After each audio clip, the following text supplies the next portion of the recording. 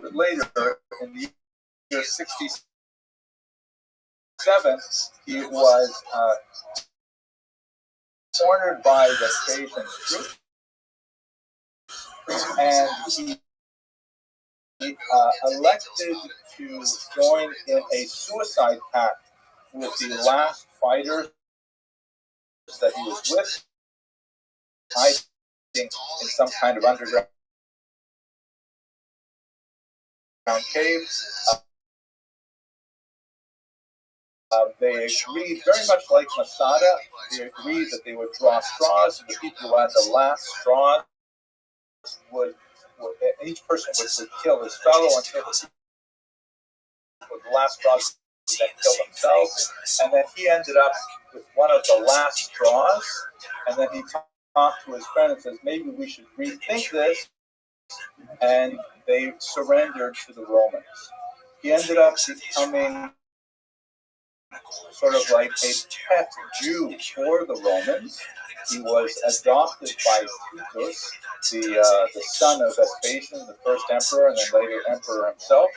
And he became as a kind of cultural broker to help ambassador to the Jews who regarded him as a traitor who had gone over to the Roman side. And after Rome had destroyed Jerusalem, he ended up going back to Rome with Titus, his sponsor. He even took his name, Titus Flavius Josephus. He's named after his sponsor, and he had a long career in Rome as a professional historian and kind of like the Oprah, but he was like a celebrity. He was able to interpret Judaism, which Romans were quite fascinated with. For the Romans, he wrote not only a master dealing with very heavily today, but he also wrote a 20-volume history of the Jews from Horatius until the Roman era called Jewish Antiquities, and a number of other works, including his own autobiography, The Problematic Narrator, because on the one hand, he gives us a tremendous inside look at what happened. On the other hand, everything he wrote was written for the sponsorship of the Romans. His lifestyle was paid for by the Romans. His fame was based on his association with the Romans. Always were looking over his shoulder.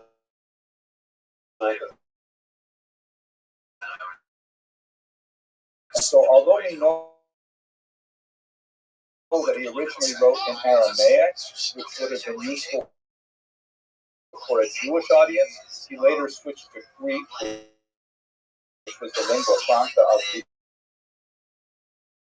era, and it was something which was designed for general publication. And so we don't know really what he thought. We know that he wanted to portray the Jewish rebels as being brave and heroic, but on the other hand, savage and requiring discipline from the Romans. And he wanted to portray the Romans as being, patient and tolerant, but ultimately at the end of their rope. And so they were nobly deciding to discipline the Jews. It's very difficult to read in Josephus to try to understand what actually happened during the war, but nevertheless, he is virtually our only source for the war. He is a problematic source, but we will rely on him heavily. Roman historians Tacitus and Cassius Dio perspective, and Cassius Dio lived sometime later, and so is himself very heavy level of detail or perspective as Josephus does, so we're left with this problematic narrative. We also have the church historian Eusebius, also very useful because he's deeply invested in things that happen in Judea, but of course, as a Christian historian, trying to portray a Christological narrative in the history line plan, it's also problematic for us. But we have to try and navigate through these difficult narratives. Now, if I can take us to our own times, and that's what I'd like to do over the course of this lecture, is basically alternate between looking at the ancient world and looking at our own times. We're faced with the same difficulty. The Talmud, we have some amazing, fantastic, rich descriptions of the destruction of the temple, of the war in general. The Gemara in Gittin, of course, is one of the same. One of the problems with this particular source as a place where we go for historical information is that it's not a history book with academic history as a professor in front of a classroom. The Talmud is intended to edify us, to reinforce our claims, but not necessarily the kind of objective history that we would like to get from a more academic presentation. So, for example, in the Gemara in Gittin, really, which is for sinas, a baseless hatred, and that's very true. There's no question. We can point to real historical sources that identify, our one fellow that would contribute to the conflict. However, there's so many other factors, political, social, economic, which the Talmud chooses not to discuss, because the element that's relevant for them and for our future is really the sinas kenah. So the Talmud, while it does provide a lot of useful sources for us, is not necessarily the kind of source we need to understand the actual historical reality of the period. But if we move to our time, we don't have such better narrators today. Like, for example, a highly regarded Washington Post, just recently, and of course, I'm sure many of you are aware of tens of examples of this kind of egregious behavior. They have a headline here on the front page on the print edition, which, thank God, nobody reads print anymore. Everyone reads what happens on the Apple feed. Israel hits targets in Lebanon, and a photograph of grieving people at a gravesite. And of course, the photograph is a mismatch for the headline. The photograph is of the Hezbollah attack on the community in the north, where 12 children playing soccer were killed. These are Israeli citizens who were killed in a strike, but the juxtaposition of the headline with the photograph is deeply misleading and certainly can only exacerbate anti-Israel feelings among people who just look at this casually. And of course, later they will be cut out and they will issue an apology, which will appear on page 792 in some of the text. But the damage is already done. And we can point to many, many examples of these kinds of, one might argue, they're mishaps with the editor, but there's far worse examples, of course, and less reputable papers. Another one, the New York Times, of course. Here you recall the hospital, I think it was, in which immediately Palestinian sources reported that the Jews, the Israelis, had conducted an airstrike at a hospital, and then it turns out it was actually a Palestinian jihad rocket that had gone awry. So you can see here, within the course of a few hours, the New York Times switches from immediately accepting the Hamas-sponsored account, Israeli strike kills hundreds in hospital, Palestinians say, and then backing off, maybe it's not correct, at least 500 dead in strike on Gaza hospitals, Palestinians say, until finally, the most horrible, at least 500 dead in blacks at Gaza hospital, Palestinians say. So these are the narrators that we are dealing with as we try to navigate what's happening in Israel. We can go to much more reputable pro-Israeli sources, like I read the Times of Israel quite a bit, for example, and I read Bernie News on WhatsApp approximately once every 5 minutes. I'm checking to see if there are any updates. But of course, they have their own slants as well, and they will say things the way they want. So we lack a clear, objective narrator of these events to negotiate our own assessment of what is actually happening. Major element that I can't skip over, and that is the fact that even if we have these acceptable narrators, there are certain elements which I have to say I find as a human being very difficult to understand. The mentality of Hamas in many ways completely escapes me. And I'll just give you a few examples of this. I'm sure you've seen many of these things. These come from Memory, which is a wonderful site. What basically they do, it stands for Middle East Media Research Institute. And basically what Memory does is they comb the Arabic language web for broadcasts. They apply, subtitles, so you can, and quite often reveals a perspective on the conflict which I simply cannot understand. Fundamentally, we've all seen these sixth grader or 6-year-old plays, school plays. You can see parents here with their cell phones, watching their kids reenact the capture of an Israeli outpost. This is pre-October 7th. 6-year-olds here dressed up as soldiers holding fake weapons. This never happened at any of the schools I sent. So foreign to me that I simply can't get a hold on it.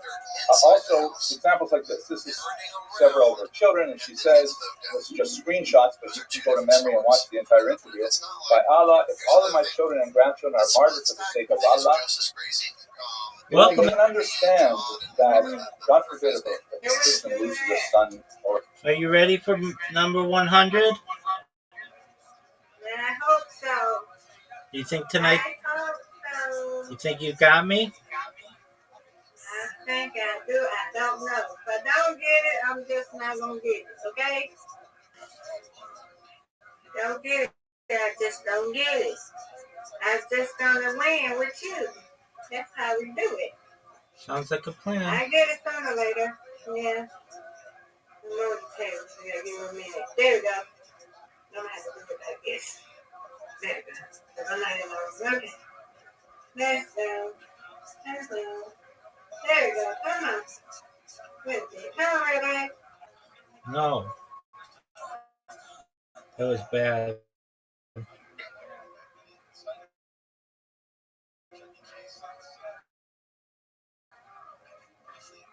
Oh, no.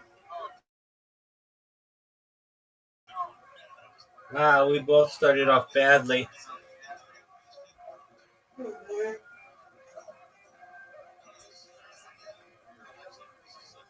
There you go.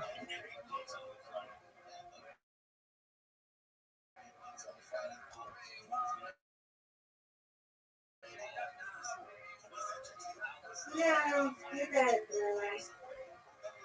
I'm trying to see what I can do. Hey, hey.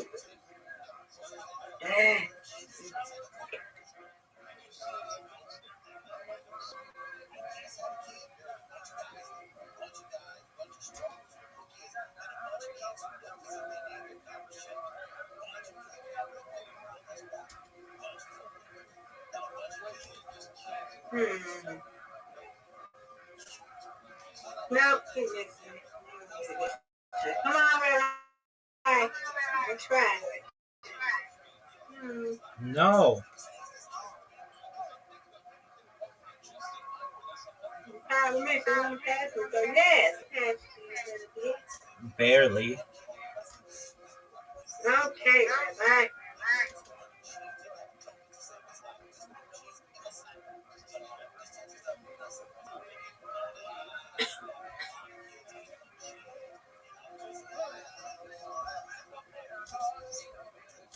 No, Rabbi, go. Get it.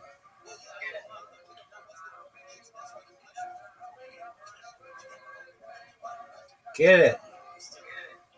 Yay, good shit. Thank you.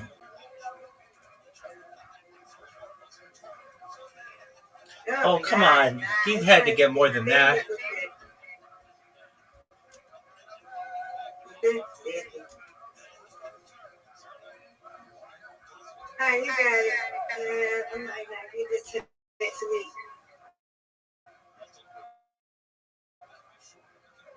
Don't say that. Well, maybe this weekend. Maybe We tonight. got Rabbi and Miss Aquarius. Maybe tonight, Miss Aquarius.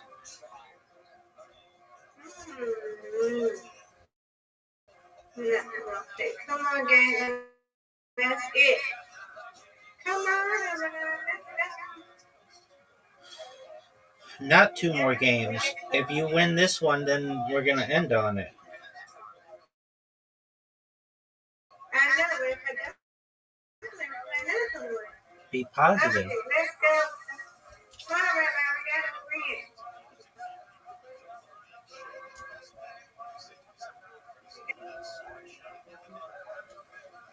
Get it. This one's yours.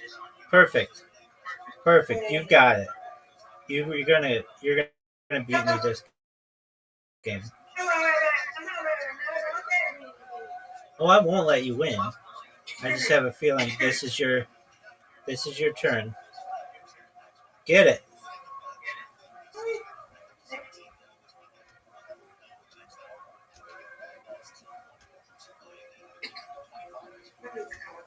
No, look at that. What was that? What was that? I didn't do it. My parents did it. Sorry about it. Look at it. Go. Did this. Oh no. Oh, man. Now, what happened? Finger slipped. See?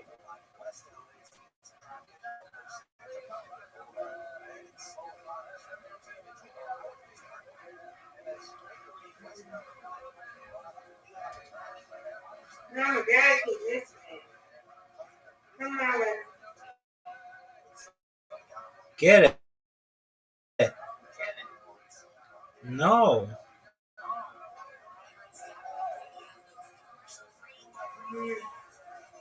Get something. Uh-oh, Miss Aquarius. Tab. This is crazy.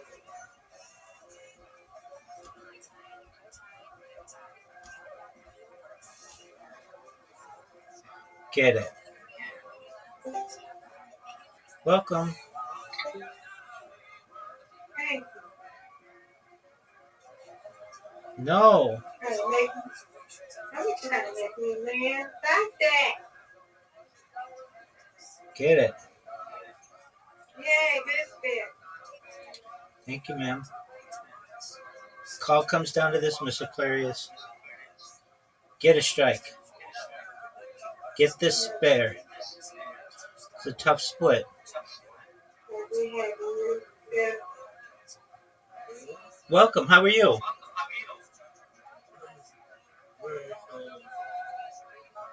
I got two messages. Do you have on my kick channel? Is it from bots or do you actually post them? I post them, my man. Oh, cool. I'm so glad you're here. Do you mind if I tell you about myself?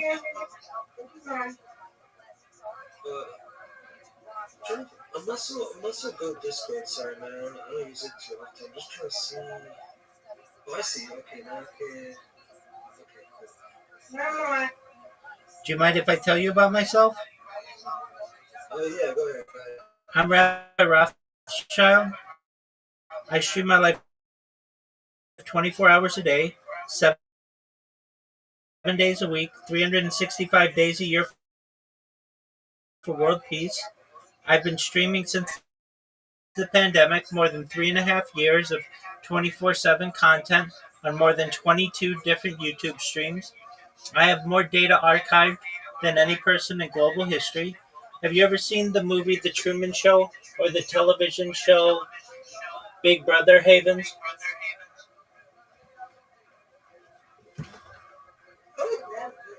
Sorry, I was muted. That's okay. I saw a Truman Show. It seemed like Big Brother. Data, according to The Economist magazine, is Earth's #1 resource, more valuable than food, water, gold, air. In 2018, data overtook petroleum as Earth's #1 influential person someday. And if that happens, I'm going to ensure you, Havens, all your friends and family become financially independent if you're not already. I want to make sure that you have the ability to have generational wealth, and I want you to be able to start charities and philanthropic organizations of your own. How does that sound? You're muted. Yeah, sorry, I keep forgetting on mute. Yeah, all that sounds good to me.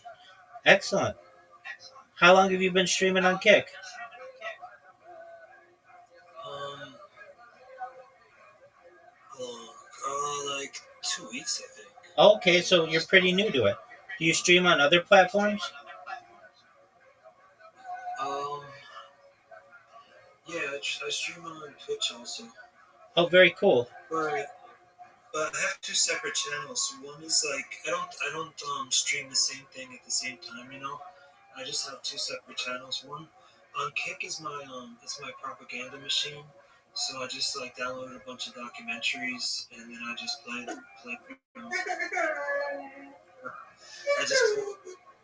I just play them one after the other, automatically. So I'm not even involved in like playing them or pressing start or end. That's cool. So that it's all automated. Yeah, but then on Twitch is like, I do more talking and stuff like that. Very cool. I don't even say anything on the other one. It's the power_plot. That's the kick. Oh, very cool. Yeah. If I may ask, did you see my messages or did you see the clips that I post? See, that's what I'm talking about. I don't never get to 100. I never did. Haven, did you see the clips that I post, or did you see messages that I sent in the chat? I saw a message that you sent in the chat. Oh, very cool. Aquarius, I couldn't really understand you there. Sorry, what'd you say? What game? You've got it. So we're playing bowling. Bowling? Which game? Bowling? Oh, bowling. Oh. Do you like to bowl? I haven't been in a very long time bowling. Yeah, I understand. Well, yeah, not for if you saw my message, then you know that I stream my life 24/7. You know I like to talk about futurology, things like anti-gravity, antimatter, faster than light travel, faster than light communication, things like artificial general intelligence, artificial superintelligence, life extension, and mind uploading technology. Do any of those things interest you? Oh man, I'm sorry. I was just thinking about a question for you. I wasn't sorry. I didn't realize you were going to ask me about those things. Don't worry about it at all. I was just going to ask you, like, do you only stream to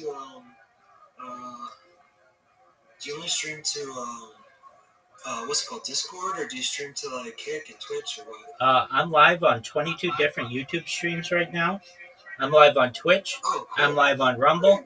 I'm live on 33 other platforms. I'm live on everything except Kick. And the reason why I'm not live on Kick is I've been banned on Kick. Sure. I have a bunch of accounts. Just type in Rabbi Rothschild, like my name in here, in Kick or in Twitch, and it'll come up.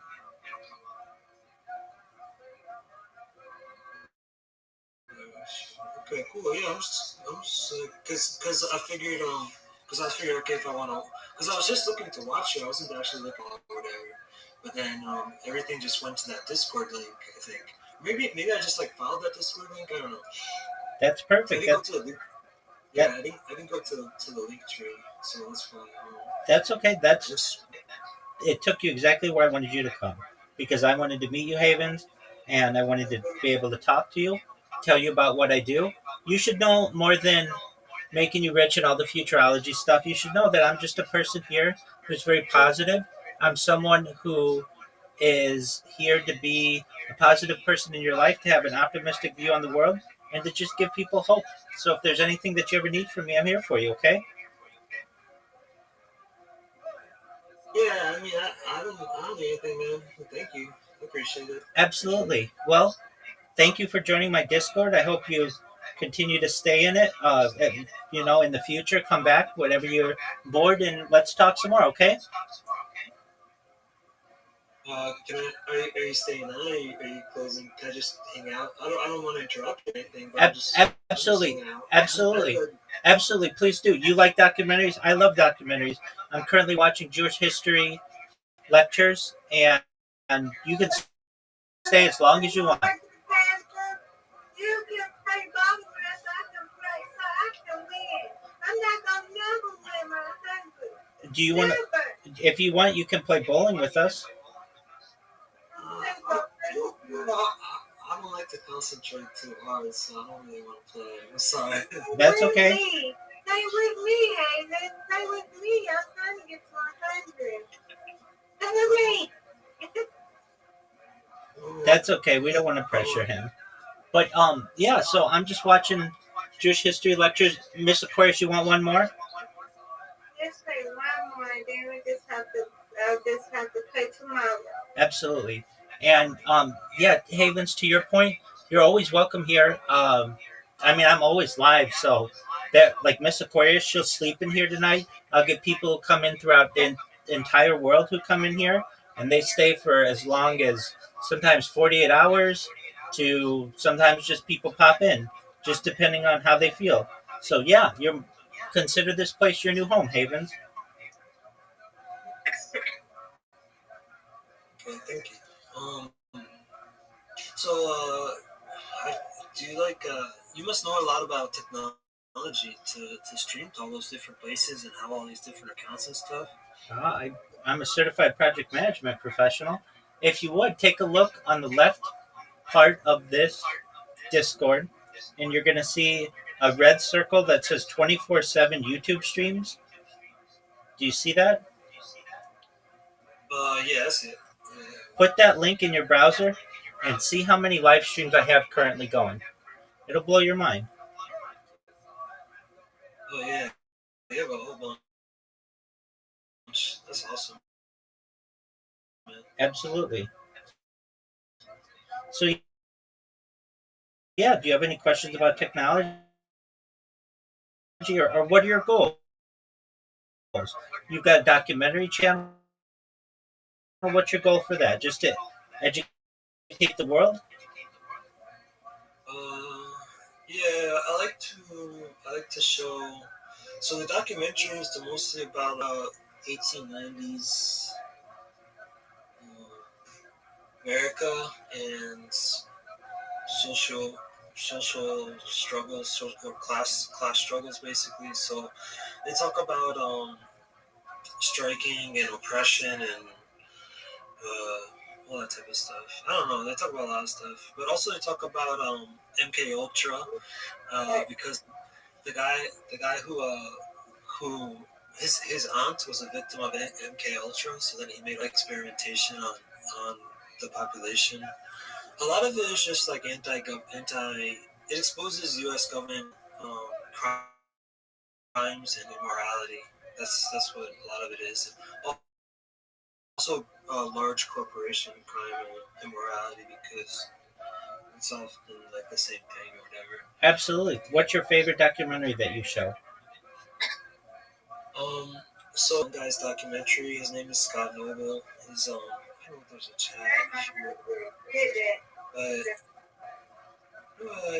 hold on, so I'm just trying to see. Like I said, I don't know Discord too great, but oh yeah, here's a chat. Cool. I'll put into the chat his.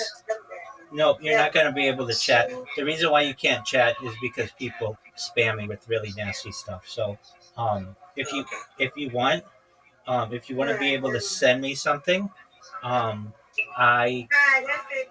I'm not gonna never win. If I win, it's gonna be a miracle, okay? So You're gonna pray for win, me Miss tonight. Aquarius. Sorry, Miss Aquarius. Miss Aquarius, you're gonna We win. can win. You'll win this weekend, You're good. okay? Don't you So worry. pray for me that I get it. You're gonna get it. Don't you worry. Yeah, I got the.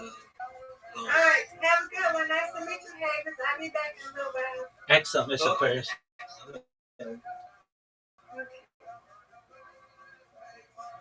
Meet you too. I So can put it. Oh no, you can't put it in the general channel. Okay. you can show I it can if put it in. you can show it if you want. Oh, sure. Oh yeah, sure. Yeah, I can show it. Let me show my screen.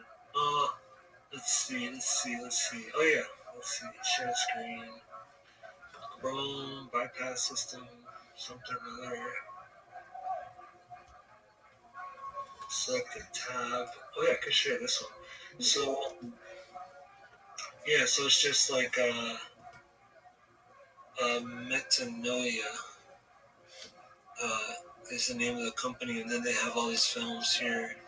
So, for example, this one, The War at Home, it so then you just go to watch online, and then you can watch these little things, or you could click on the video source to see. But I don't know. This is just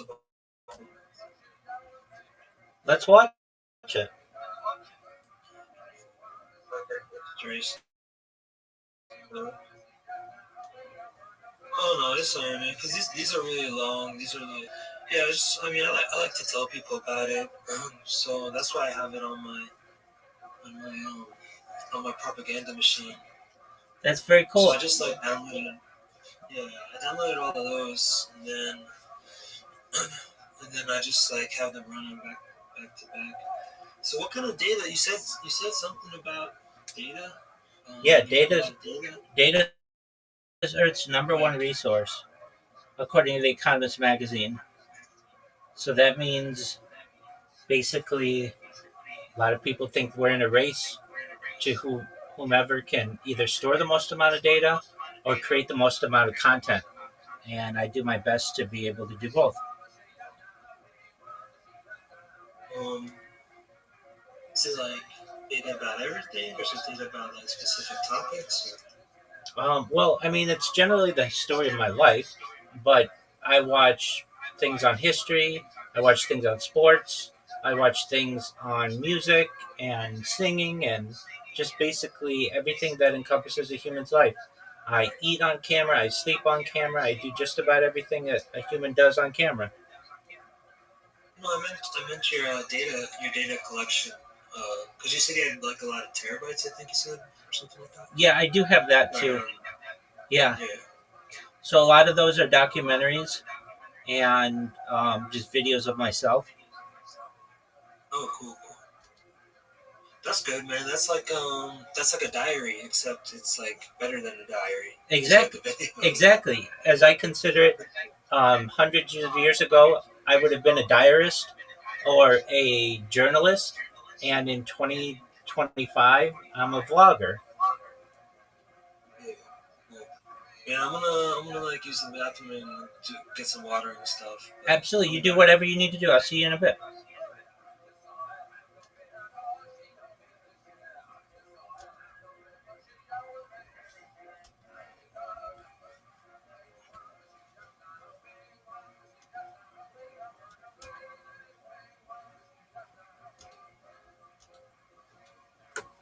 Man, I forgot. I'm actually like super hungry. I'm gonna cook too, but I'm gonna leave you on, and Excellent. feel free to- I'm going to have these Jewish history lectures. Feel free to listen. Okay, cool, man.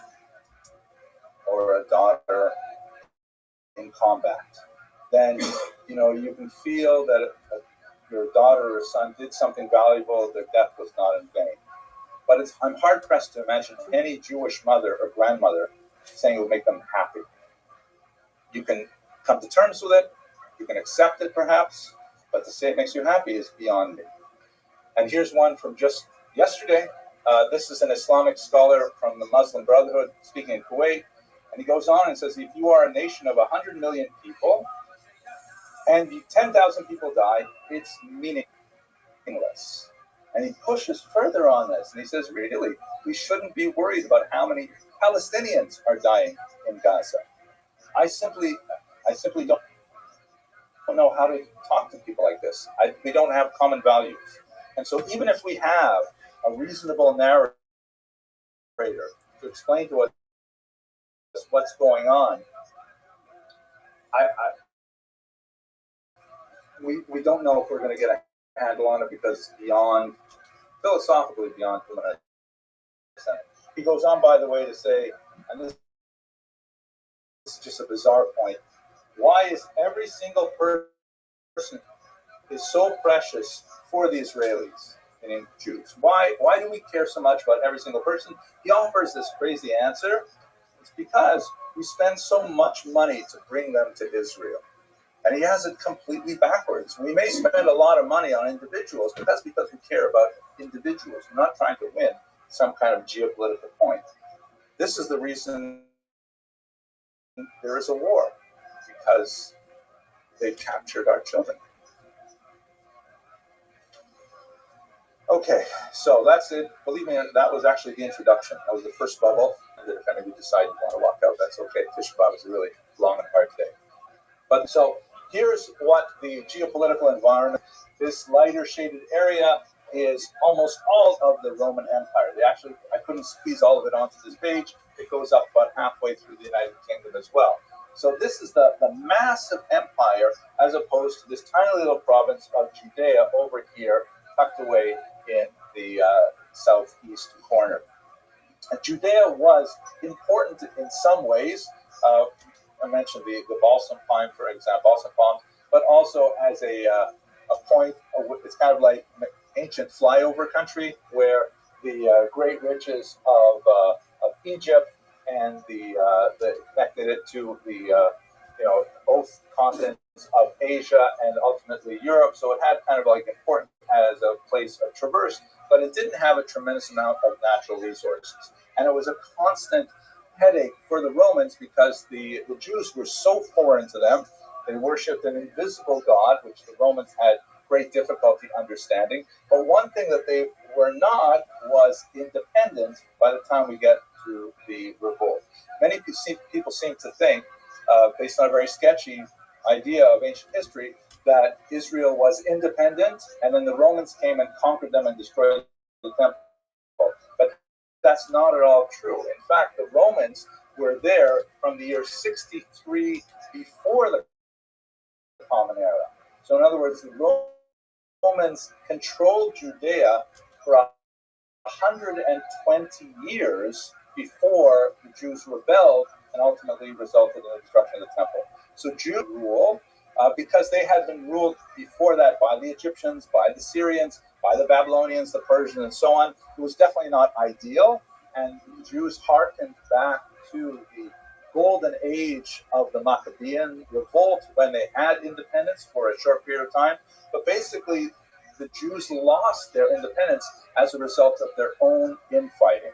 The last great queen of the Jewish people was a woman named Zion, and under her reign, which ended in the year 76 before the Common Era, there was it began in the year 76, ended in the year 67, somewhere around that time.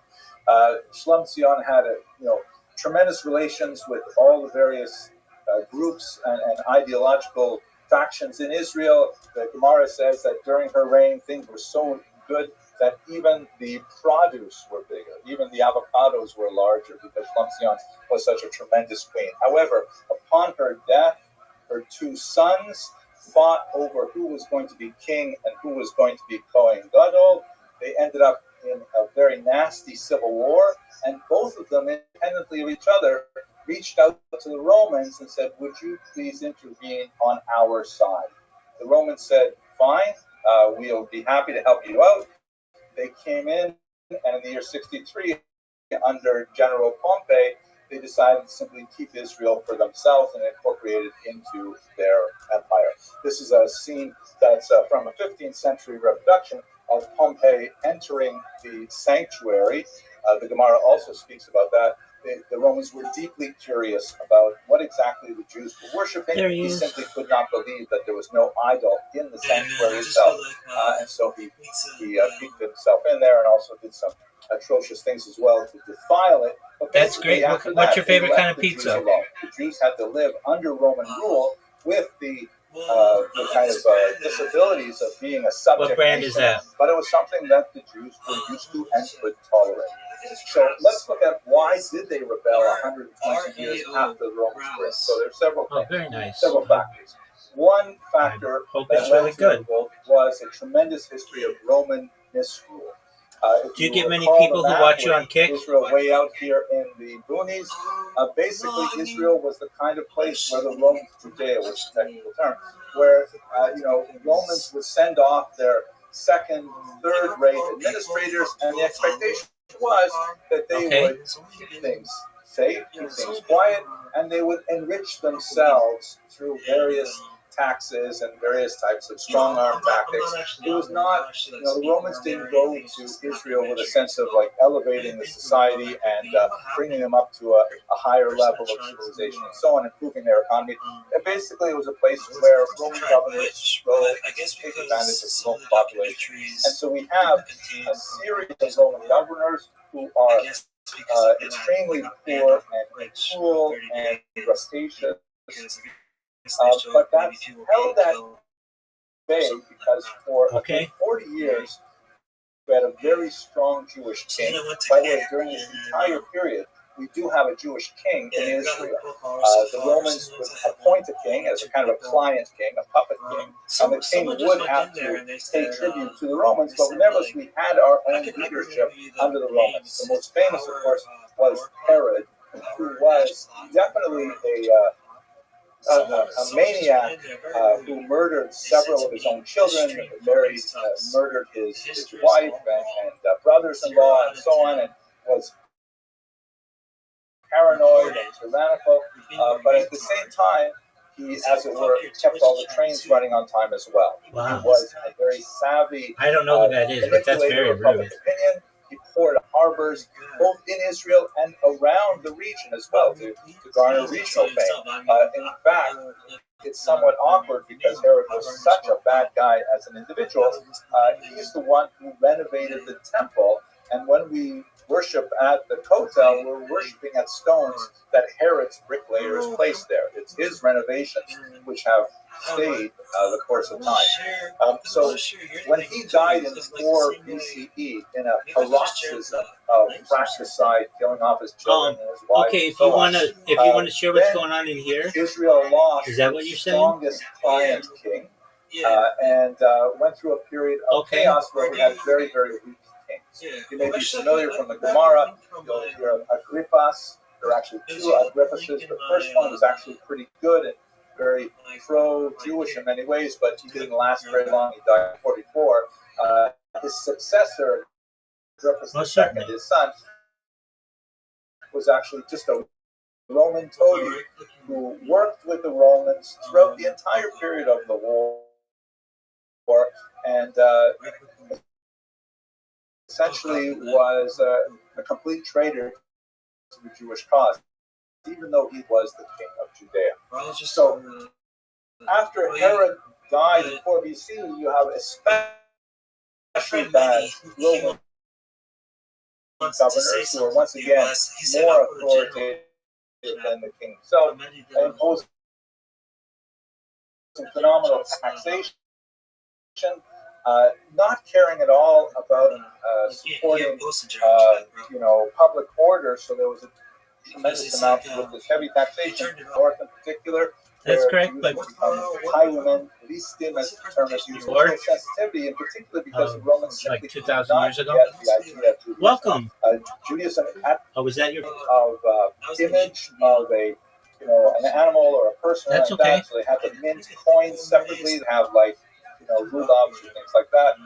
That's correct. But the Roman procurators would have no problem putting up eagle insignia and things like that to try and demonstrate Roman authority. And that's okay. No need. Deeply offensive to the Jewish population as a whole. I'm an actual the rabbi. last of the procurators was a man named Gessius Florus, who Thank was you. especially known for his ineptitude and really, exacerbated tensions within the population. Secondly, another cause of revolt is very ineffective leadership from traditional Jewish aristocracy and consequent growth of sectarianism. But I mentioned the King Agrippa II, who was our king, Jewish king at the time. How do you do that? Completely dependent on the Romans for his position. At times, he attempted to quell the growing rebellion, going into Jerusalem with some of his troops, but finding that he was going to meet with opposition, he simply fled to the north and abandoned Jerusalem to its fate. His sister Berenice was actually a far more involved figure. She famously, she used to be a Nazir, a fascinating kind of thing. She used to take on for herself the vow of Zirut, where she would not cut her hair and not drink wine for 30 days. And famously, in one of these outrages of violence in Jerusalem, she approached Gestius Florus barefoot and still coming out of her Zirut with her hair shorn, begging Gestius Florus, the procurator, the Roman, to try and be more lenient on Very the cool. Jewish Welcome, people. Rick Sanchez. How are you? But besides her particular, and even she has her problematic Rick Sanchez, aspects. can you hear me? Later, she fell in love. Hey, how are you? with How'd you another- find out about me, Rick Sanchez? So I was watching this guy's stream, right, and it looked like there was an invite, and so I just decided to join. You're amazing. Do you mind if I tell you about myself? What? I'm not amazing. I'm a piece of shit, dude. All right, well, I think you're amazing. This is because you don't know me. Wait till you get to know me. Okay, well, I think everybody has a little bit of amazing in them. I think that might be Mehdi. That might be Mehdi from our chat. I think that's Mehdi. I don't know.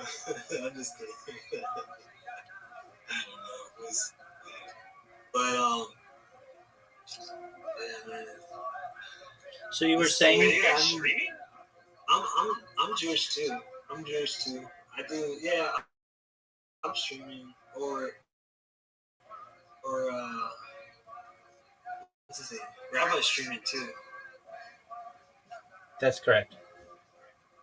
Yeah, Rabbi's on like here, I got the link for you guys. I'm gonna put this. Rabbi's on like 20 different YouTube channels or something like that. That's correct. And not Kick because he was banned. Why were you banned, man? Why are you banned off of Kick? What happened? Because I spam people on it. Oh shit. Well, then you can just spam people from your non like you can have one account to stream and then just like spam people from other accounts. Yeah, but they know who I am. Oh yeah, damn. Yeah, it's no big deal. I'm very famous on Kick. Rick Sanchez, are you and Haven friends? No, I don't know this guy. Oh, okay. Very well. So, Rick Sanchez, do you watch Kick streamers? Hell no. Okay, what do you watch? That's where all the fucking pedophiles are. What do you like to watch? Rick and Morty. Oh, that's tight. I love all the tests you like. Do you like Family Guy? Whoa. I've answered some questions. What do you like? I like Family Guy. Oh man, I don't like Family Guy too much. That's like I used to watch Simpsons. I never got into Futurama. I didn't like Futurama. I didn't like Family Guy. I didn't like Human to Hell. How don't you like Family Guy? What'd you say? How don't you like Family Guy? I don't know, man. I just never got into it. I mean, I watched a bunch of episodes, but I just never liked it. I don't know. Okay. I like Rick and Morty though too. I like a lot of cartoons. I used to watch a lot of them. What other one? I just bought on Amazon Prime Video Pirates of the Dark Water. What's that about? It's this old, you know, that one, Rabbi? No, what's that about? Oh, that's like an old cartoon from I think it must have been from the 90s. It's just about pirates that go around and they collect treasures. You got stream it on there. Very cool. Do you like anime? Attack on Titan. What's your favorite anime? I don't know a lot about it. I don't know a lot about it either. Really, very little. I would probably say Speed Racer because that's like the only one I really know. Oh, okay. Man, how do you have 20 million terabytes but not at least 2 million about anime? I have a server channel that's dedicated to anime, but really, anime is not my thing. It kind of wasn't popular when I was a kid, so I didn't get too into it. It was starting to. Whoa, who's this new guy? Welcome. How are you? What up, Mahidi? What's up, new guy? How are you, Mahidi Vampire? Is that your friend? Oh, yeah, it's a buddy. I'm doing good, thank you. Excellent. I'm just checking. Is everybody 18? Yeah. We're all under 18. Okay. Oh, shit, you gotta be 18 to be in here? Yeah, you have to be 18. Okay. Yeah. Do you have like windows behind you, or is that are you projecting? Or do you have a projection onto your wall, or is that like a window behind you? I have a projection on the wall. Oh, what do you project onto the wall? Is that just like another? I project the Jewish history lectures. Rick Sanchez, you're not 18. Okay. Rick Sanchez, you're not 18 years old. No, I'm 18. I turned 18 yesterday. No, you didn't. Rick Sanchez, I'm going to ask you. I'm going to ask. No, I'm old, dude. I'm old. Yeah. He's Over 30. Okay. Yeah. What's Mahidi Vampire? You're not coming in very clearly. Can you repeat that, please? Yeah. It was like static or something. I said I'm over 18. Okay, very well. How did you guys meet? I don't know. He sounded pretty young. What are you born? Maybe you got the like cavern. It sounds like your house sounds pretty cool, man. It sounds like a traditional Algerian house. It's like big. Whoa, that's what I talked to this man. Holy shit. What the fuck, David? Do you know? Yeah. Yeah, I know this guy. Yeah. I know what You guys together or something? Or? Yeah, together. What do you think about that, Rabbi? To each their own, whatever makes you happy. Yeah. Up to you.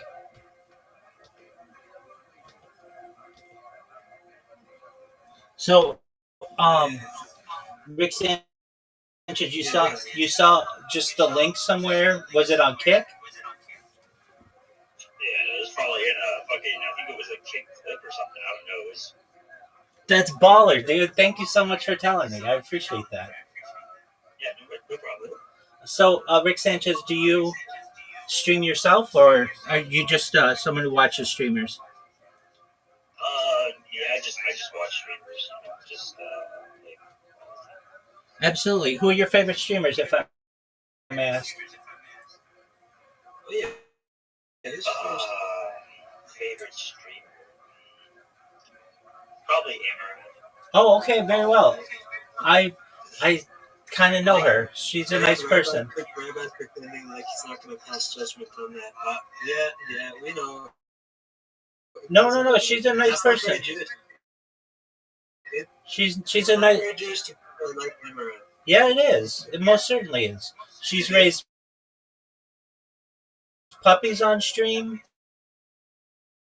She travels on stream. Unfortunately, she was recently robbed at gunpoint for her cryptocurrency, and that was very sad. But fortunately, she was able to get out safely. She doesn't do anything on stream that I find inappropriate. Maybe off stream and stuff. The worst thing, she games on stream. She's like a pretty big time female gamer. I've spoken to her in her Discord. She's always been nice to me. That's cool that you like her. Yeah, she doesn't really like me. She's banned me on a couple of different accounts, but it's alright. Hey, dude, it happens. Absolutely. Why did she ban you? I don't really know. I just get banned. Hey, it happens to the best of us.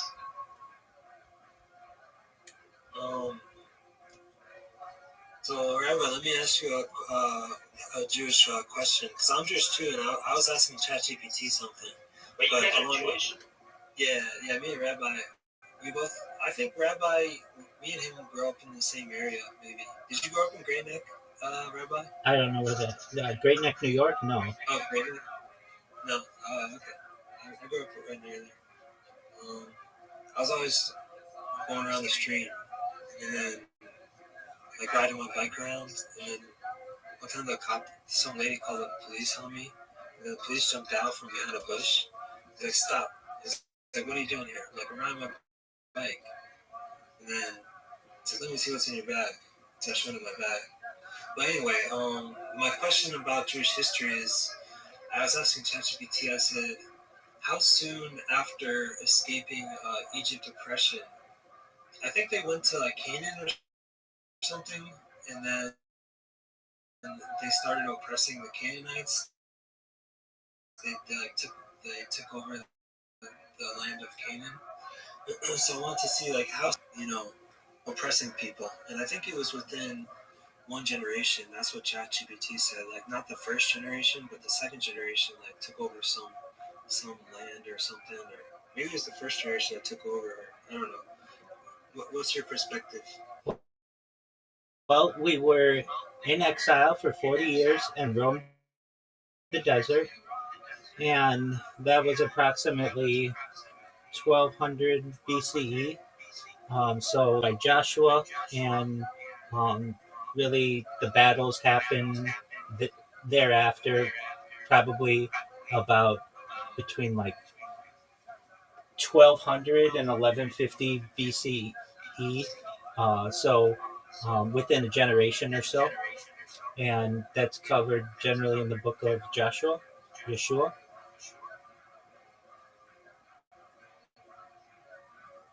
That's great. So is our Bible just about how bad we are? What's that about? Not at all. It's a story of our people, but it's a story of the beginning of the world all the way to at least Torah is until we make it to the promised land.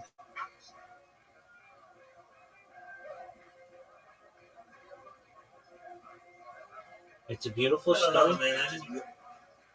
If we start oppressing people in Canaan, we start like committing war, committing genocide, committing like because if we make a war of aggression, and that's like an immoral act, and that's like a bad thing that we can do.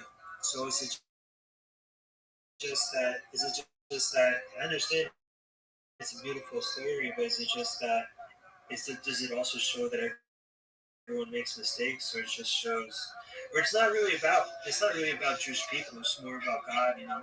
So it's not the Jews are just like they're just like And we as a people have learned to mature, or in many ways, we're not perfect. We're still not perfect.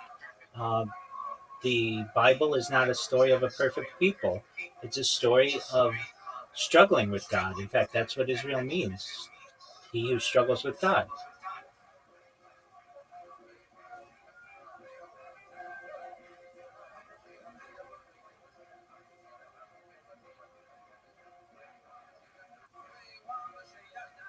oh man, I had to stop in the middle of peeing to come back and tell you that I was like I need to go pee. But yeah, I guess I'm gonna go pee.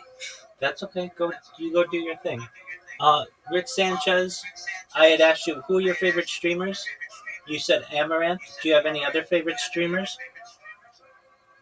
Um, no, I don't think so. Okay, she's the Who only are your person. favorite streamers? That's a good question. Um, I like a lot of people who like are YouTubers, but they don't necessarily live stream. I'm a big Joe Rogan fan. I like a lot of comedians. So Shane Gillis is funny. Bill Burr is funny. Do you know what Kill Tony is? Oh, okay. Kill Tony's the largest live podcast in the world, and it takes place every Monday night on YouTube, and it's also gone to Netflix now, so that's cool. I'm a big fan of that show. I stream it in here every. I have a. Oh, sorry, I was interrupted. Go ahead, Rabbi. That's okay. We stream it in here every Monday. Um, from a streamer perspective, like kick streamers, who do I like? I like Ori. I like X Straight Savage. I like Wappy Flanker. I like Amaranth. I like Aiden Ross. I'm the number one streamer all time in Aiden Ross's Discord. Number one streamer all time in ISO Speed's Discord. Number one streamer all time in Kai Sanat's Discord. And the number one streamer all time in Amaranth's Discord. So from that perspective, What does that mean? Like number one streamer in the Discord? yeah, there's a function that you can see who has spent the most time on camera in their Discords, and if you do it in their Discords, I show up number one.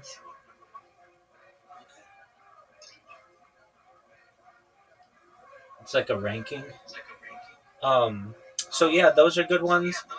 Who else do I like? Sam Bond, he's a good streamer. Who else? Like there are some others. Actually, one of my favorites. His name is escaping me right now. Just one moment, I'll get it. He CX Steve. Yeah, dude. Yeah, I like Ice Poseidon a lot. And I like I forget what the ice games that he does. That's really tight. I'm a fan of. Let me find this person's name. He is. Let's see here. So there's Wappy Flanker. From a girl perspective, I like Violet Brandini and Malibu Bailey. She and I have played chess together on stream. I like Chef Ed and Orlando Jet. He's great. Oda Block is cool. Mike Smalls Jr. I like a lot. Slum, I like him a lot. I don't know where. Damn, so these are all your favorite? I mean, it's just like some of them. I like Shakti G. Shakti G is really great. He does a lot of streaming challenges for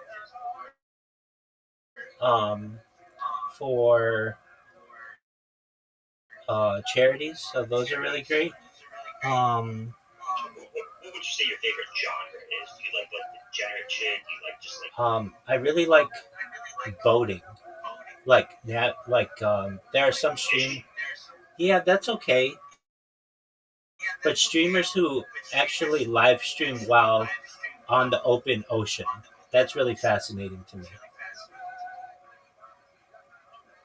So, there are some streamers. Oh, I know the name of the one I was looking for. His name is W Vagabond, and he uses Starlink and live streams on Kick and all kinds of other platforms.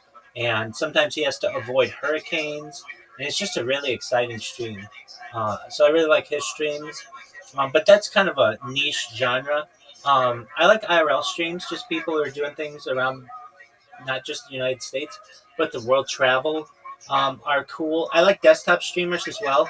People who are just commenting on music and movies and current events. Those are cool streamers. I like people who like do sports streams. Those are a little more difficult to do because a lot of the content is copyrighted, but that's pretty fascinating to me. I just like the connectivity that everyone has as streamers around the world, and when you start to do it, you recognize that a lot of us run into the same issues as other people, like connectivity issues and power issues and device issues, and it makes You gotta get yourself a tech guy. well, it's not just that. I mean, frankly, a cell phone only has so much battery, and then even with a power bank, it only has so much battery.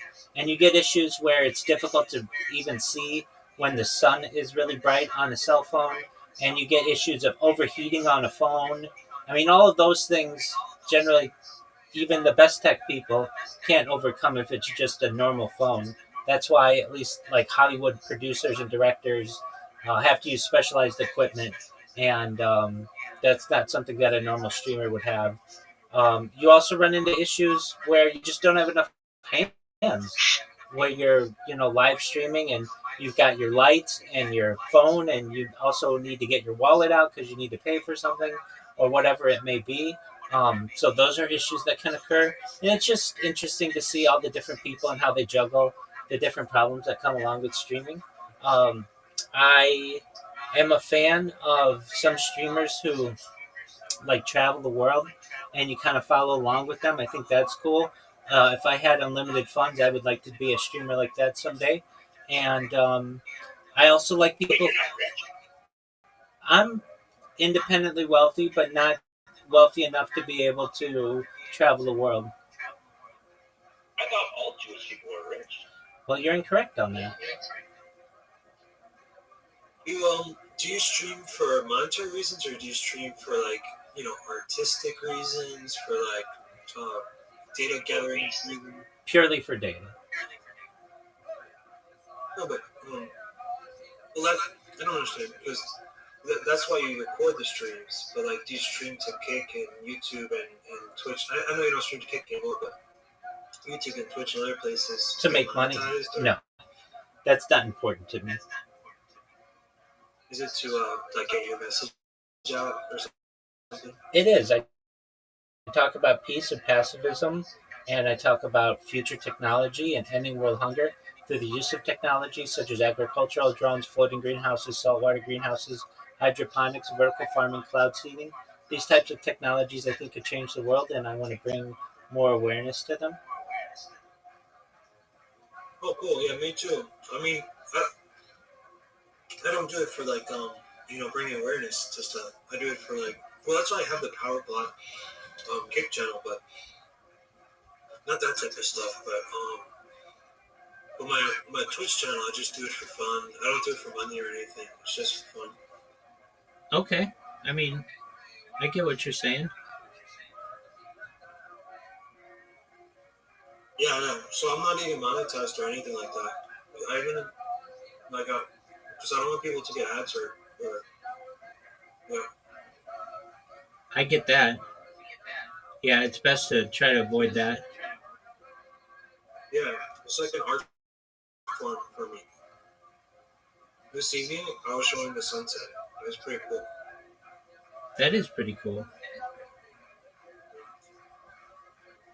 Do you enjoy, or would you say that you are a person who enjoys the freedom that kick or well that just live streaming gives you, or do you feel um, like it gives you a? Do you feel like streaming gives you a voice? Mm, Well, it's more to well, for the propaganda channel, yeah, it's just for like getting the message out and all that type of stuff. But for this one, I have fun. It's not so much to have a voice, more just to like have fun and like tell jokes and stuff. And I don't know, I like to grow it. You How do you plan on growing it? just by streaming. Um, more I stream, the more people join and stuff. But it's kind of like it's a good medicine because when you're feeling bad, you can just like start streaming, and then people come and they tell you jokes, and you tell jokes, and then it's funny. And it's just like good mental health medicine. I'm in agreement with you on that.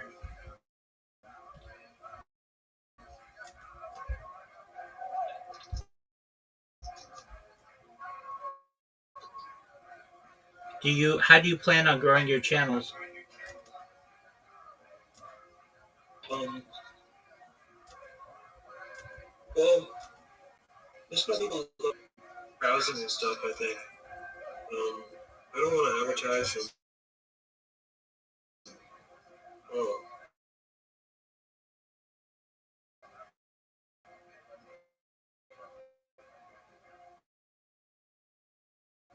um, I even turned off raids because I don't know. I didn't want. I just wanted people who voluntarily go there to go to my channel. I don't want anyone to be brought there because then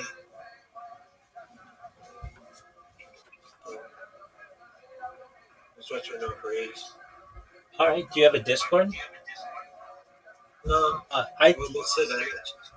It allows you to build a community. I mean, I wouldn't have the opportunity to speak with you all without one, and it gives people kind of a home base to be able to have discussions about what you do, or just to be able to connect with other people who have similar interests.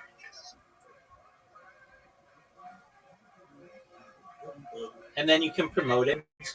Then they'll join and accept. You can have like which can be helpful and get you more people viewing you.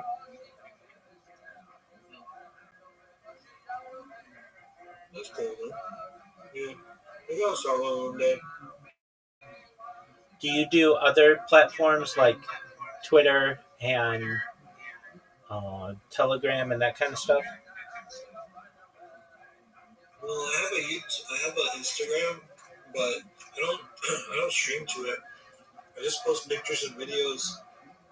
For a long time, I was just finding a lot of treasure on the street, like on the floor.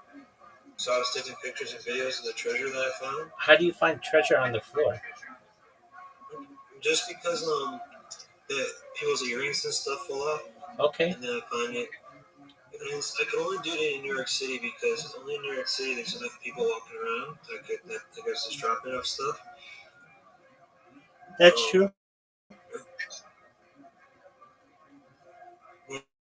So That's true. yeah, um, oh, that's what I have on my Instagram. No, but I never live stream from there or anything. Yeah, Instagram can be a good place to live stream, but you can run into issues with it too. It uses up a lot of battery and data, and it can cause your phone to overheat.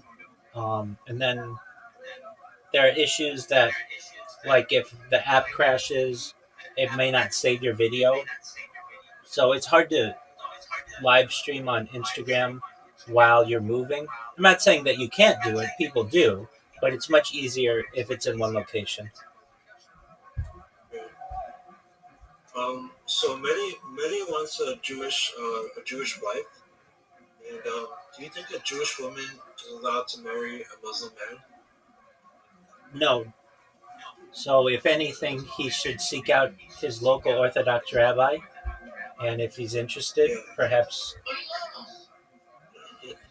it's our culture, just like it's our culture. We have cultural mores, and that's one of them. Jews are to marry Jews.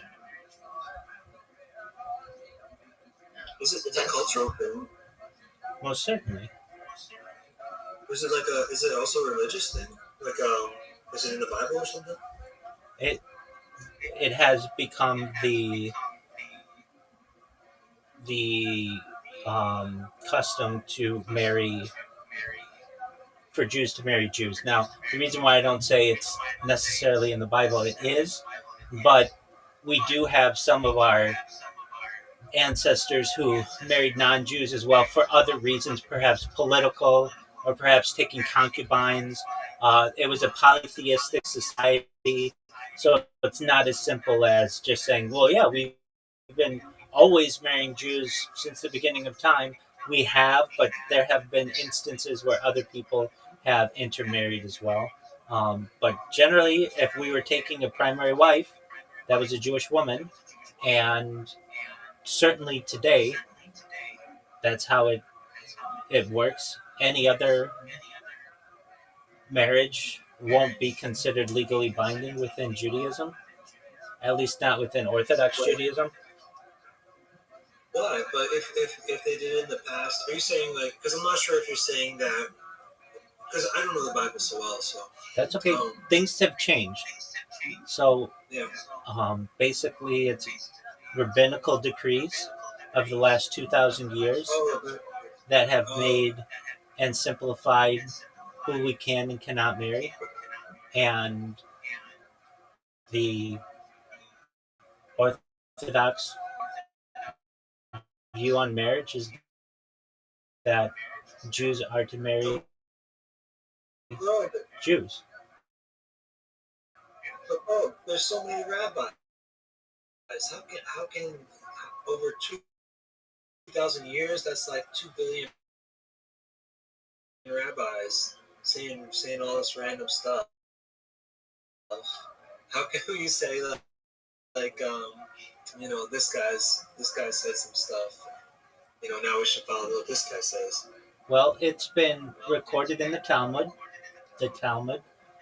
and Torah, but Talmud is basically the discussions and debates over Torah and the oral Torah. And one of the aspects of oral Torah is that Jews are not to marry non-Jews, and non-Jews are not to marry Jews. If you want to be, yeah, so it's in the Talmud. If we have a situation where non-Jews should seek out their local Orthodox rabbi for conversion, but that's not generally seen as an ideal situation. People should want to be Jewish on their own accord, not for. He just thinks Jewish women are hot, But I try to tell him, he should just get a couple camels. It's okay. I think the Muslim women are better. Yeah. But I said, if you get a couple camels money, then you're gonna be able to just start a little tourist thing, and then all the Israeli women are gonna come there and want to ride the camels, they're gonna ride the camels on the beach, and then you can have as many Jewish women as you want. Yeah, maybe. Yeah. How did you guys meet?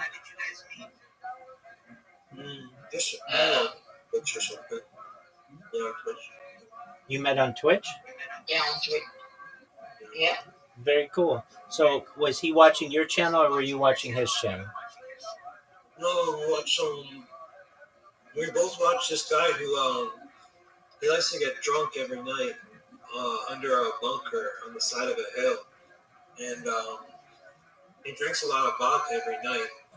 And then recently, his foot got really cold and he lost his foot. He had to take off his foot. So I bought him some food twice. Now he just said that social services came to pick him up a couple of days ago, and they're gonna bring him somewhere. I don't really know where, but yeah, his name is Aaron DeTires. You can see him getting drunk on YouTube. Maybe a homeless shelter. Yeah, maybe a homeless shelter. Wow, he sounds like he has some issues. I think you'll like him. Yeah, I recommend him too. What about him specifically do you like? I think I like that he is he doesn't sort of like a fake person. Okay, so he seems genuine. Yeah. Okay. Very well. And do you think he is generally a positive person or no? Yeah, I think he stayed positive despite them losing his foot. Yeah. I think especially on the streams he seems positive, but I'm not sure how he is outside of the streams. But on the streams he's generally pretty positive. Well, that's good. So he lost his whole foot? Yeah, the whole thing. You had to take it off at the I think it was thin or something. Wow. Well, that's really unfortunate. Yeah, it was cold that night or something. So does he have a wheelchair now or something? Well, he was just crawling around because his bunker is on the side of a hill. And he can't take a wheelchair or anything over there. So he was just crawling up and down the hill, I guess. But then once he got to the top of the hill, he got on his wheelchair to go to to go to the stores, I think. But he should be getting a prosthetic, but we don't know when or how or anything like that. Yeah. Is this person homeless? He is, yeah, Oh wow! kind of. And he's He still. only, like, has a bunker. What do you mean by bunker? Like stuck into the hill, and they're just held up.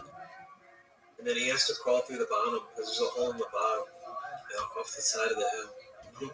Wow, that seems like a really difficult situation he's in. So is he in the back in the bunker now? Right now, we're not sure. I'm not sure. They said like social services came to pick him up, take him somewhere, but we're not sure where they took him. I didn't see the latest videos. I still didn't see the latest video. Oh, I see. Yeah, you check it out. Aaron retires. For some reason, is he a Kick streamer or a Twitch streamer? He's on YouTube. He's on YouTube. Oh, he's on YouTube. Okay. He used to be on Twitch, then he got banned. What happened to him on Twitch? He got banned. Oh, okay. Why did he get banned? Do you know? I'm not sure. Very interesting. He used there's a way to call a nut that uses a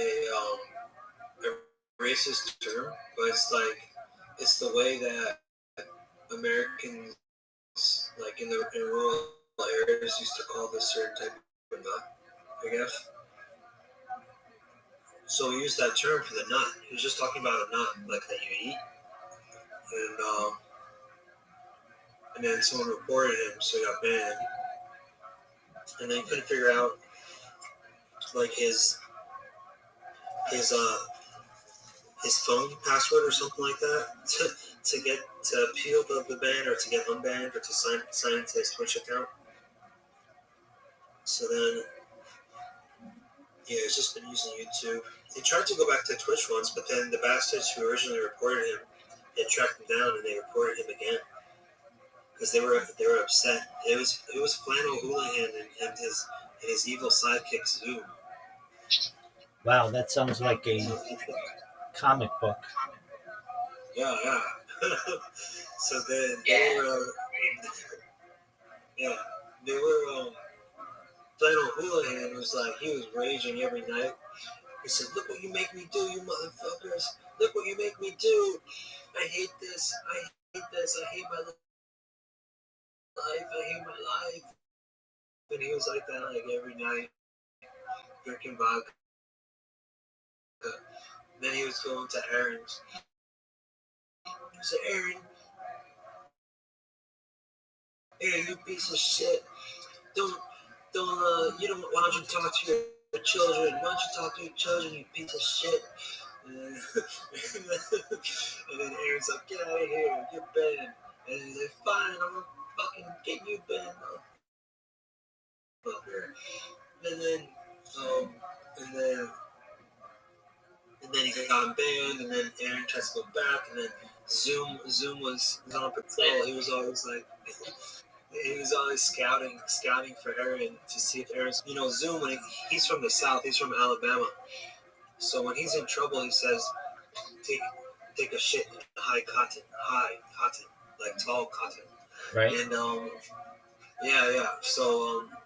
So he says, so when Aaron went back to, went back to Twitch, Zoom, he was like on patrol looking for him to show up. So Zoom said to Flannel Houlihan, "Hey Flan, we're shitting in high cotton. Aaron is back. What should we do?" And Flannel Houlihan was like, "Zoom, report. Get him banned again."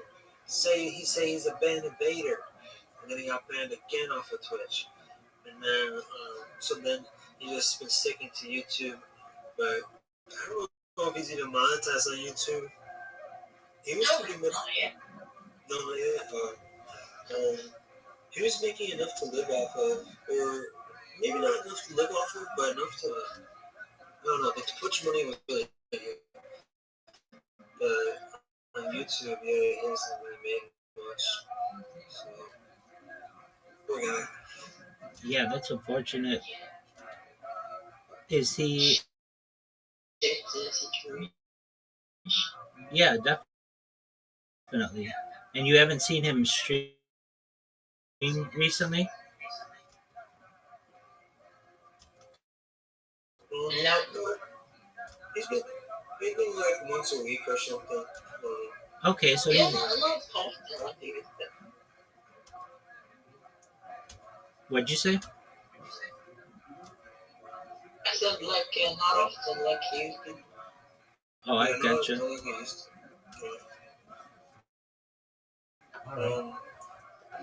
But yeah, he hasn't streamed in. I saw the video, Medi. It's just like a short. I guess I thought maybe he was streaming today, but it's just not short. Then go to their stuff. Yeah. Our friend, dear, I call you Rabbi. That's what you should call me. Yeah. So our friend Deer Butch, he has a big party. It's called Deer Stock, like Woodstock, but except it's like Deer Stock, and It's like an orgy. yeah, it's like an orgy. Yeah. No, we think there's an orgy tent somewhere on there, but so it's going on right now, and I brought Aaron all this food and stuff, and I was taking care of Aaron while no one else was helping him, and then I couldn't. They don't even invite me to the party. I don't even get an invite to the party. Can you believe it? Why didn't you get an invite to the party? I'm just like what's it called? It's only for. What's it I called? think it's only for rednecks. Only for redness? No, Yeah. I'm just a poor what's it called? I'm a poor victim of social ostracization. How do you say ostracization? Ostracism? Ostracized. Yeah, I'm ostracized from all the cool guys. They look down on me. All the the girls they gossip about me. They say this guy he's so creepy. That's what they say. All the girls and all the guys are like, yeah, that guy's weird. Yeah, blah blah blah. And then they ostracize me. I don't get an invite to the party. Even Aaron got an invite. Why don't I get an invite? I didn't get an invite. Many got an invite. Yeah, Many got an invite. Did you do something to bother them?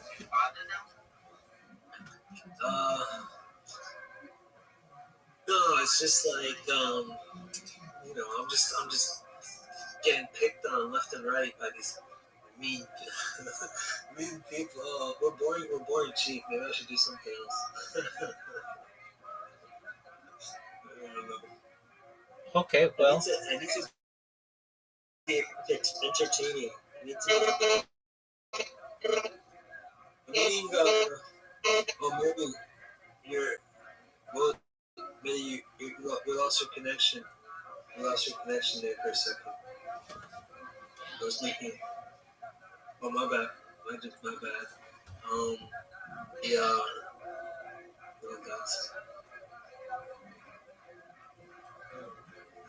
that's your real name. That's not your real name. You know, dog saying that's not your real name.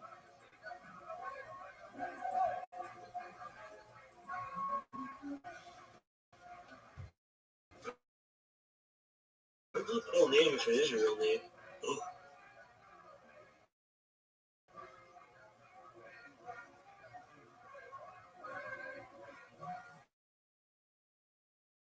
Well, very well, guys. It's a pleasure to meet you guys. If you'd like, I'm going to continue watching, so I should say, if you're interested in watching them. And if you need anything from me, I'm here for you, okay? Sure, thank you. Absolutely, my friends. Okay. Then Tito was the destroyer of the temple and went back to live with him in Rome, where under pressure he was forced to send her away. It's a very tragic story that's actually celebrated in a lot of Christian art, this ill-fated romance of the Roman Emperor Titus and the Jewish princess Berenice, a time for another story. At any rate, having no leadership, a whole host of sectarian groups erupted in the Jewish scene, and it was painful to see how you had multiple Jewish groups pitted against each other, including several groups of rebels who all agreed that Rome had to be thrown off, but they disagreed on how to do it, and that they disagreed violently with each other, as we shall see in a moment. We have conflict with pagan communities as well, because don't forget that Israel always has been a multi-ethnic state. There's never been a time when Israel was only populated by Jews. And frequently we don't get along with our neighbors in Israel. During this period, there's a lot of conflict with Greeks who are living in Israel, who are pro-Roman in many of their orientations, especially at cities like Ashkelon and Kizari. Tremendous conflict with the Shomronim, what's the English word for the Shomronim? Samaritans. Thank you very much. I don't know why that skipped my mind. I guess it must be because I'm fasting. The Samaritans, who were, how exactly we put them on the Jewish scale is more complicated, but there's a lot of conflict with them as well. And in fact, the spark that lit the entire conflagration was essentially a real estate dispute in Caesarea between Jews and Greeks over the construction of a synagogue. And then finally, Messianic fervor. This is a period of time where, of course, we have the Messianic movement of Christianity that is quite active up until the 30s, and then has kind of like a slow burn through the next few decades until finally it explodes on the scene in the 2nd century. But that was only one of at least a dozen that Josephus himself mentions. There are several figures, sometimes named, sometimes simply called the Egyptian, for example, of people who proclaim to the Jews that things are so bad right now. Mashiach is definitely around the corner, and in fact, I am Mashiach. And then gathering people together, and then ultimately being slaughtered by the Romans or sent, driven away, and so on. So this kind of like fever pitch aspect of thinking that it's almost time for Mashiach definitely contributed to the conflagration that would erupt in 66.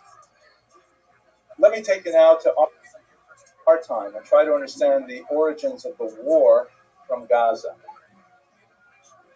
So I know bouncing around the room, you look like a very, very intelligent and learned audience, so I hope this won't be too much of an obvious review for you, but for those of you who are younger, perhaps it will be useful. So Gaza is here, of course, this tiny strip that juts out into the southwestern section of Israel. It's called a strip because it is shaped sort of like that. 57 was that it belonged to Egypt, located over here. This map, by the way, is the map of Israel in the 1949 ceasefire line, right after the War of Independence was 1948-49. This is what Israel looked like until 1967, when in the remarkable Six-Day War, Israel decides to launch a preemptive strike because Egypt and Syria in particular are going to attack Israel. And when the United Nations, which has its peacekeeping troops in Sinai, decides that it's too dangerous for them, and Houthad, the head of the United Nations, decides to remove the peacekeeping forces separating Egyptian tanks from Israel, Israel decides to launch this preemptive strike, which is amazingly successful. It was over in 6 days, even over in somewhat less because they destroyed the air force of the Egyptians in the first day. Israel expands dramatically. Israel takes over the Golan Heights, which has since been annexed because of its strategic value, looking over into Syria. They take over the west bank of the Jordan River, which includes East Jerusalem, which remains a very contentious area. And they take over the entire Sinai Peninsula, this massive area here. And so suddenly, in 1967, Gaza, with this huge population, suddenly becomes part of Israel. It is the Camp David Accords when Anwar Sadat, shown here, the president of Egypt, and the retarded president of the United States, and Menachem Begin, prime minister of Israel, signed a remarkable. Does that mean I'll be a trailer there? Absolutely, 100%, my friend. And Israel, but it nevertheless, in return for this peace treaty, they look very happy here. Unfortunately, Anwar Sadat would be assassinated by the Muslim Brotherhood in a public stadium shortly afterwards because he dared to make peace with their neighbor, with Israel. The Muslim Brotherhood is, of course, one of the forerunners of Hamas ideologically. And so what that means is, shortly afterwards, with great contention, Israel ceded the entire Sinai Peninsula to Egypt. There were several Jewish outposts that had been constructed here, and it was very difficult for the Israelis to actually move Israelis from this region and repatriate them to Israel. But nevertheless, even though it was anybody I've met along my journey has been recorded, and they will be rewarded beyond their wildest expectations in the future, God willing. 40 years. Then, so Israel now, by the way, one important point, Egypt refused to take back the Gaza Strip. Egypt says, we'll take all of this desert, thank you very much, but we do not want this massive collection of Palestinians. By this time, they were using the name Palestinians to describe themselves. We do not want to incorporate them into our country. They had a terrible reputation for destabilizing the region. Jordan, Lebanon, Syria all had difficulty with massive Palestinian populations. Jordan is actually a majority population Palestinian. They suffered a coup in the 1970s that they only barely pushed off. And so Egypt simply said, we do not want the headache of Gaza. And so they left it under Israeli control. It was not annexed like the Golan Heights was, primarily because if Israel were to annex the territory and make it part of Israel proper, they would have to find some way of giving citizenship to the Palestinians living there, which would create a demographic unbalance and would remove Israel's status as a Jewish country. As I'm sure you're aware, Israel struggles with two basic values. It's constantly trying to do two things at once, and many times these values clash. Israel wants to be a Jewish country, obviously. It's designed as a refuge for Jews. That's the Herzl thought of it. And it also wants to be a democratic country. It wants to, absorb the values of the Enlightenment, very much like America. And that means one person, one vote. And so the challenge is if you don't have a majority Jewish population, then it could democratically very much vote to simply no longer be Jewish. And so democracy or democratic values are sometimes sacrificed to preserve the other value of being a Jewish state. This is a highly problematic challenge that Israel is constantly faced with, and it's really at the crux of the one-state versus two-state problem. So Israel is forced to administer the state. They use the term either administer or occupy. Sometimes those have different connotations. And a small number of Jewish settlements are set up. Here you can see from the satellite image, the regions colored blue are where you had Jewish settlements between 1967 and 2005. Some of them were very successful ventures, like the Gush Katif, hydroponics and so on, were developed in Gaza. However, by the year 2005, Ariel Sharon, the Prime Minister of Israel, decided that it was a demographic time bomb, that there's no way that they could hold on to Gaza with its some 1.5 million Palestinians and roughly 5,000 Jews. It was an extremely expensive endeavor, not only militarily and economically, but also socially, to preserve it. And so, in a matter of great controversy, but supported marginally by the majority of the Israeli population, Sharon pulled out of Gaza completely in 2005. And so it was a very traumatic moment, much more traumatic than when it pulled out of the northern Sinai. But the thinking was, maybe, first of all, Sharon said, we can't keep Gaza because there are too many Palestinians there. At some point, they're going to demand citizenship. The United Nations will force it upon us. What are we supposed to do with them? We don't want to be jailers. And so that's one aspect.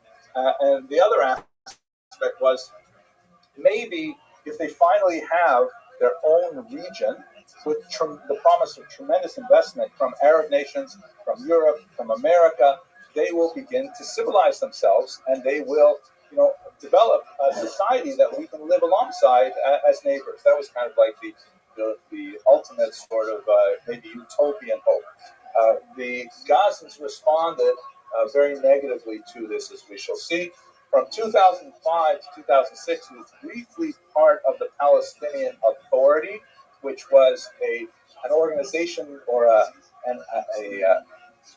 an entity set up to try and meet the requirements of the Oslo Accords by giving Palestinians a degree of autonomy in both the West Bank and Gaza. It was primarily engineered very much like the previous photograph with the American president in the middle, and Yitzhak Rabin on the left, the Prime Minister of Israel, and Yasser Arafat, former terrorist who later became the head of the Palestinian Authority, on the right, for his efforts. Much like Sadat before him, Yitzhak Rabin was assassinated in 1995. But after 2006, when they had their first elections, the Palestinians in Gaza voted for Hamas. It was not an overwhelming result, as you can see from this heat map. This is the West Bank here, and you can see the regions where Hamas did fairly well in the West Bank, but Fatah, which was Arafat's party, did better. And here, the main reason they won in Gaza is because of their strength in Gaza City and to the north. But shortly after a narrow victory for Hamas, which was a terrorist organization so designated at the time, they had an internal civil war, and they drove out Fatah entirely. So the region was, as a result of that coup, it was entirely controlled by Hamas. And their response to Israel was not the peace-loving, we're going to use all this foreign investment and we're going to build up a society. Rather, they used it as a staging ground for a highly ideological war, which was characterized primarily by an incredible number of rockets sent out, remarkably able to defend against many of those targets with this phenomenal technological achievement of the Iron Dome. And one of the analyses that looks at October 7th, one of the reasons why perhaps the Jews were caught off guard is primarily because they had overly relied on their technological superiority, and they were unable to come to terms with the low-tech attack that October 7th represented. So that basically brings us up to the present day, looking at the eve of the war. At this point, I've been speaking for about 45 minutes, so can I take any questions, any arguments, any discussions? Yes, please. Can you reconcile when Josephus was captured? You made that prediction to SW. Can you reconcile that with a similar story, which was actually written much later? Yeah, Yochanan ben Zakkai. Right. So, for those of you who may not be familiar with the background, this is a sophisticated question. Josephus is able to garner the support of his captor. He's not killed immediately because he says, wait, you don't want to kill me. First of all, I am a prophet, and I prophesize that you, Vespasian, are one day going to become emperor. Vespasian is sort of, tickled by this a little bit.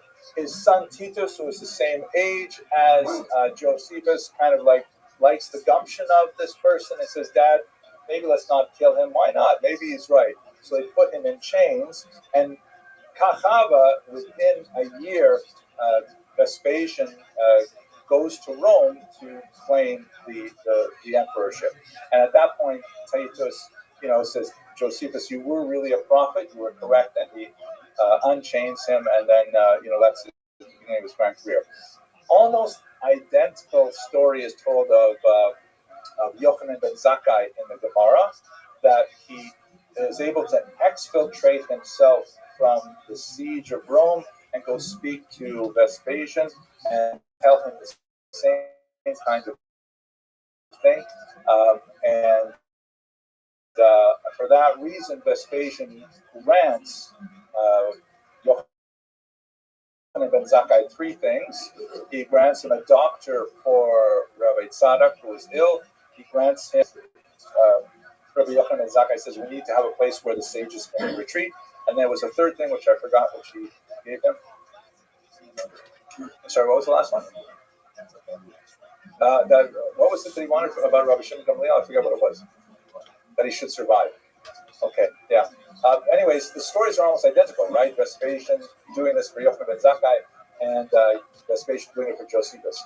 So, in terms of when these texts were written, we know that Josephus wrote this sometime around the year 76. The Talmud version was probably set to writing about 200, 250 years later. So, many scholars will simply say that Vespasian, that the Talmud plagiarized and changed it for Jewish purposes. But we also know that Josephus was a horrible plagiarist and frequently steals things from several other historians and incorporates them into his own book. And he is certainly not above self-promotion. So I think there are arguments to say the Talmudic version story for himself too. Again, don't forget, he's writing for a Roman audience that doesn't know anything about Rabbi Yochanan ben Zakkai, and if he wants to appropriate that story for himself, he certainly has a history of doing such things elsewhere in the book. He's actually, by the way, a deeply unlikable character. He's like a narcissist. He's never misses a chance to knock down his rivals and to promote himself. Not that, people's marriages can fall apart for lots of reasons, but he was given wives by Titus, and they ran away from him. He was definitely, nobody wanted to live with him. Anyway, so I don't have a reconciliation for you, but I can at least give you major arguments. Yes, Vespasian did not. That was Titus, really. Yeah, so Vespasian was not at Jerusalem, but Rabbi Yochanan ben Zakkai. Correct. There's a great 2-volume set that's called Ben Josephus v'Chazal, that goes through every line of Josephus and compares it to any comparable passage in Chazal, and lots of discussions about those things. Okay, and yes, please. What is the difference between what we call the 1948 peace offering and what the Muslims call Nakba? Well, they're really describing. We have the war that erupted in 1948 and ended in an armistice, not a peace, in 1949. Israeli historiography tends to call that the War of Independence. They use the term Nakba, or catastrophe, that describes the war, but that's secondary to the main point of the catastrophe, which is the mass displacement of about 750,000 Palestinians in the context of that war. Palestinian historiography tends to emphasize that this argument that the Jews forced them out in the context of the war, and it's not going to happen. There was something called Plan Dalet, which said basically, let them abandon their regions because then it'll be better for military advantage and so on. Really, a whole range of historiography on this. People who are very extremely anti-Israel and people who are extremely, middle is a scholar named Benny Morris, who is one of the more moderates of the new historians, who in my humble opinion, I think probably has the closest vision of how to understand the chaos of that war. It also is important to note that one of the things that receives very little attention, but there is some work being done at Bar Ilan right now on the Jewish Nakba, because while the Palestinian case is so deeply dependent on that massive displacement of Jews, Palestinians, there's also almost same size, something like 820,000 Jews who were expelled between 1948 and 1952 from various Arabic countries in the Middle East and North Africa and so on. And so that aspect of the whole story definitely needs to be brought into the overall historiography as well. Okay, so why don't we go on?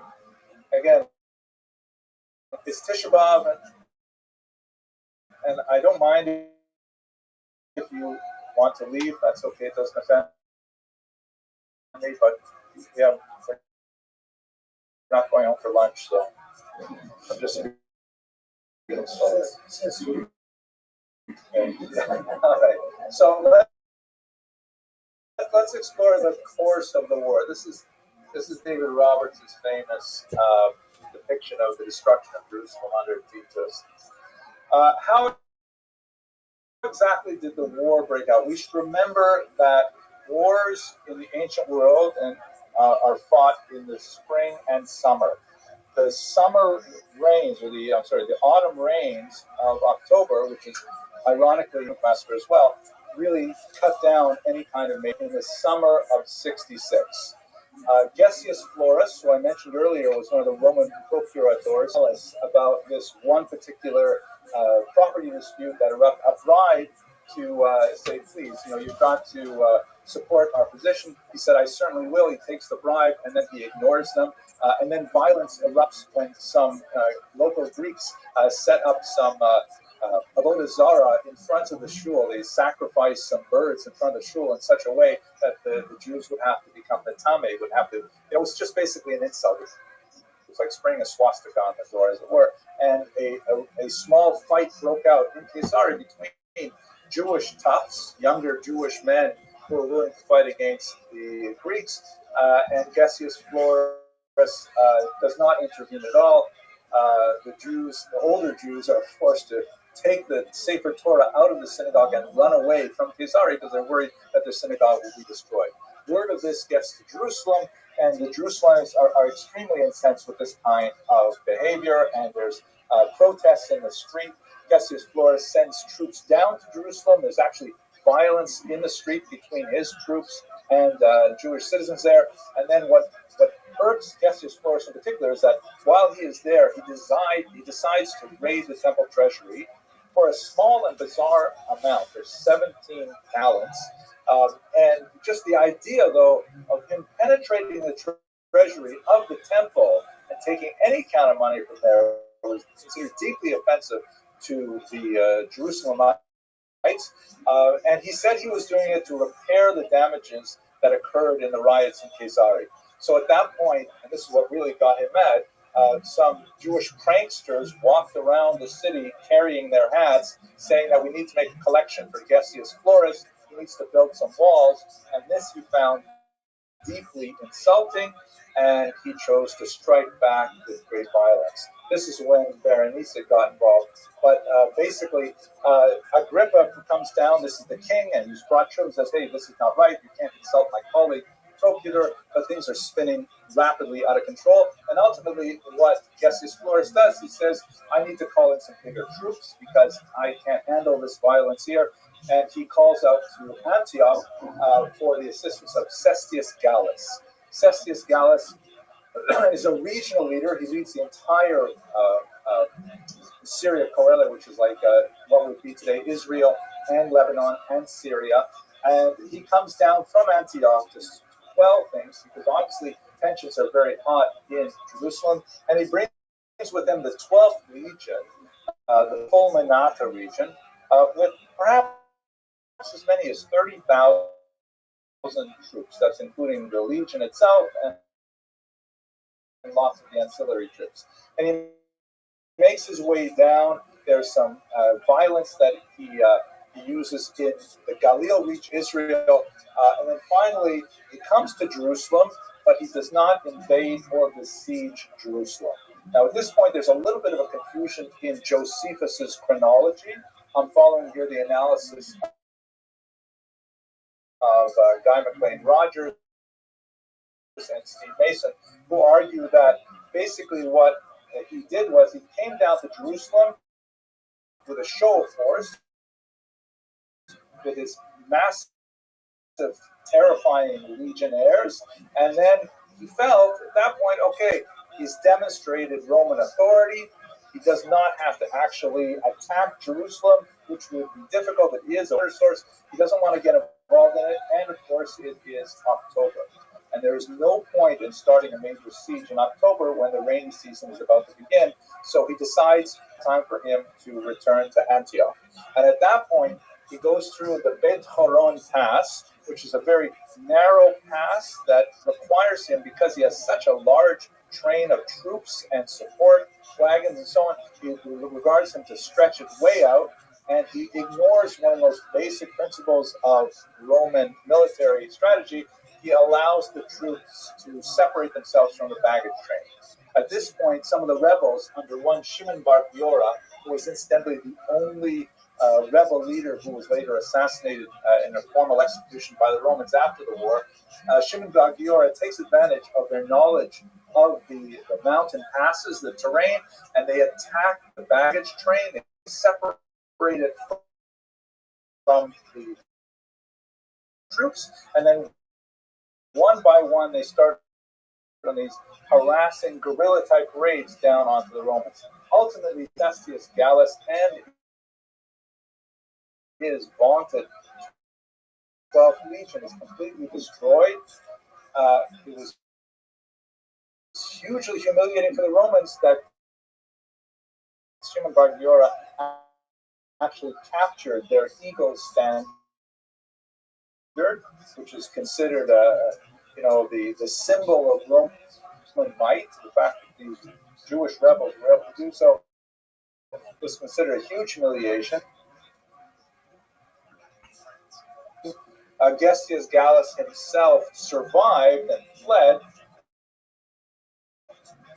first to Caesarea and then back up to Antioch until later he took Emperor Nero, who frequently did this to generals who displeased him.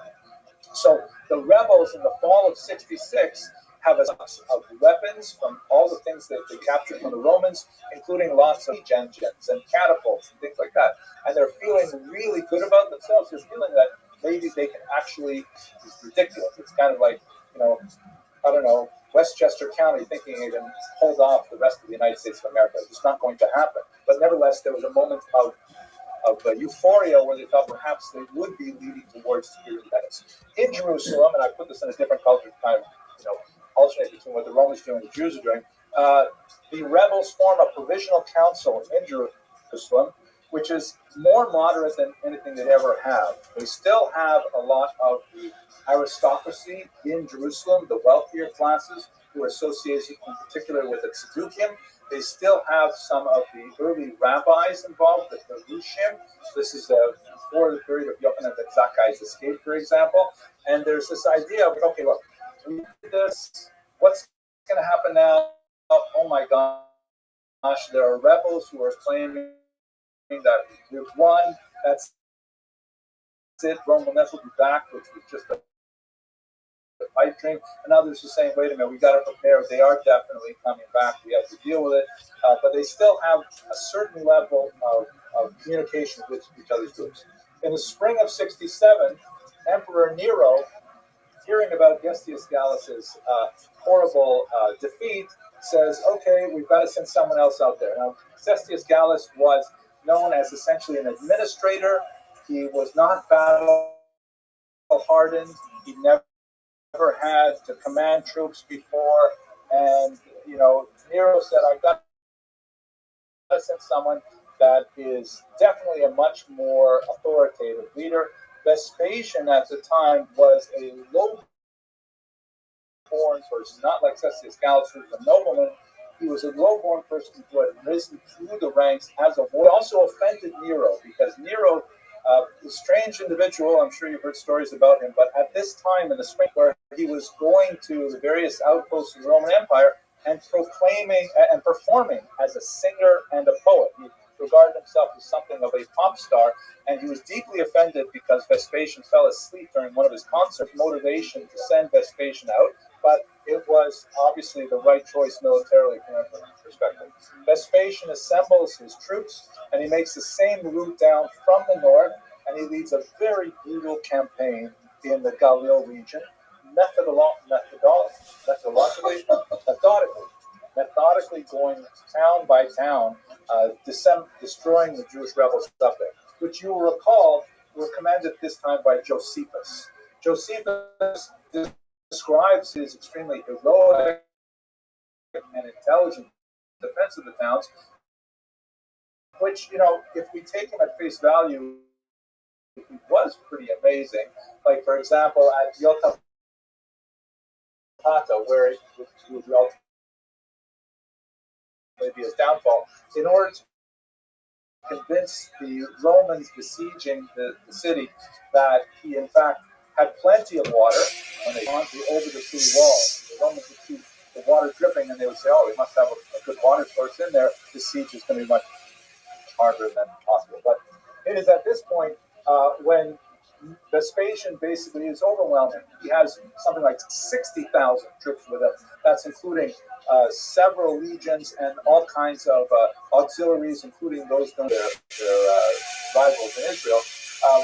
At this point, Josephus is deeply in a fight with one John of Giscala, and when Vespasian decimates all these cities, Josephus surrenders, and John of Giscala makes his way down to Jerusalem, where he would be one of the major rebels active at this time. One other point that I didn't want to really raise, because I'm not sure what to do with it, but what I find ironic about this period is that in the first century, we had no clear leader that we all basically agreed was going to represent us. And I think there's a lot of similarities to our day today, especially with Israeli politics so fractured, and those elections every 6-8 months, because we can't simply decide what do we want as a people. That's an unfortunate parallel that's hard to avoid. Okay. Then in the summer of 68, again, there's going to be a break because you have to take off, no fighting during the winter. In the summer of 68, Vespasian hears about the unrest in Rome. Nero has committed suicide. Several candidates for the position of emperor, and he stops the attacks because he's waiting to see what's going to happen. So basically, the Jews in Jerusalem have a period of about a year and a half in the course of this war where they could get their act together. And instead, they do the opposite. They engage in incredible infighting in Jerusalem itself. There's one, Elazar, who takes over the sanctuary of the temple. John of Giscala takes over the courtyard. Shimon Bar Giora comes in. The Gibeonians come in. There's horrible street-to-street fighting amongst Jews in Israel, in Jerusalem, for a year and a half before the Romans even approach. At its worst point, the rebels competing with each other actually burned each other's stores of wheat, which was essentially their paroxysm of factional fighting. The Jews simply could not unify and agree on a common course of action, and each individual rebel controlling sections of the city, literally fighting with the other for control of the population. At this point, Josephus describes some of the most bizarre behavior of these rebels when people were living in tremendous privation, starvation, and other groups, because they had stolen the goods, were living, essentially nightlife with tremendous distractions, and it's one of the most painful sections to read, how the Jews wasted their time for a year and a half preparing for the feast. It is at this point when the Jewish Christians who were in the city fled to Pella, which is just in Jordan, and they were able to ride out much of the early fighting. In the spring of 70, after the dynastic issues in Rome are resolved, Titus, Vespasian's son, now with Josephus at his side, they lay siege to Jerusalem, and that this begins around Pesach time, and then by late fall, eventually the city falls, and the temple is destroyed on Tisha B'Av, or thereabouts. And that's basically the end of the war, but there are a few rebels holdouts, like at a couple of fortresses. The most significant ones would be Masada, which falls either the year 73 or 74. So that's basically the course of the war. There are three main stages of the fighting, and if you have to assess the Jewish response to it, based on Josephus, the Jews definitely fought with tremendous ingenuity and with bravery and with chutzpah, but their bravery and their skills could not be matched by the tremendous infighting that they engaged in that completely undermined any of their attempts to resolve the situation peaceably. If we look at our times, October 7th, this is one of the most frightening photographs I've seen. I mean, I'm not going to show you the horrible graphic photographs that are unfortunately readily available. This is a satellite photograph that shows you the Mediterranean here, and here's the Gaza Strip. You can see with tremendous congestion, as the rabbi pointed out earlier. And this is on October 7th, the fires burning in the Gaza enclave, in the kibbutzim, as they were attacked on that horrible day. It was, of course, the Simchas Torah, and I don't need to go over the basics of what happened because we're all still living it. The IDF would invade 20 days later after a punishing bombing campaign, and there would be one or 155 hostages would be released. Well over 100 still living in Gaza, or there's still over 100 in Gaza, of whom perhaps 60 are still alive. Looking at it from a broader perspective, we should recall, however, that this is not like a one-front war. This is a war where Israel has been attacked roundly from several sources. Not only the violence that erupted on October 7th in Gaza, but Hezbollah, of course, all of us, I mean, I haven't checked my news since Hezbollah has launched over 19,000 rockets at Israel. Have any of you experienced that same kind of strict reality where I'll open up my phone and I will look at time rockets launched at Israel, and then I'll look at the regular news and there's nothing, there's crickets. It's not important when bombs are falling on Israel. And of course, we had the dramatic in Israeli in Tel Aviv, and then the counterattack by Israel on their port. And of course, what we're all worried about today is what will Iran do? Iran has been saber rattling since Haniyeh was assassinated. And I also have a small personal reflection here. You know, like we're all involved in this so much. My son, one of my sons was in Israel at the time. We wanted to bring him home for Passover. and his flights were canceled because Iran launched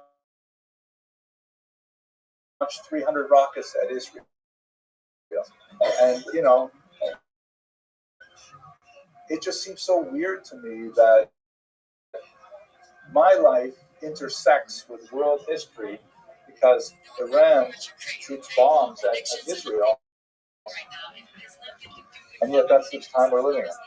That's maybe not such a coherent thought. I'm not sure how to process it myself, but I feel like the rest.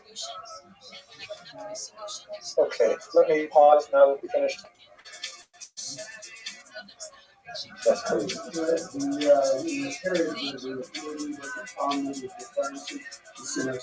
Absolutely. The Talmud is absolutely referring to this when we talk about Sinas the perpetrated on each other because we simply could not appreciate our common humanity and our common Jewishness. That's exactly what the Talmud is about. And I think that's why the takeaway message. Not Cestus Gallus and not Vespasian, but the Sinas. Thank you for pointing that out. Yes, sir. Could you just comment on the role of the Christian in this?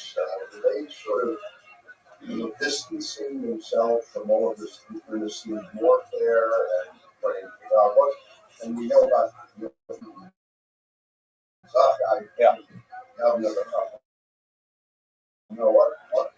are they involved? So, as best as we can tell, Josephus himself says he's one of the Parisians. And you can't always trust Josephus. He calls himself, by the way, he's a Pharisee, which is probably the same as Jerusalem, although some scholars would disagree. And he was not in Jerusalem at the time, so his analysis of it was not necessarily as valuable as the Yochanan ben Zakkai episode. His own family members were among the rebels. Right? The Biryonim who tried to stop him from going out of the city, one of them was his nephew. So this is very, very much like family politics. Like individual families were divided on many different lines on this, and you can have, especially younger people who are attracted to the hot-headed rebels of various tribes. The Pharisees, as best as we can tell, tend to be a populist group who are largely passive on a principled level, but on a more pragmatic level. But their approach was this: we have to deal with Rome. We are not strong enough to push off Rome, and any kind of open rebellion is going to result in disaster. So my best assessment of the solution is that they're still part of the people. They still have great connections with people. They're not alienated from them like the Sadducees were, for example. And in the case of Rabbi Yochanan ben Zakkai, they definitely have connections with the rebel groups. But they want to cool the jets of the hotheads who want to fight against Rome. And that's why the Jerusalem strategy, as articulated by Yochanan ben Zakkai, is Ten li yavne b'chachameha. Give us a place. We're going to leave and we're going to establish ourselves there and focus on Torah. Because we can't win this war. That's my assessment. Yes, question.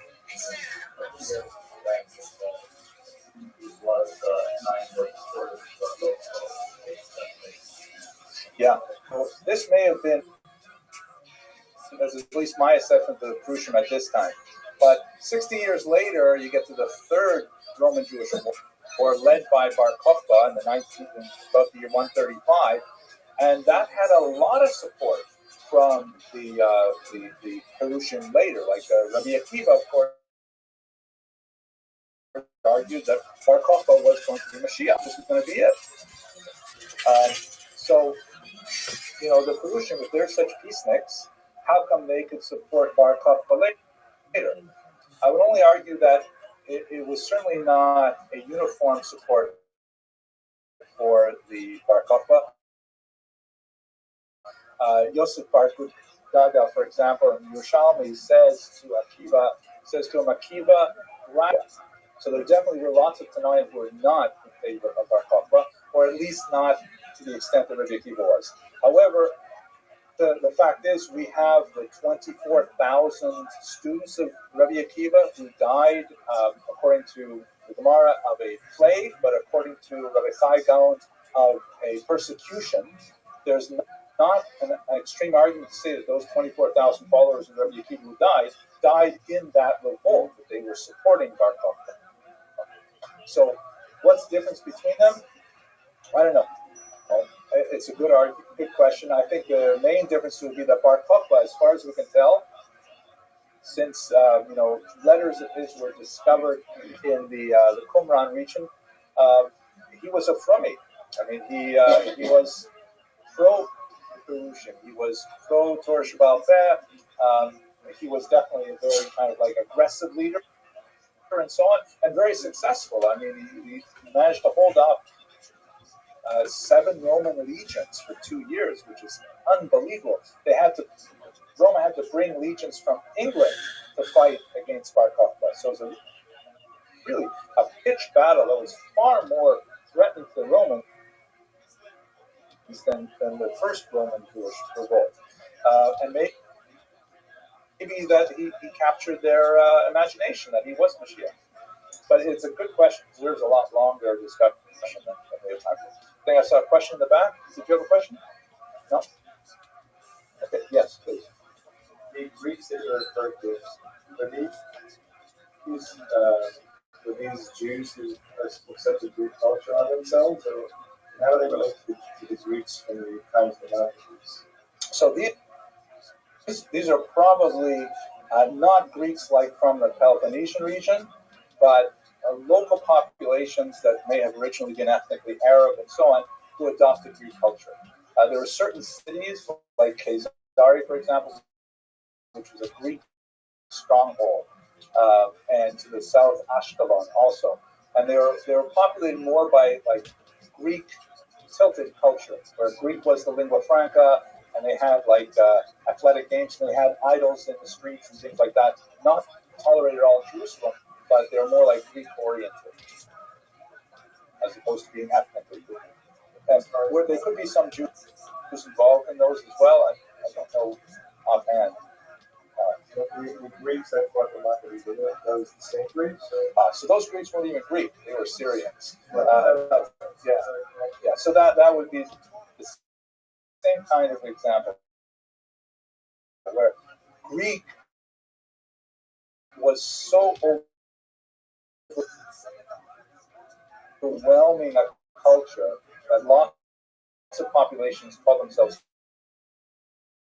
Greek, even though ethnically they wouldn't identify. Just like America is like such an overwhelming culture that lots of people. Well, maybe that's not a good example.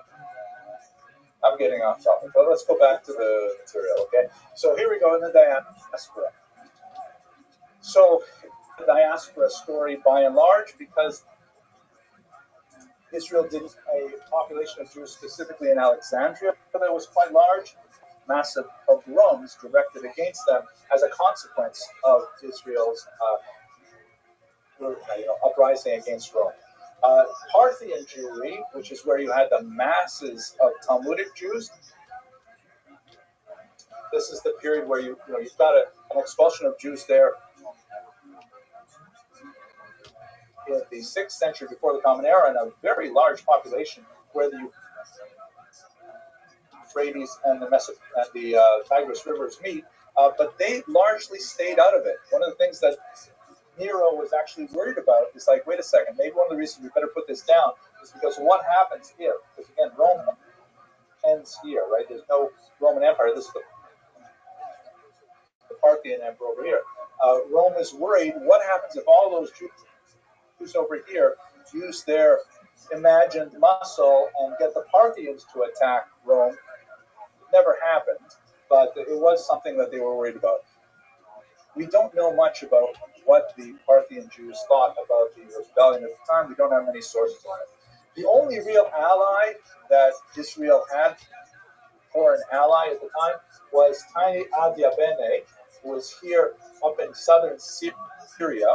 This is a region where they had a very famous queen, Hilni Hamalka, who converted to Judaism sometime in the 40s, and like this is the 40s, not the 1940s. And she sent, she was extremely charitable. She's mentioned many times in the Talmud for her gracious acts of support, using her throne for the people of Jerusalem. She's actually chose to be buried in Jerusalem. They discovered her sarcophagus in Jerusalem, and it's now in the Louvre. And the Adia Bene sent troops down to help the Jews in their fight against the Romans. Otherwise, it was a wash for Israel. It's entirely a local conflict. Looking at our times, however, and I'd like to go a little bit slower now because diaspora is where we live, and so many of these things are so relevant. This is really a multi-front war besides the fronts that I described where violence is occurring with weapons and so on. And we have all kinds of things happening in the States as well. This is, of course, not too far away across the river at Columbia University. I'd like to show you some of these statistics taken from the Harvard-Harris poll.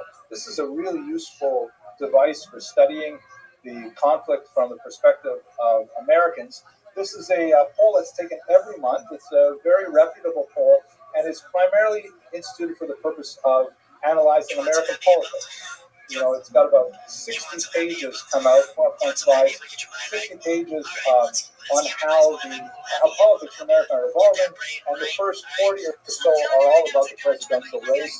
That's just what it's for. However, since this war came out in October, they've added, very usefully for our purposes, some questions on foreign policy, how Biden was handling the war between Israel and Hamas, and they have repeated those questions with some slight variations every month.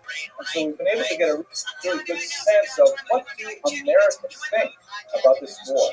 So this is fascinating. This is a new question. How closely are you paying attention to the Israel-Hamas war? And this remarkable number. 59% of Americans say, yeah, we're following closely. 40% somewhat, and 90% saying, obsessive compulsively. That's a really significant number. It's very slightly 64% last month and so on. But that means that more than half of Americans are really paying attention. And interestingly, this will be very important in the next few slides. When you look at what ages of Americans are following, it's fairly evenly divided amongst all the age groups. So it means that across the board, if you talk to any American today over the age of 18, there is like a 20% chance that that person will be following the war closely, 1 in 5. And that's pretty remarkable, given that sometimes Americans have difficulty identifying the names of the vice presidential candidates. So this is a remarkably large statistic. Now, what exactly do they think? This is a question they've asked many, many times, and the numbers have been fairly stable. In this conflict, do you support more Israel or more Hamas? 80% of Americans support Israel. And that's something we should feel very good about. This number has been very stable ever since October. It has not dropped below, I think, 76%. So even though when we look at the news, we see these terrible demonstrations and we see these incredible numbers of people protesting and blocking streets and things like that, it's a minority of Americans. There's 1 in 5. I don't like the number 1 in 5. That's a very large number of people to support a terrorist group. But nevertheless, we can rely, at least for now, on the fact that 8 out of 10 Americans support Israel more than Hamas. Do you think Israel is trying to avoid civilian casualties? 66% say yes. We think that Israel is trying to avoid civilian casualties. That's actually a pretty good number as well. However, this is the scary part.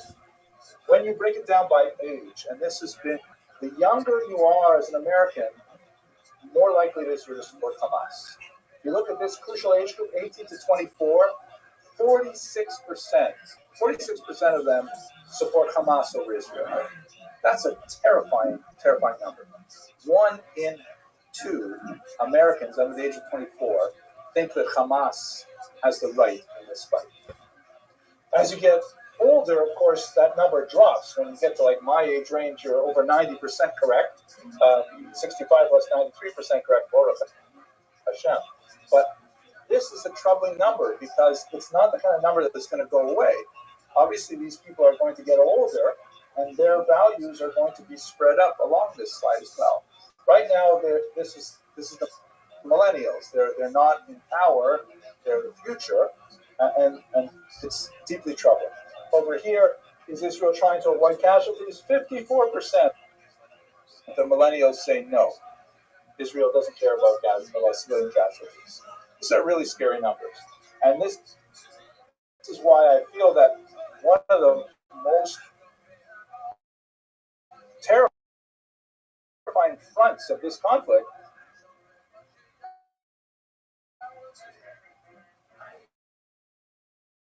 is what's happening in colleges today.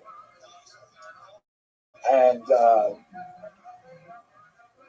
I can tell you that at Touro University,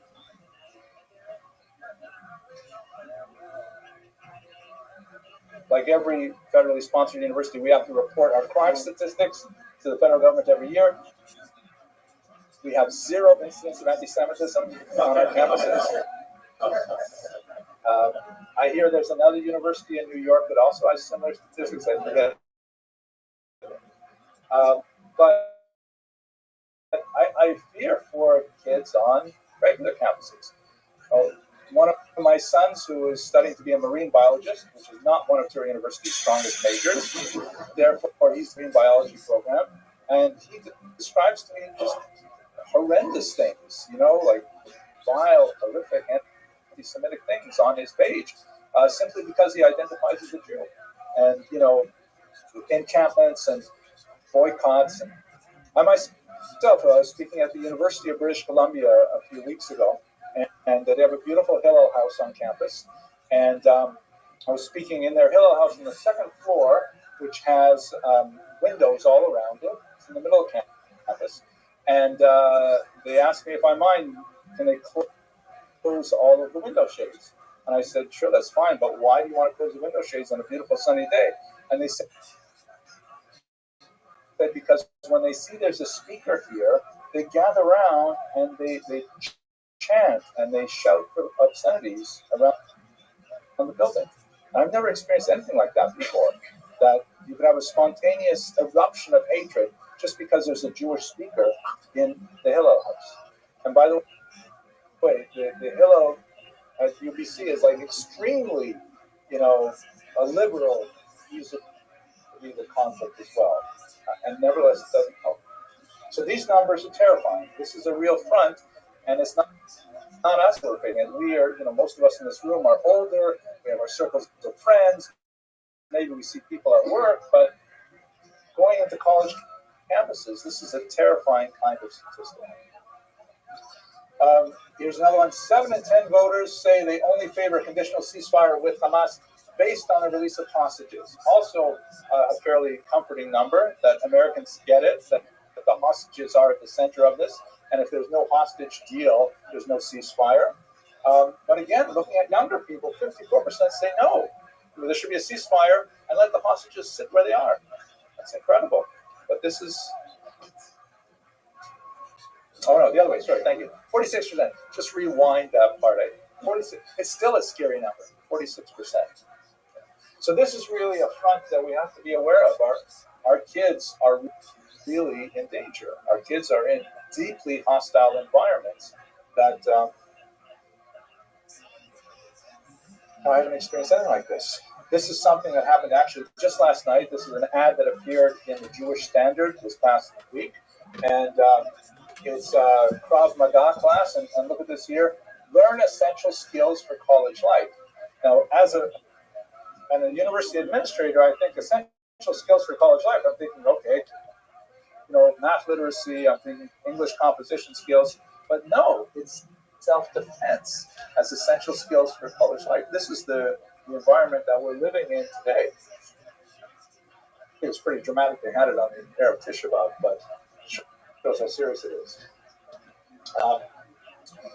Anti-Semitic level. It's not a joke either. I don't have to prove this to you, but the level. It's so bizarre that you would think that after Jews are attacked, there would be kind of like a backlash of sympathy. There would be kind of like people saying, no, we shouldn't be attacking civilians like this. But Adarab, we see that it inspires more attacks. And the number of anti-Semitic attacks, this is just until the end of 2023, skyrocket after October. As I'm sure many of you have experienced directly. But what I find, I think, most frightening about all this phenomenon, and I'll speak a little bit more about it in the next slide, is this bizarre as a Jew phenomenon that has really gained tremendous prominence, although I doubt that it has statistical depth. The as a Jew term was coined by a scholar whose name escapes me right now. It basically points to the fact that there are many, many Jews who, looking at this conflict, begin the statement of their opinion with the phrase, as a Jew. And the next part of the sentence is going to be, I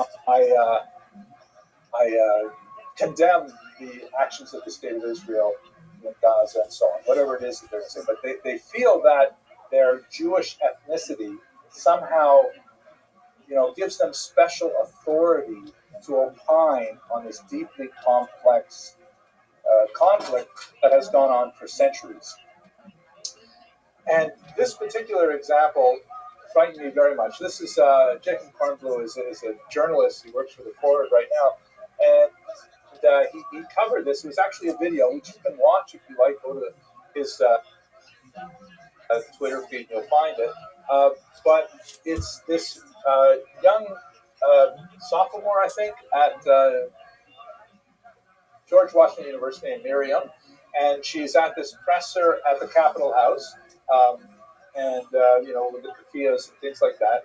And she describes her experience at the quad at George Washington, which they have renamed Shahada Square. Shahada, of course, is the Islamic proclamation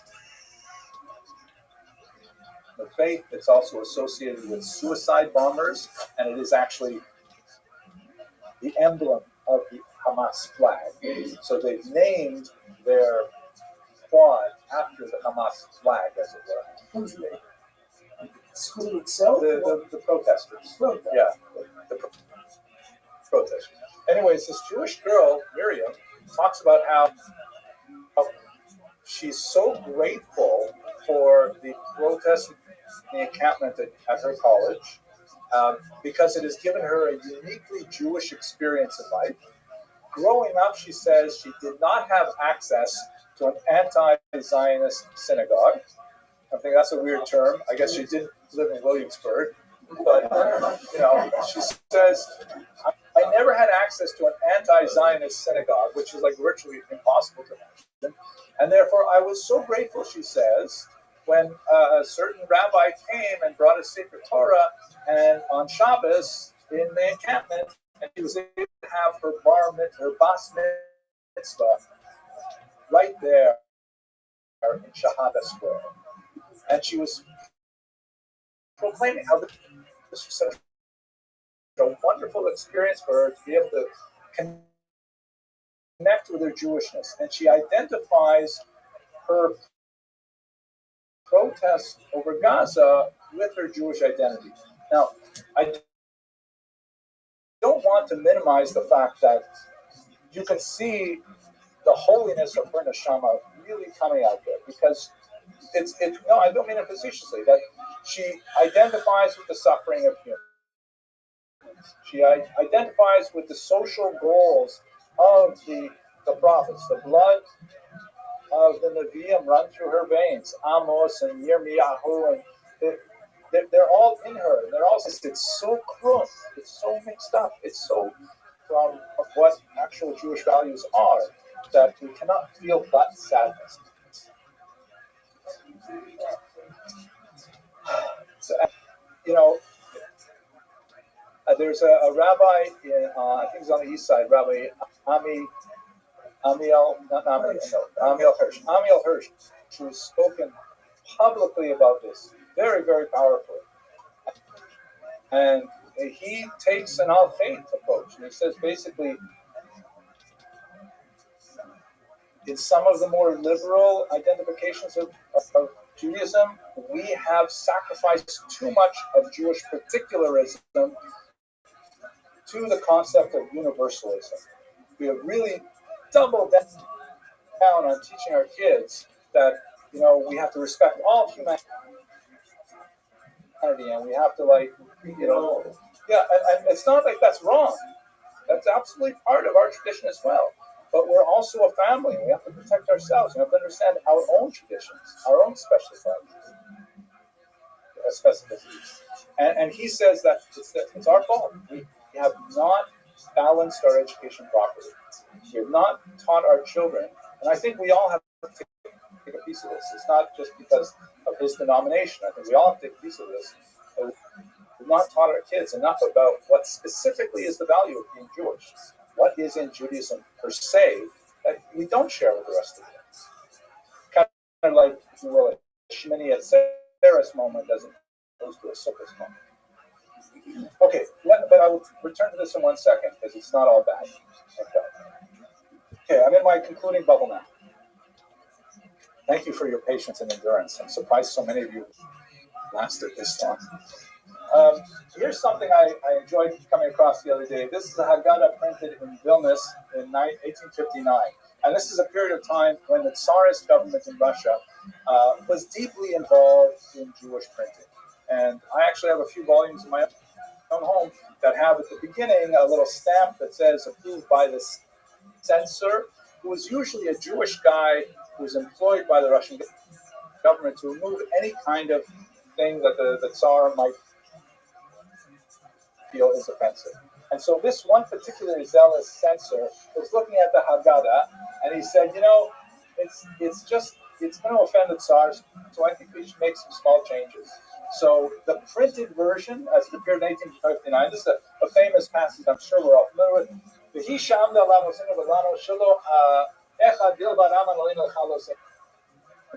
And God who stands for us and our fathers,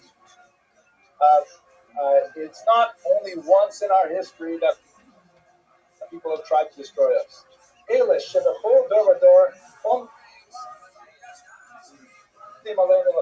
Rather, in every generation, there are people who rise up who try to destroy us. And the Holy One rescues us from their hands. The censor said it's not going to fly, so therefore he made this small change, add this word hayu, and change the mem to a hey, so that instead it reads, in every generation, they used to rise up against us.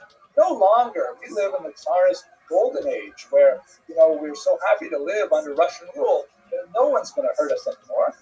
They used to rise up against and destroy us, and the Holy One rescued us. Past tense, not present tense. We no longer need rescuing because we live in this, Soviet or Russian paradise. And although it's funny to look at this now, I think in many ways, I felt like this about America. I felt like all that stuff I study, like here it is. Look at my keynotes, right? We were just reading from this, and it's hardcover. It's like solid because it's not going to change. It's great. It has all the past things we've gone through in a convenient, relocated spot, and I'm never going to have to replace this one. That's why a hardcover is so useful, because it'll stay on my shelf forever. And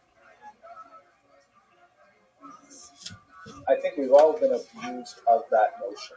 We've all kind of like had a wake-up moment since October 7th that what happened in previous generations is very much real to us today. So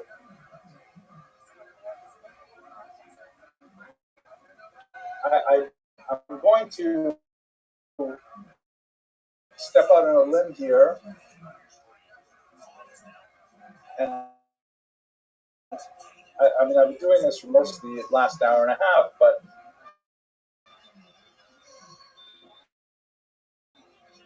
going to step out on a limb and go past my historian, boundaries, and think a little bit more about what are we supposed to do about it. And these are just my personal reflections. They are not, bound in any rabbinic authority or anything like that. But I think Russian printed Maksha, the advice we have is Tshuva, Tefillah, Tzedakah, Aviron, for millennia, repentance, prayer, and charity. And that will ameliorate the situation. So if you look at three things in our context, I'm going to point out these three things. So about Tshuva. This is an amazing story that I just read about a couple days ago, and it illustrates a phenomenon that I think many of us have appreciated. This is the Reverend Anna Levy Leon, who was a very successful Unitarian minister in Manhattan. Her parents, who come from Jersey, were survivors. They hid totally from her the fact that she was Jewish. She didn't grow up with the name Levy, which I think would be a giveaway. But she adopted her family name after she found out later in life that in fact she was Jewish. But she was raised because without any sense of Jewish identity, because her parents tried to shield her from her past. But at that point, and she also married a Jewish guy, and she married him. They bonded over the shared Jewish tradition, and immediately joined the Unitarian Church. But the thing is, she was successful. She wrote a great book, and she was very religiously oriented. But after October 7th, despite having a large congregation, very influential congregation, the congregation started pushing her on issues Gaza, and she was offended by the text and disturbed by them. She had to get them to include some reference to the hostages. Laid much opposition from her congregation that she eventually had an October 7th wake-up moment, and she said, "I can't stay here any longer." Maybe not. There's probably not an opening here for her yet, but nevertheless, there is a phenomenon that, even though we have seen with the as a Jew phenomenon, we've seen that there is a centrifugal force, that when there is pressure on the Jewish people, there are some Jews who will be pushed away. They're not attached firmly enough to the core of our values that when there is pressure, they will disappear. But there's also a centripetal force. There's also a force where, we saw this on Instagram. A friend of mine, Naomi Nasman, who's a culinary individual, she's a foodie. She says, right after October 7th, there's all kinds of people piling onto her Instagram trying to find out recipes for challah. Everybody wants to get back in there, even though they'd be so far away. When we are under attack, there is something that draws us together as well. And I think we should welcome that, and we should encourage that. And when we meet Miriam, whose Jewish experience at Shahada Square gets her just a little bit more interested in Judaism, I think that's an opening for a conversation. And I think that's also a small tikkun from the Jewish world. Secondly, tefillah. We read this upstairs just a couple hours ago. I referred to my keynotes as being a hardcover. And now I have to awkwardly add a photocopy into it because I know that this is new history. This is history in Crete. All of these keynotes that we read commemorating the disasters of the past, they're not the large generation. This is a keynote that, previous keynotes I've read, and occasionally I've been more moved or less moved, but who can read this keynote by Rabbi and not be moved? Who cannot feel You cannot see the images of Kfir Bibas, the Chatufim, and be moved. So our tefillah has a new opportunity for energy as we cry out to Kodesh Baruch Hu for assistance. Finally, tzedakah. So I began this lecture with a coin. And obviously, tzedakah doesn't need any more explanation. In 1958, on the 10th anniversary of the establishment of the State of Israel, Israel wanted to mark that milestone in its medallion collection. And so an artist whose name I unfortunately don't know created a modern version of the Judea Kapta poem.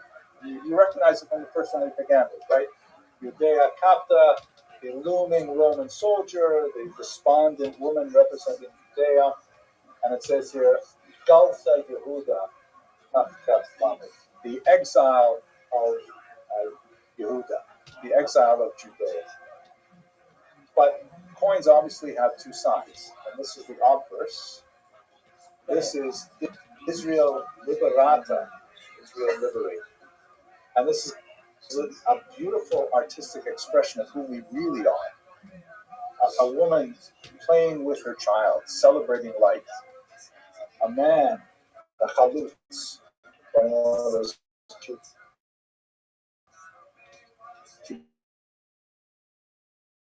kibbutz hats, planting a tree with confidence in the future. And this is, I think, what really represents us. And let us hope it will be in Yerushalayim HaKodesh. Thank you very much. I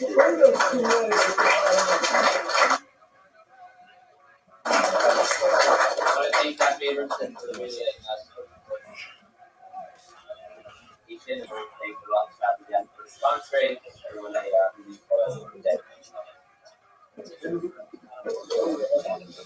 There's some dispute over what exactly it stands for.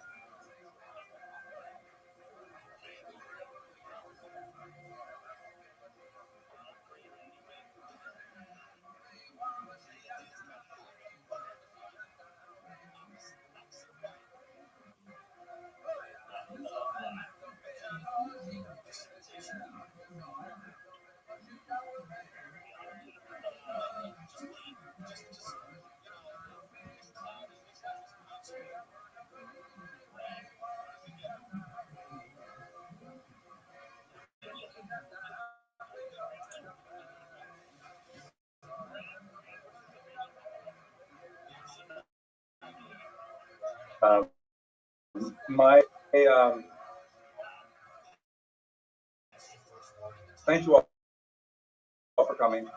My goal tonight is to provide a brief historical overview leading up to the events of October 7th,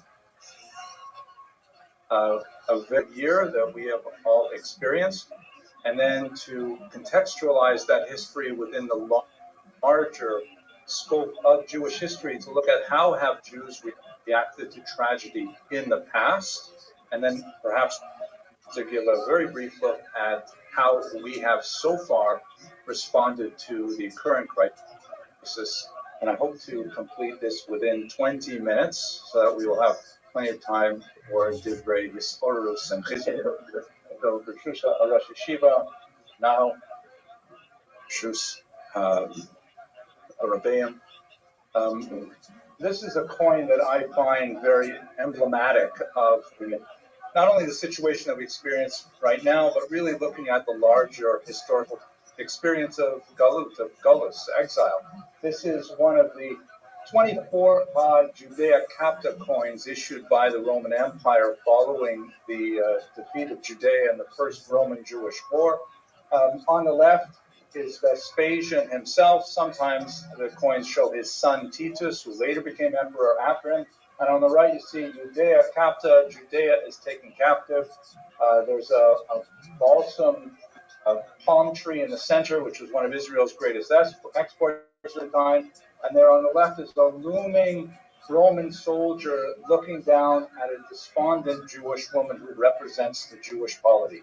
The Romans made tremendous propaganda out of these coins, which circulated widely in the ancient Near East, and it was a constant reminder of the humiliation of the Jews. This was not the only time, of course, that currency has been used to humiliate a defeated or to be defeated enemy. Here, for example, are from the 20th century, some examples from Germany. After World War I, local currency was instituted to replace the highly devalued currency, and they frequently included anti-Semitic messages, including this one here from Sternberg that actually shows Jews being burned after a post-desecration trial.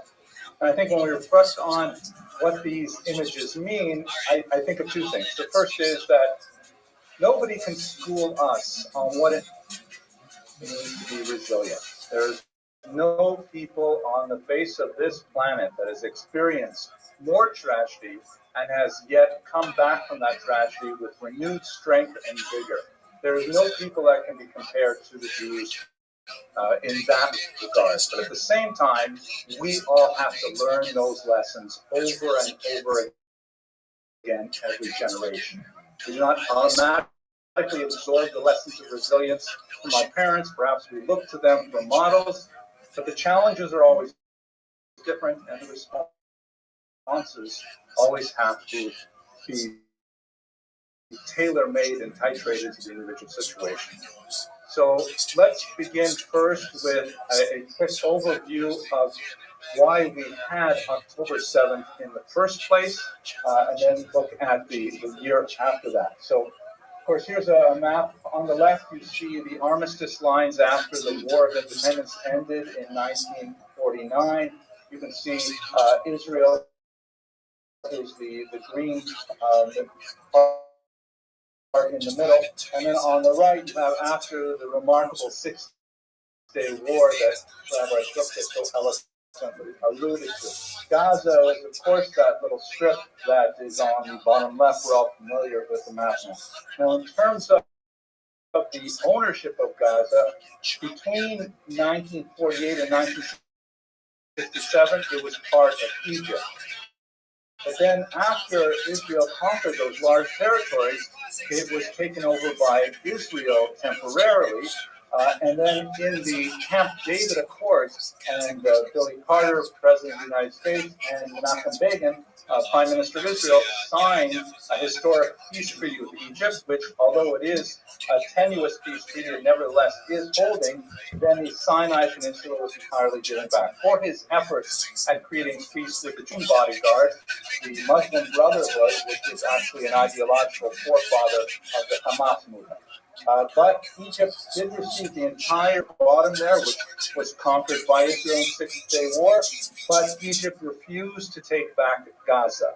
Gaza was simply too much of a demographic, economic headache for Egypt, and they were also quite unenthusiastic about taking so many radicalized people, especially associated with the Muslim Brotherhood, into the boundaries of Egypt itself. So then between 1967 and 2005, Israel controlled the territory. There were some satellite photographs are the Jewish settlements in Gaza before 2005, but it was a tiny population, about 5,000 Jews inside of a population of then about 1.2 million very angry, unhappy Palestinians. It is demographically one of the most crowded spaces on the earth, and huge unemployment, an inverted age pyramid where almost half of the population is under the age of 18, and it proved to be extremely difficult to hold on to this territory militarily, economically, and socially. So under Ariel Sharon's leadership, with a very, very close vote, and the polling in Israel was highly divided, they decided to simply said, okay, we are going to remove any Israeli controls over Gaza in 2005. It was a very, very difficult thing for the Israeli government to do, but essentially that was the moment that Gaza had to create a new future for itself. The thinking was that perhaps they would elect to pursue prosperity and, if not peace, at least not hostilities with Israel. That turned out not to be the case. So after 2005, it was given over to the Palestinian Authority, which was something, an entity that was created as a result of the Oslo Accord, once again brokered by an American president, and this time with Yasser Arafat, the leader of the Palestine Liberation Organization on the right, and Yitzhak Rabin, Prime Minister of Israel. Like Sadat before him, Yitzhak Rabin was also assassinated, sadly, by Israeli extremists. But what Gaza did to that territory since 2006 is basically they had elections fairly early on, and in those elections there are two major parties, Fatah, which is the PLO's party, sort of mainstream party, Yasser Arafat's party, which tended to do better in the West Bank, shown here, or Gaza and Shomron, Yehuda and Shomron.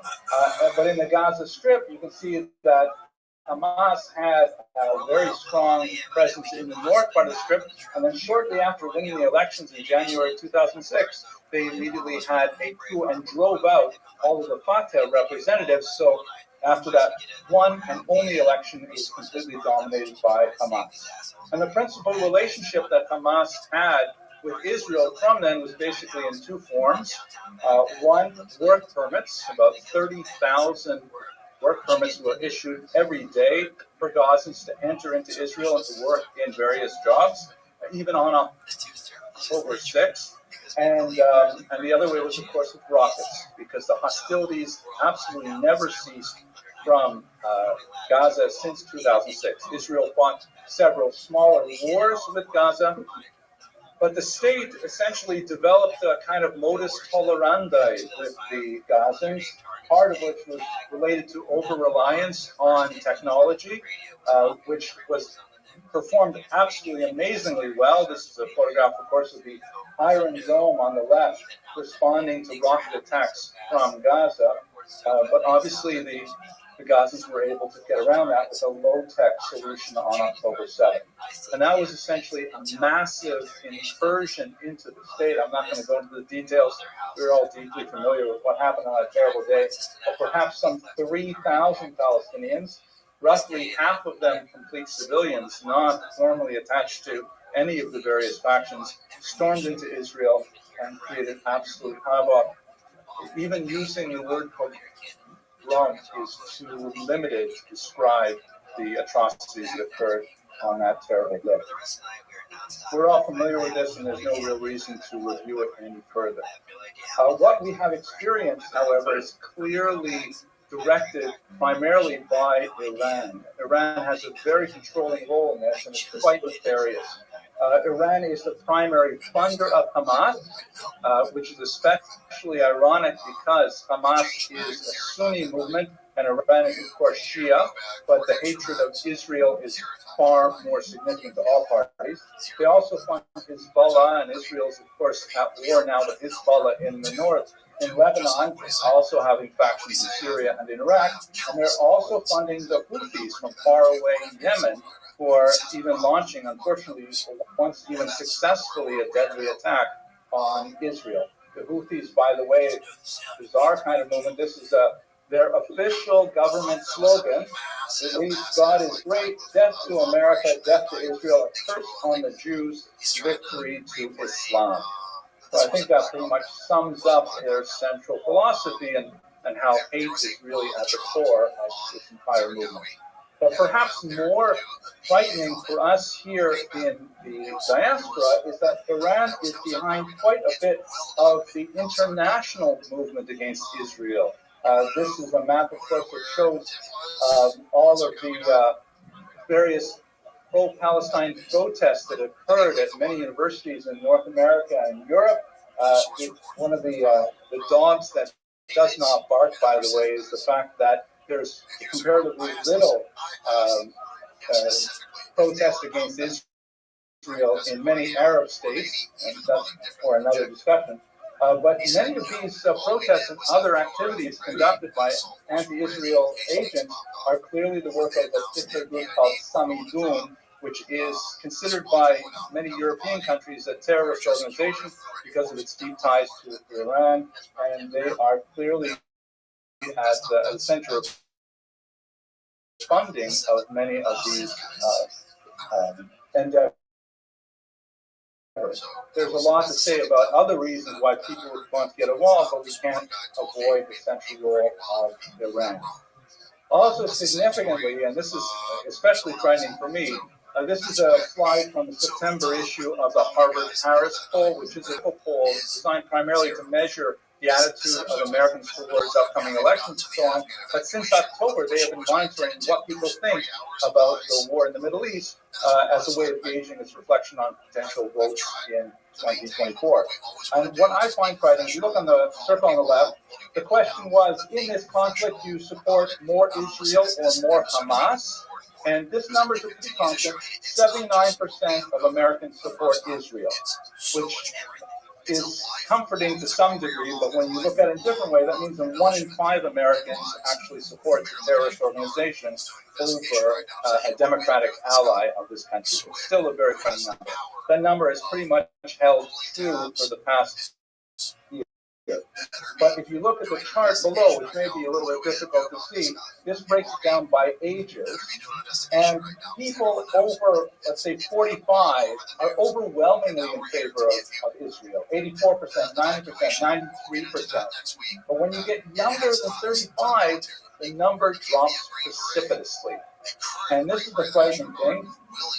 Americans between age 18 and 24, 41% of them support Hamas over Israel.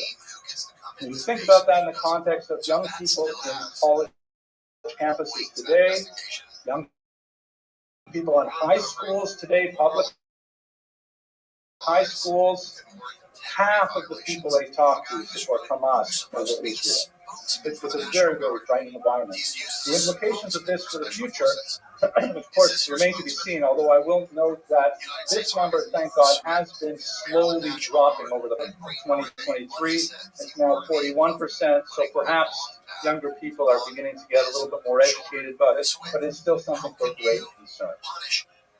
So let's take a minute to think about how Jews have historically responded to these things in the past.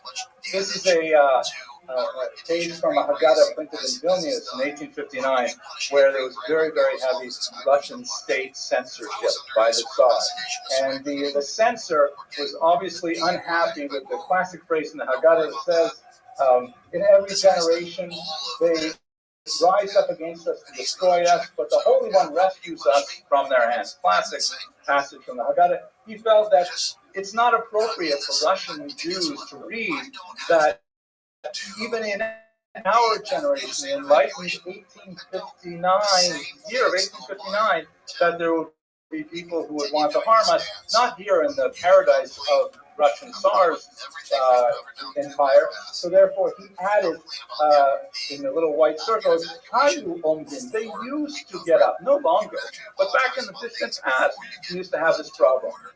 And the HaKadosh Baruch Hu was not Maxileno, the president. Hitzilano, back then when we were, beleaguered and we didn't have rights, then they used to help us out. But obviously, we look at this now and it's funny because it's almost 200 years later, and obviously we still experience the same thing. And we have long had 3 basic strategies for how to deal with these things. I'm just going to sketch them out very briefly to remain within my time. They are, of course, traditional tshuva, tefillah, and tzedakah. And this is my Russian machzor from around the same period. And you can see on the top, there's a couple of suggestions. Teshuvah relates to tzom, to fasting. Tefillah, prayer, relates to kol, voice. And tzedakah, charity, relates obviously to money. So if we take a minute and look at each of these 3, if you think about the great destruction after the First Roman-Jewish War that I began this presentation with, how did Jews react to that? First of all, they came back to Beis Medrash. They came back to center. And they sat in that glorious room that we have downstairs, and they said, we've got to get back to Torah. We've got to get to Yavne v'Chachamecha, and that's what we have to do. This is always, the root meaning for us of tshuva is come back. Get back to our center. And we've done that remarkably well over the past year. The statistics are just out the roof in terms of synagogue attendance, people attending shiurim, people joining, online classes, all kinds of things. It's not just, the learned elites who are already learning at very high levels, like here at LCM. If you look at JSU, which is the Jewish Student Union that serves Jewish kids in public schools, their numbers are also up the roof. Last year they served 14,500 students. This year they served 18,500 students. And here's something that actually burned me. They've even set up a 7 a.m. Mesilas Yesharim Shir, 7 a.m. for public school students because they can't get enough learning. Do we have a 7 a.m. Mesilas Yesharim Shir? I mean, this is coming out of public school. It's an amazing thing that kids will get up out of bed early to go learn Torah before they have to go to school. This is really our first strategy of Juba.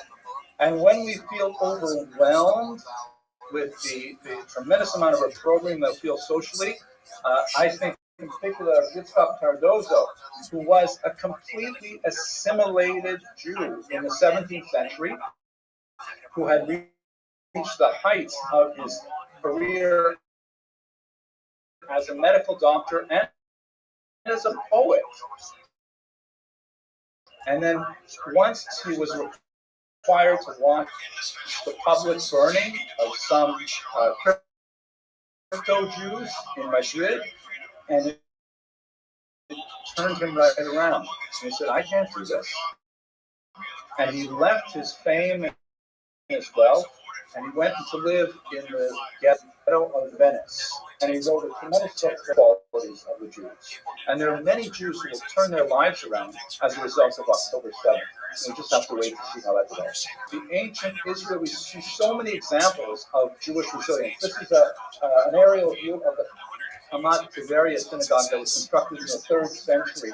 And this is 200 years after the destruction of the temple. And you can see that in their synagogue floor, got a mosaic that harkens back to all the elements of the temple. They are returning to that center. They want to get back to the idea of tefillah as it was practiced then. And we see that so many things, the piyutim that we read so many of over Rosh Hashanah, we will read on Yom Kippur, they were all bad to the Mishnah. And so they decided they would try to incorporate various teachings into the piyutim. These were created as a result of the pressure from the environment. And in fact, even the Talmud Yerushalmi was composed after a failed revolt in 352, and the result was that the Romans were cracking down even harder on the Jews, and as a result, they said the 3 days really comes out of that moment of crisis. And one of the things that I especially appreciate is that we're not calling this the Simchas Torah massacre. It happened on Simchas Torah, but we're calling it October 7th.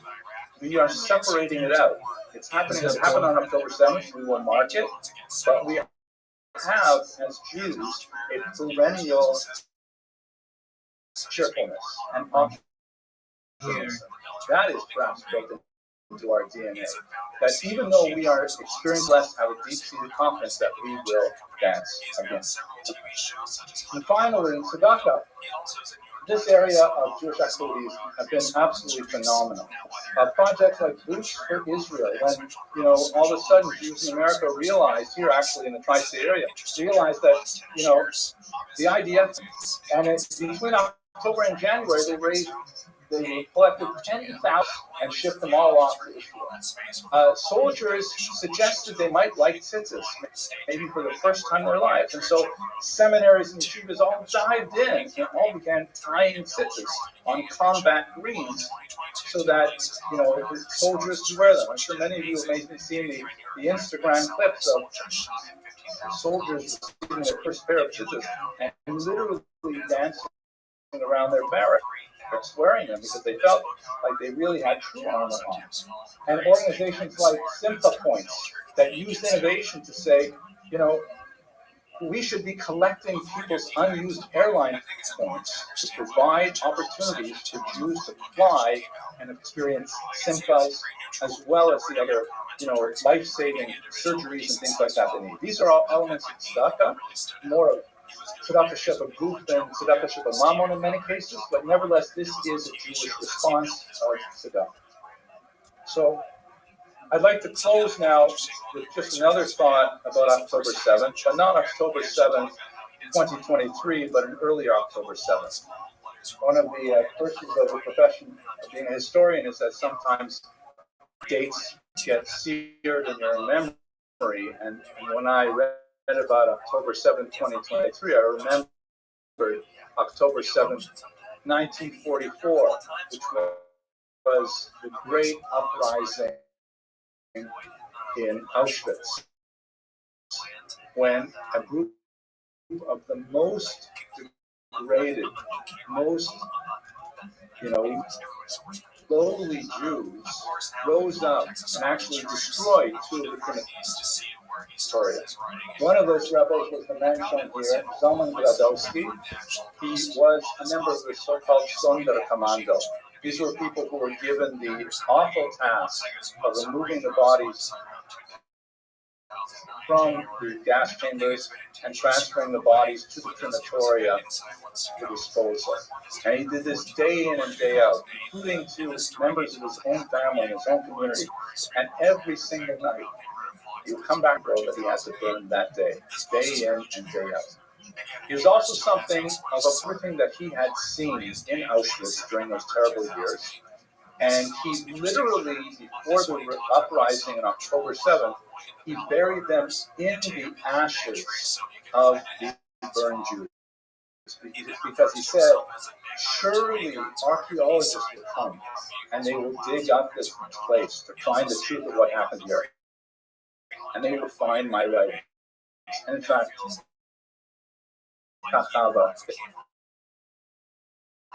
they were found.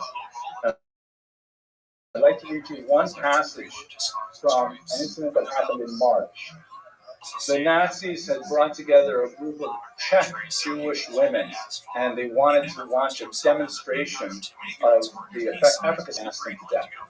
And they had all these young women gathered in a single room, and they all stood there, the Nazis in their uniforms, looking at these women in their last moments before their lives. And Gradowski records, in the large bunk, spontaneously a song rings out. The cliques of superior officers stand transfixed. They cannot understand, they cannot grasp. How is it possible that they're in a bunker, in the heart of the grave, on the threshold of extinction, in the last moments of life, that people, instead of moaning, instead of weeping over their young lives about to be snuffed out, can raise their voices in song? And the women began to sing. The melody does not let them rest. It troubles them, shatters the certainty they felt up to now. A new song of faith and courage comes pouring out of their hearts. The mass now sings the national anthem. They sing the Hatikva. And this is something that the Nazis didn't understand. Hamas evidently does not know as well. We are fundamentally a people of hope. We are a people of Tikva. We believe in the ultimate messianic redemption of the world. We believe there is a plan, and we are following that plan. And so while the Nazis are following the same path of Vespasian with the Judea Capta, I want to conclude with just one more medallion. In 1959, on the 10th anniversary of the establishment of Israel, the government elected to have a competition to find a design for a coin that would commemorate 10 years of statehood. And someone came up with this design to mimic the Judea Capta coin. And does a very good job. You can see there's like the Roman soldier there, and the balsam pine, and the despondent woman, as if she is saying, Takanon. But Israel Liberata, Israel redeemed. And the place of the Roman soldier, you have a young Jewish woman playing with her infant child. And the place of the despondent woman, that she was planting a tree. And that's fundamentally at the part of our response, fundamentally how we will move forward past October 7th. We will remember that we are people with a future, and it's up to us. Negative representation of military service, or more importantly, the Green Berets, not Melissa Tim's downfall, Scars and Stripes. On June 7, 2022, Tim released his autobiography, Scars and Stripes. I read it, I have to say, I think it is a great book. The best way I can describe it is, imagine you have a bunch of infantrymen. As the night goes on and on, the drinks keep flowing, the stories get wilder and wilder, and people get more and more open. The tone is definitely unique. I also don't think I've ever read a book with so much profanity, but it created that humorous long-room talk tone that's inviting and unfiltered to the reader. I haven't watched any of his interviews before reading the book. This how I imagine Tim talked video was intended as a brief open letter to Jewish participants in anti-Israel protests. Perhaps you saw the video I composed a few months ago after October 7th. I certainly received a lot of feedback, positive and negative, and I received a lot of messages from many of you who were struggling with some of the issues that we discussed briefly in that video. And I'd like to revisit some of those issues with you right now, specifically in the context of the riots in Amsterdam, which have been most appropriately called a pogrom. I don't use that word very lightly. Basically, let's take a minute to talk about what happened, what we know so far. I'd like to place that within some historical significance, and then I'd like to talk a little bit about the contemporary significance and really what I think this means for you and what I would encourage you to think about. Specifically, last night after a soccer game and 2 days before the anniversary of Kristallnacht, a major pogrom that occurred right on the eve of the Holocaust, there was a massive attack on Jewish and Israeli soccer fans after an Israeli team played in Amsterdam. European soccer fans are not known for their reticence to engage in profanity and chants against teams they don't like, and occasionally engage in violence. So, in a certain way, this is within the culture of European soccer or football. Perhaps not a very nice aspect of that culture, but it's one that they've been challenged to control for many, many years. But this specific incident of violence was clearly qualitatively and quantitatively quite different. Basically, after the game ended, gangs of thugs arranged to ambush Jewish and Israeli soccer supporters as they came out of like that. There is some evidence that there was some premeditation, some planning. There's an identifying Jews who had been photographed at the stadium, perhaps involving taxi drivers. We'll see as the investigation goes out exactly how this came to pass. But in the end, roughly 10 Jews and Israelis were hospitalized. About 60 people were arrested. And Israel even took the extreme measure of sending rescue planes to Amsterdam to bring back the soccer fans that had gone there to watch a game. There's no question that the intended victims of these attacks were Jews and Israelis. The visuals are horrible, with crowds of people, sometimes armed with bats and even knives, attacking small groups of Jews and Israelis. Jews and Israelis being run over by cars.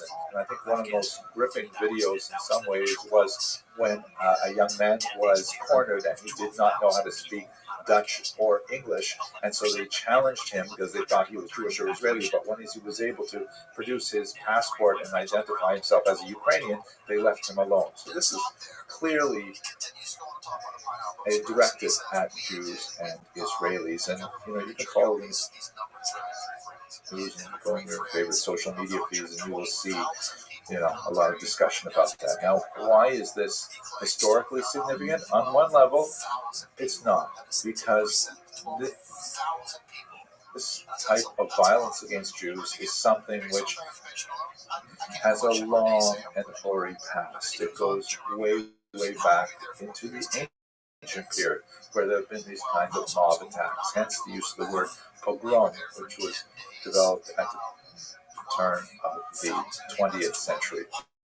Amsterdam is a little unusual because, historically speaking, Amsterdam is generally a very tolerant society, known for its liberalism, known for its kindness to its Jewish minority. Amsterdam developed as a very, very important center of Jewish scholarship in the 17th century in particular. And a lot of this has to do with the cultural orientation of the Netherlands, which is expressed in this Dutch word gedogen, which basically means kind of like, if it's not bothering anyone, just let them do what they're going to do, a kind of a tolerant, kind of mind your own business attitude that required social cohesion, literally in order to keep the canals and dikes working so that Netherlands could literally be above sea level.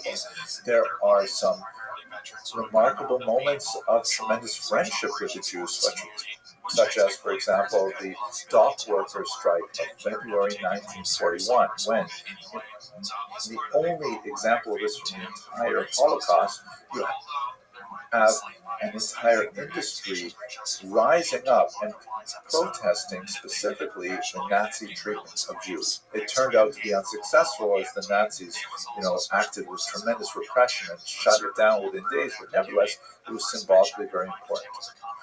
There have, of course, been very dark moments in the history of Amsterdam's treatment of its Jews, most significantly during the Holocaust, as was captured by Amsterdam's most famous Jewish resident, young Anne Frank, who lived in hiding with her family from the Nazis for several years until they were finally betrayed, and she was sent to her death at age 15 at Bergen-Belsen.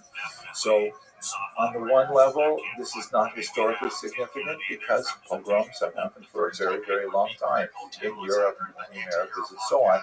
But on another level, it is surprising, perhaps, to see Amsterdam, especially with its long tradition of tolerance. Now, let's take it, though, to the contemporary period and why I think it's so significant that I want to talk to you about it. Except for the fact that it occurs in 2024, it's not especially surprising. There may be some unusual aspects to this violence that we don't know about yet. It would not surprise me, for example, that as the investigations continue, they may find that there was some nefarious involvement of state actors, like even Iran, which has a very long history of sponsoring anti-Jewish and anti-Israel terror throughout the world. Hezbollah in particular has been involved in that. But why I see this as so important is because this incident is a very clear indication that we have formally moved into a new period of Jew hatred. You may have watched some of my other videos in which I walk through the history of Jew hatred as an ideology.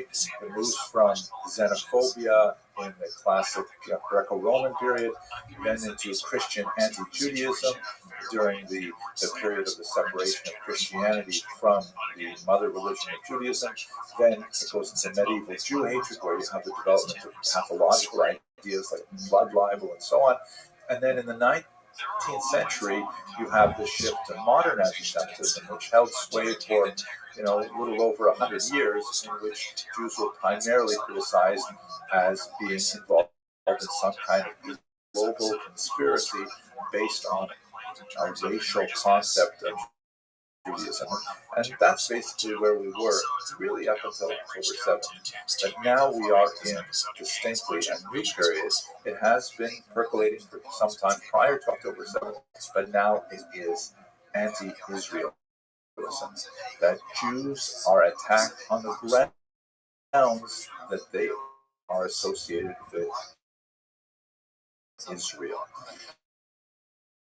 Now, recognize that violence against Jews is never sort of marketed as, hey, let's just go hurt Jews. That would be something that very few people of goodwill could get behind. Christ or the Jews kill Christian children for their blood, crazy things like that. Those are from all the justifications that are used for simple anti-Semitism or Jew hatred. Now, however, the main excuse for anti-Jewish violence is Israel. And this is something that has shifted significantly. I happen to be just coming back from France, and I picked up this great book by Delphine Horviller, who's a very important liberal Jewish thinker in France. In this very brief book, which I really hope we'll find an English translator soon because it is very powerful. The title of the book is hard to capture well in English. Basically, it says, what's bothering you? Why aren't you okay? Conversations after the 7th of October. And she captures really in very pithy prose how Jews have been feeling since October 7th, how things have changed for Jews. It's written in a series of conversations with her deceased grandparents as she reaches back in history, trying to understand the contemporary time, conversations with many other people, again, fictionalized to try and express this sort of malaise. And in one of the most fascinating discussions, which I think is of especially relevance to you, she talks with some anti-racists. We would call them maybe Antifa today, I don't know. But she talks to people who are otherwise, very liberal and tolerant and wanting to, quash any kind of racial prejudice, and she asked them essentially, what's motivating? And the imaginary response is to say, oh no, say the good souls, it's not anti-Semitic against Jewish children. We only have an animus towards Israeli children. And the response is, oh, well, of course, that's different.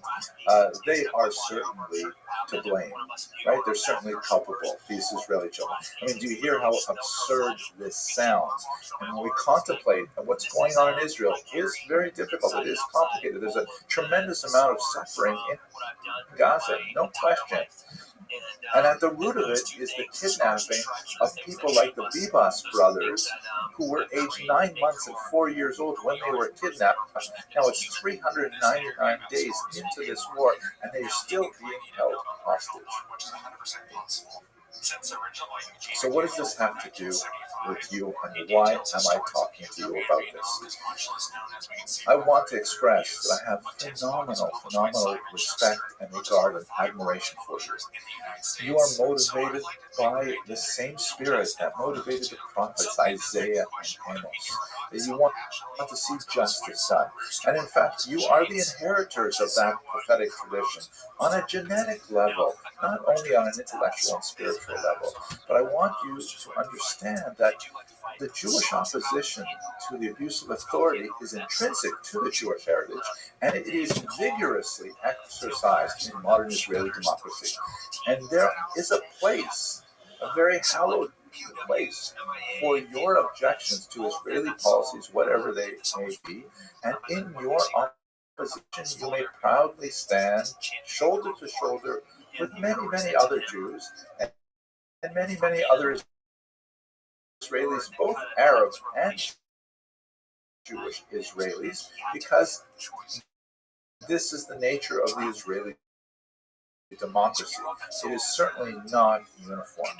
But please, where you are standing right now, who are the people who are on your left and on your right? Are they the people who chant, globalize the Intifada?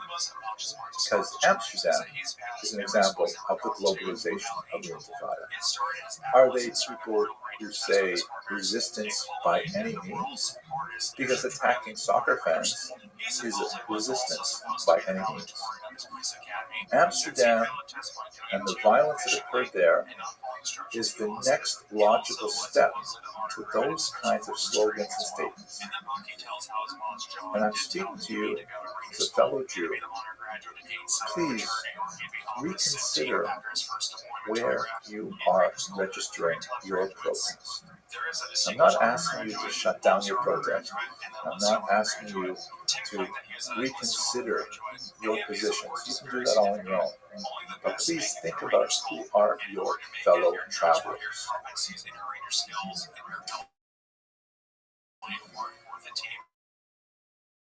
Thank you very much for watching.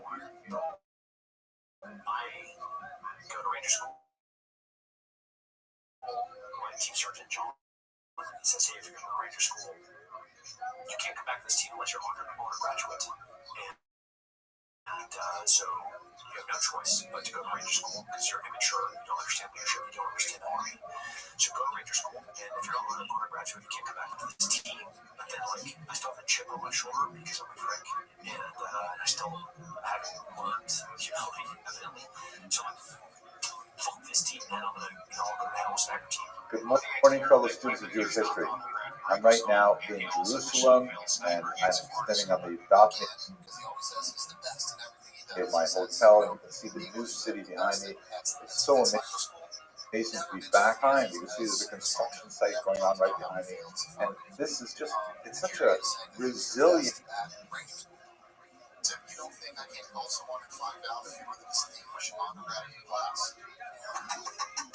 society, steeped in an ancient tradition at the same time and rejoicing in a modern future. I'm delighted to be here in my capacity as the Dean of Lander College for Men, speaking to many yeshivot about the tremendous value of studying at our institution, mostly Americans who are returning back to America after their yeshiva studies here. And, what a privilege it is. I'm seeing so much strength in society here after a brutalizing year of horrific conflict, which is still ongoing. Everywhere you go, you see all kinds of posters and signs demanding the return of the hostages. On the buses, you see the slogans, "B'yachad Ninatzeach," together we will win. And this is society determined to bring back all of the hostages and to return to a level of peace with their neighbors, especially given the tumult that's happened in the last 2 days. But I want to say that I'm so grateful to the many supporters that we've had around the world. I want to especially call out Larry Brent, who is at the Kingsway United Methodist Church in Springfield, Missouri, and his grandson Ian, who have been supporters for decades of Israel and of the study of Jewish history. And we're really grateful that we are not completely alone in these very difficult struggles. But as you can see from the cityscape of the New Jerusalem behind me, this is a country that has a long and storied future ahead of us. Thank you very much for watching. Let me tell you how junior Tim is in this convoy. He's still a junior E6. He's not even a part of those 50. He's an LNO that gets attached. Hello, fellow students of Jewish history. I've just returned from an amazing visit to the state of Israel. I was there in my capacity as Dean of Lander College for Men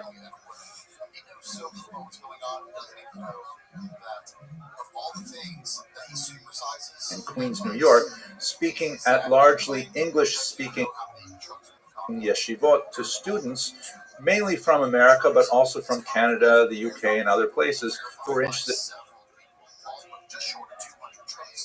in returning to the United States and taking a degree here at our college. And while I was there, I had the phenomenal, wonderful experience of seeing my sons, who now live in the land of Israel. And while we were traveling on one particular highway, and I was commenting on the ribbon everywhere, sometimes in monumental forms like this example here, where they have all over the state of Israel these yellow ribbons. And while I was speaking with my sons in the car, it came up that they really didn't know the backstory of the yellow ribbon. So I thought I'd take a minute to talk to all of you about it, in case there's those of you who were born, let's say, after 1970, who may not be familiar with the famous song associated with it, and the unusual Jewish element to that backstory. So looking at the state of Israel, this yellow ribbon symbolizes a national solidarity with the Chatufim, the kidnapped ones, the 100 odd people who still remain trapped in Gaza by Hamas after their attack on October 7th. These people, many of whom are children, there are children under the age of 5 who were kidnapped, who are still not returned. So as a symbol of solidarity, you see the yellow ribbon everywhere. I myself picked up some of these yellow ribbon lapel pins, and the color yellow is especially important. Quite often you'll see it like with the yellow chairs, the empty seats that are placed in installations all over the land of Israel to remember the people who are not at the table. Really a very, very moving and powerful kind of demonstration. So what is the story behind that color yellow, and specifically the yellow ribbon? So it is a very old tradition. It's been traced back to European colonists in pre-revolutionary America, and it seems to revolve around certain themes. One of the most important is the idea of women wearing yellow ribbons as a reminder of their loved ones who are far away, often taking off into war. It has a military context. The American military has adopted it as a symbol as well. And it was popularized in 1917 in particular by a song composed by George Norton. Here you can see the sheet music. Round her neck she wears a yellow ribbon for her lover who is far away. And there are many different variations on the theme. In 1949, a film was made of this. She wore a yellow ribbon starring John Wayne. Really quite a fascinating kind of example of this notion expanding into popular culture. But again, very specifically with this military context. In 1973, the group Tony, Orlando, and Dawn came out with a song called Tie a Yellow Ribbon Round the Old Oak Tree. Once again, I apologize for people who are my age, because this is such a massive cultural icon that everyone who was, older than, let's say, 40 probably remembers this song very well. It became the top song of 1973. It sold 3 million records in just 3 weeks, and really cemented the idea of the yellow ribbon symbolism within the American mindset, at least. The storyline for that song, and I'm going to look at the lyrics shortly, appeared first in a 1961 Reader's Digest story, and later in a 1971 New York Post article, again with certain elements overlapping one over the other. It was, however, the lyrics of 2 Jewish songwriters from New Jersey, Irwin Levine, born 1938, and L. Russell Brown, who was born in 1948, that really captured a particular version of this story, and something that I think everyone my age has basically memorized. Let's have a look at the lyrics, and you'll get a sense of why this song was so popular. So he writes, "I'm coming home, I've done my time. Now I've got to know what is and isn't mine. If you receive my letter telling you I'd soon be free," it's hard for me to stop from actually singing, but you don't want me to sing, "then you'll know just what to do if you still want me." He's speaking, as it were, to his girlfriend, wife, we don't know for sure, saying that, listen, I'm coming back home from prison, and I don't know what our relationship is going to be like. I don't know if you're still hoping for me. I don't know if you've cut me out of your life, but I want you to leave a symbol for me. Then the chorus famously goes, "Tie a yellow ribbon around the old oak tree. It's been 3 long years. Do you still want me? If I don't see a ribbon round the old oak tree, I'll stay on the bus. Forget about us. Put the blame on me. If I don't see a yellow ribbon round the old oak tree." Right? That's the whole setting for it. Then, beautifully, the lyrics go, he speaks now to the bus driver, and he says, "Bus driver, please look for me, because I couldn't bear to see what I might see. I'm really still in prison, and my love, she holds the key. A simple yellow ribbons, what I need to set me free. Wow. So basically, he can't bear it. He's waited so long. He hasn't heard from his wife, apparently, or his girlfriend. And he's saying, I don't know what I'm going to see when we get up to the old oak tree. So he asked the bus driver to please tell him what he sees. Is there a sign that he's welcome after coming back from prison? And then the last verse goes, now the whole damn bus is cheering, and I can't believe I see 100 yellow ribbons round the old oak tree. And he finally is emerging from his prison, which is not a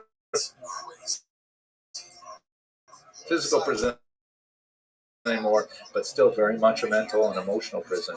And he sees that his wife is still with him, his wife is still supporting him, and his wife still wants him home.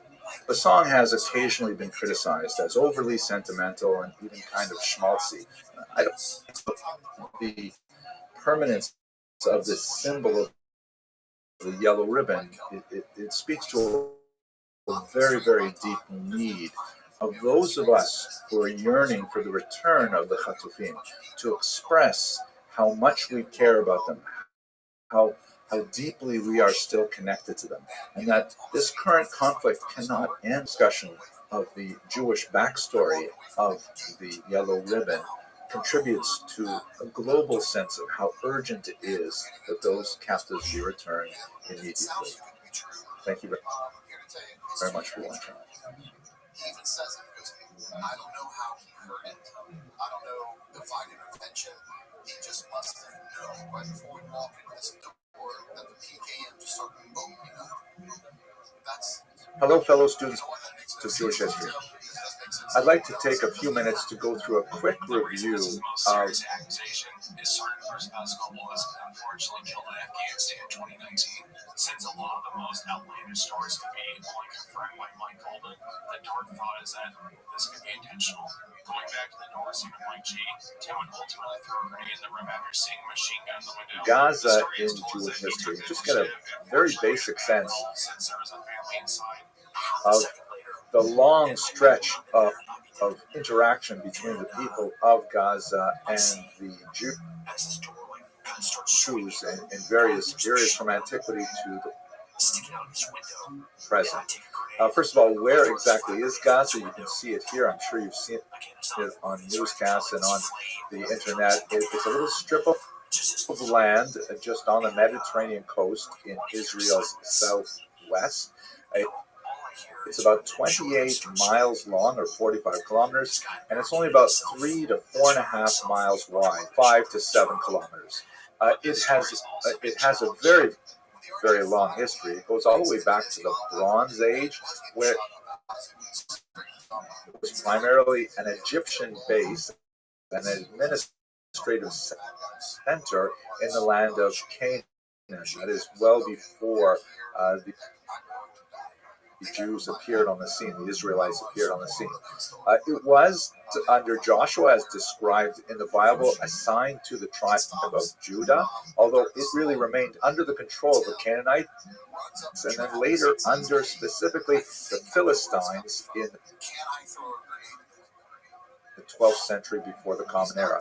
The Philistines, in Hebrew the Pelishtim, are of course the etymological origins of the Palestinians today. That term Philistine in English, or Pelishtim in Hebrew, was later adopted by the Romans in their attempt to erase Jewish memory from the region, and they named the entire land Palestina. That's where the Arabs get the word Philistine, from the Roman borrowing of this 12th century people living there. Of course, we have lots and lots of biblical stories about the conflict between the Pelishtim and the Jews. If you have a look, for example, in the book of Samuel, it's constantly going back and forth. I think one of the most dramatic elements of Gaza specifically is the scene in which the judge Samson is taken captive and brought back to the Temple of Dagon in Gaza, what would be, I guess, Gaza City today.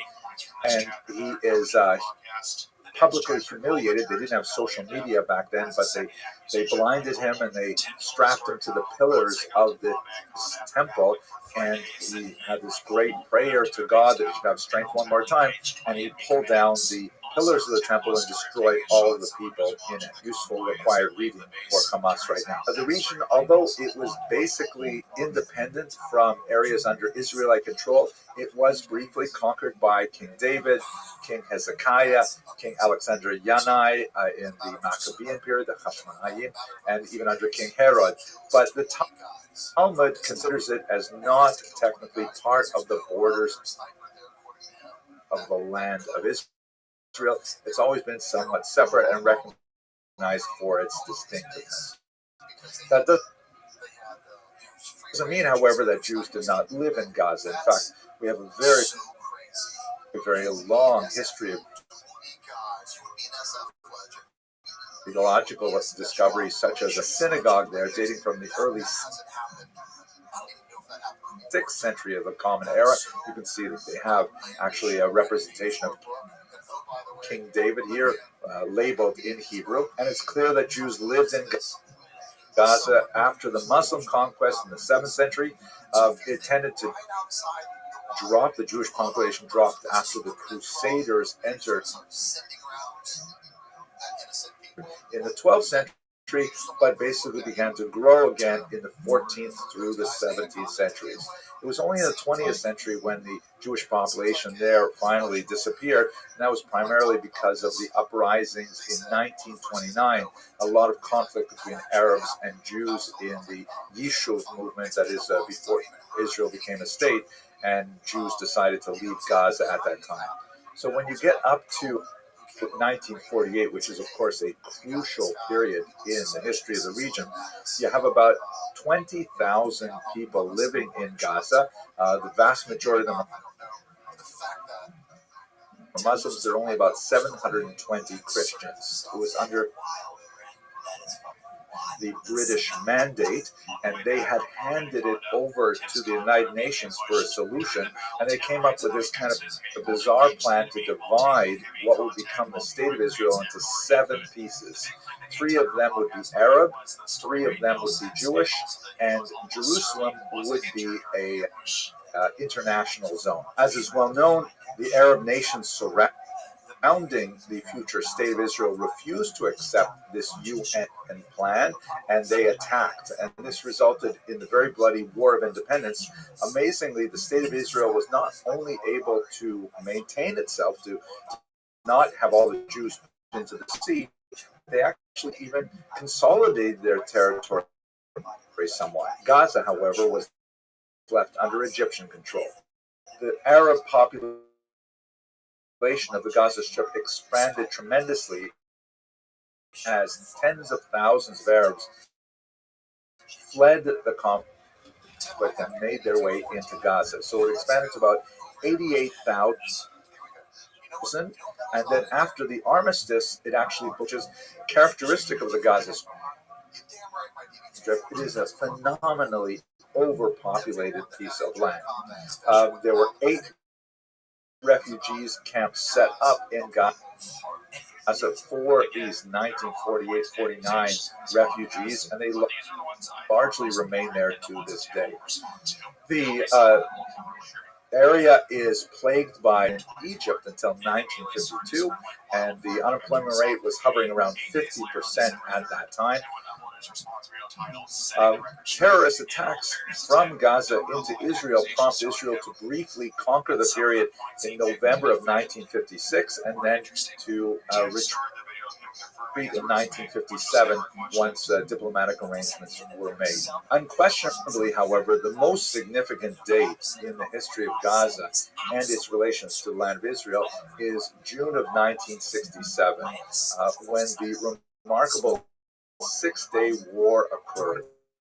In 1967, Israel was preparing for a massive attack by the Arab armies that surrounded it, particularly from Egypt and from Syria. So they launched a preemptive strike, and largely using superior air power, they were able to expand the borders of the state of Israel dramatically, encompassing the entire Sinai Peninsula, the region that had been controlled by Jordan, called the West Bank, and the Golan Heights to the north. The Gaza Strip, of course, was also now part of the region that the state of Israel was responsible for. However, and this is really crucial, the state of Israel had to determine what it was going to do with these territories. Some territories were annexed. That includes East Jerusalem, for obvious reasons, because that is the historical capital of the Jewish people, and the Golan Heights in the north, which had a significant military advantage because it overlooks Damascus and it also overlooks the Galilee from the other side. So Sila, the West Bank and the Gaza Strip were not annexed, and they were rather occupied. What to do about these territories? A large body of public opinion felt that now that Israel had really demonstrated that it was here to stay, then the Arabs would then come to the negotiating table and they would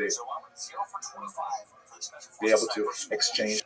That did not happen until 1978, when President Anwar Sadat of Egypt made a very heroic gesture and essentially traveled to Israel, met with Menachem Begin, the prime minister, and together with the work of President Jimmy Carter, they hammered out the Camp David Accords in 1978.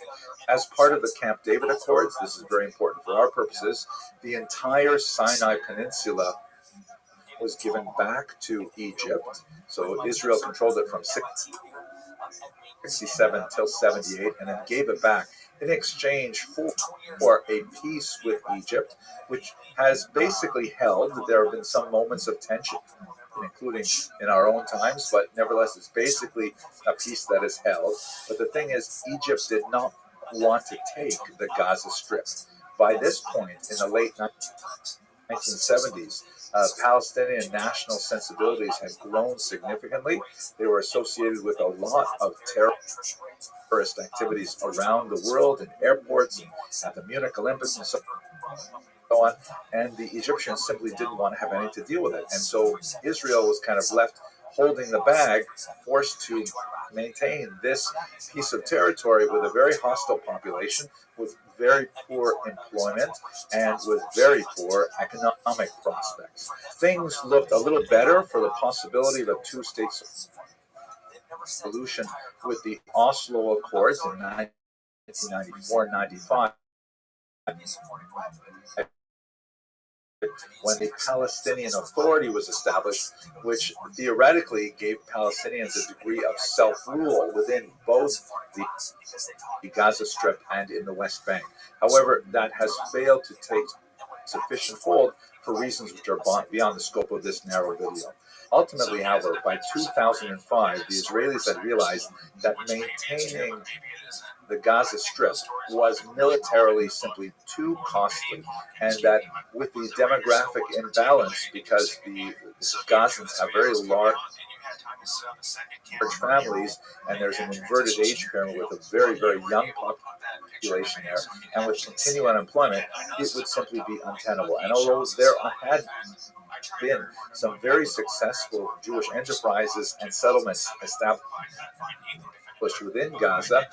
In a period of tremendous national turmoil, Ariel Sharon ordered a disengagement, or simply a retreat from Gaza, and all of those Israeli settlements were removed.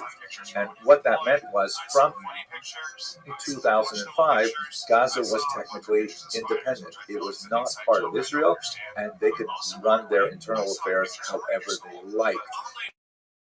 We will get to the blockade shortly. But the Gazans turned around, and between September and January, they had their election, and they pushed out Fatah, which is the somewhat more mainstream Palestinian movement that is associated more now with the West Bank, and they elected Hamas, a organization recognized as a terrorist organization by most Western nations, including the United States, and Hamas has been in power ever since. So now Israel had a very, very difficult kind of situation. They had literally a terrorist state on their borders, a state that was dedicated to the destruction of Israel's very existence. And Israel had to figure out how they were going to have these very, very hostile neighbors. The blockade was intended to make sure that the Gazans under Hamas could not import weapons, and then later so they could not import secondary materials that could be made into weapons. That has proved to be not very successful, because Hamas has taken much of the foreign aid that is poured into Gaza, humanitarian aid in many cases, and has diverted it to building more and more rockets. And in fact, rockets are the primary way in which Gaza interacted with Israel. That and the use of work permits. After 1967, there was actually a period of some prosperity for Gaza, as in an attempt to develop some kind of normalcy, some kind of relationship with this population. Israel allowed Gazans to work in the country, and they issued thousands upon thousands of work permits. In 1971, 32.7% of Gazans worked in Israel, and the unemployment rate was almost zero. By 1979, the number of Gazans working in Israel had risen to 42.4%. By 1996, it was at 46.1%.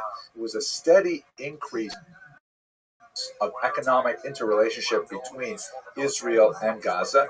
The Gazans were largely working in menial labor, in construction and things like that, but nevertheless, there was at least funds flowing into the region. In 1987, however, things exploded with the first Intifada, which was kind of a Palestinian expression of disgust at the lack of progress that they had made towards statehood. And Israel, responding to many of these violent demonstrations, began cutting down on the work permits. By 1993, the percentage of Gazans working in Israel had been reduced to 26.5%, basically half of what it was in 1986. But suicide attacks increased, and in 1995,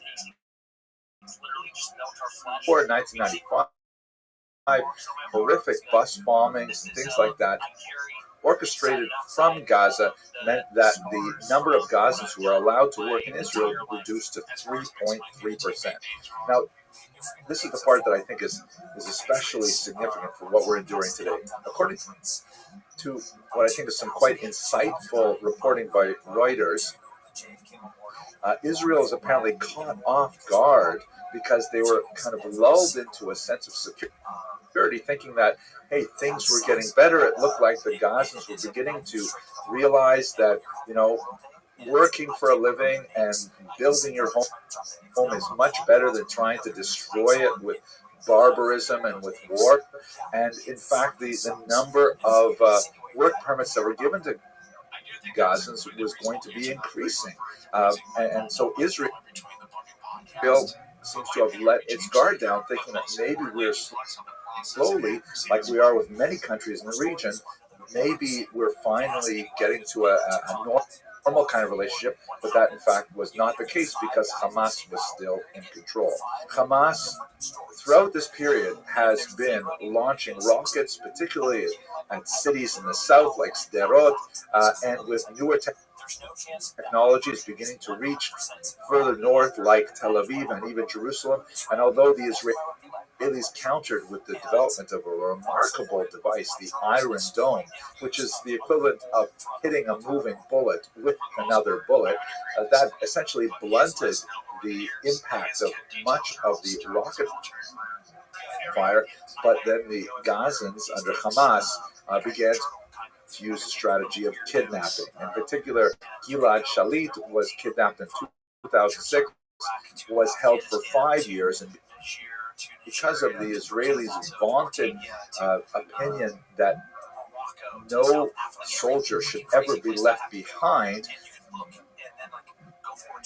they actually negotiated a controversial deal of releasing 1,027 Palestinian prisoners, some of whom had been jailed for violent terrorist crimes, in order to get back Gilad Shalit. And that's basically where we are today going into this particular conflict. Hamas has clearly learned that the Israelis are sensitive to kidnapping, that Israelis value their population, and that they want to get their people back. And all I can see from a historical perspective is that Hamas worships death and wants to increase the suffering of their population, rather than pursuing the route of working towards prosperity. It seems that all of their energy is going to more and more bombs, more and more violence. I hope you found this video useful. Retired Green Beret myself, 6 bullets, too much gunshot over the years, all that stuff out there on the beach. I've personally known Tim for almost 20 years. We were in the course together, although not the same class. We were there. Dick out to write his book, kind of made that class, a little bit of a spotlight. It's hard to miss it. So I'm going to address first the thing that I know personally that I saw from Tim's rebuttal video. Tim. Hello, fellow students of Jewish history. Let me begin this video with a few disclaimers. First of all, in accordance with YouTube community guidelines, I want to make sure you understand this is a video of educational content. I'm just trying to discuss a historical phenomenon. It happens that it relates to the present day in many ways, and it has some graphic and disturbing images and discussion. Secondly, I want to give you a spoiler alert. If you look at the title, I am going to say that anti-Zionism is basically a form of anti-Semitism or Jew hatred. If that disturbs you and you prefer not to listen, then just leave a nasty comment and then go watch something else. I would recommend something relaxing like kitten or puppy video, something like that. What I intend to do in this short video is, first of all, to discuss what it is we mean by the term Zionism. What exactly is that as a historical phenomenon?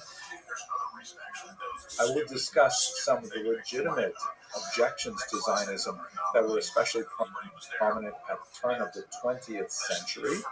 And then I'm going to focus on the illegitimate objections that hide it under the term anti-Zionism, but are basically just a veneer for old-time Jew hatred. I have discussed this in other videos and much more detail on the history of anti-Semitism in other videos, and I'll try to remember to put some links in the information boxes to where you can find out more of that.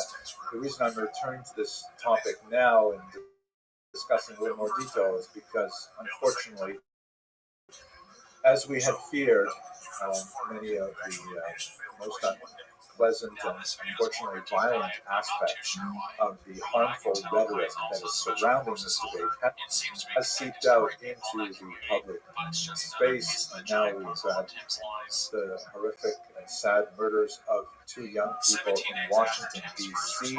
by a person who was reputed to have said afterwards, "Free Palestine." And we've also had a horrific attack on peaceful protesters in Boulder by a person who apparently tried to get a gun. Thank God his questionable immigration status prevented him from getting one, but he used homemade flamethrowers and Molotov cocktails instead and injured 22 people. And since the rhetoric is getting out of hand and is starting to cross over into violence, God willing, that was the end of it, but I think that would be optimistic. It's important for us to understand what exactly are we talking about when we refer to anti-Zionism. So let us begin by saying, what exactly is Zionism? Well, first of all, it's not a settler colonial movement. On the contrary, it is historically the most pro-indigenous movement ever in human history, which is why, ironically, so many First Nations in Canada, the Maori in New Zealand, and elsewhere support Zionism. You see that occasionally in the social media spaces. The Zionism refers to the age-old desire for Jews to return to their ancient homeland in the land of Israel. It is, without doubt, the oldest movement of its nature in history. Now, as I will explain in a minute, the term Zionism, with a capital Z, was really coined in the context of the 20th century when it required a distinctly political overtone, and I'll come back to that.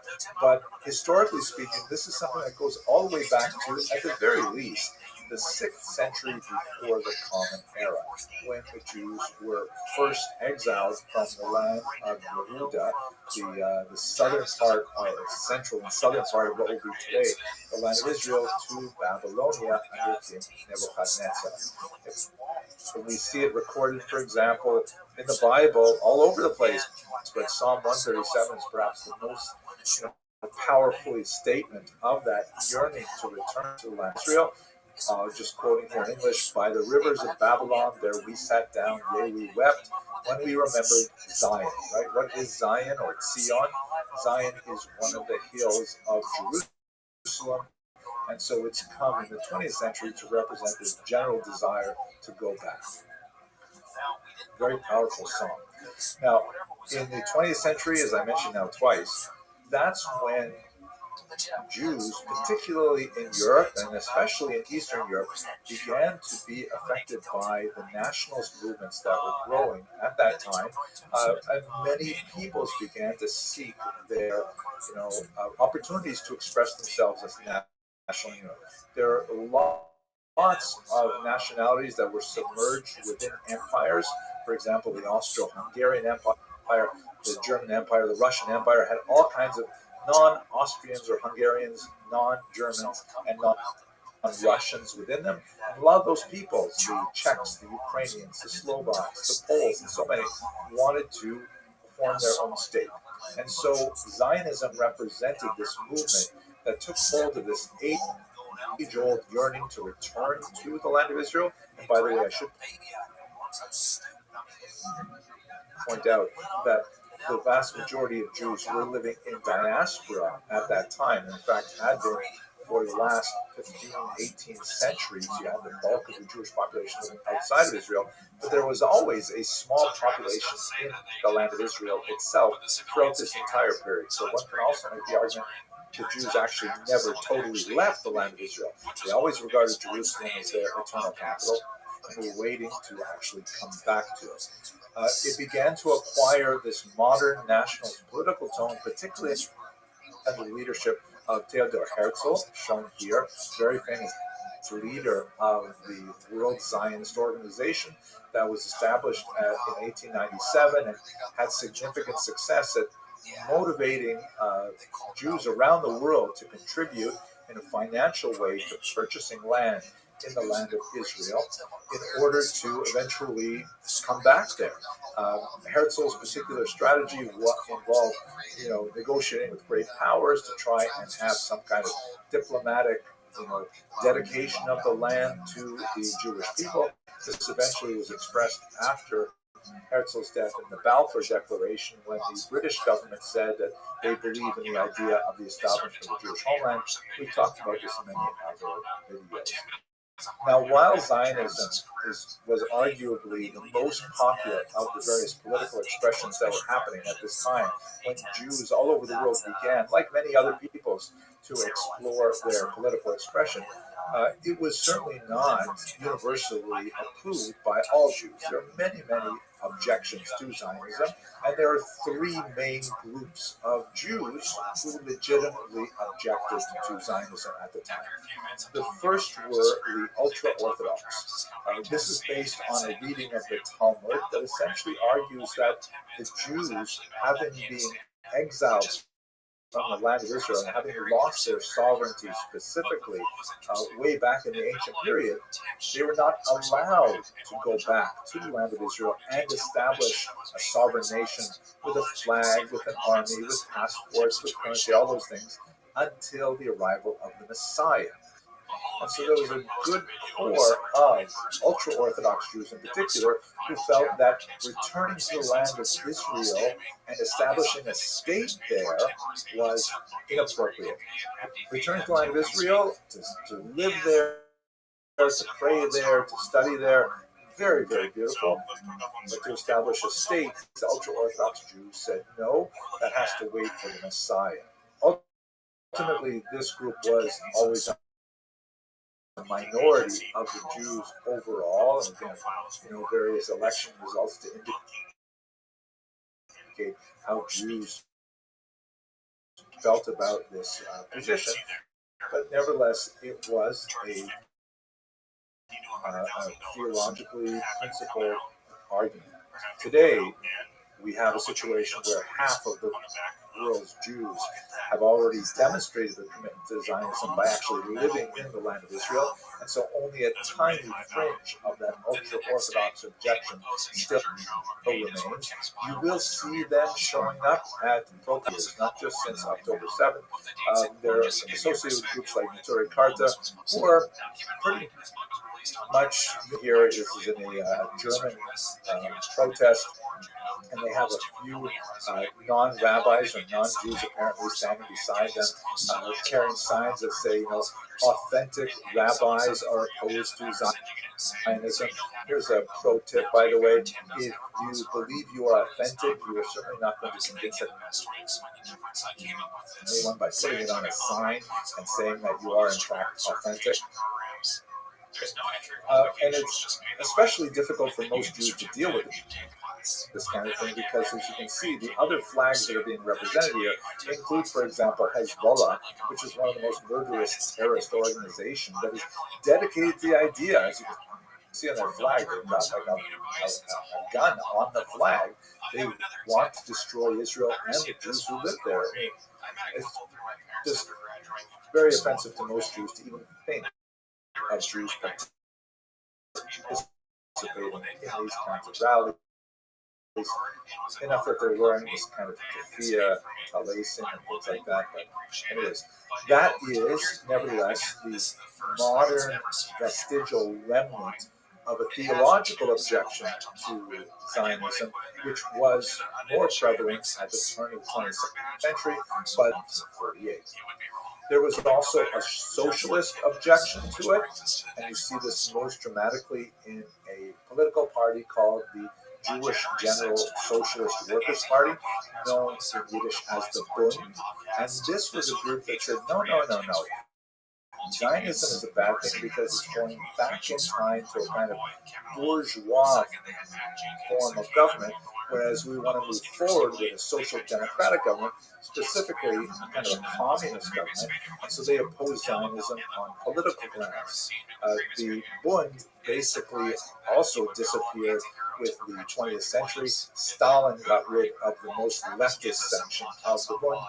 It survived to a certain degree in America as a Jewish workman's circle and so on, but that was also a principled opposition to Zionism on the basis that it was moving in the opposite direction of what all society should go. This is why, social democrats tend to oppose Zionism, and there were Jewish social democrats at the turn of the 20th century as well. Finally, much smaller group, but still nevertheless significant in some ways, the so-called diaspora nationalists, who were led by Shimon Dudno and had some success in implementing their notion of the appropriate form of Jewish political expression in the interwar period in the Baltic states of Latvia, Lithuania, Estonia, and also in short-lived Ukraine before it was taken over by the Russians. Dubnow's vision of Jewish political expression argue that they should in fact be more invested in their own communities around the world and not seek to go and create a state. In Dubnow's vision, he felt that existing as a diaspora community actually represented a more advanced form of social organization than statehood, and that the Jews were in a unique place to actually express it into the future. So you will see occasionally a kind of a diaspora nationalist objection to Zionism, but it was especially prominent in the 1920s. It faded away in the 1930s under the influence of integral nationalism and fascism and so on. Nevertheless, these are three principled oppositions to Zionism that existed when Zionism was still kind of like an idea as opposed to an actual expression in the state. Let us move now to anti-Semitic about it, since I've just described to you three kind of reasonable forms of anti-Zionism, although they're very hard to find in actual people today. So let us understand that anti-Zionism is unfortunately basically the fifth stage of the evolution or devolution, if you prefer, of a form of ancient hatred. Jew hatred is, arguably the oldest form of hatred we have on the planet. Just like the Jews are a very old people, antipathy to the Jews is also a very old phenomenon. But we see it in much the same ways, and when it happens, we recognize it. I'm thinking to myself, for example, how many times have I walked the synagogue on a Saturday, and some car drives by and someone rolls down the window and yells, some expletive, F you Jews, that kind of thing. Nowadays, they roll down the window and they yell, Free Palestine. It's the same thing. It really is just a different form of expressing hatred of Jews, but I hope to demonstrate exactly how that's happening. Let's go through the first four ideological forms of anti-Semitism, and then we're going to focus on anti-Zionism specifically. The first form of antipathy to Jews is understandable, and that's basically xenophobia. This is something we see in the ancient period among Greeks and Romans in particular. You see it in Greek and Roman literature, and it basically refers to nasty things said about Jews, largely because the authors did not understand Judaism and Jewish culture. One day a week, they were therefore considered slothful, because that was on the Sabbath. That was something that was not familiar to Greeks and Romans, and they just didn't understand it. Judaism requires, if you want to convert to Judaism, for example, circumcision for men. So they felt that Jews were clannish and were, self-selected and things like that. And so it's basically represents a form of misunderstanding of the the basic function. So here's another one. For example, Jews keep kosher, and so if you want to invite a neighbor over to your home and say, "Hey, we're having pork or shellfish or something like that," and the Jew says, "Sorry, I can't eat that food," it's like, "Oh, what's wrong with you? How come you don't share with me?" So that's just misunderstanding the reasons why they're not eating with you as a form of misanthropy, of hatred of other people. So this is something that happens when cultures meet up against each other and don't quite understand each other. It's still not so nice, but nevertheless, it's something that happens, and it happens to all peoples. The second form of anti-Jewish antipathy is something we see more with the birth of Christianity, because Judaism, and as a result, there's a special mother-daughter relationship that Judaism would not have, for example, with Hinduism, or to a degree with Islam, which is kind of like sort of like the relationship of the mother and the daughter is especially important. In this context, this early form of Christian anti-Judaism, who are the Jews as a chosen people? If they're the chosen people, what is the Christian people? What does God think of this relationship? Who is Jesus, and what does it mean for the, we have the Jewish Bible planted at the beginning of the Christian Bible. How do we define our distinctions? That can sometimes express itself in an antipathy to Jews, and that's something that was especially prevalent for, let's say, the first millennium of the Common Era.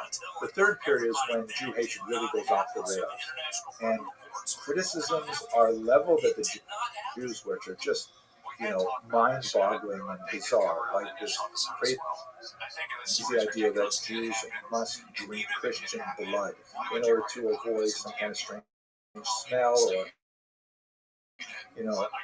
various other nasty things. The idea that Jews must somehow ritually murder a child in order to fulfill some kind of bizarre ritual purpose. These are like weird ideas that in the 12th, 13th century in particular, they began to take hold of the European imagination. They connected especially when printing became popular and it was possible to disseminate these ideas cheaply and widely. And unfortunately, we are still dealing with this form of medieval Jew hatred as well.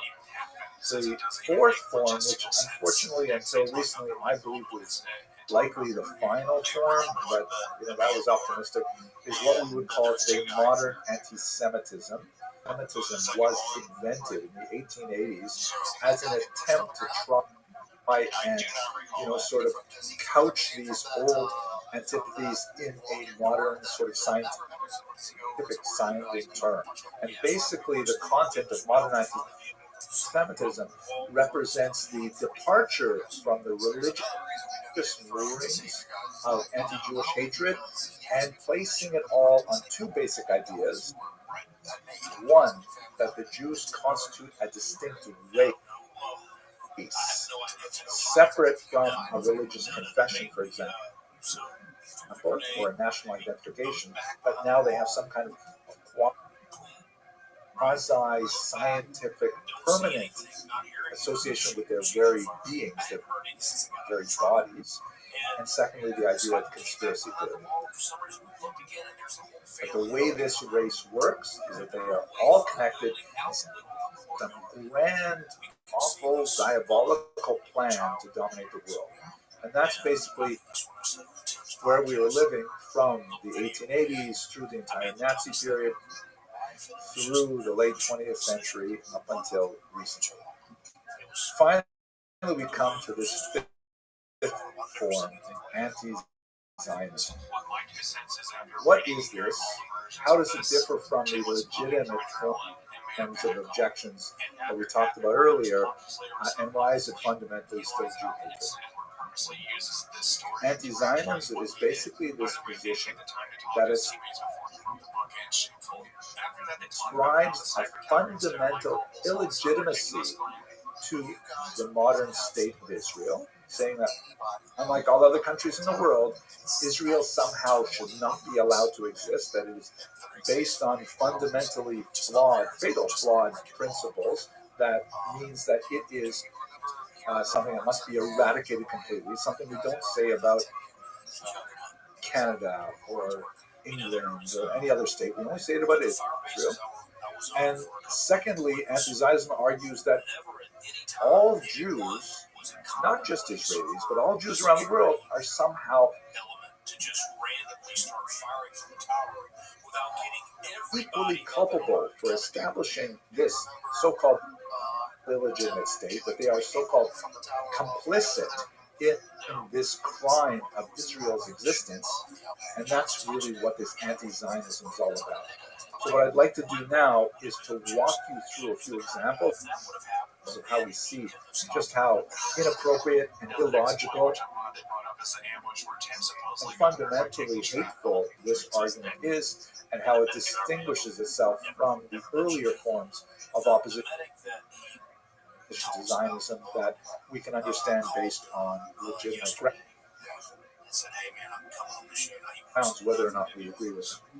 Let's take, for example, as a litmus test, the International Holocaust Remembrance Alliance definition of anti-Semitism. It's not, for me, it's not my favorite form of defining anti-Semitism, but it happens to be something that is in the news because a lot of political debate is whether or not we should formally accept this definition, not this. But let's just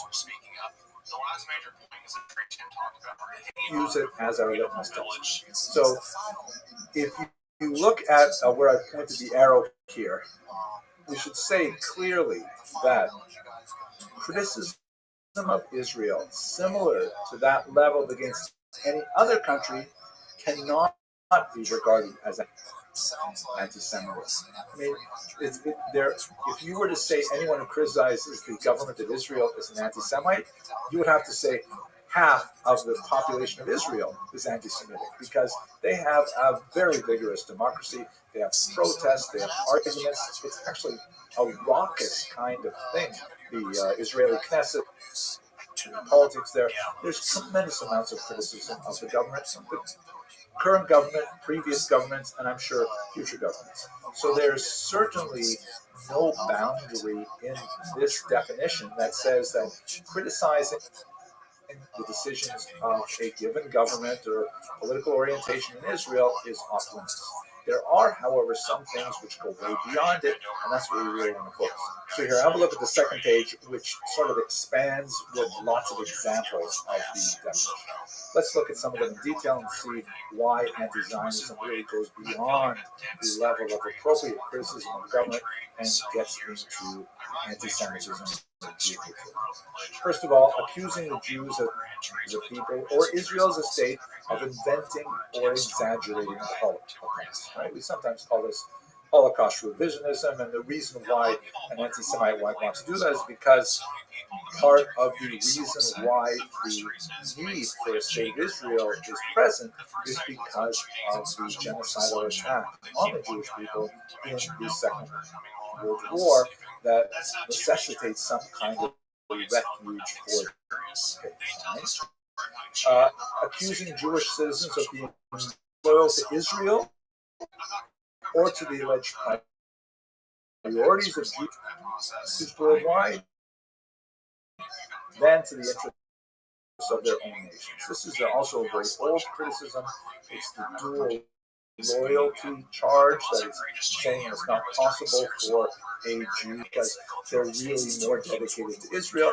I mean, if that is the case, again, you have to wipe out, you have to remove from its ranks a tremendous number of people in the armed forces who come from other countries or have various, affinities for other countries. So we're going to set that one aside here. Anti-Zionism means denying the Jewish people their right to self-determination.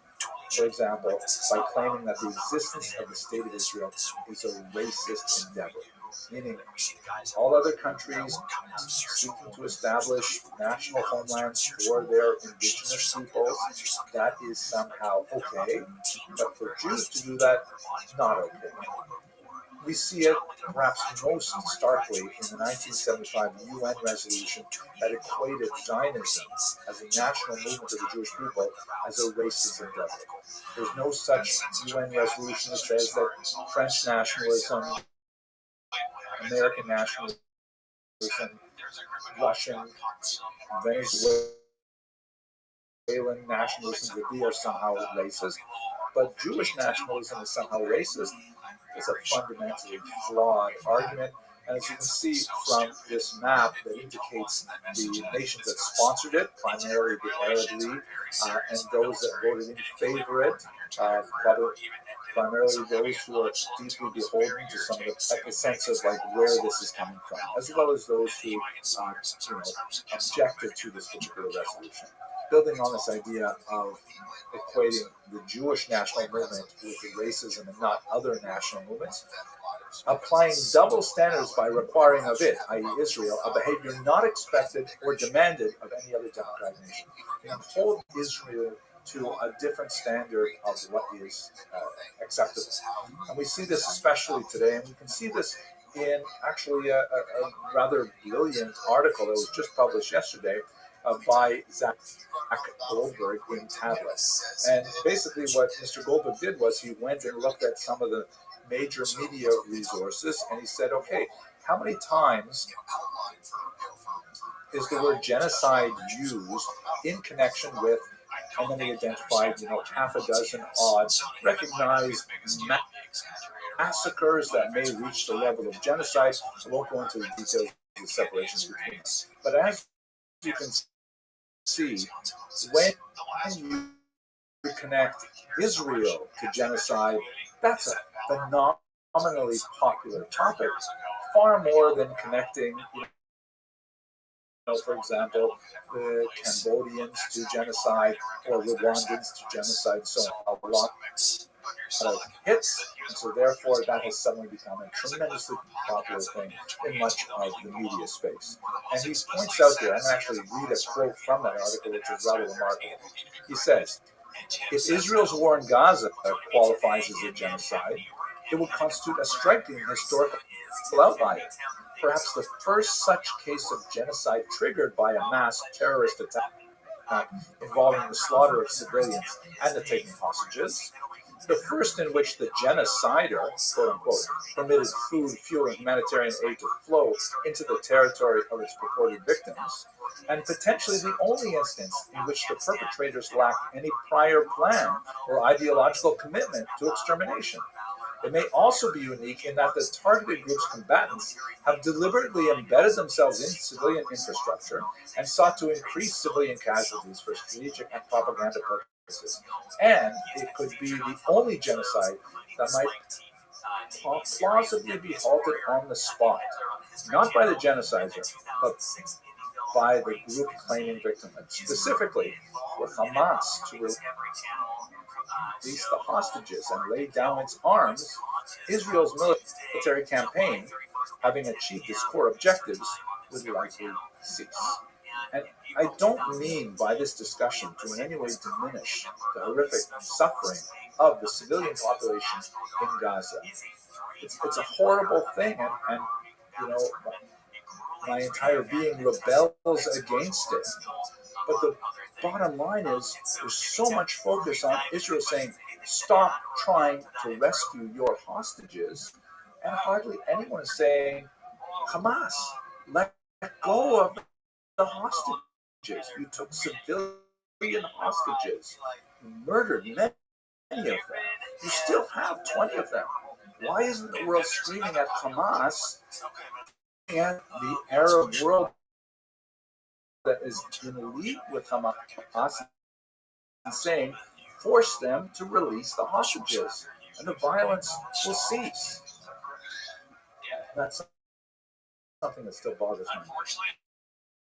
Next, using symbols and images associated with classical anti-Semitism, such as claims of Christ killing or blood libel to terrorize Jews or Israelis. Lots of Israelis drinking blood, harming children, God forbid, these kinds of things. Drawing comparisons of contemporary Israel policies to Nazis, that happens everywhere, things like that. And finally, holding Jews collectively responsible for the actions of the state of Israel. And that's why we're talking about this right now. This is something that we've seen for a long time. If it wasn't Israel, there was other things, such as the horrific massacres at the Tree of Life synagogue that occurred actually before October 7th. But of course, we see it today in the terrifying murder of two Israeli staffers walking by the museum in Washington, or the horrible attacks on the peaceful protesters in Oregon. Okay, I hope this video sort of explains, what is anti-Zionism, why it is fundamentally a form of Jew hatred.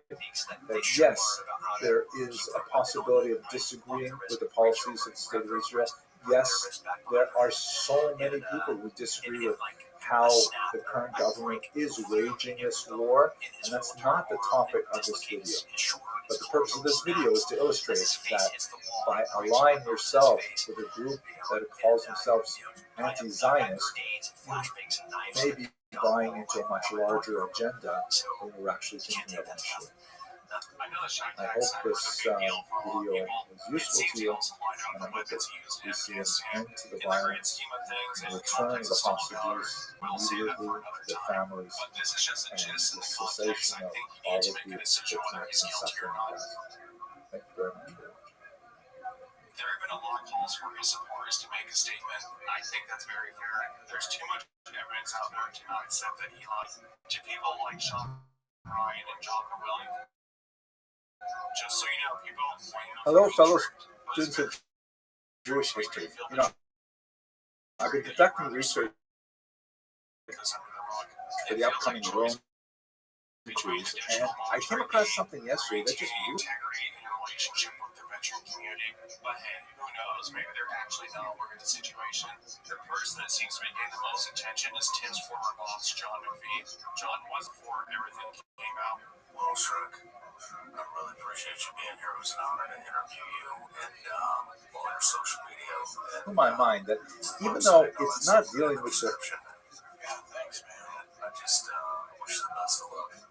Thanks, man. You didn't even ask me any serious Timmy Kennedy questions. What's up? I didn't see this coming. Rome material, it's in a very close by area, the region of Bordeaux and Bayonne, which we will be going to God willing next year.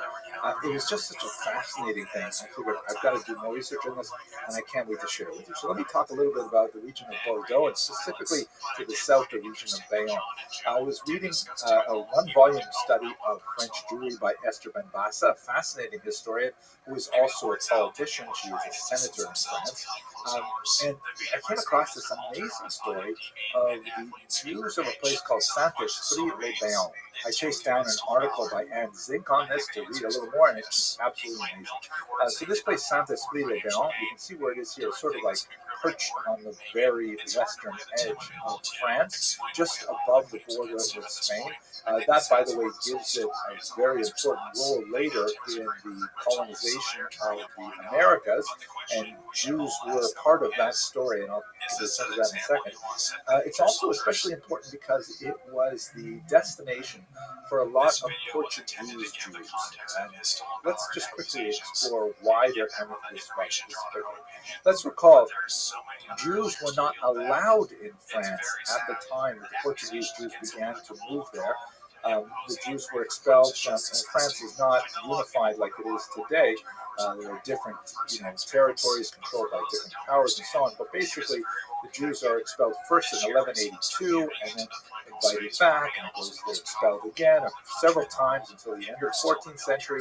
And in Provence, the region that's close by here, finally expelled at the beginning of the 16th century.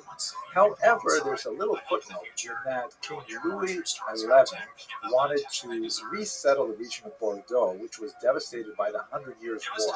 So in 1474, he invites foreigners, except the hated English, to return to Bordeaux and to settle them. And there he explicitly allows these so-called Portuguese merchants, and later they're openly called Portuguese New Christians. They are given residency rights in this region of Bordeaux and Bayonne. Now, who are these Portuguese merchants?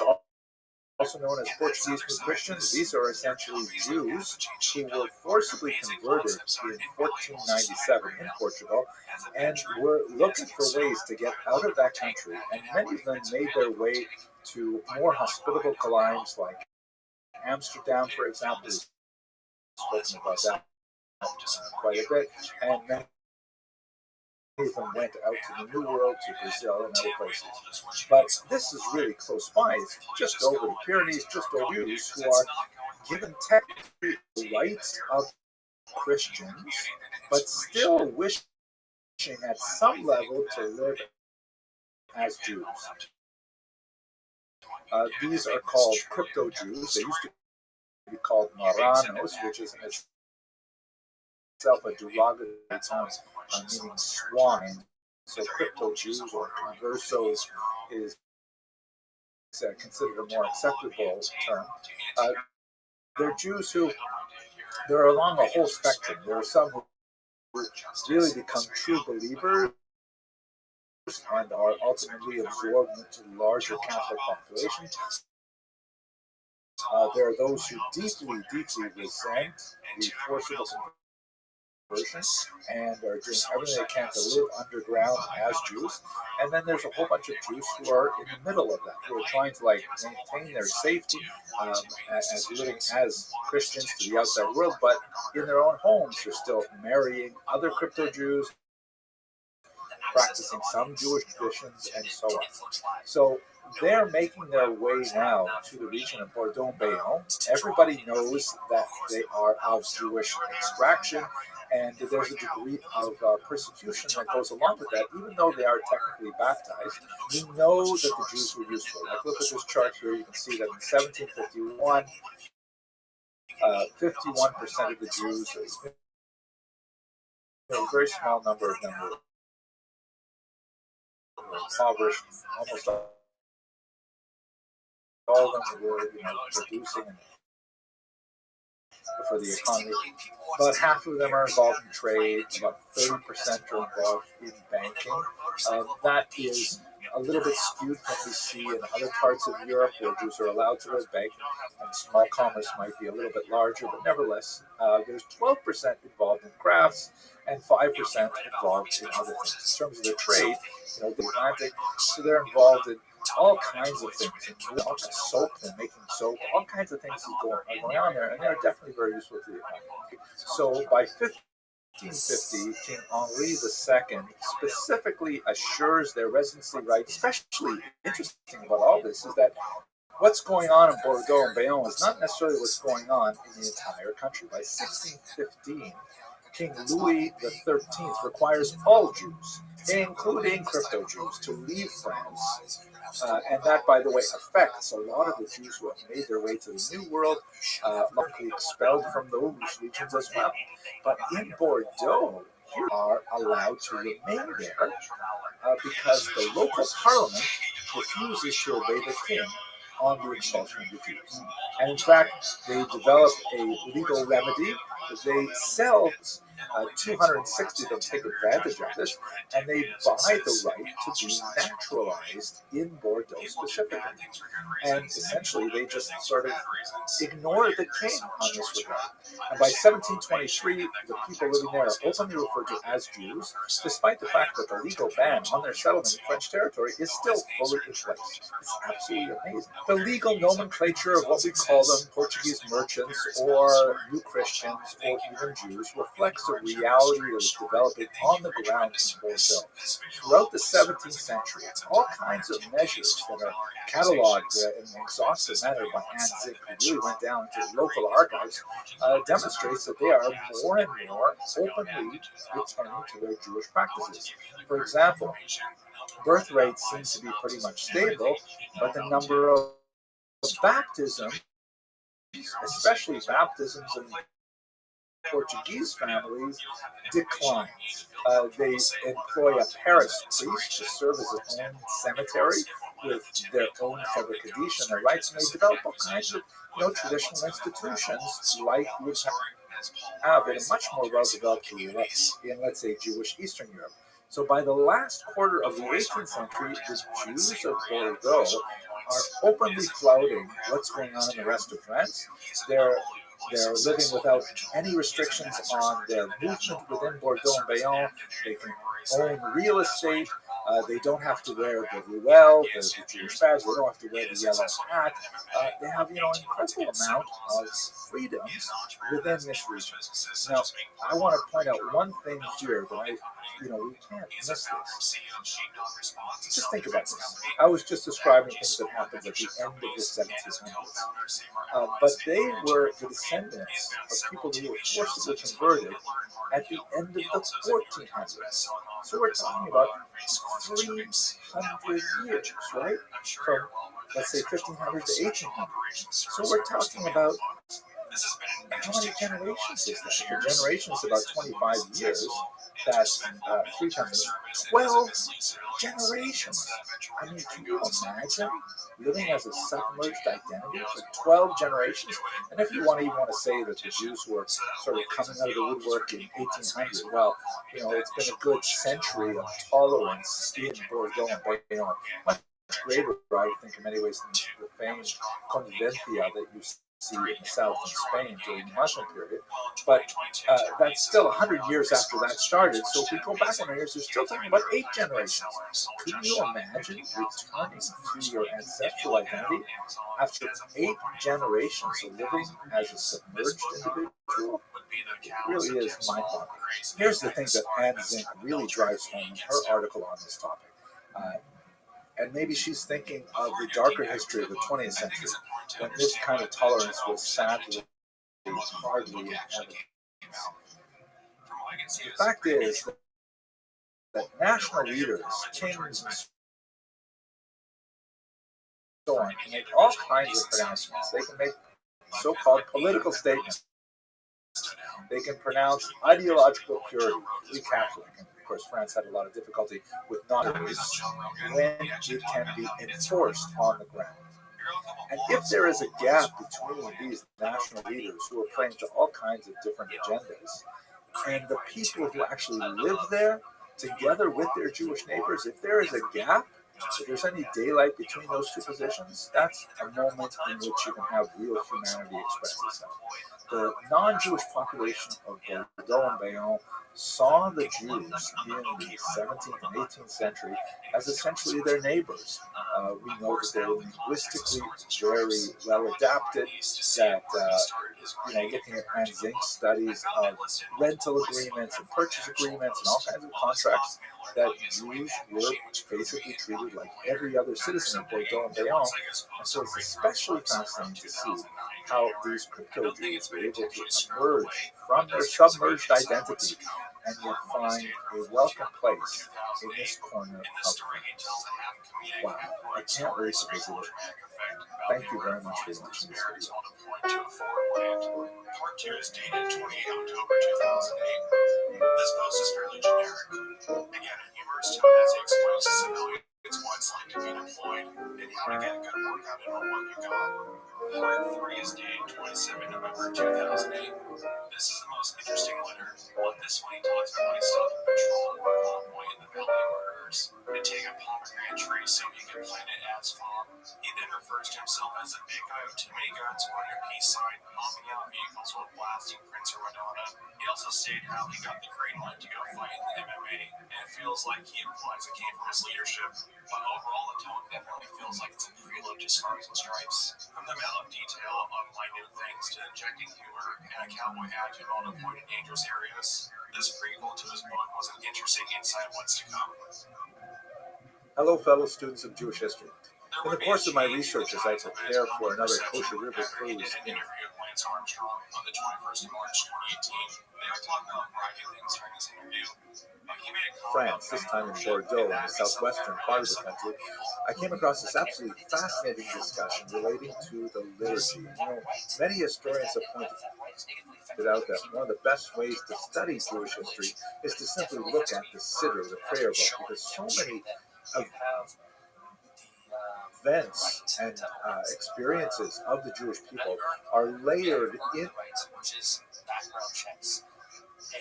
into the fabric of the prayer book, and as you peel away those layers, you can see a lot of fascinating things about Jewish history in general. So I came across this one passage in the work of Gerard Nahum, who is a phenomenal historian, perhaps the greatest historian, certainly of the Bordeaux and Bayonne region, which he's been studying all his life. His family was originally from Algeria, although he himself was born in Paris.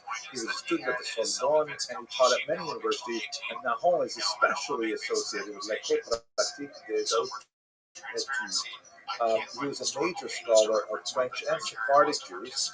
I found something really fascinating in his 2003 publication, Judaïsme à Bordeaux, Jews and Judaism in Bordeaux. So here's what it is. So the first part of his book goes into some of the Bordeaux antiquities, like when did Jews first come to this region? It's certainly lost in the sands of time, because by the time we first get records of Jews, they aren't referring to their settlement. These are referring to Jews that ultimately have lived there for some centuries. Most likely they came in the early first millennium, maybe the first or second century with the Romans, but we'll get into some of the details. We have some interesting archaeological discoveries. For example, in Bordeaux, a gold ring was discovered in the vicinity of streets later called Rua Judaica, or Rue Juive, the Jewish street. And if you look at this amazing ring here, it was first published by Camille Julien in 1890, who presumed that it was an engagement ring of a woman named Esther. When you look closer at it, you can see that in fact it does have the name Aster, which is in fact a Roman equivalent of the name Esther. We know that from this remarkable first century epitaph that was set up for Claudia Esther, who was one of the slaves who was taken from Jerusalem in the first century to Rome, and it was put up by her husband. But looking more closely at this particular image, why would you think that this Aster is definitely a Jewish one? Well, it is obviously the representation of the menorah on both sides of the ring. And you can see that's a classically Jewish symbol. The seven-branch menorah in particular really goes to the heart of Jewish symbology. You see it from very, very early, and it's very popular in the first, second centuries. So, whereas Julien argued that it was an engagement ring, Nahon says that's probably not the case. He says it probably belonged to a man named Asterius. I'm not sure how strong his argument is personally, because why wouldn't he say Asterius, although those last three letters kind of indicates like a nominative case. It really should be in the ring itself, unless it's a short form, but who knows? At any rate, everybody agrees it's from the 6th century there at this time. We also have a really fascinating document that goes back a couple hundred years earlier, and this one is really interesting. It is the document of the Pilgrim of Bordeaux, which is really fascinating. It goes back to the years 333 or 334, and it's regarded as one of the very earliest itineraries composed by a Christian pilgrim making his way to the Holy Land. In this case, from Bordeaux, all the way over the northern Mediterranean, and then down into the land of Israel. And it's been studied for centuries and centuries as a work of history, of geography, of piety, and so on. But what's really interesting is that there's this Professor Klein who already published in the 1930s an article saying that, wait a second, are we sure that this pilgrim from Bordeaux was in fact Christian? Because when you look at the itinerary itself, he zips right through Galilee, where Jesus was active for 2.5 years. That's where most of his stuff happens. He doesn't talk at all about Nazareth or Capernaum or any of the important places in the Galilee. He goes straight down to Jerusalem, and he talks and talks and talks about Yahoo and all kinds of people who are really important in the Tanakh, in the Hebrew scriptures. But he only has 2 in passing because he was going through Bethlehem or Bethlehem. So Professor Klein suggested, maybe this guy's actually a Yid. Maybe this guy's actually a Jewish pilgrim, but he left this very rare travelogue, and that's how we have it today. And it was a mistake to ascribe it to a Christian. At any rate, that's sort of an open-ended question. What I want to talk about today is this Vehu Rachum prayer, which is well known in particular to men and women who pray the morning service. In the Orthodox world, typically women do not pray this section called Tachanun, which are penitential prayers that are read immediately after the central part of the prayers, the Shemona Esrei or the Amidah. And on Sunday through Friday, there's a short version. But according to Jewish tradition, since Mondays and Thursdays are the days when the Beit Din sits, that is, the court of Jewish law sits, so this happens also in heaven, and therefore it requires additional prayers, to expiate our sins. So that's basically what this Tachanun prayer is. And there's this longer section on Mondays and Thursdays called the Rachum, which is the first two words, and it means, and he is merciful, meaning God is merciful. So where does this prayer come from?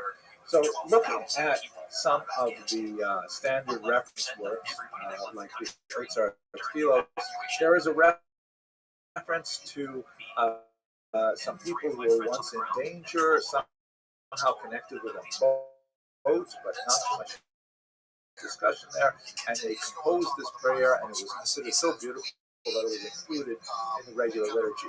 What Professor Gerard Nahon brings forth, however, is a 1407 manuscript from Troyes, elsewhere in France, where a student of Rabbi Menach's the actual story that occurred much earlier. So we're definitely now talking in the realm of legend. This is something recorded in the 15th century, describing something that happened in the 1st century, but it happened in Bordeaux.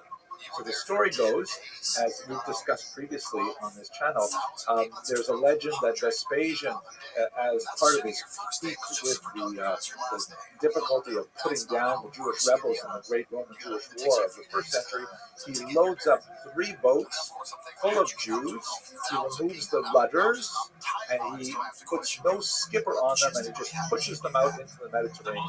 This is considerably less comfortable than what we enjoy in kosher river cruises, let me tell you. At any rate, according to the legend, which has been recorded from the 12th century onward, these 3 boats went to largely southern France. One went to Arles, one went to Lyon, up the Rhone River, and one somehow got to Bordeaux, which is hard to imagine geographically, because really it would have had to go all the way around Spain to enter from the Atlantic Ocean. But never mind, this is a legend anyhow. And the Jews disembarked there, and they established really early settlements in what would have been Roman Gaul, or would have been a Roman territory. So according to the legend recorded in this 1407 manuscript, there was a king in the region of Bordeaux, and originally he treated the Jews very well, but then he died. And just like we have in the book of Exodus, a new king arose who knew not the Jews, and he began to persecute them. And so there were 2 brothers named Joseph and Benjamin, and a cousin of theirs named Shmuel. It's interesting that the specific names Joseph, Benjamin, and Shmuel adds a degree of verisimilitude to the whole story. But at any rate, these 3 people get together, and they each compose a section of a special prayer, and they recite this prayer to God, and then the king forgets about persecuting the Jews, and besides, he dies a horrible death. After this, the prayer was considered so successful, and actually it is very beautiful. I will tell you that, we tend to rush through it because nobody likes saying Tachanun. It's very sad kind of prayers, but it's actually very beautifully written. So I actually enjoy it when I have plenty of time to daven. This prayer spread throughout the entire Jewish world. It has been incorporated into both the Ashkenazic and the Sephardic rites because of its great antiquity. It predates the separation of Ashkenazic and Sephardic culture, and it is included and appreciated to this very day. So it has its origins, apparently. You found this interesting, and I hope you'll be able to join us on this fantastic cruise to this really unusual part of France, where we hope to discover a lot more Jewish history along the way. And if not, I really look forward to sharing these videos with you. Thank you very much for watching. Well, more on that later. From what I saw, Nathan Elmer, a firearms training company.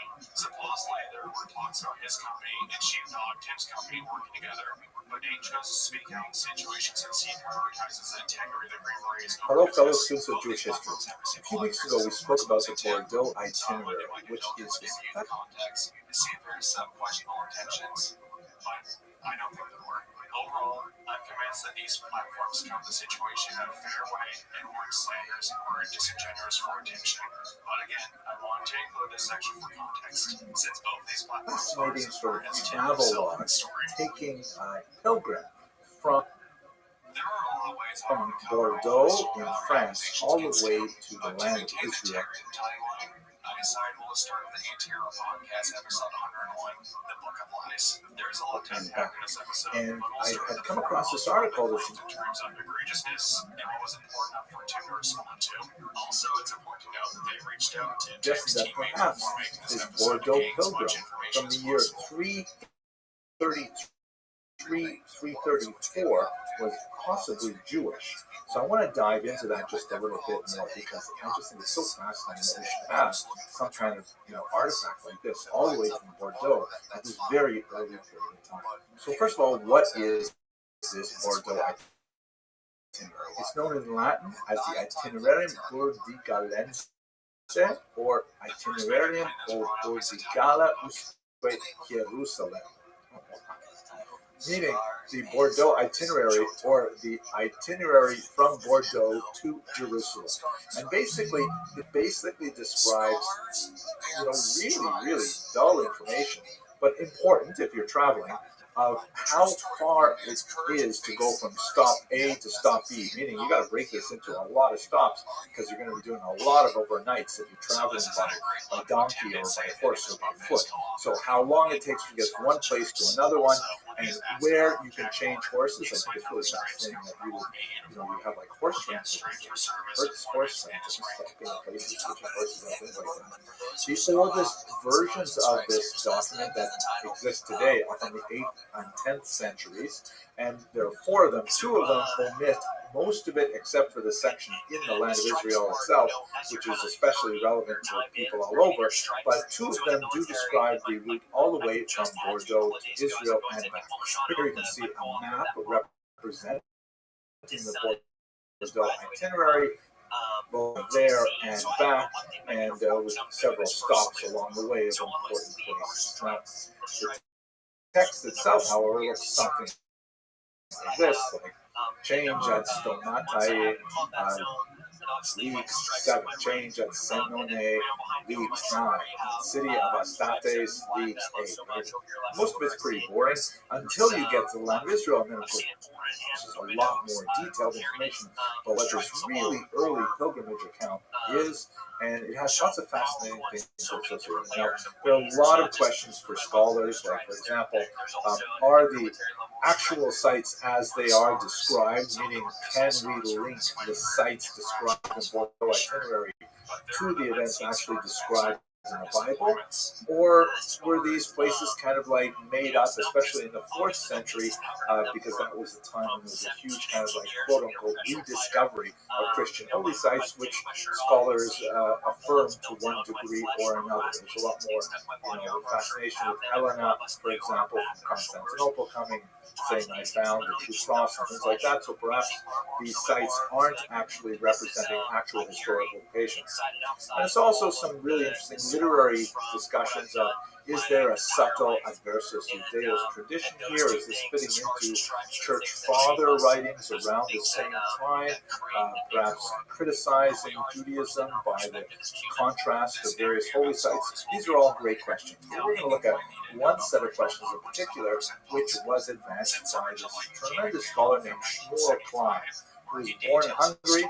He moved to Israel in 1929, where he was one of the first faculty members of the Hebrew University of Jerusalem. He had a rabbinic background. He had served as a rabbi and served as a chaplain and so on.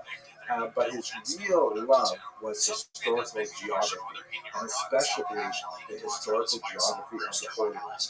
His PhD dissertation was defended in 1909, and it was on the topographic and historical material in the poetry of the 7th century liturgical poet Kalir. Absolutely fascinating.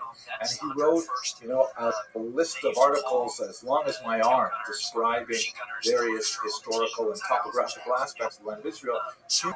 Professor Klein opined that, maybe we shouldn't take this itinerary at face value.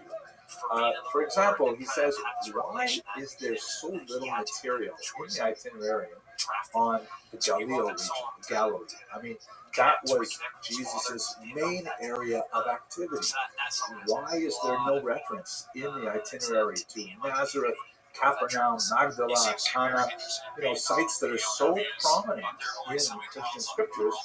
Why does the pilgrim spend this huge trip making his way around Israel and then just skip over all those things, just go straight to the coast and then spend time in Jerusalem? Important question. Second one, why are there so many references to Hebrew scriptures, especially events that occurred to particular kings, as described in the Book of Kings or the Book of Chronicles, and like lots of things which are fascinating in Jewish history, but they're not really that closely followed in Christian history. Some scholars preceding Klein, and he quotes them in his article on this topic, suggest that perhaps it was a Jewish Christian or a Christian Jew, maybe someone who was part of that generation who was of Jewish ethnicity but was practicing Christianity.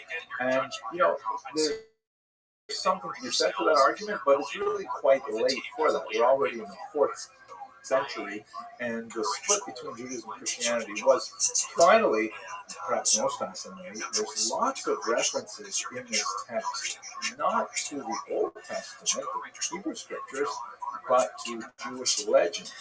Both materials that are discussed in rabbinic literature, but a lot of material that appears to be like local popular lore that is not exactly agada in the technical sense of things contained in the rabbinic text, but nevertheless as a tradition handed down in the Jewish community. This is not possible, asked Professor Klein, that the pilgrim is actually Jewish. Now, a spoiler alert, he says no. He says, I don't think so. I don't think the author of this particular text was Jewish. First of all, the text has lots of Christian references to Jesus as Savior, which would definitely be not okay for a Jew. Perhaps the pilgrim was writing for a particular audience and included those things in there for the audience. Possible, not especially convincing, but possible. Perhaps it was added by later copyists. Also possible, but if they're going to add stuff, they could have added so much more stuff. Why only add a few toss-away references? What Professor Klein argues, and many scholars do, Pilgrim, was rather written by someone living in Bordeaux, cobbling together reports from other people who had made this journey. And he argues that the author of the itinerary actually collected information from Jews in the region of Bordeaux, and they had made this itinerary, and he pulled material from them, Jews in Lyon in particular, which is fascinating, but we have only tiny little scattered references. If Professor Klein's thesis is correct, then there's a lot of detailed information available to the author of the itinerary because there's significant Jewish populations in Bordeaux and Lyon at this time. We know from rabbinic literature that there are a couple of interesting figures. For example, there's someone called Rabbi Menachem Ish Galia, Rabbi Menachem, the man of Galia, that is, of course, Roman France. That's mentioned in Tosefta and Eruvin. There is a Rabbi Yudan in Galia, Rabbi Yudan from Galia, and he's mentioned in Sikta de Rav Kahana. These are all very old texts, which suggest that, yeah, in fact, there are, some kind of quasi-rabbinic populations there that so much so that they would produce at least these two figures who are cited in very, very ancient texts. So this is actually Professor Klein's contribution and thesis, and I think it's really quite convincing, that the pilgrim who wrote this text did not actually make the journey himself or herself, but most likely cobbled it together from lots of other sources, including from at least one Jewish source who traveled to this region from Bordeaux. And I think that is absolutely. Thank you very much for watching this short video. I'm so glad there are others this stuff's so interesting. Well, he says 7 which is not the right one. It's not even the right ODA number. So he doesn't know the ODA number. Or if he wants to say, well, that was sensitive information, I don't want to put in the ODA number. Yeah.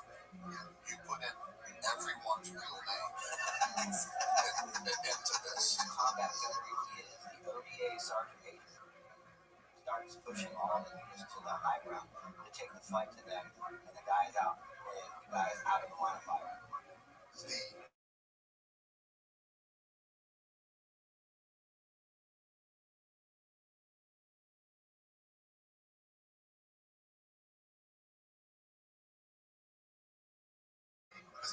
Evidence of crypto-Jewish communities living in that area over 500 years since the Inquisition.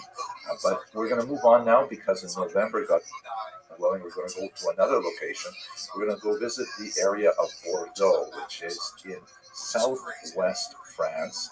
It's a new area for me. I've never been there before, and I'm quite fascinated to see what that place is like and to discover the Jewish history inherent in this very unusual region.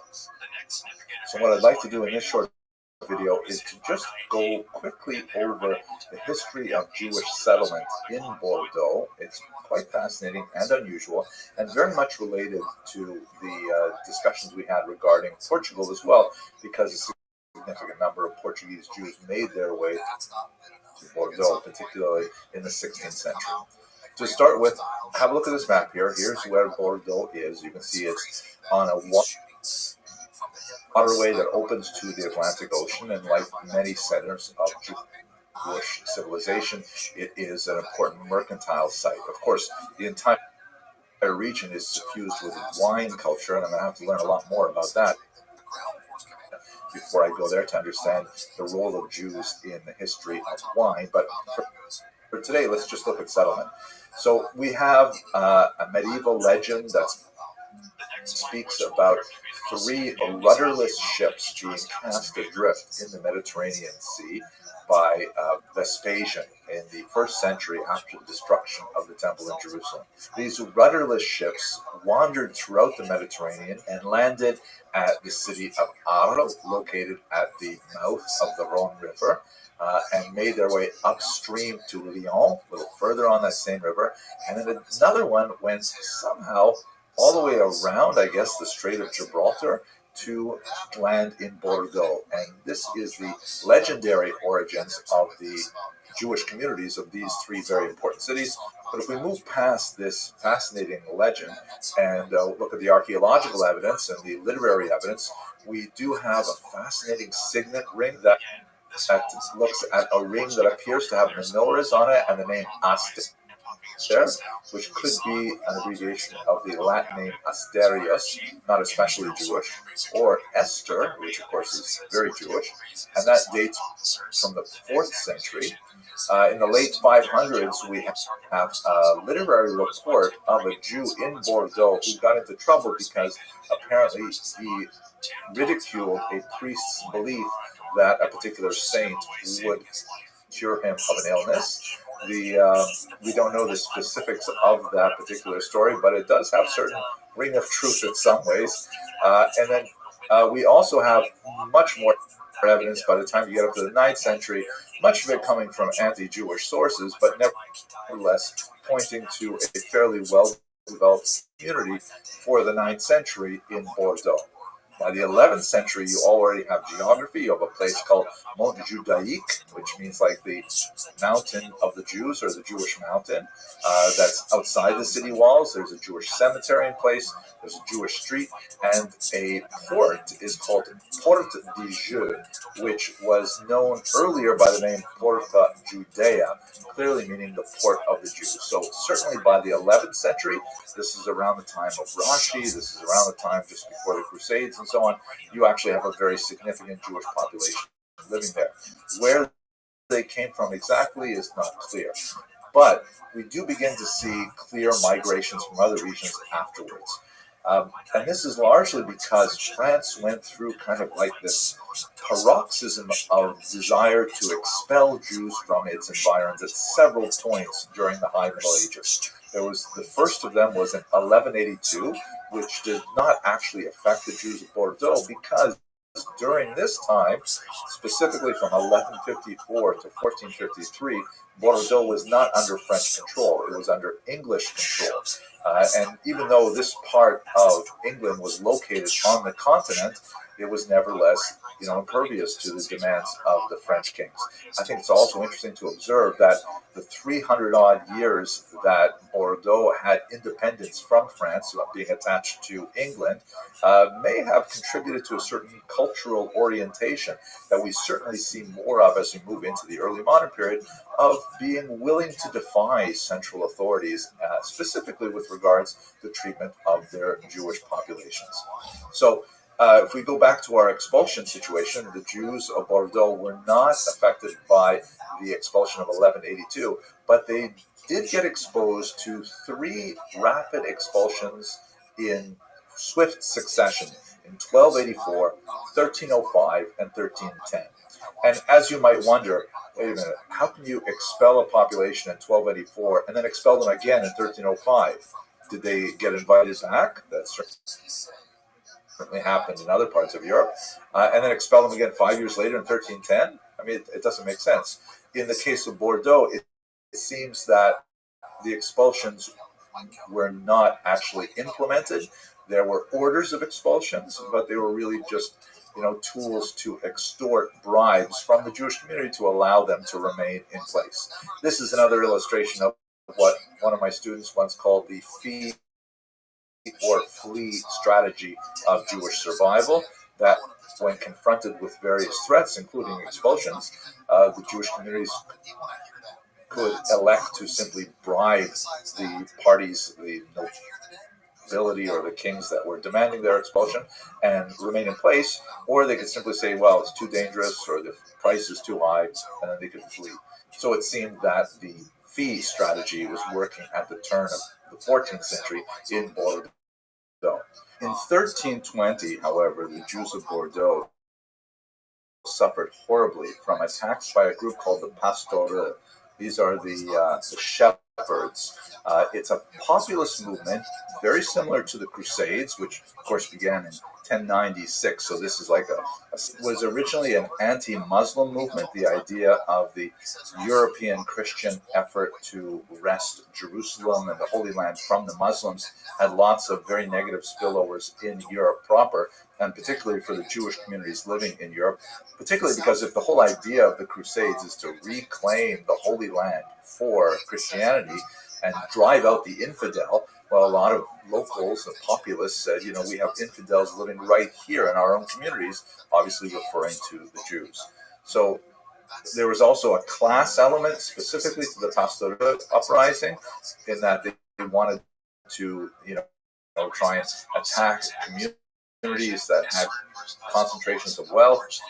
The Jews were unfortunately an ideal target because they were concentrated in urban centers like Bordeaux, and also they were more openly associated with cash-bearing industries like money lending, like minting, like crafts, silver, goldsmiths, things like that. And so they were a favorite target by the Pastoraux, and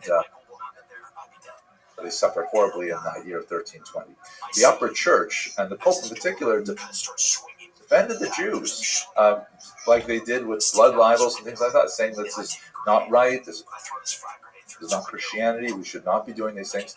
However, when the Pastoraux had forcibly baptized Jews in their rioting, the church would not allow them to return to Judaism because, as we've discussed many times in connection with the zeitgeist, the spirit of the era, that baptism being a sacrament meant that once a person was baptized, forcibly or otherwise, even though it was forbidden to forcibly baptize someone, that meant that they were nevertheless considered Christians. A lot of sad stories about that, but I don't want to get off track. So at any rate, 1453, Bordeaux returns to French control, which was technically at this time Judenrein, because there had been a major expulsion of Jews in 1306 from a large amount of French territory, and it's not certain if this decree was imposed on the Jews of Bordeaux. What we do know, however, is that there were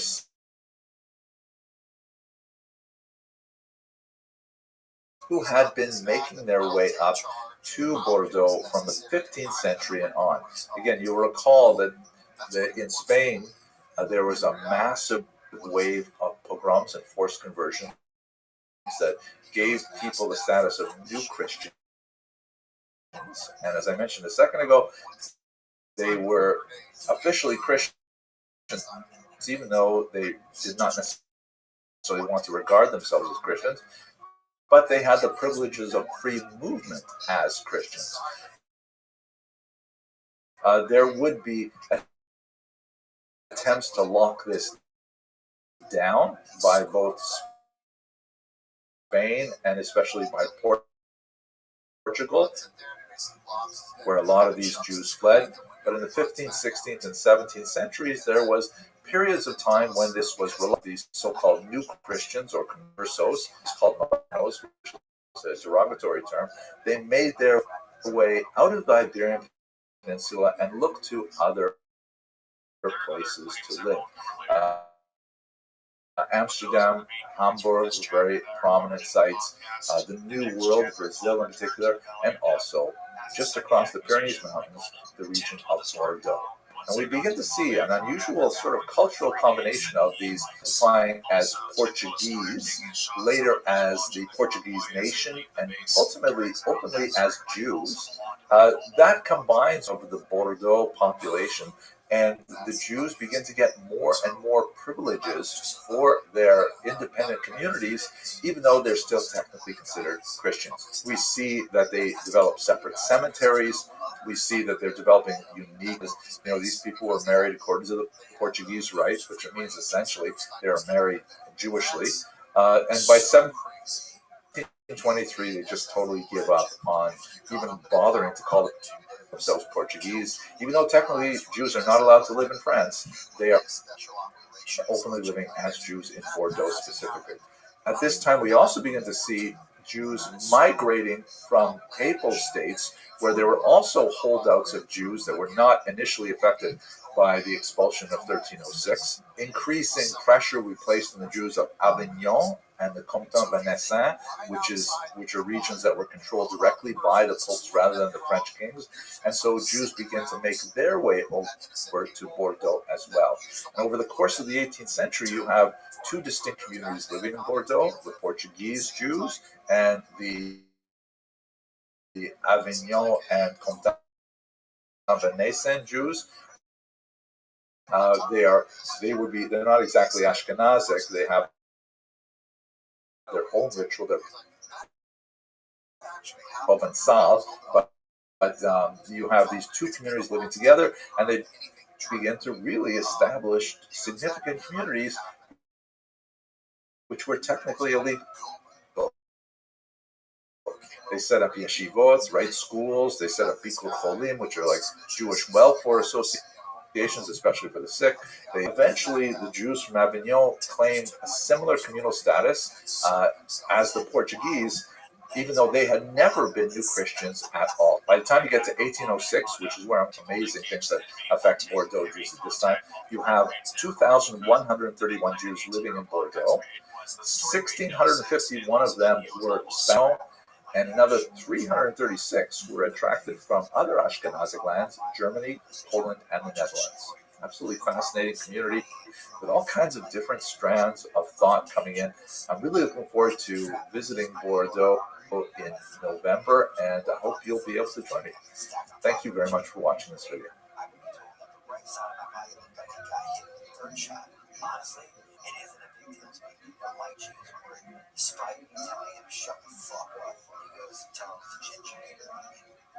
Tim, I have your DD-214, and let's go over your list of awards. Here we go. You know what medal's not in there? Purple Heart. The Purple Heart. That's it. You didn't. Does your DD-214 have a Purple Heart? You're damn right my DD-214 has a Purple Heart. Everyone that Hello, fellow students of Jewish history. I just want to tell you about one really interesting moment in the year 1755 when a great scholar named the Chida met another remarkable scholar from Bordeaux. It's a really fascinating story, and it's got a little bit of humor. Here it is. So first of all, who was the Chida? That's an abbreviation for his name, Rabbi Chaim Yosef David Azulai, who's an incredibly important scholar who lived in the years 1724 to 1806. I've actually studied personally many of his books, and one of his books I've actually read multiple times.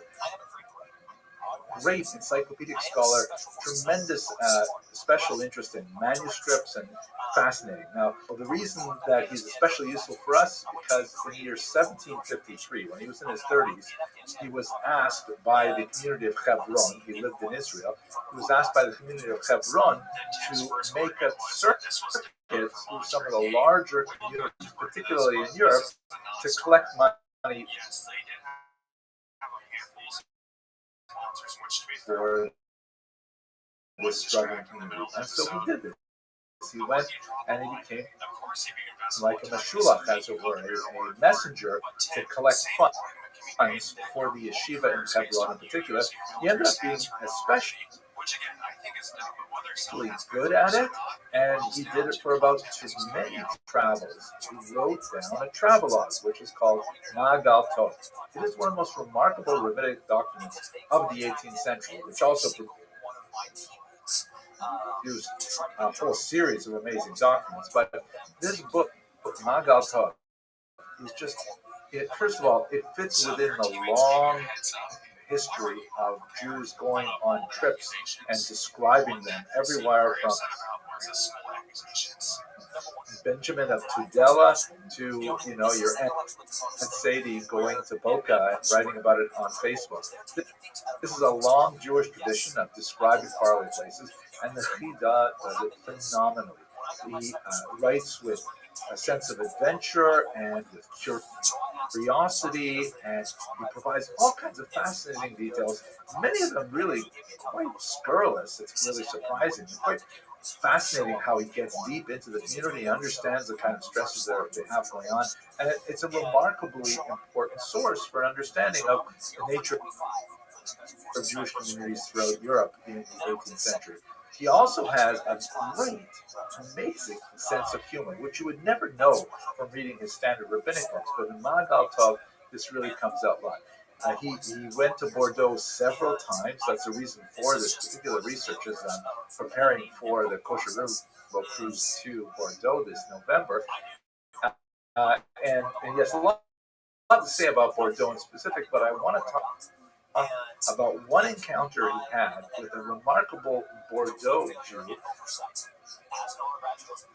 whose name was Jacob Rodriguez Herrera, also known as Herrera. He was born in 1750, a rough contemporary of the Chida, and he lived until 1780. His story is, like many Bordelais Jews, he came from Spanish-Portuguese roots, especially after his father died. His mother picked up and fled Portugal, and they ended up in Bordeaux, where they readopted Judaism. Jacob at this time was 6 years old. He was circumcised, and he dropped his baptismal name of Francisco, and that's when he became Jacob. He had a brilliant creative mind, in many ways a lot like the Chida, although obviously without all of the rabbinic background. He didn't have the advantage of that kind of training, but he invented all kinds of fascinating things. Like, he's considered one of the fathers of modern computing because in the 1700s he invented an early calculator, a mechanical calculator. He met people from Tahiti who were traveling Bordeaux, you recall, as a port, and so he wrote a dictionary of the language of Tahiti. He was an engineer. He designed a method to allow sailing ships to dramatically increase their speed on transatlantic voyages. Really, really fascinating things. He was an educator, and he was also not only a tremendous advocate for the Jewish community in Bordeaux in particular, we'll talk about that in another video, but he also believed in public education, and he taught the poor children of Bordeaux for free, giving them basic life skills, vocational training, and so on. He was a well-regarded, well-revered figure.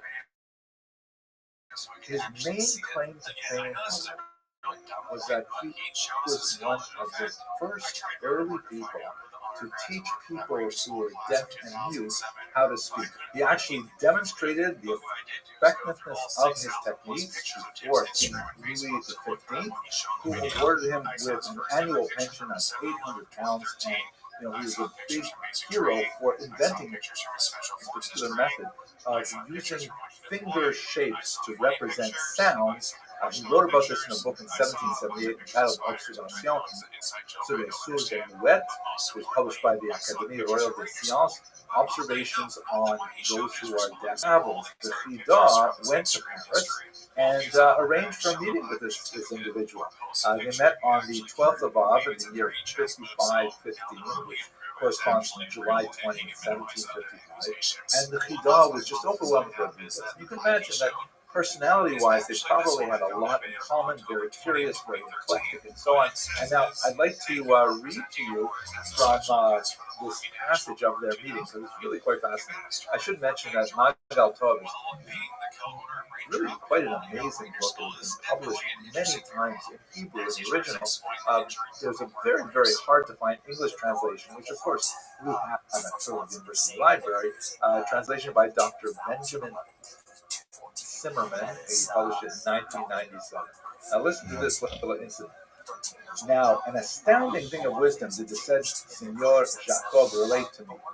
With his wisdom and by exercise of his intellect, together with painstaking care, he had succeeded in taking a person who is deaf-mute, to whom the sages refer, and this is interesting because in the Talmud, a person who is both deaf and mute is considered an invalid in all kinds of ways, not only in terms of the obvious disability, but also in terms of legal agency and so on. And there's a question about their level of intelligence and so on.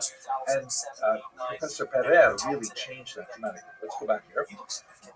Who could not hear and could not speak from the womb and from conception, meaning he never was able to speak from birth, and bring him to a state of speaking whereby he could reply with his mouth orally to something they would ask him in writing, for yes, yes, and for no, no. He could also write with his own hand in the French language and in the Holy Language. Meaning he's teaching Jewish deaf-mute kids to be able to write in Hebrew as well. And with his mouth, he read in the books of both languages. Amazing achievements. And he could understand Tanakh. He could understand the Bible. And he, Rodriguez, was also competent. And he gave with them signs on the joints of his fingers, right? These are the finger shapes. And each joint he made is a sign for one letter. And when he wanted to speak with them, with great celerity would he take and move the joints of his fingers, indicating the letters of the word desired. And the mute person, after much practice, straightway understood his question and would reply. And now with my own eyes I saw in his house a lad who they said was a mute, neither hearing nor speaking. And I saw him talking to me in the Holy Language and in French. Now here's the funny thing. And my eyes watched Senor Jacob indicating with his fingers to this mute, and immediately would he indeed reply to his question. And as I was making a jest, I did make some signs with my fingers in a random manner, right? If he does, decided to like, hey, I'll try this out. He started making gestures with his fingers. For I did not know the signs which Jacob had selected to him, meaning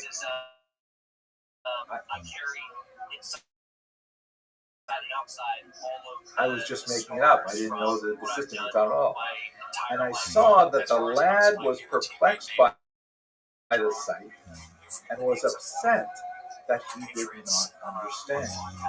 Then his master teacher said to him, right, then Professor Rodriguez said to him, "Oh, don't be upset, for the rabbi did not mean to send the finger." Right? So that is actually what it sounds like. This phrase, "send the finger." I looked it up in the Hebrew. The original here is "shalach etzba," it's a literal translation, and from Isaiah 58:9, which has that phrase there. And the commentators explain, the Sudas David says, "Aggressive gesture, kederech bnei adam hamarivim." And then the Shadal, very important, the Italian commentator quotes a Latin commentator named Marshall, who refers to it as the digitum medium, which means the middle finger.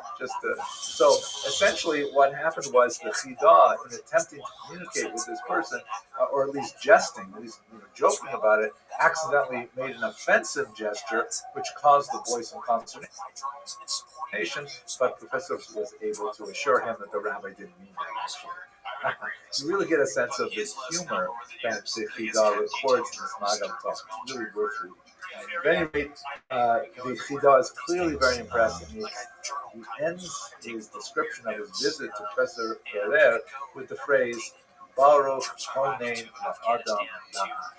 Blessed is the one who gives knowledge to humankind. Meaning, what an amazing scholar to be able to develop a method of teaching people who are deaf and mute. And that was Jacob Rodriguez Ferrer. Amazing story. Thank you very much for watching. Creative writing too. I love. Do you want to blog? Yeah, for me. Just for you. Yeah. You gonna publish it someday? Maybe. There are a couple of times where I wrote some blogs when I was deployed, with letters from a foreign land, and like people love. Like I'm an okay writer. I'm not that. Like anyways, everybody's worse than me. He also says he tried his best to reach out to people. More on that later. But overall, knowing that the podcast was coming and waiting 8 days. Hello, fellow students of Jewish history. I'm really interested in looking at the figure of Abraham Furtado. Very important. Also calling Tim out for failing so far initially twice. Activist who was from Bordeaux and had a lot to do with the transformation of French Jewry from the medieval period to the modern period. And this actually, it's not a slow process at all. We've talked about it in videos in the past about how, after the French Revolution, there was this dramatic change from the medieval environment, which had essentially a corporate structure, into a modern environment in which Jews were citizens of France. And what exactly that means? That also didn't happen automatically. They had to petition for it. It took a couple of years. The Sephardim first, then the Ashkenazim, all kinds of interesting things like that. But right now, I'd like to just take a few minutes to look at Abraham Furtado and specifically his role in the last years before the revolution. One really fascinating moment, and I think it illustrates the complexities of French Jewry, which is fascinating. Okay. So first of all, he was born in 1756. There is some controversy over the nature of his parents' experience, but the story goes that at least his mother, possibly his father, left Lisbon, where they were natives, after the tremendous earthquake that happened on November 1st, 1755. This was an important earthquake, not only because of the tremendous damage that it caused. It was, a fire broke out that destroyed much of the city, and then a tsunami. If you imagine all three of those things happening at the same time, totally destroying Lisbon. It allowed, however, for a new creative force to step in and not only reorganize the city and lay it out with modern principles. This is, the middle of the 18th century, but also there's a kind of a mood in Lisbon that, we should just get rid of all of this old stuff. And the Marquis de Pombal was one of the major reformist activists who led the country at that time, and in fact got rid of some of the most noxious aspects of the Spanish Inquisition. At any rate, focusing on Furtado, however, according to many accounts, including very reliable historical accounts, his father was killed in that earthquake. His mother moved to London, and he was born on the 30th of July of 1756. Now, this is kind of confusing because if his father died in the earthquake and he was born 9 months later, it's an incredibly tragic moment. His father would have died shortly after conceiving his son. However, Francis Molino, who is definitely the greatest authority on the Jews of Bordeaux, especially the Sephardic Jews of Bordeaux, wrote this great book. She argues that no, the couple left together after the earthquake to London. So it's possible that the accounts are mistaken. At any rate, our protagonist, Abraham, is born in London, and then when he gets married at age 19, he moves to Bordeaux, where he becomes very successful, like many other Jews of Bordeaux at this time, in the maritime trade, working in insurance for that international commerce that's just burgeoning in the 18th century. Now, let's just recall what's going on with French Jewry at this time. Remember that as of 1306, and then later confirmed in 1394, there are no Jews officially in France. And of course, there are Jews unofficially in France in a couple of different ways. And they're distinct populations with very different rights and privileges, even though they're all technically illegal as Jews. There are, of course, the Sephardim, who are largely from Portugal, who are living in the Bordeaux region and also in neighboring Bayonne.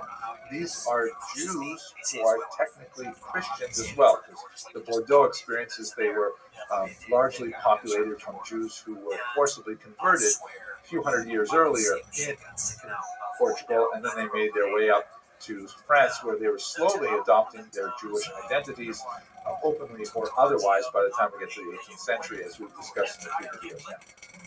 Then you also have an interesting population of Provençal Jews who live at the mouth of the Rhone River in regions that were originally under papal control. Here, Jews were allowed to live quite a bit longer. You have the important communities of Carpentras, for example. Avignon is an extremely important place, and sometimes these are called the Avignonese population of Jews. And many of them later actually moved to the Bordeaux region, so they're also living in Bordeaux. They're not the same as Sephardim. They have their own right, a Provençal right, which has largely been lost, but they were never converted to Christianity like the Portuguese Jews were. And then, of course, you have on the eastern part of France, neighboring Germany, you have a mass of Ashkenazic Jews, and they are very, very different. Again, like the Provençal Jews, they have never been converted to Christianity, and certainly, unlike the Sephardic Jews, they have largely no interest in adapting to non-Jewish culture. This would be changing over the 18th and especially the 19th century, where there would be a lot more assimilationist pressures brought to bear on the Ashkenazi Jews. But in the medieval period, they're highly distinct. They speak a different language, Yiddish, which is very close to German, not at all close to French. They dress distinctively. They tend to be much more pious, much more scrupulous about observance of traditional Judaism. So they're a very different population and largely considered an undigestible mass in France. And again, all of these populations, as Jews, are technically illegal, but this is a medieval state on the cusp of modernity. They don't really know how to deal with it. A lot was changing in the 18th century, and a lot of the change was a result of the work of this man, whose name I will now attempt to slowly pronounce, Guillaume Chrétien de Magnon de Malesherbes. That's really hard. And I know some French, but that's really hard. Malesherbes is how I'll refer to him now. He wrote a really important essay that ultimately resulted in a 1787 edict giving Protestants civil rights. Because although we're focused on the history of the Jews here, the Protestants posed a much larger problem for technically Catholic France. And they persecuted them at one point, and they discriminated against them later, but they didn't go away, and they constituted a massive population in France. And they had to somehow come to terms with them. So ultimately, in 1787, with this Edict of Tolerance, they said, okay, fine, you'll have civil rights as Protestants. France will still be technically a Catholic country. This is before the Revolution, but we're going to stop, like, for example, not registering your marriages. When you get married, okay, that will be marriage, even though you're not getting married in the Catholic. Came out in 1787, caused the Jews to say, hey, what about us? Shouldn't we be emancipated too? So it turned out that the state responded, no, we weren't thinking about Jews, although Malazar himself may have actually been thinking of Jews. But this sparked a whole feverish activity in the last years before the Revolution, trying to figure out what should be the position of the Jews, or technically, what should be the position of the various Jewish communities, because they were all so very different. And this is where Abraham Furtado stepped in. He's a successful man, he's very articulate, he's wealthy. He became one of the most important representatives of the Portuguese nation in Bordeaux. The Portuguese nation is kind of like the term they use to describe the Jewish population. There they call themselves the nation. So in 1788, he and another man named Lopez Dubec went to Paris to argue for the rights of the Portuguese Jews. They met with Malazar,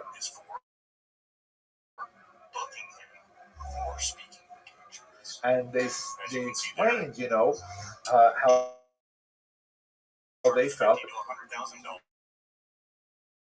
that they should have the same kind of rights. Now, let us recall that because they were technically Christians,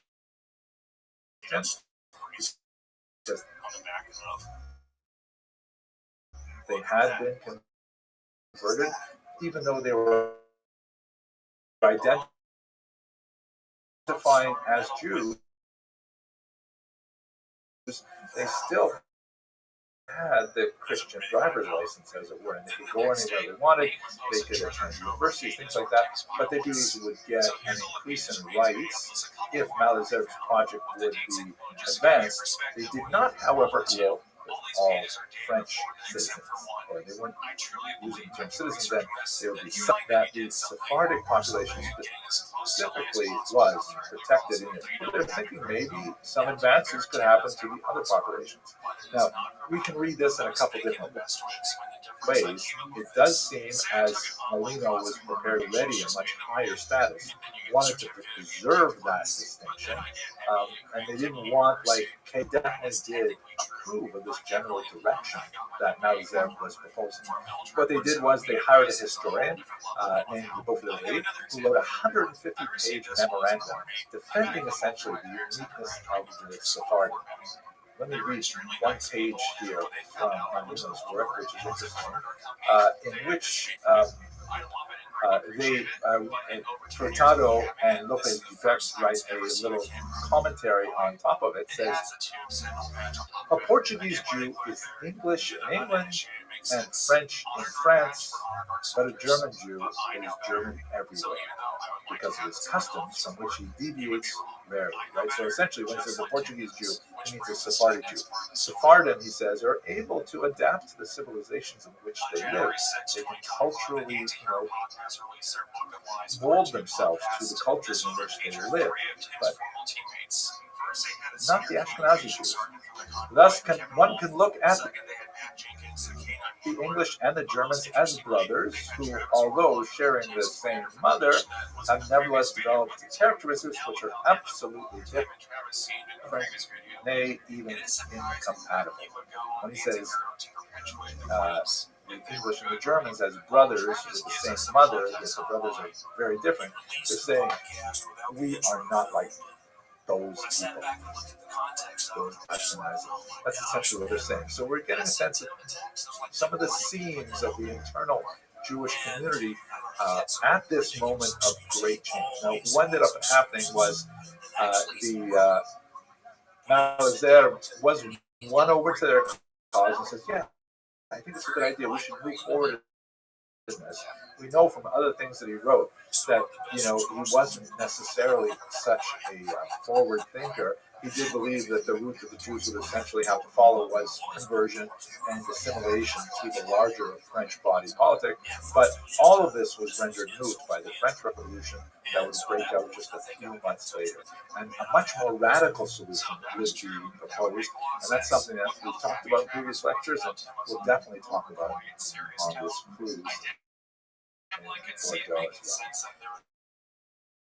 Okay, fascinating stuff. I hope you enjoyed listening to this video, and thank you very much.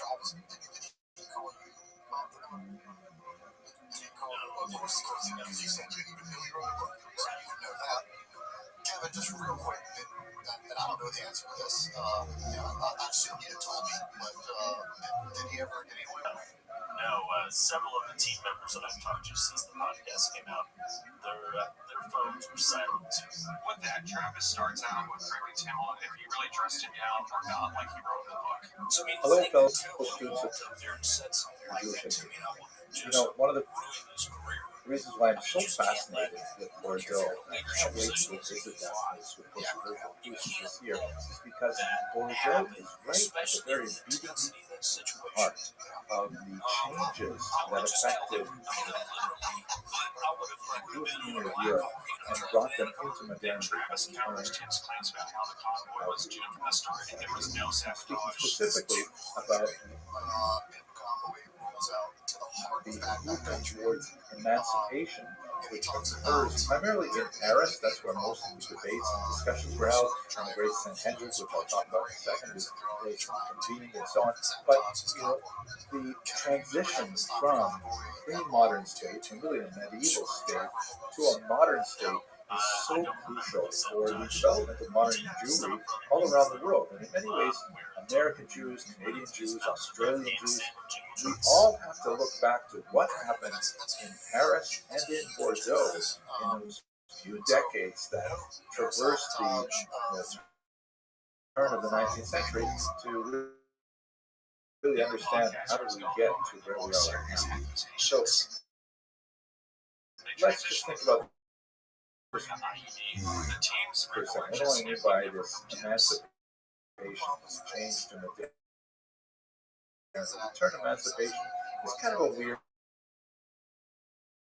term that was decided upon, towards the end of the 19th, early 20th century by Jewish historians trying to describe the shift from pre-modernity to modernity. It's not precisely the right term.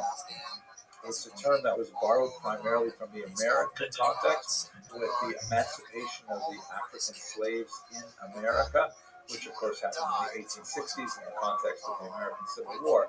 The Jewish lower status, they had all kinds of legal disabilities, like universities and so on, and really the only way to get ahead was to leave Jewry altogether and to convert to Christianity, because in the pre-modern era, these states did not really have a conception of a secular identity possible for all citizens. Again, that term is also unusual for the term, but within a given state.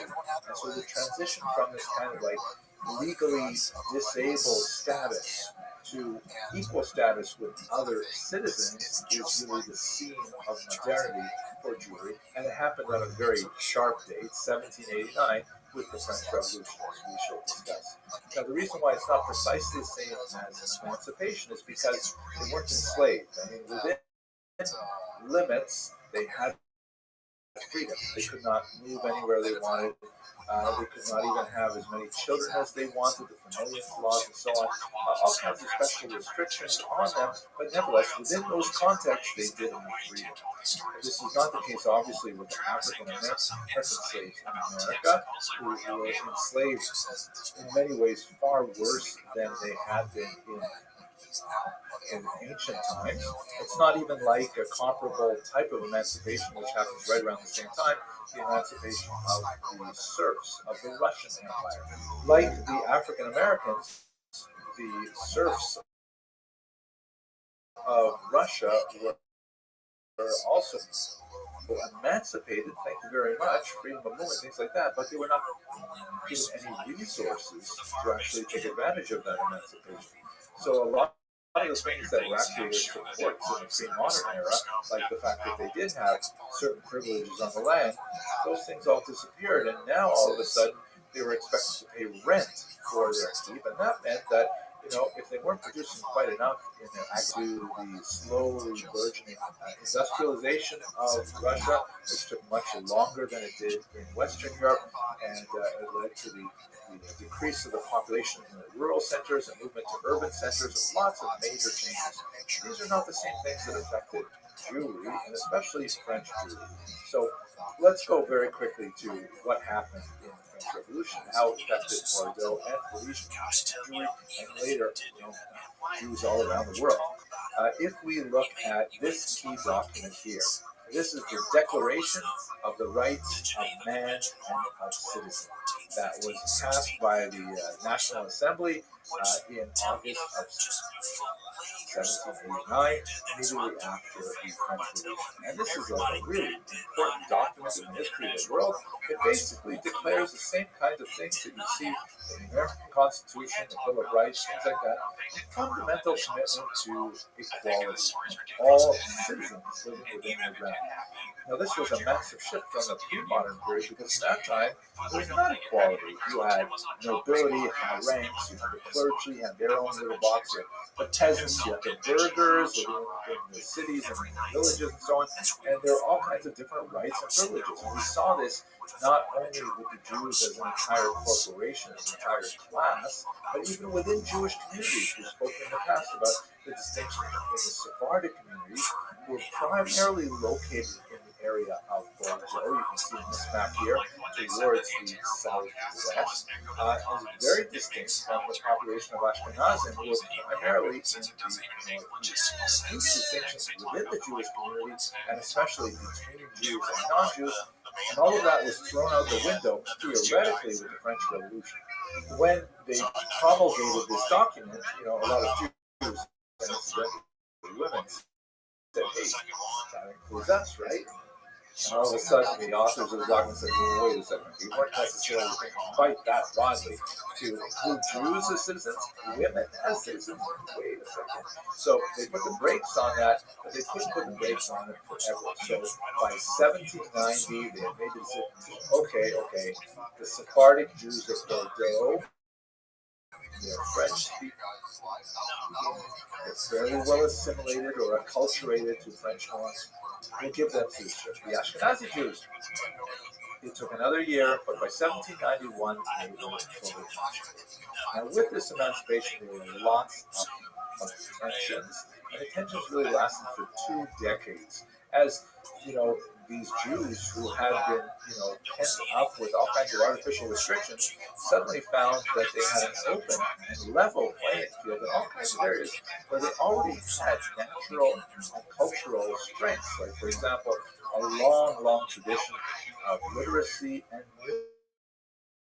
literacy, a long familiarity with financial endeavors, primarily because of the prohibitions on owning land and the discouragements of owning land and various other being barred from trade and things like that. So they have developed quite a bit of expertise in all kinds of fields that were especially useful to modern and growing economies.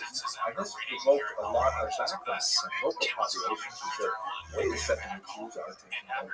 So by the 1800s, this level of complaint from the non-Jewish residents who felt that, especially in the Ashkenazi land, they were being taken advantage of by Jews who are now equal citizens, which is something that was deeply resented. They eventually went to Napoleon. And he said, Napoleon, you got to figure this out for us. Napoleon is carefully a representative body of Jews that we can consult to find out exactly what do they think about this new experiment. And his advisor said, well, there is this thing called the Sanhedrin, but it hasn't met since ancient times. He says, fine, let's bring out the Sanhedrin. And so he assembled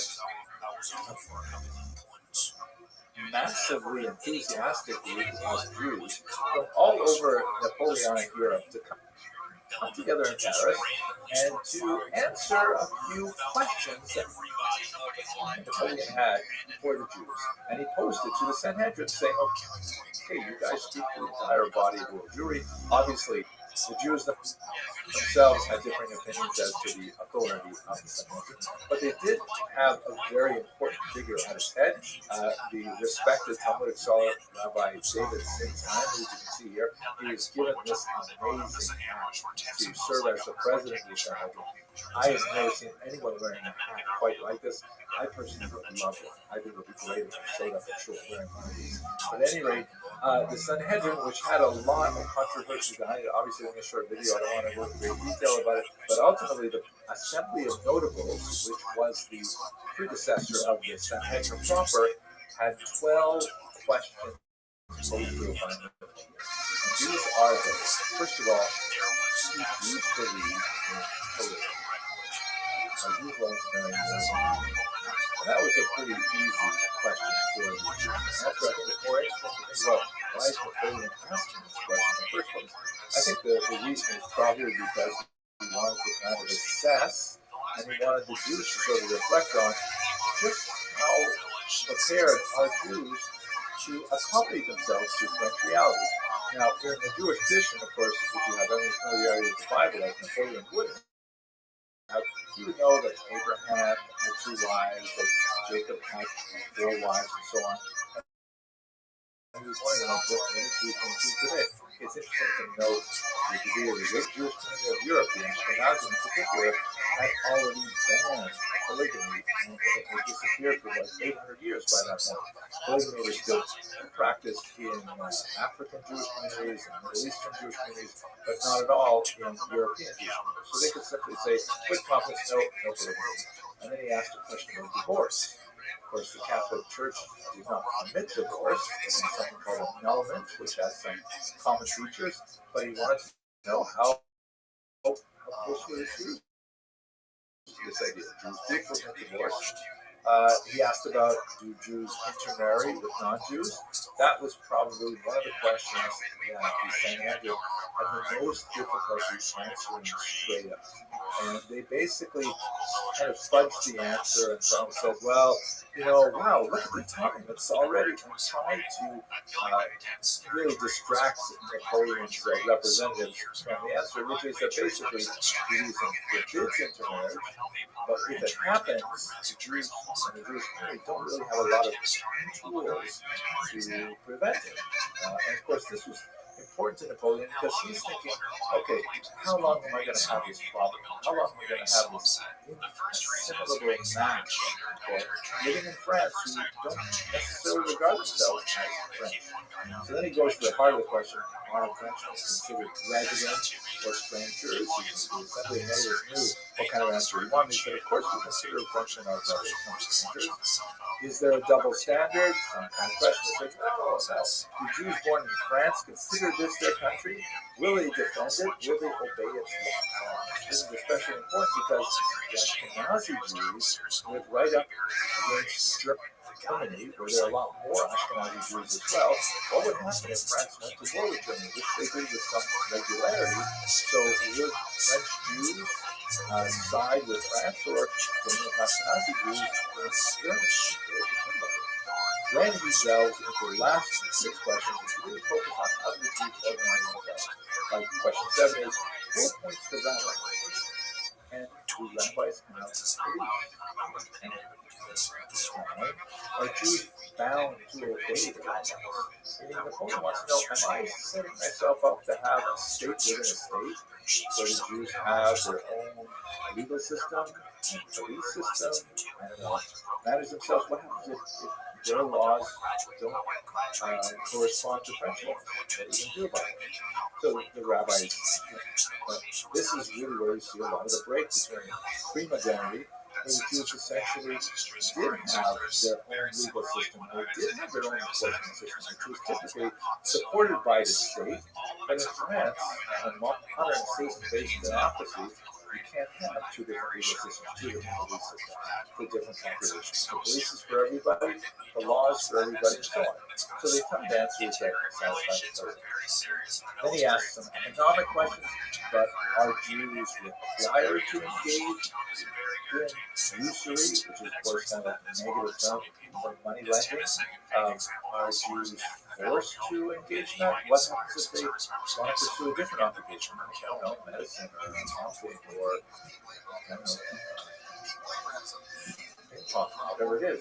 And of course, they gave the answers yes, Jews are free to pursue all kinds of occupations as long as there are no barriers set up for them and so on. The bottom line of all these questions was he wanted to know, are you prepared to become French citizens and take on for yourselves the burdens of equality, or do you want to try and retain some kind of distinctiveness within our society that would be unacceptable to our way of life? That's essentially the gist of it.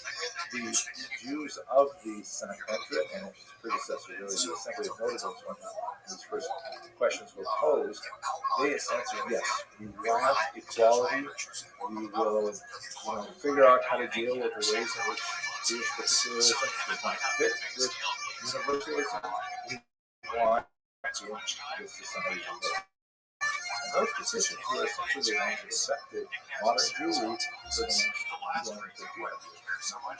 Now, it's really interesting to try and think back on what was the thinking of the Jews when they gave these answers. Did they give the right answers? Did they the enthusiasm with Napoleon's work was so significant, we were soon disappointed by some of the decisions he laid out later, which reimposed certain restrictions on them. But if you want to get a sense for the somewhat slave-rich admiration that many of these Jews form identity, again, not shared universally. Many of the Jews in Eastern Europe were quite hesitant to endorse this adventure. But have a look at this remarkable medallion by the Jewish community to specifically celebrate the achievements of Napoleon Sanhedrin. On the left, of course, you see the profile of Napoleon himself, and says in French, the Emperor and King. And then on the right, you see Napoleon actually is genuflecting Jew, which essentially is placing Napoleon on these That's a quick talk on this. There's so much more to say about it, but I don't want to take too much of your time. I would really appreciate you watching, and I hope some of you will be able to join us on the series. And if not, I'm really looking forward to sharing some of the things I see while I'm there in Portugal. Thank you very much for it.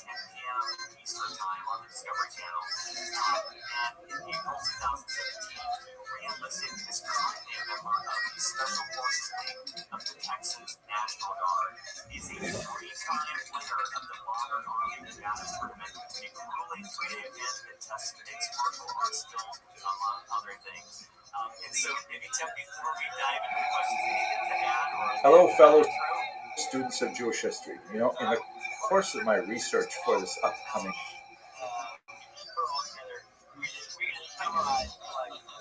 trip to Bordeaux to explore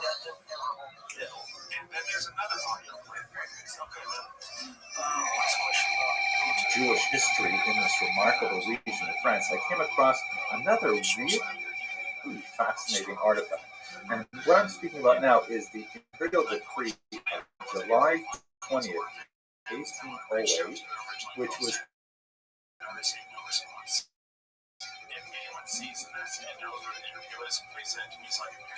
concerning Jews with no fixed first or family names. This is a pretty bizarre thing. There are 8 articles. I want to go over the first few of those and discuss what exactly is this strange Napoleonic law referring to. So what we discussed in the last lecture in the series was Napoleon's 12 questions to the Jews of France. They had been emancipated in 1790 and then again in 1791. two different populations, largely as a result of extremely hard work by Jews coming from Bordeaux. And then when Jews had been emancipated, there was still a backlash in larger society. And Napoleon had this really strange kind of difficult challenge of threading the needle with allowing the Jews into a rapidly modernized society, which was something that he cared about very deeply, but at the same time curbing the ridiculous excesses of the terror of the period immediately following the revolution, which had a huge backlash as well. And so he wanted to establish some kind of calming devices, speed bumps, as it were, along the road to a new France. And one of those areas, which was kind of like a test case for so much of the revolution, was what do you do with the Jews? The Jews are, an unusual population, potentially very helpful to the society, especially those Jews in Bordeaux and Bayonne who had been adapted to French life because they had their strange status as Portuguese citizens and Portuguese subjects. But on the other hand, you also have the mass of Ashkenazi Jews in Alsace-Lorraine who had long been held down by various anti-Semitic decrees. And once those decrees were lifted and they were allowed to participate on equal footing in the marketplace, their long honed skills of literacy, for numeracy, and so on, had really given them a huge advantage in the marketplace. And as a result, there was a backlash from that region as well. Napoleon is trying very hard. Let's have a look, first of all, at this specific law, July 20th, 1808, concerning Jews with no fixed or first names, which was issued in Bayonne, very close to the Bordeaux region. So here's Article 1. I'll just read the translation. Those amongst our subjects who fall present have not had fixed surnames or last names shall be ordered to adopt one in the 3 months following the publication of this our present decree, and to make a declaration of the fact before the civil status officer in the commune where they live. What is going on? Okay, let's try and figure this out. So first of all, what is this business about Jews not having a fixed surname or last names? In Jewish practice, Jews always have a fixed first name. This is crucial for the obvious reasons people need names, but also for lots of reasons in Jewish law, like marriage contracts and business contracts and all kinds of things. You have to know who exactly this contract is dealing with. And so the idea of having a fixed first name, to be sure, is ancient in practice. The surname is a little more complicated, however. Jews historically used to have always a patronymic and a matronymic, meaning they would be named son of or daughter of their father for a whole host of reasons. Specifically, the contractual agreements, they would always be, let's say, Reuben, the son of Levi, marries Leah, the daughter of Shimon. And it would always be the patronymic used in that case, that a woman be the daughter of her father. In other cases, particularly in certain ritual situations, like for example, if you're praying for the mercy or healing of a person who's sick, then you would use the matronymic. So you say, may Reuven, the son of Leah, have a refuah shalema, a complete recovery, that kind of thing. And so, generally speaking, that you would either use the patronymic for most legal purposes, the matronymic for other purposes. And those are not surnames, but they were universal and fixed. However, the idea of a family name that every member of that family, every generation will possess, that is only applied sporadically in Jewish history, and it depends on the region, it depends on the local culture. Sometimes a particular family would get a surname that was used, but it's not necessarily fixed, and that's basically the practice for European Jews up until late 18th and early 19th century. So what Jews would use for surnames were much more casual. Like, for example, if a person came from a particular village to a different place, let's say a person came from, I don't know, Paris and moved to Bordeaux, they might call him Louvain Paris, because he's the Louvain who came from Paris. You might also have a surname that's based on, a profession of a father or a grandfather or something else. Louvain Schuster, Louvain the shoemaker, for example. So and these things, of course, could change because there was no real reason to fix them into law until Napoleon. So Napoleon wanted to put an end to that, and he said, okay, that's it. All Jews have to have a fixed surname. All Jews have to have a fixed first name, which of course they already had, and they've got to declare these within 3 months. And this also applied Article 2 to non-French Jews who came to live in the empire. There's a lot of interesting things about what does that mean about the borders are, but let's leave that aside because I want to concentrate on the names. Now, Article 3, I think, is so fascinating because Article 3 says names from the Old Testament, which you would think as being a pretty popular choice from many Jews, and names of towns are expressly forbidden. The only names permitted are those authorized by the law of the 11 Germinal of year 11. What is this article? What are we talking about here? So it happens that only a few years later, this particular article was abandoned. At least the Old Testament part of it was abandoned because Jews would take names from the Old Testament, especially for their first names. It's unclear exactly why the names of towns were forbidden. Perhaps this was a sense of the, wanting to make things a little bit more formal. But to really understand Article 3, we have to go back and say, well, what is this strange law of 11 Germinal of year 11? Let us recall that after the Revolution, there was a huge surge of changing everything. Not only are we changing the government, we're going to change every way we measure things, the metric system. We're going to even change the way we measure time. So a new calendar, a Republican calendar, which was metric in the sense that it had 10 months and it had 10 days in the week, which wreaked havoc, of course, on any Sabbath observance. And all of the names of the month were changed and things like that. So this law of the 11th of Germinal of year 11 refers to actually in the Gregorian calendar, April 1st, 1803. In case you're wondering, yes, the French abandoned that Republican calendar because it was just crazy and impossible to use. So, this new law came out. This law of 11 Germinal outlawed all unusual names for French people.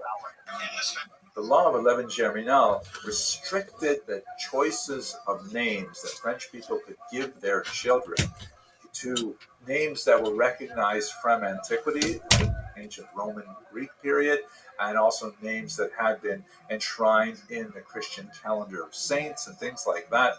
But they could not use, for example, very popular names that had been adopted during the revolutionary period, like names of particular heroes from that revolution who may later have been discredited, or names of particular battles, or even the names of the months of the year under the Republican calendar. All of those names were considered way too strange, and Napoleon said, no more using those names. You got to focus only on the list of names, which apparently was never actually published. Then the idea was that by giving people names that people recognized, this would develop stability. This would develop kind of like a flow through from the pre-revolutionary past and things like that.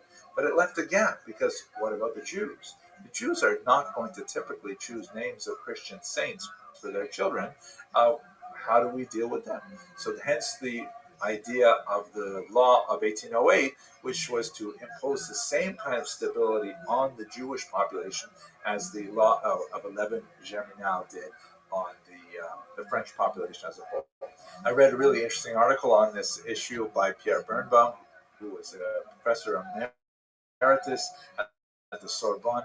And he says that unfortunately there's never been any good study done of how this law was implemented. Apparently, many of its provisions were abandoned shortly thereafter, but there definitely was a transformation that was effected on the Jewish population. Uh, Women with names like Yidel or Jidel became Julie as a result of this law. And it leads to the long-standing practice of Jews having really two separate names. It's fascinating to see Napoleon's attempt to regulate the Jewish community, which really could only happen when Jews believed in the overall project. And in general, this was the case for much of the 19th century. Jews adopted French names with enthusiasm, and it was only with the Dreyfus Affair that we really begin to see the reversal of this trend as Jews begin to wonder, was emancipation really a success overall? I hope you found this as fascinating as I do, and I look forward to speaking to you in the future. Thanks for watching.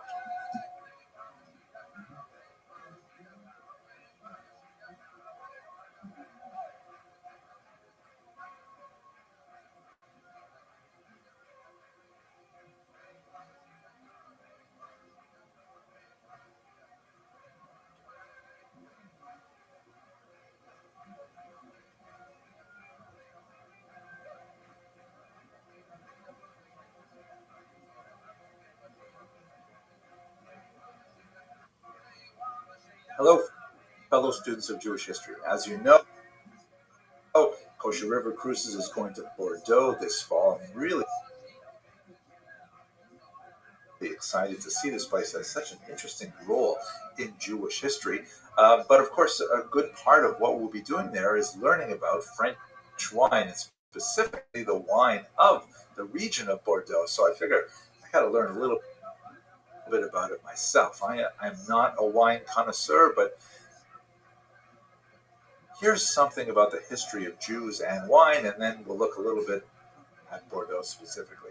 First of all, we should be aware that wine is an important part of Jewish ritual. In fact, I had my first taste of wine when I was only 8 days old as part of the traditional initiation rite into Judaism. I don't remember it very well, but I'm sure I enjoyed the wine very much, as I can judge from my own sons. There's not an extensive history of Jews as wine producers in the ancient world. It's not unheard of. We actually know a little bit more about Jews as beer distillers in Babylonia. We only begin to see Jews really engaged in the production of wine at a significant level in Christian Europe, already from the 9th century.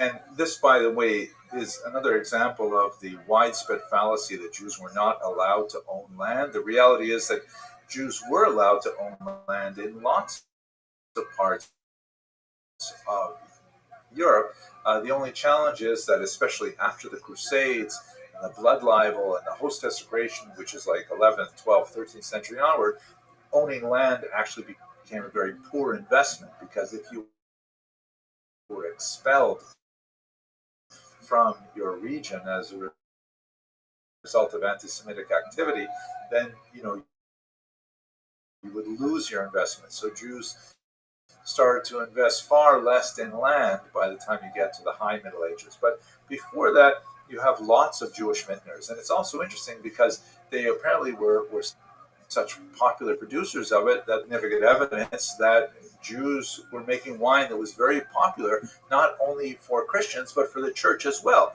This is Pope Innocent III was complaining about it still in the early 13th century, saying that churches are using specifically Jewish-made wine for communion. I guess it must have been especially tasty. Jews were also producing wine in Muslim countries where this would be forbidden to Muslims, although apparently they had enough Muslim customers to keep their businesses open, and they did not have to rely entirely on Jewish consumers. Let's just take a minute and understand, what is it that makes wine kosher, or what could possibly make wine non-kosher? For most people have some sense of what kosher refers to in general. There's basically two types of rules that could make something kosher or non-kosher. The type of food itself, like for example, pigs, not a kosher type of food. Shellfish, not kosher types of food. And then there are kosher and non-kosher mixtures. meat and milk in themselves are kosher, but if you mix them, not kosher, that kind of thing. So wine typically does not have any non-kosher ingredients. Nobody puts lard or shellfish in wine. So it's not non-kosher on the basis of its ingredients. And if it is basically,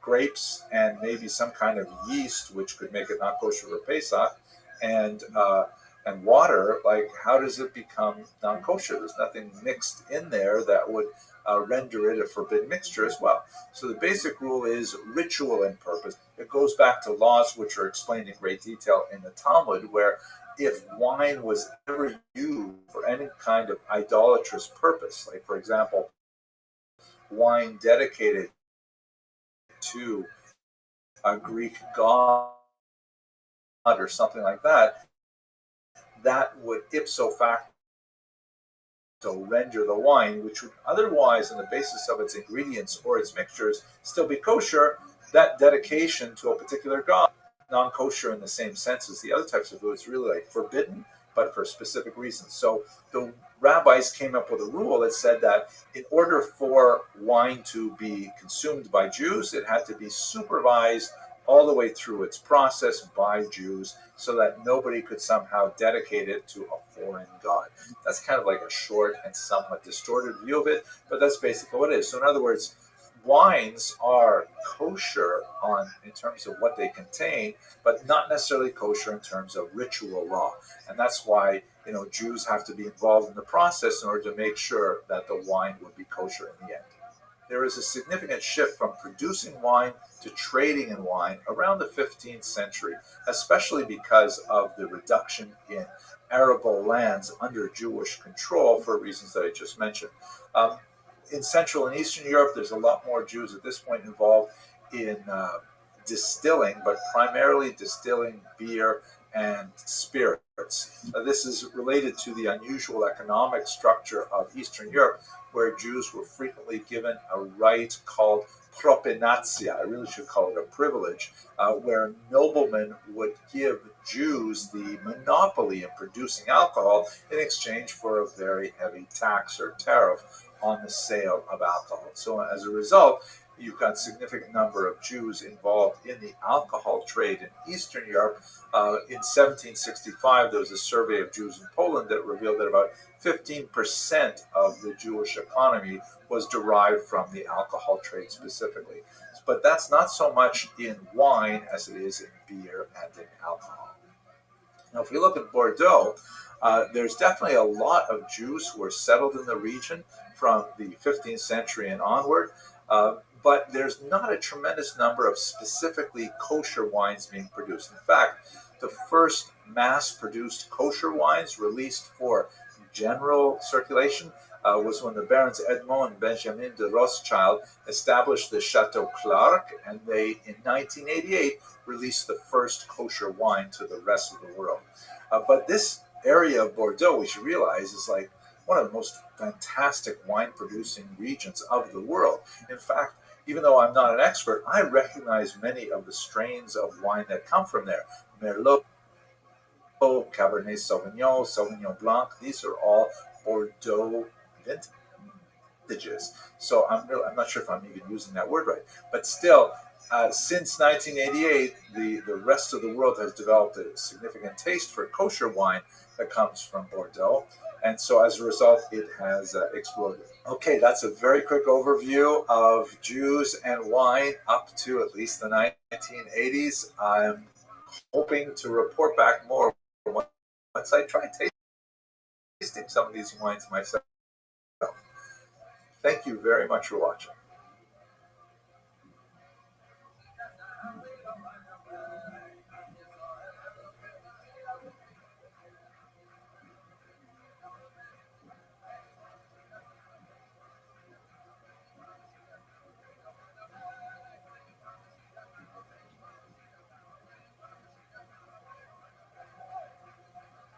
Hello, fellow students of Jewish history.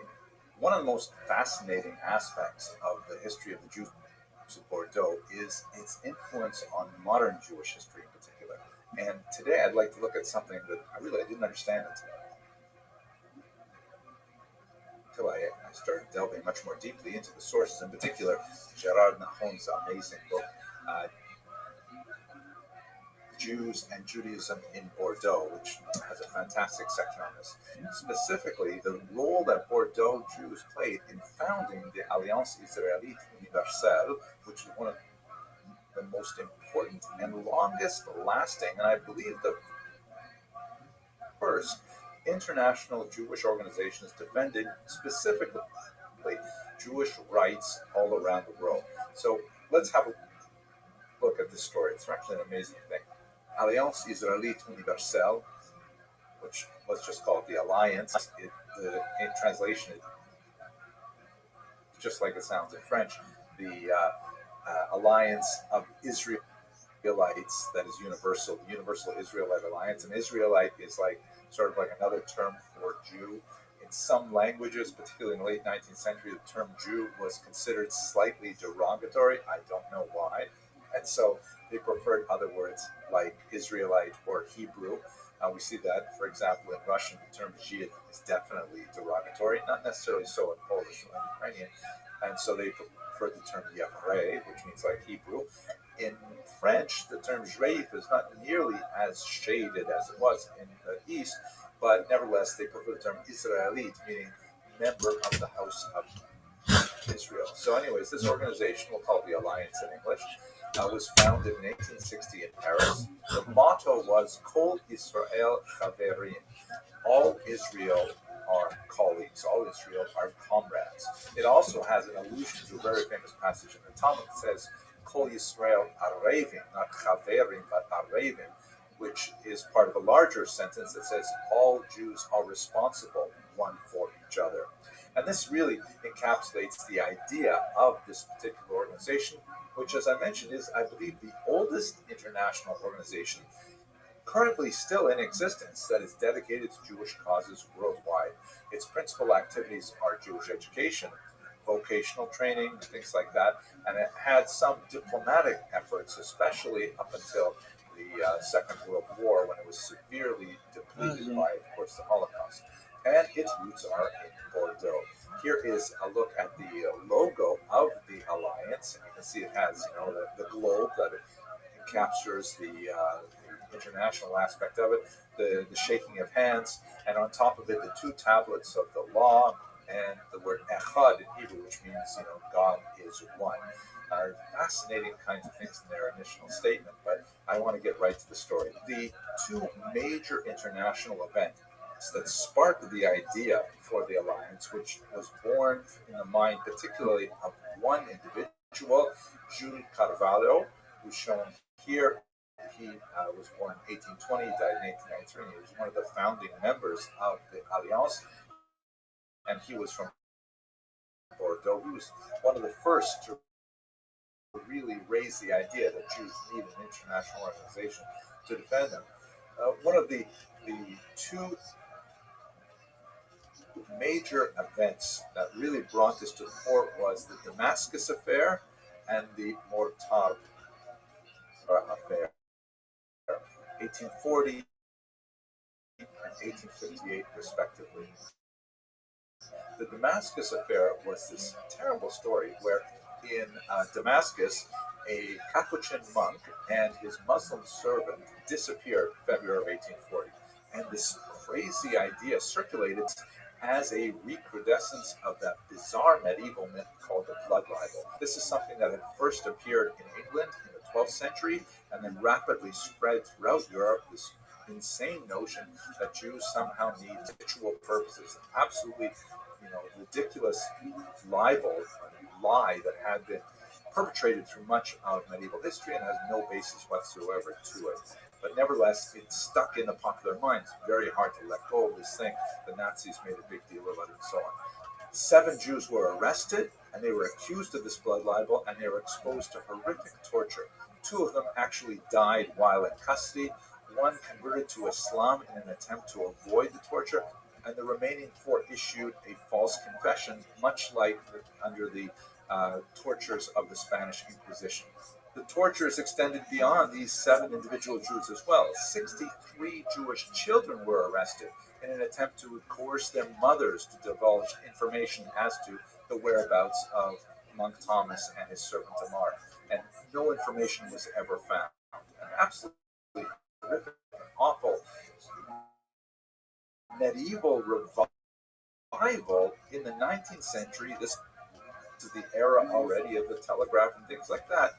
And the Jewish world was absolutely shocked. Arrested Jews was an Austrian citizen. And so this helped a lot of the European powers get involved and say to the Ottoman Empire, what are you doing there? Moses Montefiore, a very important, wealthy British citizen, traveled to the Middle East, and he demanded, together with other prominent Jews, including Adolphe Crémieux, a very important French Jew, that the case be transferred out of the backward judicial center of Damascus to the much more advanced Alexandria, where the case could be tried properly, and of course they would end up being released. In fact, what happened when Moses Montefiore pressed on this, Damascus ultimately had to admit that this was just a sham, and they released the prisoners, and so they were able to shamble out of prison after this horrific event. And the Damascus affair subsided afterwards. But it was a tremendous example of a horrific wrong that was executed on a helpless Jewish community, and only through the exertion of international effort, particularly from wealthier, more powerful nations that had Jewish populations in them, like France and England, was a resolution able to be sought. And so this was kind of a major inspiration for the idea that maybe Jews should establish some kind of organization that could dedicate themselves to it more effectively and consistently.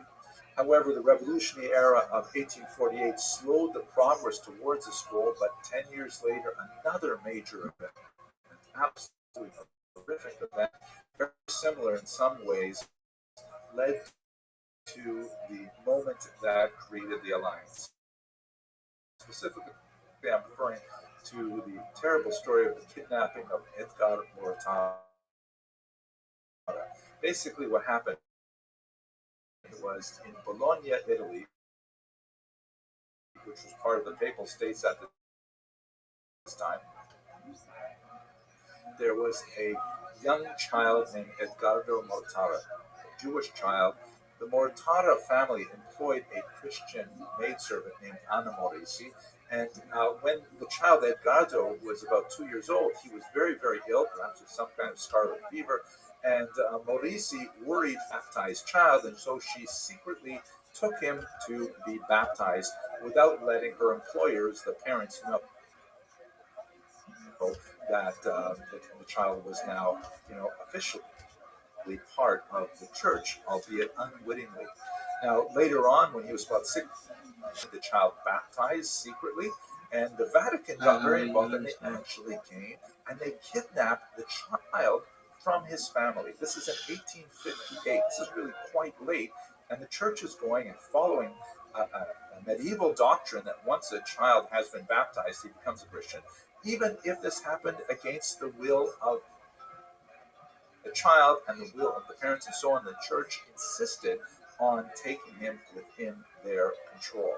Here's a horrific painting of that event by Moritz Oppenheimer that really captures the horror of the family must have experienced at that point. Yes, The Pope yes, Pius yes. IX was unmoved by any kind of protest by the family, and they took young Edgardo from Bologna to Rome.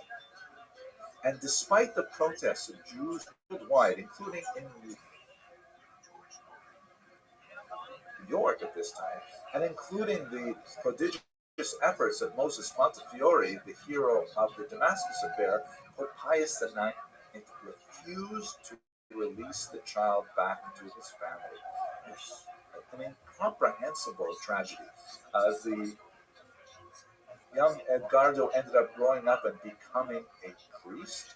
He specifically dedicated his life afterwards to proselytizing among the Jews, and only as an adult was he finally reunited with his family, as you can see him here on the right, with his mother and his brother. You can imagine what kind of a family reunion that would have been. Mortado lived the rest of his life as a priest, and ultimately died in Belgium just shortly before the Nazis invaded, the Nazis would have certainly considered him a Jew, regardless of his baptism and his Christian.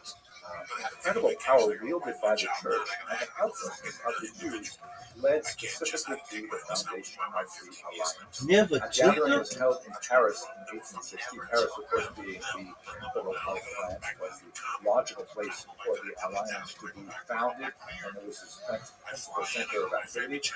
Of the 6 founding members, 2 of them were from Bordeaux. Most prominently, Jules Carvalho, who is shown here. He was the elder statesman. He was the first one to begin to really express the idea that this should be created.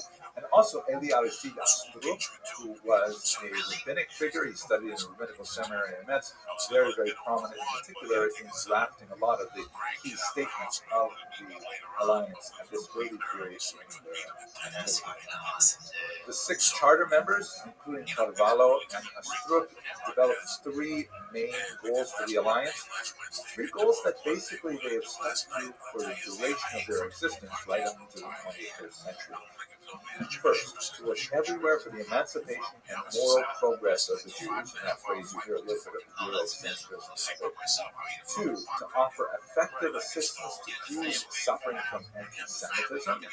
And 3, to encourage all publications calculated to promote the same. Very strong publication-oriented activity that we see also in the formation of a central library and things like this. The alliance was especially active for the next century and a half in the Middle East and North Africa, areas where France was much more involved in general.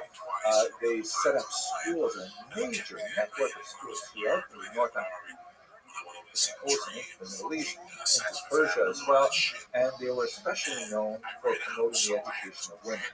They're also quite active in helping migrant Jews flee from persecution in the Russian Empire and so on. And their heyday was really the last half of the 19th century, moving into the early 20th century. The Holocaust, of course, was a horrific blow that would be very difficult to come back from, but the alliance nevertheless continues to be active. If you have a look at their website, you'll see, although it does offer an English option, it doesn't seem like there's very much translated into English on the website, but they have a relatively active YouTube channel, specifically interviewing people who visit this library and things like that. They remain in this unusual space where they are promoting an understanding of Judaism that is faithful to tradition, but is tolerant and open to the modern world. And they continue to do a lot of really tremendous things all around the world. And at its core are 2 Jews from Bordeaux, Carvalho in particular, the elder statesman who came up with the idea of the alliance. Morning is so fascinating. I hope you'll be able to join us on this trip to Bordeaux. I look forward to sharing with you some of the research that I conduct as I prepare, and hopefully some videos from this amazing part of the world and the Jewish history. Thank you very much for watching. How tall is the child yet? She's a fucking legend. She's 3, you know. She's just a little bit. How tall? She's on 10. Oh, that's not very tall. Close the fucking door. And I'm in this bed, and I see clouds, and I'm like, wow. What color was that fucking clouds of smoke? I'm hitting this finger. This morning, we're docked in Libourne, in the region of Bordeaux. Beautiful, much more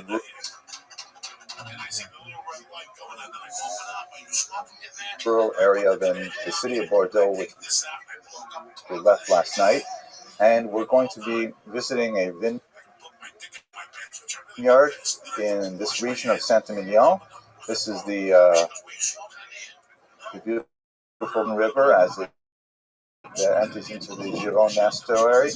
And you can see the city of, or it's really a town of Libourne. It's a rush hour now, morning rush hour, so you can see quite a few trucks and cars and things on the road. And we're going to head up to the synagogue, which is up by the church. It's not at all uncommon to have synagogues near the churches, sometimes cathedrals in large cities because of the settlement of Jews typically is in the oldest parts of the city, since they tend to be the oldest residents. I think this particular town is especially fascinating to illustrate a widespread phenomenon that we don't study very much because we tend to focus our energies on the larger centers where you have a lot of Jews, something amazing. But the truth is, after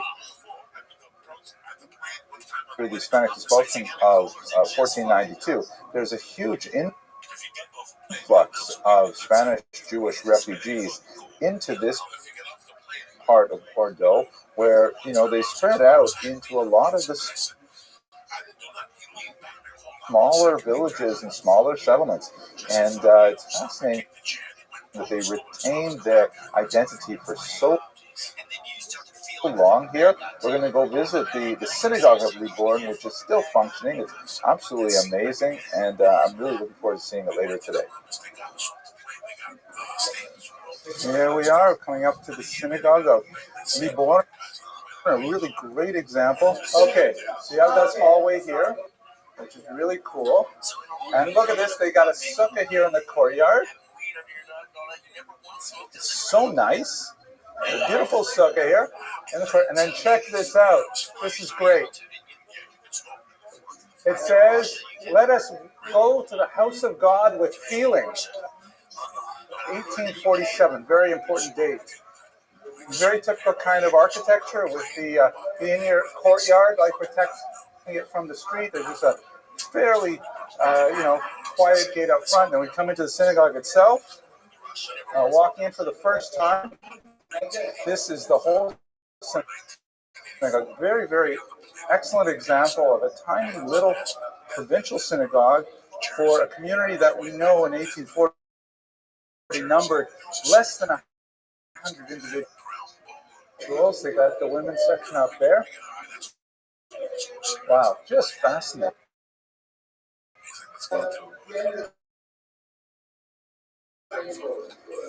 Look at this. What an amazing thing.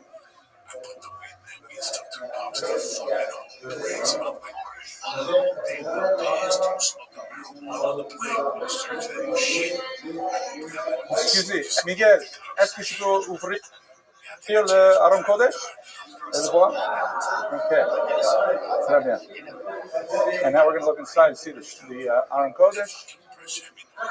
Ah, beautiful. Both Sephardic and Ashkenazic style synagogue. I really enjoyed visiting that beautiful little synagogue in Libourne. It's just such a great illustration of what it must have been like to live in a small community like that in the 18th century. It's important to note that the synagogue actually existed much earlier to that, but in a private home. And finally, they were able to build that modest little structure that lasted for centuries now. What a wonderful. We had a fantastic concert last night, a classical concert that was just amazing at a local chateau.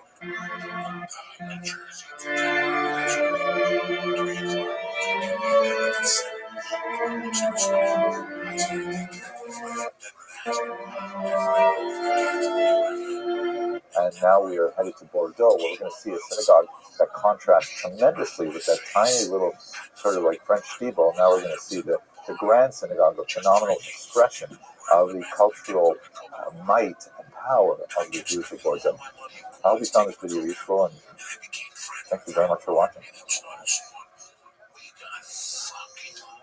At 6 a.m. I'm staying in the lab all night getting fucked up, jerking off in the men's store. Fucking bad, bro.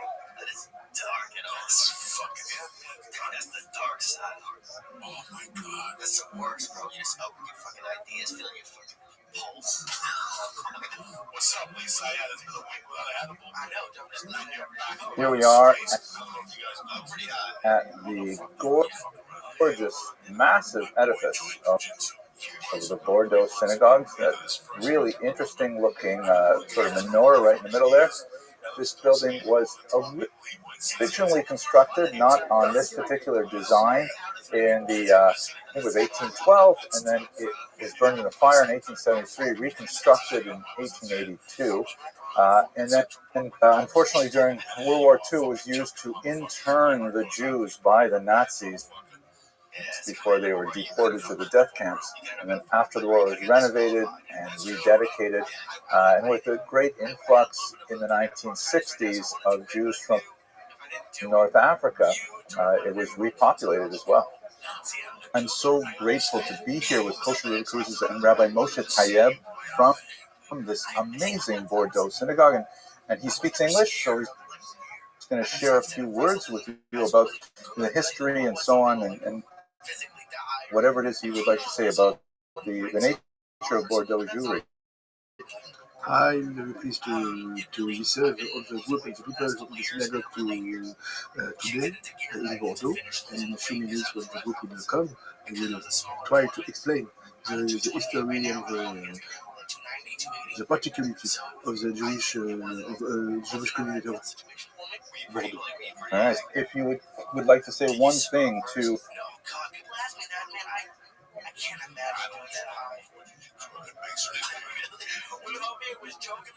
100,000 followers of Jews around the world watching these videos, what would you like to say to them? I say them that we are very pleased to research all people, all Jewish people or not Jewish people, to see our synagogue and to come in Bordeaux to see and to learn about the history of the community and the history of the Judaism and the Jewish people in the city.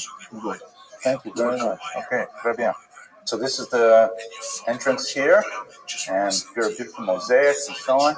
And as we come into the main entrance, it's just gorgeous. Wow. And look at there's that motif of that gorgeous menorah again. Wow. Beautiful synagogue. Here I am at the top of the bima in the amazing Bordeaux synagogue. The smell inside is just gorgeous. It's decades and decades coming from the pews here, the seats. You can see there's a massive menorah right in the center. It's evoking the menorah that's on the exterior wall. And here is the Ner Tamid. This is a really interesting on Kodesh. It's got these huge theatrical light curtains that go up. It looks like about 4 stories worth. And there's a skylight bringing natural light in over the Aron. And you can see that the Aron itself has decorative elements of the 12 tribes, and then the stones on the breastplate of the Kohen Gadol. And then they have a full statement of the, not the abbreviated text, of the 10 Commandments. They're all spelled out as per the biblical text. Just gorgeous. They have a large women's section on the top, and it looks like they have, it goes all the way around the back as well. Beautiful acoustics, gorgeous. And look at this. There is a massive organ here. Now, I have to get into the history a little bit to find out what they did with the organ on Shabbos. That was a huge bone of contention in 19th century Europe. Do you use the organ, not use the organ? Because it is possible to, play an organ without electricity using hydraulics, for example, and compressed air. But the question is it appropriate on Shabbos? It was a hallmark of Reform to use them. Orthodoxy is really quite hesitant. This looks like the Kisei Eliyahu, the chair of Elijah that is used for circumcisions, the Sandek, the godfather, as it were, who holds the baby on his lap, would sit there, and there's a spot here for his feet. It's like the Bordeaux synagogue is just a tremendous statement of the status that the Jews had achieved after so many hundreds of years of living first secretly as Portuguese merchants in this region, and only in the 18th century beginning to assert their Jewish identity, which had long been artificially submerged, and then ultimately, by the time you get to the 19th, pioneered the emancipation of Jews not only in France but also of all of Europe and by extension North America, where a lot of the articulations of how Jews were to exist in modern society were finally expressed in a contemporary society where people's membership in a state is based on citizenship rather than on membership in a community, which has its upsides and its downsides. We've discussed that in other lectures, but it's really amazing to be here in Bordeaux with Kosher River Cruises and actually see artifacts like this, great architectural artifacts like this in real life. Okay, I'm going to go up into the women's section right now. Nice curving stairs here. And check it out. Pretty grand kind of approach to the top. And it looks like you can enter into the center section or to the left section. Let's go to the center section. Let's see if it's open. Yes. Here we go. Okay, you've got these banked,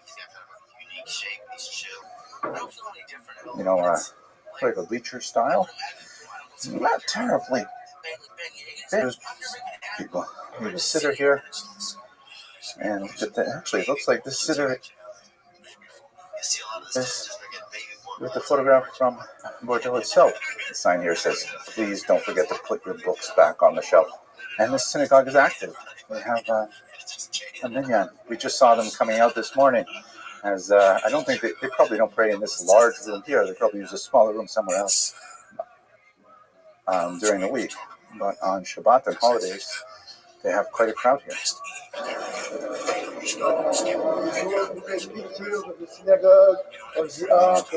That's beautiful. Here's the law that Moses gave to the children of Israel.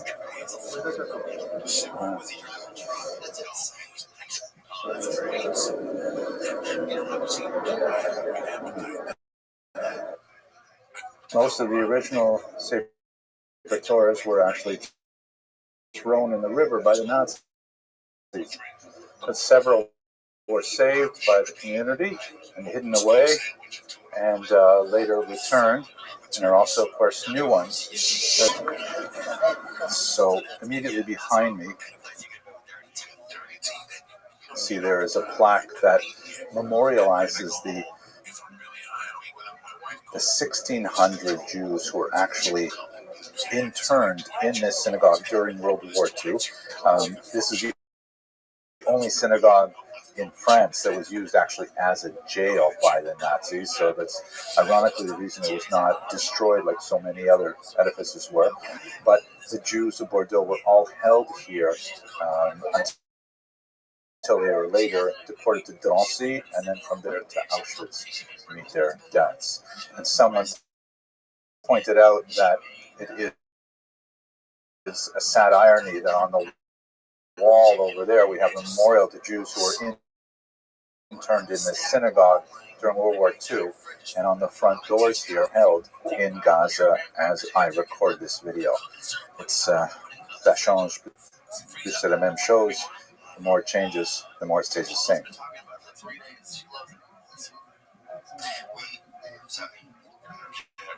We used to have this game where you would fill like people's two dudes would fill them up with sugar, and then you slap each other with fucking cheese. But here's the thing, bro. It's hard to hold a whole bunch of sugar in your mouth and keep it all. You keep it all. Well, here's the thing: it starts dissolving when you get parched because all your moisture is going to the steak, so your body starts to dry out. So then you start your Hello, fellow students of history. I'm very happy to have something special to offer you today. I'm working with Turo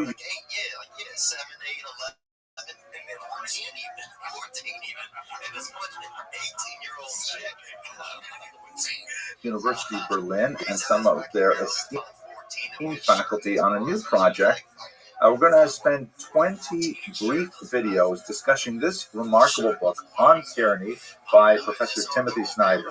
Professor Snyder is a professor with a tremendous amount of expertise in 20th century politics and history in particular, and this happens to be a really fascinating book that looks at both the historical devolution of politics in the modern era and applies it as well to our current situation in some fascinating ways. Perhaps controversial, but I'm really looking forward to having these discussions with the faculty of Touro University Berlin. In particular, we want to highlight the really creative and important work that's done by the Holocaust Studies and Tolerance Studies faculty at Touro University Berlin. And today I want to invite Dr. Stefan Lehnstadt, who is going to speak to us about the first chapter. Welcome, Professor Lehnstadt. Welcome. Hello. Okay. Do you want to give us a very brief précis of what Professor Snyder says in this first chapter? So this book is basically a manual how to prevent or how to deal with tyranny. And the first chapter here is called anticipatory obedience, and it basically means don't be nice to dictators and don't have them become dictators if you're not forced to do so. And this obviously makes a lot of sense, and on a general level, it means you should pay attention to the things that are happening around you. But on the other hand, he comes up with some historical examples from the history, especially of Nazi Germany and the Holocaust, but also with on a smaller scale, also with examples of the Soviet Union. But his historical analogies are sometimes a little bit, they are often not convincing, I have to say, or at least this. If I remember correctly, and I should because I just reread the chapter this morning, he gives three examples, right? He gives the example of Austria immediately after the Anschluss has an anti-Jewish wave of persecution, which is then, of course, repeated by the Nazis with Kristallnacht. Like Lenin rising to power in 1917. Germany invading with Operation Barbarossa, invading the Soviet Union, and then you have that kind of spontaneous wave, like, for example, in the city of Lviv, the attacks on Jews, before the Nazis even imposed these things. And I think that's his idea of anticipatory obedience, that it's as if people try to figure out what the new boss wants, and they step forward to provide it even before the boss asks for it. So what do you make of those examples, and why do you feel that they're not appropriate? I think it's worth talking about all of those examples. I think Snyder's first idea or first point is that the Soviets coming to power in 1917, and he kind of also compares, well, he's not comparing it, but he also mentions the Nazis coming to power in 1933. And I think,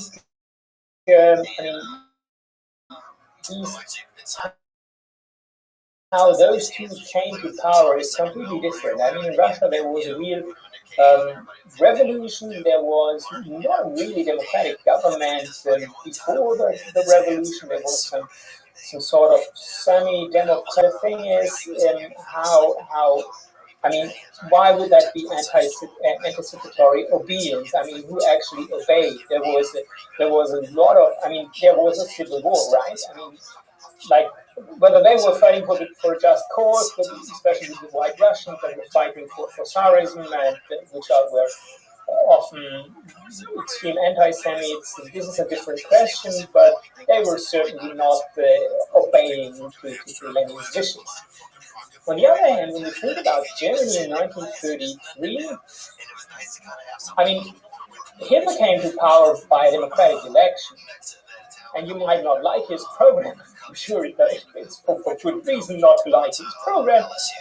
but it's kind of, I mean, arguing from hindsight, I would say that as a democratic election, you can be against it.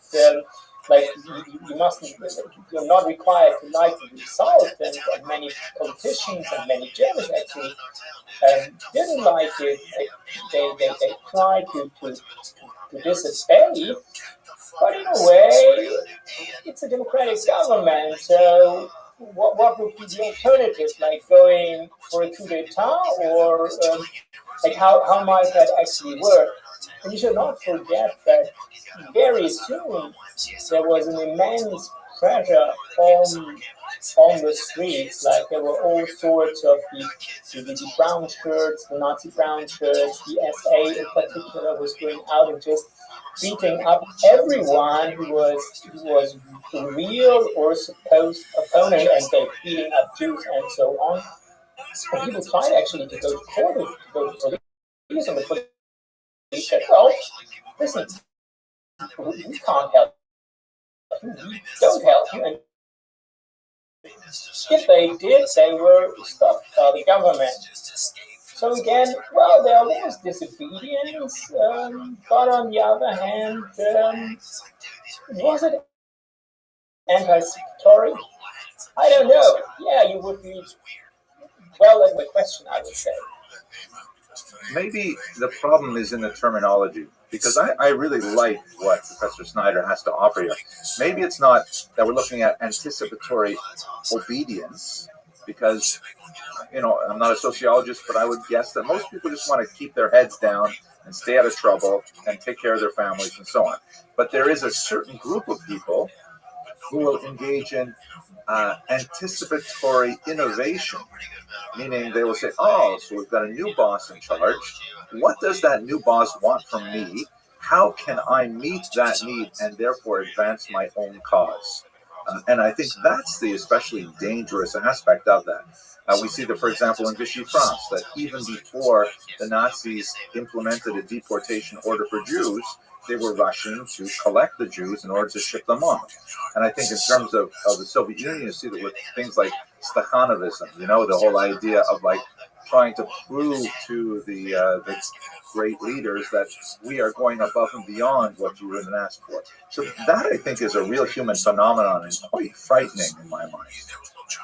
Yeah, I totally agree to this, and I think this is a good argument. And actually, we have extensive research on this when it comes to National Socialism, and Ian Kershaw, one of the most prominent scholars of Nazi Germany,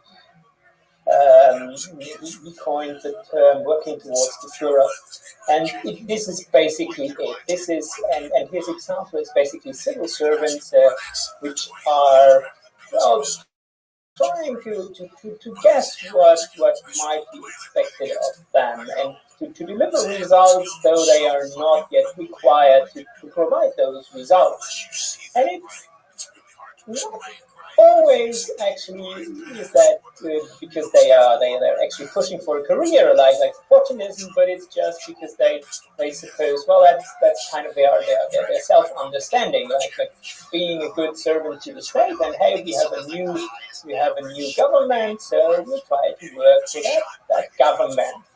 And if you like, this is what also happened in 1945. It was the same personnel, and they just continued their job, and they became loyal servants to a democratic state.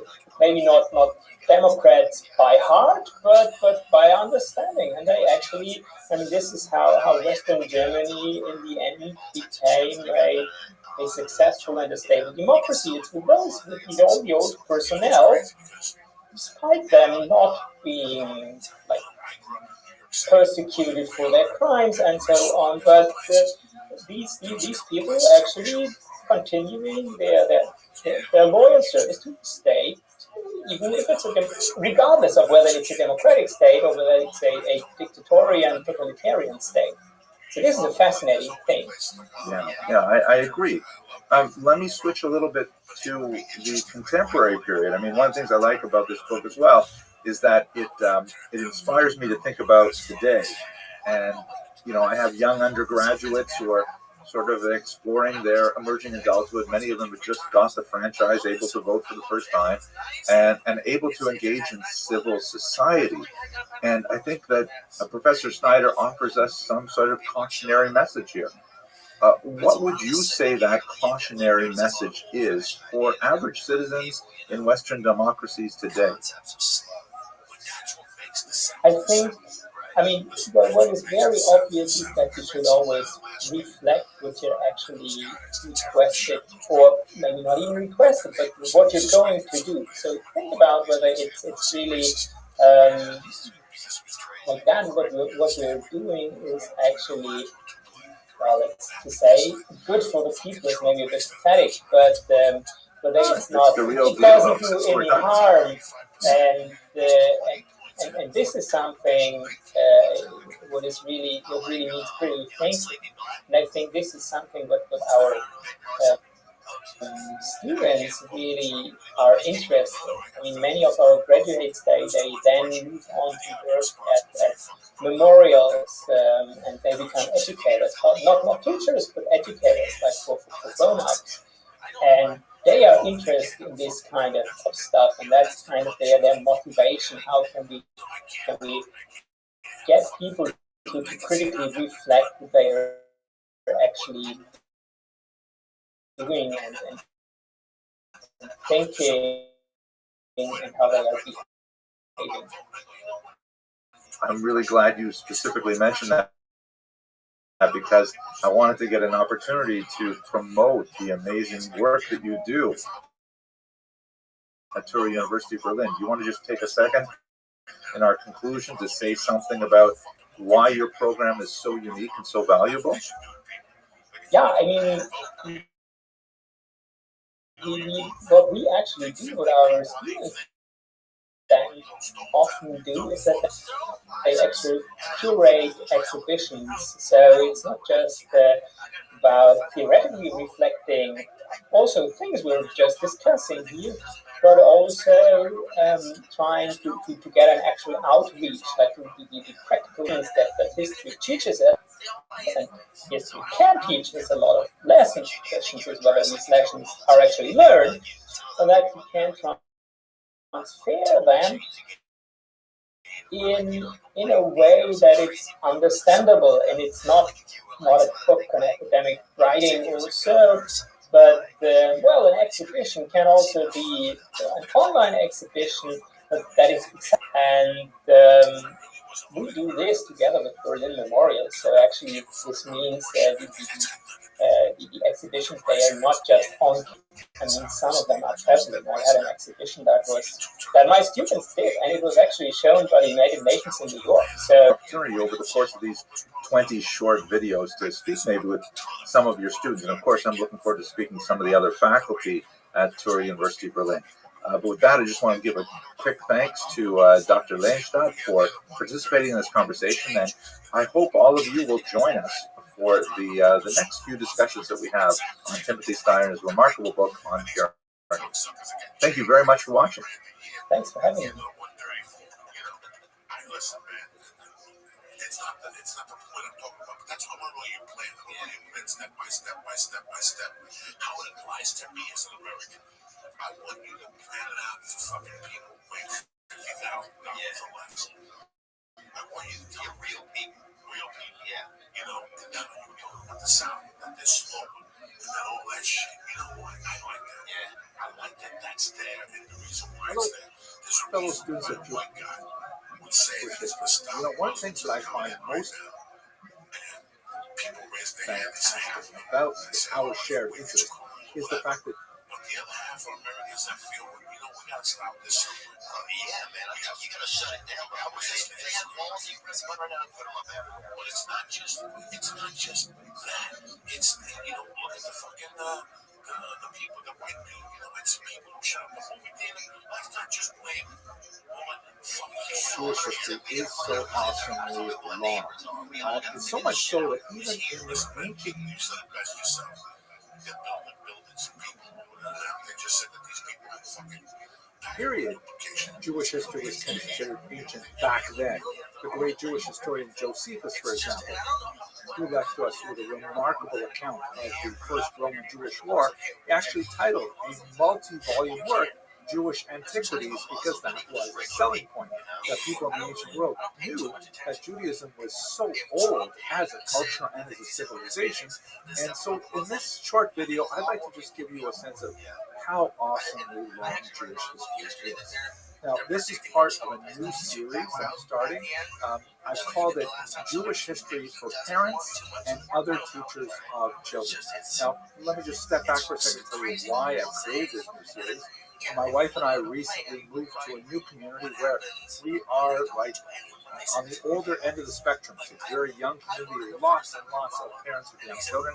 And I want to speak to the community that I'm living in, so that's why I'm sort of structuring this. I'm thinking about it, kind of like, in one sense, I feel like I'm old enough that I'm like the old guy sitting around the campfire explaining the stories of the elders to the younger people, but also because, it's just so crucial for the survival of the Jewish people to understand how long and how important and how varied and how complicated this story really is.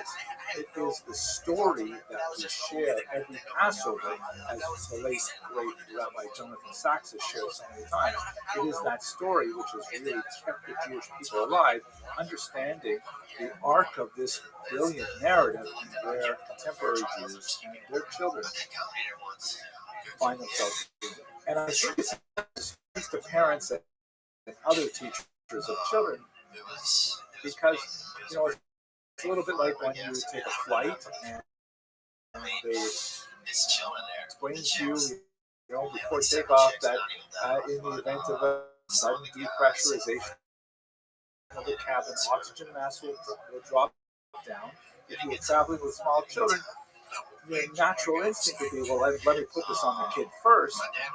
But in reality, you're supposed to put it on yourself first, because only if you're getting oxygen are you going to be able to take care of your child as well.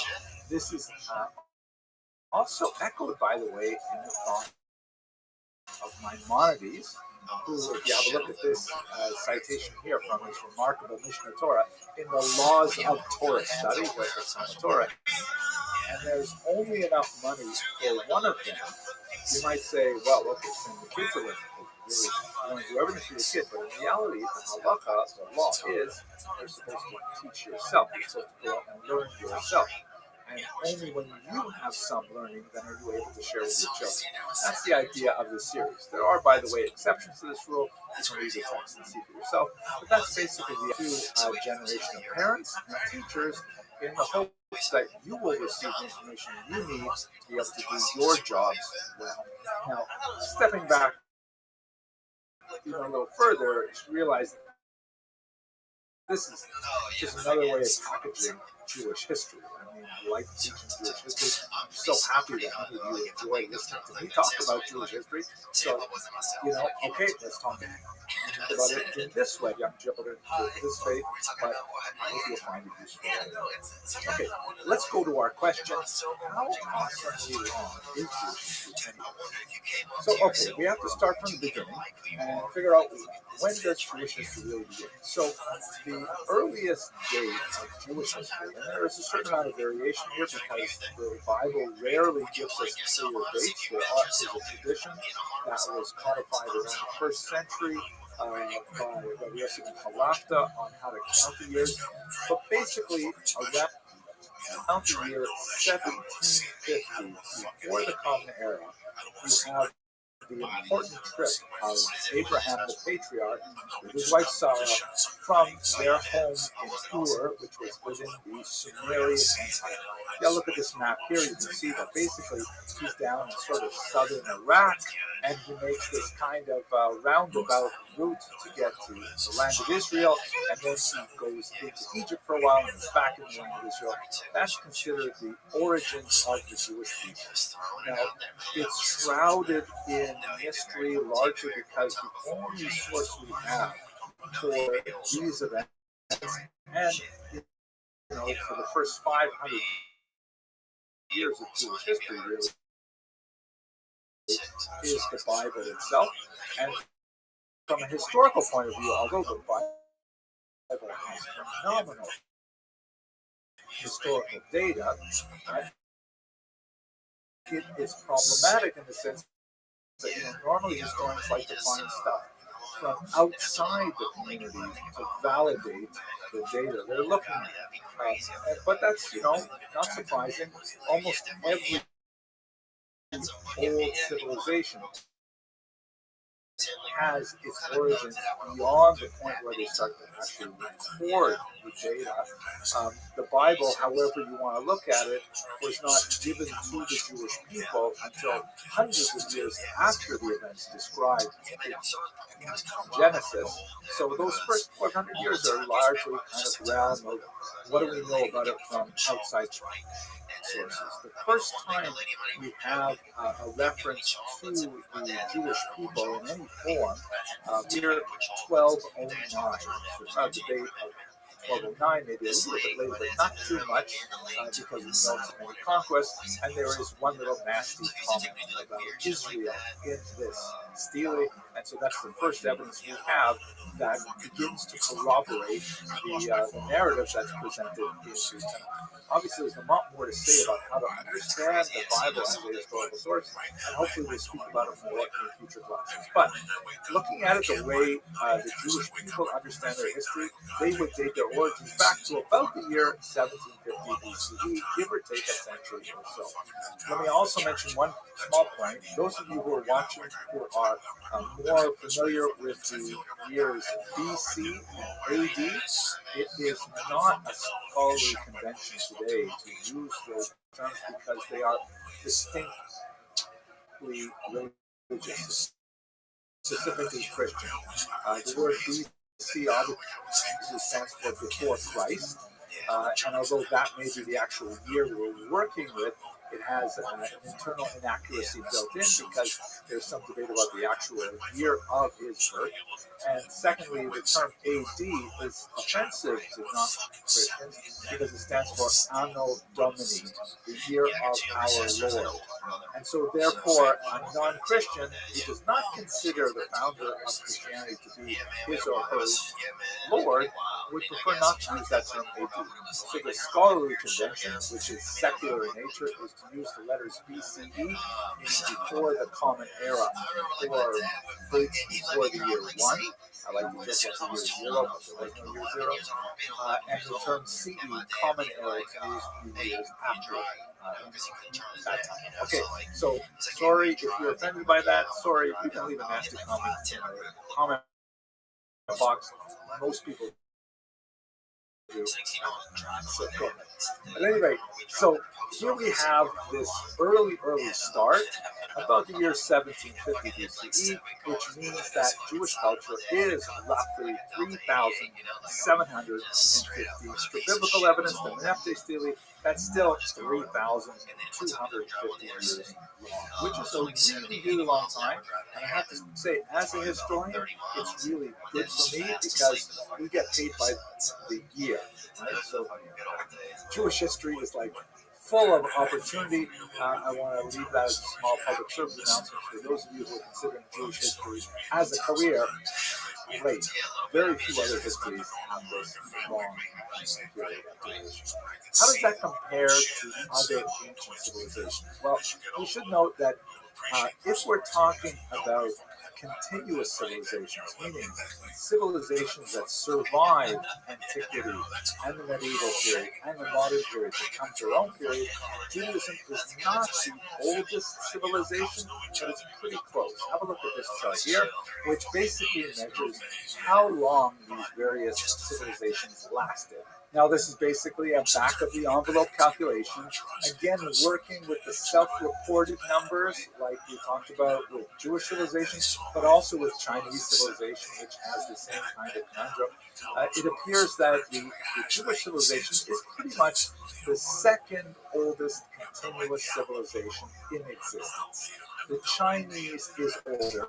A lot of people make jokes about how this meant that the Jews would have something to eat when they began civilizing, right? As Jews love Chinese food. There is, of course, very old civilizations like the Mesopotamian civilizations of Assyria and Babylonia and so on. The Egyptian civilization is like super old, but only the Chinese one is currently extant. So the Jews and the Chinese have a lot in common. They have been sort of neighbors in time for over 3,000 years. But the Chinese have, I have to say, a huge advantage here. I mean, look at this chart here, which compares the number of Chinese people alive today and the number of Jewish people alive today. It's pretty easy to say, oh yeah, we've got a continuous civilization that stretches back almost 4,000 years, when, yeah, you got like billions of people to count for it. The Jews we're talking about somewhere around 15 or 16 million people here, a tiny fraction of the Chinese. If you look at this chart, you see that, Chinese people are actually just about 20% of the world's population, 1/5 of the world's population. Jews don't even make a single percent, 0.5%. So that, it is a remarkable thing that the Jewish civilization lasted so long with such a tiny population. And that number, by the way, never exceeds 2% of the known population of the world. Jewish people seem to hang on to all kinds of very, very difficult circumstances and to perpetuate their culture generation after generation. It is really, mind-boggling.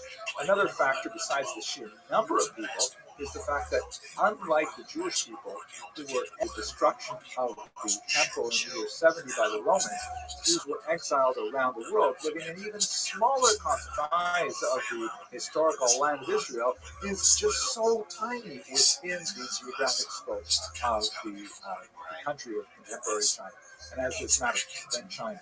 So again, it boggles the mind that Jews are still here, that they have survived so much for the last 2,000 years, until 1948, when it was still perpetuating the same sort of reason. It really is, how can I say it? I don't know how to understand it myself, even though I spent so much of my own time studying it. Okay, so that describes the ancient civilizations that were around when the Jewish people emerged onto the historical scene. If we were to look at empires that fell since then, we would see that there were so many of them. The Jewish people had to witness the rise and fall of so many empires, including the Assyrians, the Babylonians, the Persians, although Zoroastrianism, the faith of ancient Persia, is still around. The Greeks, still around, but they're very different from the ancient Greeks of the period of the Periclean age with Socrates and Plato and Aristotle. The language is modified significantly, and of course they're largely Christian now. They're not pagans of that era. And the Roman Empire, of course, is very significant in terms of Jewish history as well. And this is the same thing that's true of empires outside of the land as well, like the Harappan civilization in northwest India, or the Peruvian civilizations, the Nazca peoples, the Mesoamerican peoples like the Aztecs and so on. They're all gone. All these empires have rose and fell. Rome itself, which destroyed the temple and much of Jewish sovereignty in the first century, it falls just a few hundred years later, and then the Jews see the rise and fall of three Muslim empires, the Safavid, the Umayyad, and Ottoman. I should also add, by the way, the Mughal Empire, also Muslim, and a whole slew of European kingdoms fall during the modern period, including France, England, and Germany. Russia even falls twice, not counting the Mongols. The Jews have gone through all of this. It really is something astounding. And if I were to deliver a single message about Jewish history to my children and my students, I would really emphasize how Judaism has proved its ability to last through such vagaries of the human condition, historical circumstances, circumstances, different cultures, different languages, and Jews are still here celebrating pretty much the same kinds of things that they've been doing for centuries. Engaging in conversations with rabbis who left their thoughts 1,000 years ago, 2,000 of the contemporary conversation. I can't emphasize much how phenomenal that is, how unusual. So if we look at it sort of in a timeline, so we just get a sense of the graphic view of this, the green bar here represents Jewish history. This is very schematic, and basically I took an Excel spreadsheet and I used each box to overlap that with Roman history. You can see that it's a big chunk of Jewish history, but Jewish history predated it and certainly postdated it. You compare it to other major faiths, the daughter religion Judaism, Christianity occupies roughly half of Jewish history, but there's another half of Jewish history that extends way back before Christianity started. Islam even more so.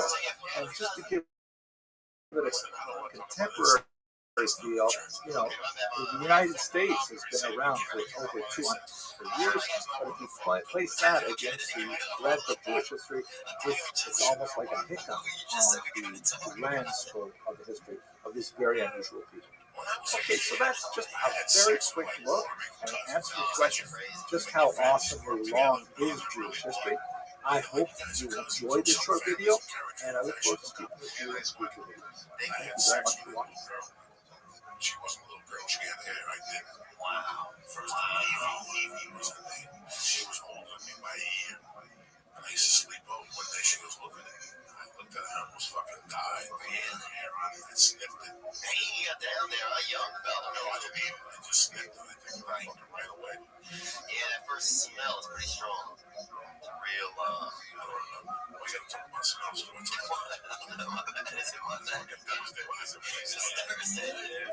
gonna go back to his house.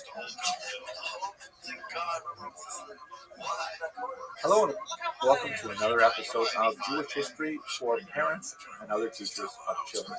One of the things that I find most incredibly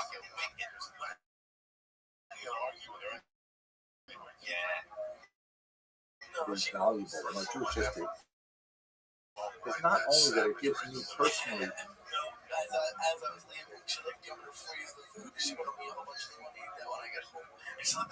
in my community, with my family and so on, but also my place in time. With just a minimum of historical awareness, I have a sense of where my family comes from, going back a ridiculously long time. We've always spoken in the previous lecture about how awesomely old Jewish history is. And so precocious children may ask the question, how did we end up here? And that's my goal in this short video, to give you a very quick look at the overarching patterns of Jewish migration throughout the centuries and help you answer that question when your child or your student asks you, how did Jews end up there, or how did I end up here? So let's start with the ancient periods, and we're going to go blindingly fast through all this, but I hope in subsequent lectures to spend a lot more time in many of these periods. The very beginnings, as we discussed last week, begin in what would be southern Iraq, as is described in the book of Genesis, when Abraham takes his family and makes this roundabout journey up the Euphrates River and then makes a sharp left down to the land of Israel with a very short stay in Egypt. That stay in Egypt, of course, would be extended under later generations, and that's the whole Passover story. That's not for our topic today. But the end result is that the Jews settle the land of Israel. Here's a map that shows you how the Bible describes come together as a monarchy. And this exists under the kings Saul and David, and then later Solomon, where it's expanded considerably. And there is a split between the northern tribes, known as the Kingdom of Israel, and the southern tribes, known as the Kingdom of Judah. And ultimately, that northern kingdom is going to be taken away by the Syrian Empire. You can see in this map here how there are several population transfers from the northern part of Israel in particular, and they're sent off. These are the so-called 10 lost tribes. A lot more to say about that later. In the 8th century before the Common Era, where they would be in a contemporary map would be something like the boundary of Lebanon and Syria, and a little bit to the north between Syria and Turkey, and then to the east you see them in eastern Iraq and western Iran. That's where these 10 tribes would have ended up. They ended up, however, later combining with another exile, this time under the Neo-Babylonian king Nebuchadnezzar, who destroys the temple in Jerusalem in the year 586 before the Common Era. This beautiful image by Rembrandt, who himself was not Jewish, but lived in a very Jewish neighborhood in Amsterdam and had many Jewish subjects for his art. Here is Jeremiah lamenting the destruction of Jerusalem, very evocative painting. And another evocative painting while we're at it, this is from Edouard Benjamin, one of my favorites, showing the Jewish family on the banks of the Euphrates River, tracing that route that Abraham took, and in the distance you can see the Babylonian ziggurats, and they're about to cross over, very depressed at having lost their homeland. But nevertheless, even in Babylonia, which again would be today's southern Iraq, the Jewish community flourishes. They eventually, hundreds of years later, create this massive document, the Talmud, which is an incredibly important multi-generational document involving thousands of voices, absolutely fascinating, but beyond our topic here. And also some really cool things like these Aramaic curse folds. Again, this is just a little teaser for what we'll talk about in later lectures. By the time you get to the beginning of the Common Era, the land of Israel is now controlled by the Romans, and in the context of a disastrous revolt that begins in the year 66, the Romans ultimately come into Jerusalem and destroy the temple, as is shown here in this very evocative painting by Roberts. And there is another major exile of Jews throughout the ancient world.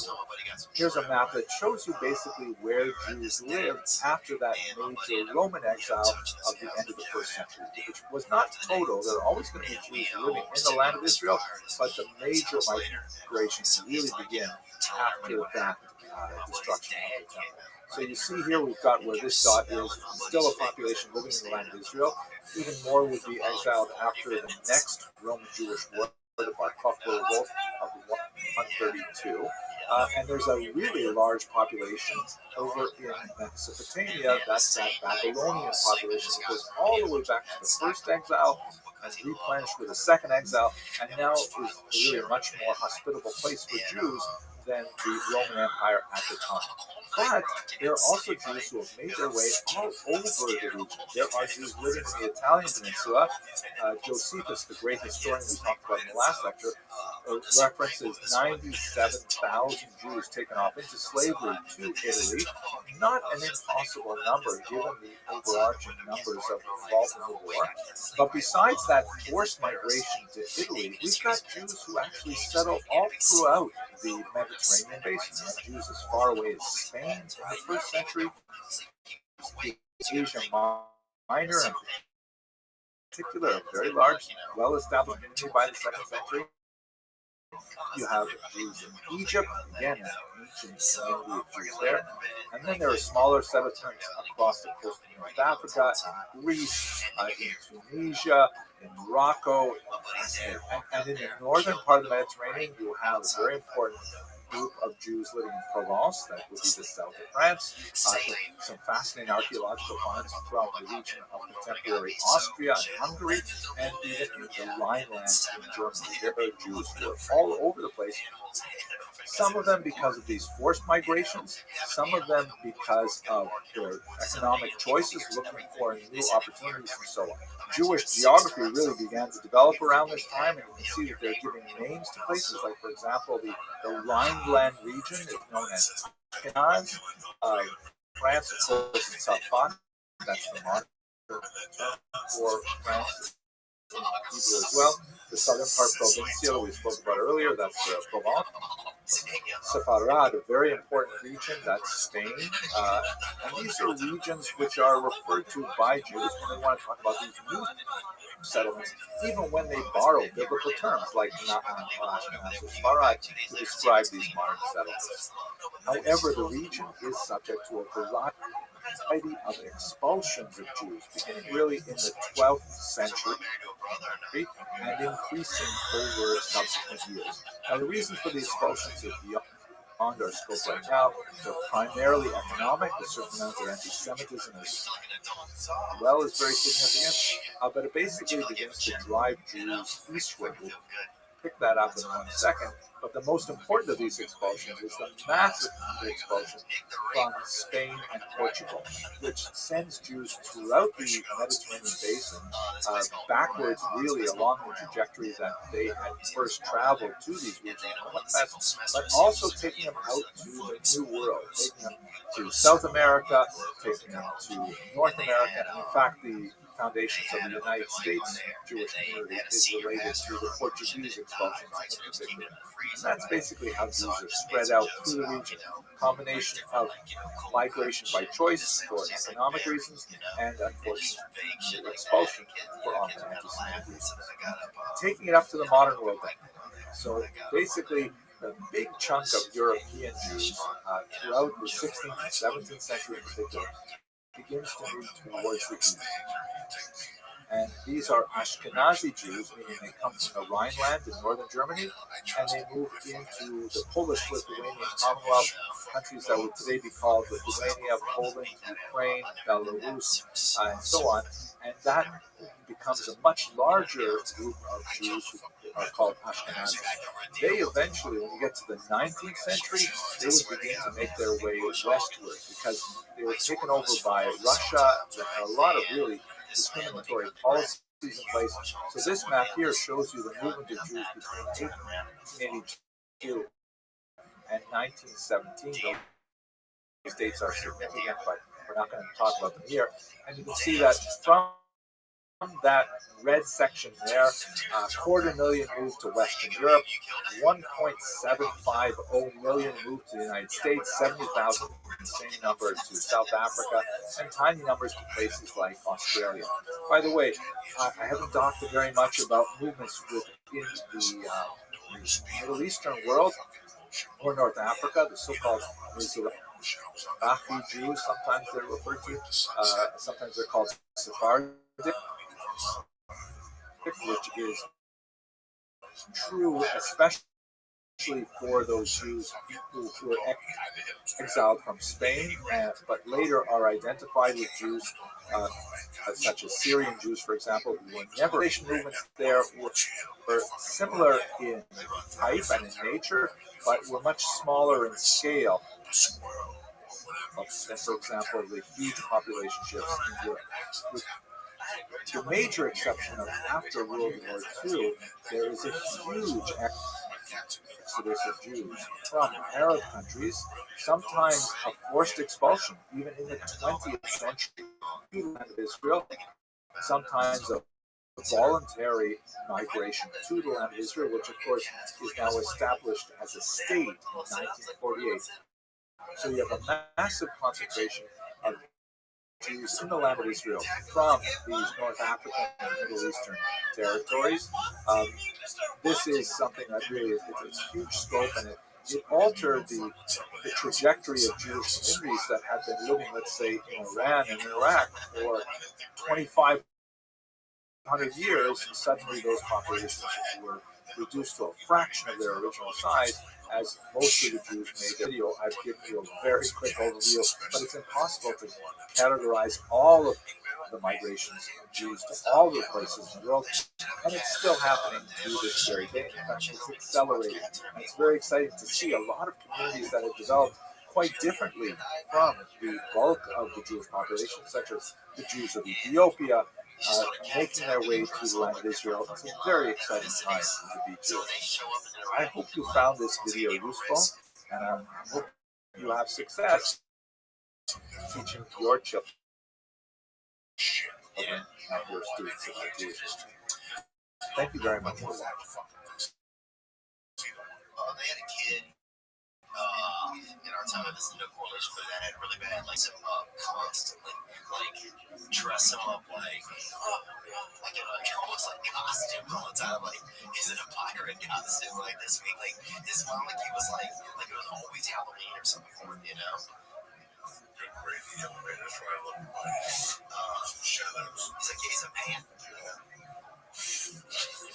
I want to give a shout out happy anniversary to Tina, Jimmy Joe, Aiden Diaz, Jesse Bryant, Peter Mandy Barr, Jim Jorgensen, Paul Lynch, Jack Pratchett, what's happening, bad MMA motherfucker, and my man Henry Solari. You better show up to class this week, cocksucker. And Dustin Tawaki, Dustin Tawaki has a baby. Yeah, my fucking thing's Hello and welcome to another episode of Jewish History for Parents and Other Teachers and Children.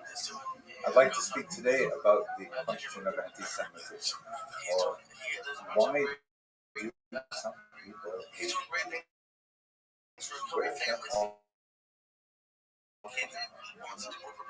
Let me state from the outset that this entire video is intended for educational purposes. I will be discussing a very distressing topic of hatred and I'll be showing you some potentially very offensive images, but our purpose here is just to try to understand where this comes from and perhaps to get some sense of how are we supposed to cope with it. This to your children or for your students, it's a very difficult question to answer. A lot of it has to do with how old your child is, what kind of experiences they anticipate or may already have had, and I'll leave it to you to titrate this information down to a level where so the goal of this brief video is just to give a little personal introduction about how I come to this topic, and then I'd like to walk you through what scholars see as the four main stages of anti-Semitic thought, and is what do anti-Semites think when they think negatively about Jews, and show you how that changed over time. And then, unfortunately, I'd like to speak a little bit about the rather ominous implications of the present moment that actually reminded me to give this talk before I really intended to. Now, since this series is really directed at parents and teachers of children, I was thinking of talking about a lot more positive aspects of Judaism, uplifting aspects of the Jewish experience and history before we got to this particular topic. But events have overtaken us, and it seems that we really have to deal with it now. Let us just remember, however, that this is not the central way in which Jews mediate their experience of the world. It is an important element of the Jewish experience. It is kind of like an abiding background noise, an ambient noise that sometimes influences the decisions that Jews make and the choices that are forced upon them. But nevertheless, it is a secondary, if nagging aspect of Judaism and Jewish civilization is very life-affirming. Just to give you one example, when we toast, we don't say, to your health or to your wealth. Those are nice things, but we say l'chaim, to life. Life itself is something very precious, and hatred is antithesis of that impetus, and that's why it's very important that we talk about it. The way in which you present this to your children or to your students is very complex. You have to think a lot about how old they are, how well they can absorb this information without being damaged by it. And I'll leave it up to you to titrate this information down to a level which is acceptable for the specifics of your children and your students. But I guess this is what the African American community refers to as the talk, and to explain the realities of the world to them. I hope that this short video will be helpful.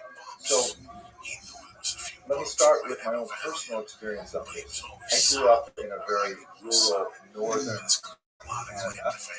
We were the only Jewish family, and I lived there really quite happily, playing with my Anglophone, coming francophone friends until I was 10 years old, at which point my parents decided I needed to move to a larger community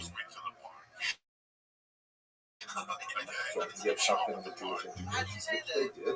My mother went 4 years, so I could get a little bit of a Jewish education, could have my bar mitzvah, and then I went back up with my mother to live full time with my father. During this time, my father commuted every 2 weeks to be part of the time with us and part of the time managing his business in Northern Ireland.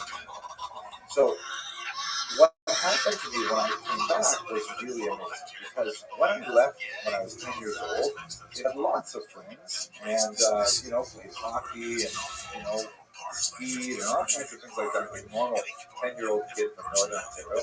But when I came back, I was really amazed that a significant number of those kids that I played with had suddenly become anti-Semites in my absence. It was like, wow.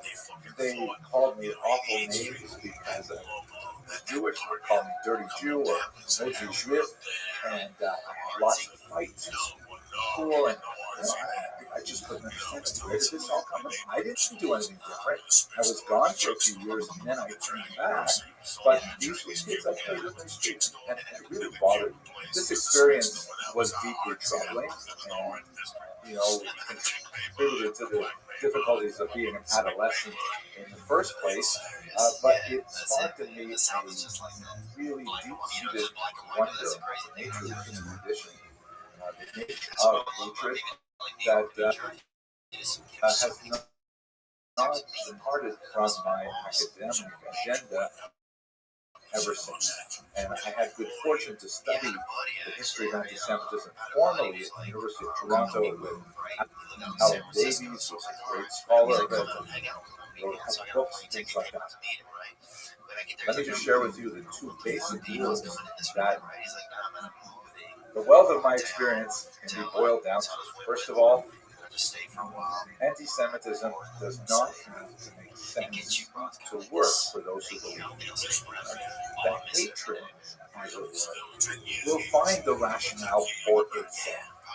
Jews are accused of being communists, at the same time they're accused of being capitalists. It doesn't matter if those two are on opposite sides of the political spectrum. They're accused of being rootless cosmopolitans, being, very urbanized and not having any specific connection to the land. And they're also accused today of being secular colonialists, which is the bottom line is, it's not about the Jews. It's about those who hate the Jews. Jean-Paul Sartre, very important scholar who did World War II, wrote, Si le juif n'existe pas, l'antisémite l'inventerait, which means if the Jew did not exist, the anti-Semite would exist. Meaning, the anti-Semite needs to find a way to channel that, deep-seated hatred. Anti-Semitism has to be a very well-plowed furrow that he can slide right into, and it explains his entire world, and explains all of the horrible feelings of inadequacy that he has, and so on. It allows him someone to blame. Now, there's a lot more psychological things we could talk about this, but we're going to stay historical today. But that's the first big rule. Anti-Semitism does not have to make sense for it to work for those who believe it. And here's the second rule, which in some ways is a corollary to the first rule. Anti-Semitism is backwards. Anti-Semitism finds its way to adapt to widely divergent circumstances. Historical circumstances, to be sure, but also the religious atmosphere, the political atmosphere, the social atmosphere, the economic atmosphere. Anti-Semitism finds a way, like a virus, to kind of trim here and expand there until it becomes relevant to the anti-Semite, no matter where he or she may live, in place or in time. One of the most frightening aspects of this hatred, in that it finds a way to expect itself so many different climates. So with that said, I'm going to go over the four basic periods of anti-Jewish hatred. Very briefly, I have a lot of videos on my channel that goes into greater detail in each of these areas, which may be so the earliest traces of anti-Semitism that we have in the historical record are primarily from the Greco-Roman world. We have, of course, biblical accounts of Egyptian servitude and things like that, but let us focus ourselves primarily on those sources that come from without. We don't have on how they feel about the Jews, a couple of minor exceptions, but we have a lot of writings from the Greek and the Roman authors. And when they say negative things about the Jews, which is, perhaps pervasive would be too strong a word, but there are definitely some very negative things said about Jews in the ancient world. It's primarily because Romans and Greeks are trying to come to terms with a society that is very unlike their own. It's really a kind of xenophobia, meaning fear of strangers. For example, Jews are accused of clannish behavior because in order to become a Jew, you had to be circumcised if you were male, and that they would only eat kosher food. So that precluded their participation in other rites. They were accused of being atheistic, ironically, because they refused to participate in faith. Offering sacrifices to statues, things like that, which were anathema to the Jewish faith. They were accused of being lazy because they have it. So these are, kind of distortions of the ways in which Romans and Greeks understood the Jews, but they were actually observations of actual Jewish behavior. So it was more of a normal interlude, kind of like two cultures bumping up against each other, not necessarily getting along, and expressing it in writing, where you might see it, for example, in a graphic format. Here you see a picture of the great Arch of Titus, which was a commemorative arch constructed in Rome after the defeat of Judea in the Great Revolt, 66 to 74, when ultimately the Romans were able to reassert their authority over the rebellious provinces. And in this commemorative arch, which is really like a war monument, they have this one little section, which you can sort of see if you look towards the bottom right of the arch going through. Here's a larger image of it. It shows Jewish captives carrying away spoils from the temple. The menorah, most famously, the trumpets, the ritual table, and things like that. Now, although some have interpreted this as anti-Jewish animus from the Romans and some kind of anti-Semitism, it's definitely not, a complimentary portrayal of Jews, but it is something that we can understand as like a war monument. That when one country beats another one, they will put up various public edifices that proclaim their victory, and that's we don't like it maybe, but it's basically normal. It's not a pathological kind of nature. So that's basically the character of the anti-Jewish hatred or antipathy that you see primarily in the ancient world. It's kind of cultures bumping up against each other, not necessarily liking each other, sometimes fighting each other, but not the kind of cruel sadism that we will see to the same degree in the modern era. When we move to late antiquity through, let's say, the high Middle Ages, around the year 1300, we really see a very different characteristic of anti-Jewish antipathy that is specifically related to the birth of Christianity. Unlike the regular Romans and Greeks, who were pagans and who were of a different ethnos. They were different people than the Jews. Christians had a funny relation vis-a-vis Jews. First of all, the earliest Christians were themselves all Jews, but then Christianity grew much larger, adopted many non-Jewish peoples within its orbit, while still retaining the consciousness of Christianity as a daughter religion to Judaism. There's a lot more to say about how that played out theologically, but basically for a good 1,000 years, and one might say much longer than that as well, Christianity strove to articulate a position that preserved that connection on the one hand. I mean, after all, if you pick up a Christian Bible, the first massive chunk of it, about 5/6 of it, is the same as the Jewish Bible, and the section at the end called the New Testament is the Christian Bible. So they want to preserve that connection, but at the same time, they also want to distinguish themselves from it. They also want to say that we are something new, something improved, something better. God's chosenness has now devolved on the Christian people rather than on the Jewish people, things like that. It's a kind of a mother-daughter conflict.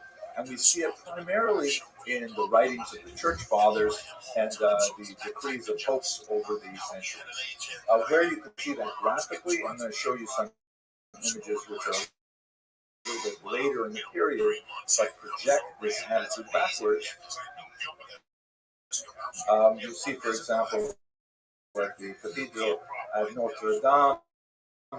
One of the most common depictions of this in Christian art is the dual forms of ecclesia and synagoga, which means church and synagogue. And they're contrasted very often in manuscripts, but even more importantly on monumental architecture outside cathedrals, things like that, which is especially useful when you want to explain complexity. Typically on the left, you'll have a representation of the church. You can see here maybe churches, standing upright with a crown indicating royalty and holding a staff indicating power, whereas synagogue on the right, which is the less favored religion, God has abandoned synagogue for it.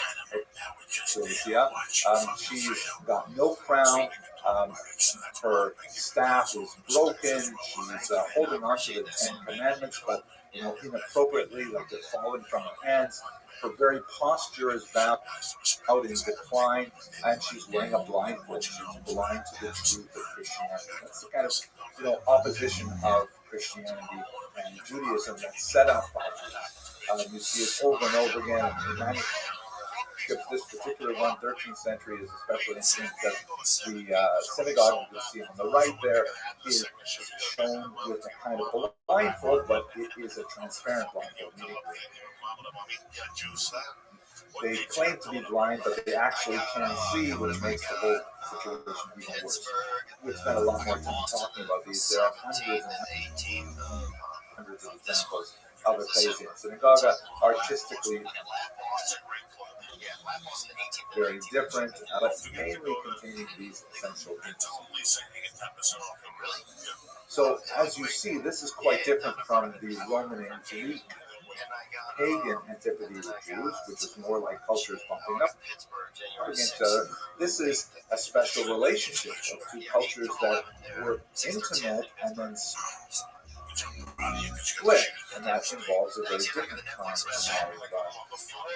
dynamic to devotion. However, it's still basically an argument between the priest and the rabbi. It's still theological. It's mainly in the realm of ideas and is rarely expressed in violence. That happens much more as you begin to move into the later periods. And we see it especially with extremely noxious charge that is first born in the 12th century, the idea of blood libel. The idea that Jews, because they hate Christianity, which is part of that separation that we saw earlier, Judaism is turning away from Christianity. Because the argument goes they hate Christianity, they must want to reenact the passion of Jesus crucifixion of Jesus, which is also another element of this story, the charge of deism. So the argument of blood libel says, well, they must want to reenact this. How do they reenact it? Typically around the holiday of Easter, which falls right around Passover time. And so beginning in the 12th century, you begin to see charges that Jews kidnapped a Christian child, tortured and mutilated him, and then ultimately crucified him in a kind of mock crucifixion of Jesus. This idea, which is just shows up in the 12th century, just spreads like wildfire throughout Europe. It has like a unique hold on the mind of the medieval Christian, and it actually has reverberations right up until the 21st century. Of Simon of Trent, which is a late 15th century example of it. You can see the Jews here are all so labeled by the artist with the ruel, the round badge that they were forced to wear from the 13th century onward. And of course, young Simon is in the center of this, and he's being bled to death and circumcised and so on. I'm sorry I even have to say this, but there was no truth to any of this. There were some of the occasions where, in fact, there was no missing child reported. There was no body found, and yet there was a whole blood libel incident that blew up out of it, for example. So this is when anti-Semitism really goes off the rails. It has some religious elements to it, like we saw in the earlier period, but it is deeply, deeply pathological. It's almost pornographic in its intent and its expression. It has a slightly different version of post-desecration. The charge of post-desecration is about 100 years younger than the charge of blood libel, in which if Jews want to torture Jesus, torture the wafers which are used in the Catholic communion ritual. And so there are all these charges that Jews go into churches, steal the communion wafer, they bring it back home, they torture it like in this medieval image, and it miraculously bleeds. And then, of course, results in an uprising, and sometimes a pogrom, and Jews are hung or burned alive, and things like that. These are the kinds of anti-Semitic things which are characteristic of much of the later Middle Ages and actually quite frightening. The last element which begins to bleed is the modern period, is specifically associated with the Black Death. This is a horrific plague that swept across Europe in the late 1340s, and Jews were accused of somehow creating this plague, specifically by being in league with lepers, and together and poisoning the aquifers of Europe, they spread this disease. That's the charge that was very popular in the 14th century. Here you can see a 16th century English rendition of it. At this time, there were no Jews allowed in England at all. But to instruct the artist, you can see a Jew with kind of like sort of quasi-oriental outfit, and he was putting a couch with the skin of lepers in it into a well, and then at the same time a demon sort of spins out of it and urinates back into the water, poisoning it. And in case you don't get the overall image, there is a big system of blood libel across the background. It's frequently resulted in popular violence in connection with the Black Death. So by the time you get to the Middle Ages, anti-Semitism has really rooted itself in the popular mind, and unfortunately has expression in violence. And when we get to modernity, here you see a really dramatic break with prior traditions. Notice that the pagan tradition of xenophobia was not religious at all, not in a monotheistic sense. Then you get some kind of religious ideology coming out of the attempt of Christianity to distinguish itself from its mother religion, and then certain elements of that religious tradition are passed into the medieval period. But by the time you get to the modern period, and you have a general decline in religiosity throughout Europe as a whole, then anti-Semites sort of abandon the whole religious argument and really focus focus on two basic ideas which are essentially secular. The first is this notion that Jews are a race, that all Jews are bound together by some kind of racial characteristics. Later that will become more of like a genetic characteristic. And what is it that they do together as a race? They are engaged in a conspiracy to dominate the world. The classic text that explicits this is a document known as the Protocols of the Elders of Zion. It's a turn of the 20th century forgery composed by a Russian monk named Sergei, in which he claims to have discovered the minutes of the world Jewish government, who are doing all kinds of things like building these secret subway tunnels that connect the various capitals of the world that are engaged in a plastic Christmas.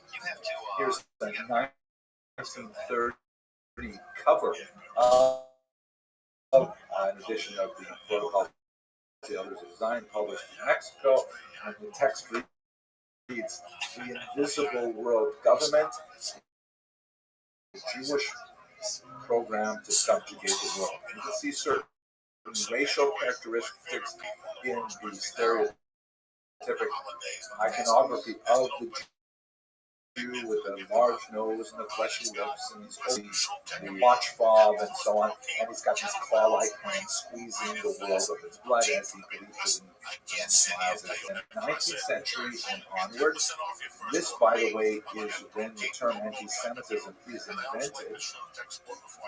An anti-Semite named Wilhelm Marr realized that he needed a more polite alternative to the much more vulgar term Judenhass or Judenfeinde, which meant basically Jew hate. And so he said, "Oh, no, I don't hate Jews. I am an anti-Semite." And by Semite, he meant those who participate in Semitism, which was a made-up idea. Semitism is this idea of a world Jewish conspiracy. Never mind. I know that Arabs are also Semites, but Wilhelm Marr not at all thinking of that. But that's where we get the term anti-Semitism. It was invented by an anti-Semite to try and cast a positive light on his hatred. It has later been transvalued and now becomes a negative term again. And people speak about it with the appropriate spiritual. So those are the four basic periods of anti-Semitism. You can see how the two rules that I've given you hopefully are useful. The first is, doesn't have to make sense. You can poke holes in all of these theories fairly easily. And secondly, that it clearly adapts to different times. Now let's go to our present moment and why I feel especially constrained to talk about anti-Semitism now, so early in this series. The reason is because I think we may be on the cusp of a new devolution of anti-Semitism. I really thought about it a lot when I had the unfortunate experience just a couple of days ago of watching security camera footage of a stranger walking up to one of my students in the street, hurling nasty anti-Semitic invective at her, and then punching her in the face and walking out. And it was just such a horrific, bizarre, unprovoked attack on a person who looked Jewish, I guess. He was just walking down the street daytime. It made me think that, we may be at the beginning of a new period. And what I think is happening now is we may be entering into a form of postmodern anti-Semitism. This is a new period where anti-Semitism appears to be adapting to the zeitgeist, the spirit of the era. Let me explain that in more detail. So first of all, what is postmodernism? This is a body of ideas that has an unusually caustic impact on critical thinking. It basically argues that, there's no way to actually figure out what is capital T truth. Logic, argumentation, reason, none of those things are free from the coloration of individual bias that is kind of baked into our consciousness. That's why people talk about, well, that's your truth, and this is his truth, and that's her truth, as if there are different kinds of truths. We can spend more time talking about what postmodernism is, but it is clear that this idea has really made a huge impact on academia, particularly in the humanities, and it has especially on young students, generations. How that adapts to Middle Eastern conflicts that we are seeing today is perhaps the most horrific expression of postmodernism, as it has provided a host environment for anti-Semitism. The accusation that is at the basis of this is something I mentioned earlier, that Jews are somehow secular and colonialists. What exactly does that mean? So it's such a silly idea. It doesn't really deserve debunking, but I guess you have to do it anyways. The conflict right now is over the territory of the land of Israel.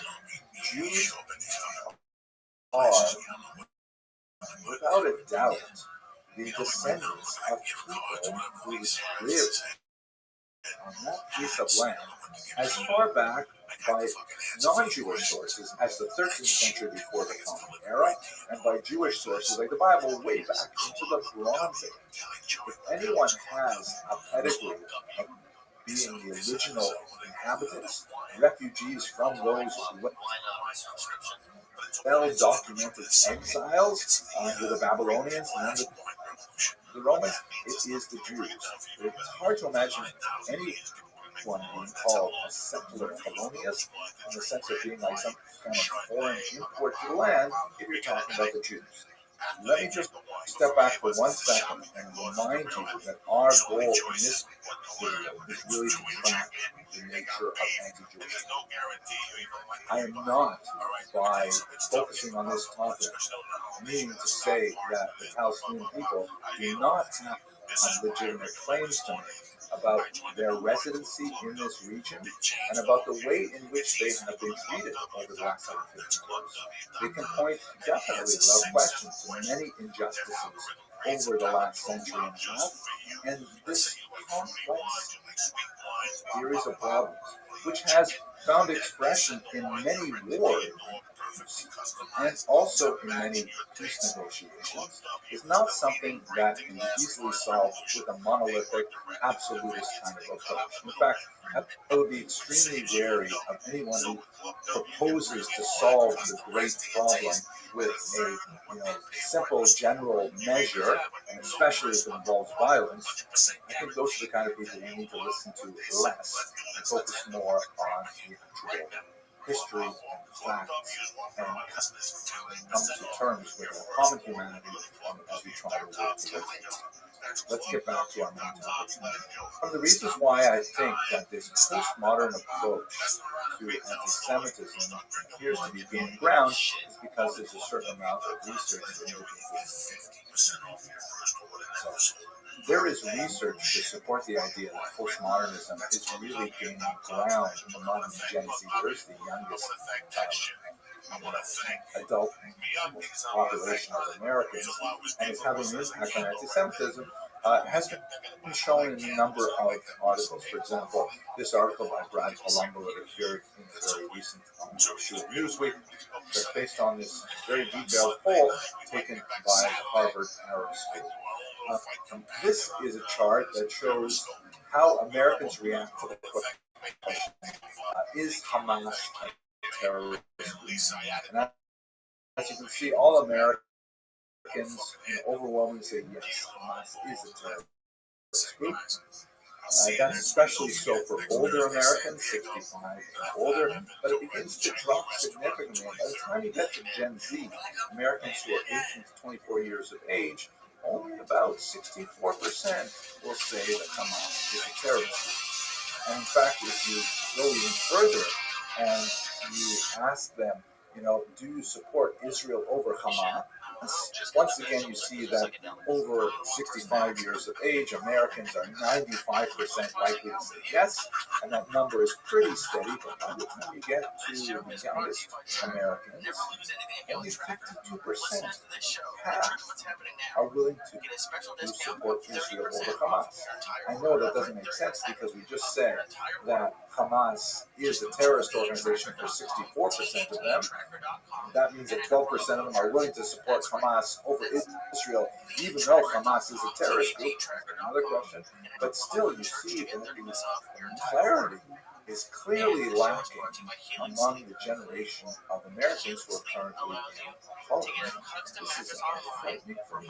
The war is horrific for anyone in this world. And one can know but have sympathy for children wrapped up in this, whether they are Israeli children or Palestinian children. It's absolutely horrific. Emily finds a litmus test that separates legitimate political disagreement with a military decision by either the Palestinians or by the Israelis from anti-Semitism. So I'm going to offer two basic tests. First of all, how do you feel about attacks on civilians? Disputes over territory, that's an extremely old thing. It's either worked out by negotiations or by protest or in fact by war. But it is not worked out by the intentional targeted murder of civilians. That is called terrorism. You don't solve a political debate. You don't solve a territorial dispute by kidnapping someone. It's certainly beyond the pale to mutilate corpses. And when I see videos of Gen Zers talking about the legitimate aggressive resistance of Hamas, I mean, that's just an Orwellian twist to the English language that is so deeply offensive. That's not called aggressive resistance. That is called sadism. That's called terrorism. Don't be confused by the false equivalency of saying, well, the Israelis are bombing Gaza and children are sadly killed. If a child is kidnapped and someone puts up a poster to raise awareness that this child has been kidnapped, you feel it is a legitimate political act to tear that down, I think you have to wonder about where is this coming from. That's a little bit. Secondly, attacks on Jews. If your political leanings suggest to you that it is okay to attack Jews who are not specifically connected to the military efforts in Israel, that is absolutely unacceptable. My student walking down the street, she should be punched in the face because of something happening on the other side of the world. The mob in Dagestan that recently stormed the airport looking for Jews who were on a flight from Tel Aviv. The incredible offensive anti-Semitism that we're seeing in universities right now, there's no justification. That's straight up anti-Semitism. That is straight up hatred, and it is not a legitimate expression of one's political feelings over a dispute. By way of conclusion, I've stepped uncomfortably close to political commentary, which is something that I try to avoid because I'm a historian. I prefer to look backwards rather than look what's happening now? in front of me what's going on today. Some would say that's First, I see two accidents. I do want to say, however, that I do not have the temerity to suggest that I know how to solve the current crisis, the horrible fate of the hostages being held by Hamas, the suffering of their families, or the suffering of the people of Gaza as they're struggling to come out from underneath the grip of Hamas. But thinking about the global implications, the global implications of this conflict in terms of the history of anti-Semitism, I cannot help but see that we may be on the cusp of a horrible new period. Let me just finally say that, this moment says that blessing requires a vessel. If you want to receive blessing, you have to have something before you.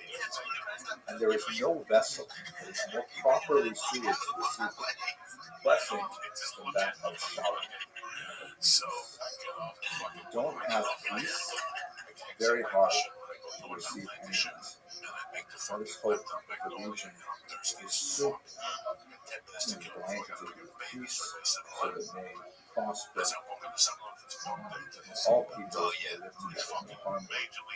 Brothers out there front. Thank you. First of all, get him, dude. Every black community got to go to your local 7-Eleven. That's somebody's dad, that's somebody's uncle, that's somebody's... Any 7-Eleven, there's a brother out there right now. Go get him and bring him home, okay? There was three white dudes. There was a Greek white priest. Oh, that's the worst, that guy. I come out and simple brother says, "Hey man, I'm having a rough time. Can you spare some change on the way out?" Very polite. The three white guys like, hey, we need money. Can you help Hello, us? fellow students of Jewish history. I had a totally different set of lectures planned for this particular. I go in, I get the water. You know what, man? I refrain from those people money because I saw that show where they stand in a little canyon. They fucking drive to their fucking BMW, Their series. But since October 7th, and I fucking... so many things have changed and so much of the world's attention has been on the violence occurring in Gaza today that I really feel like we have to focus on these particular historical topics to provide hopefully some light for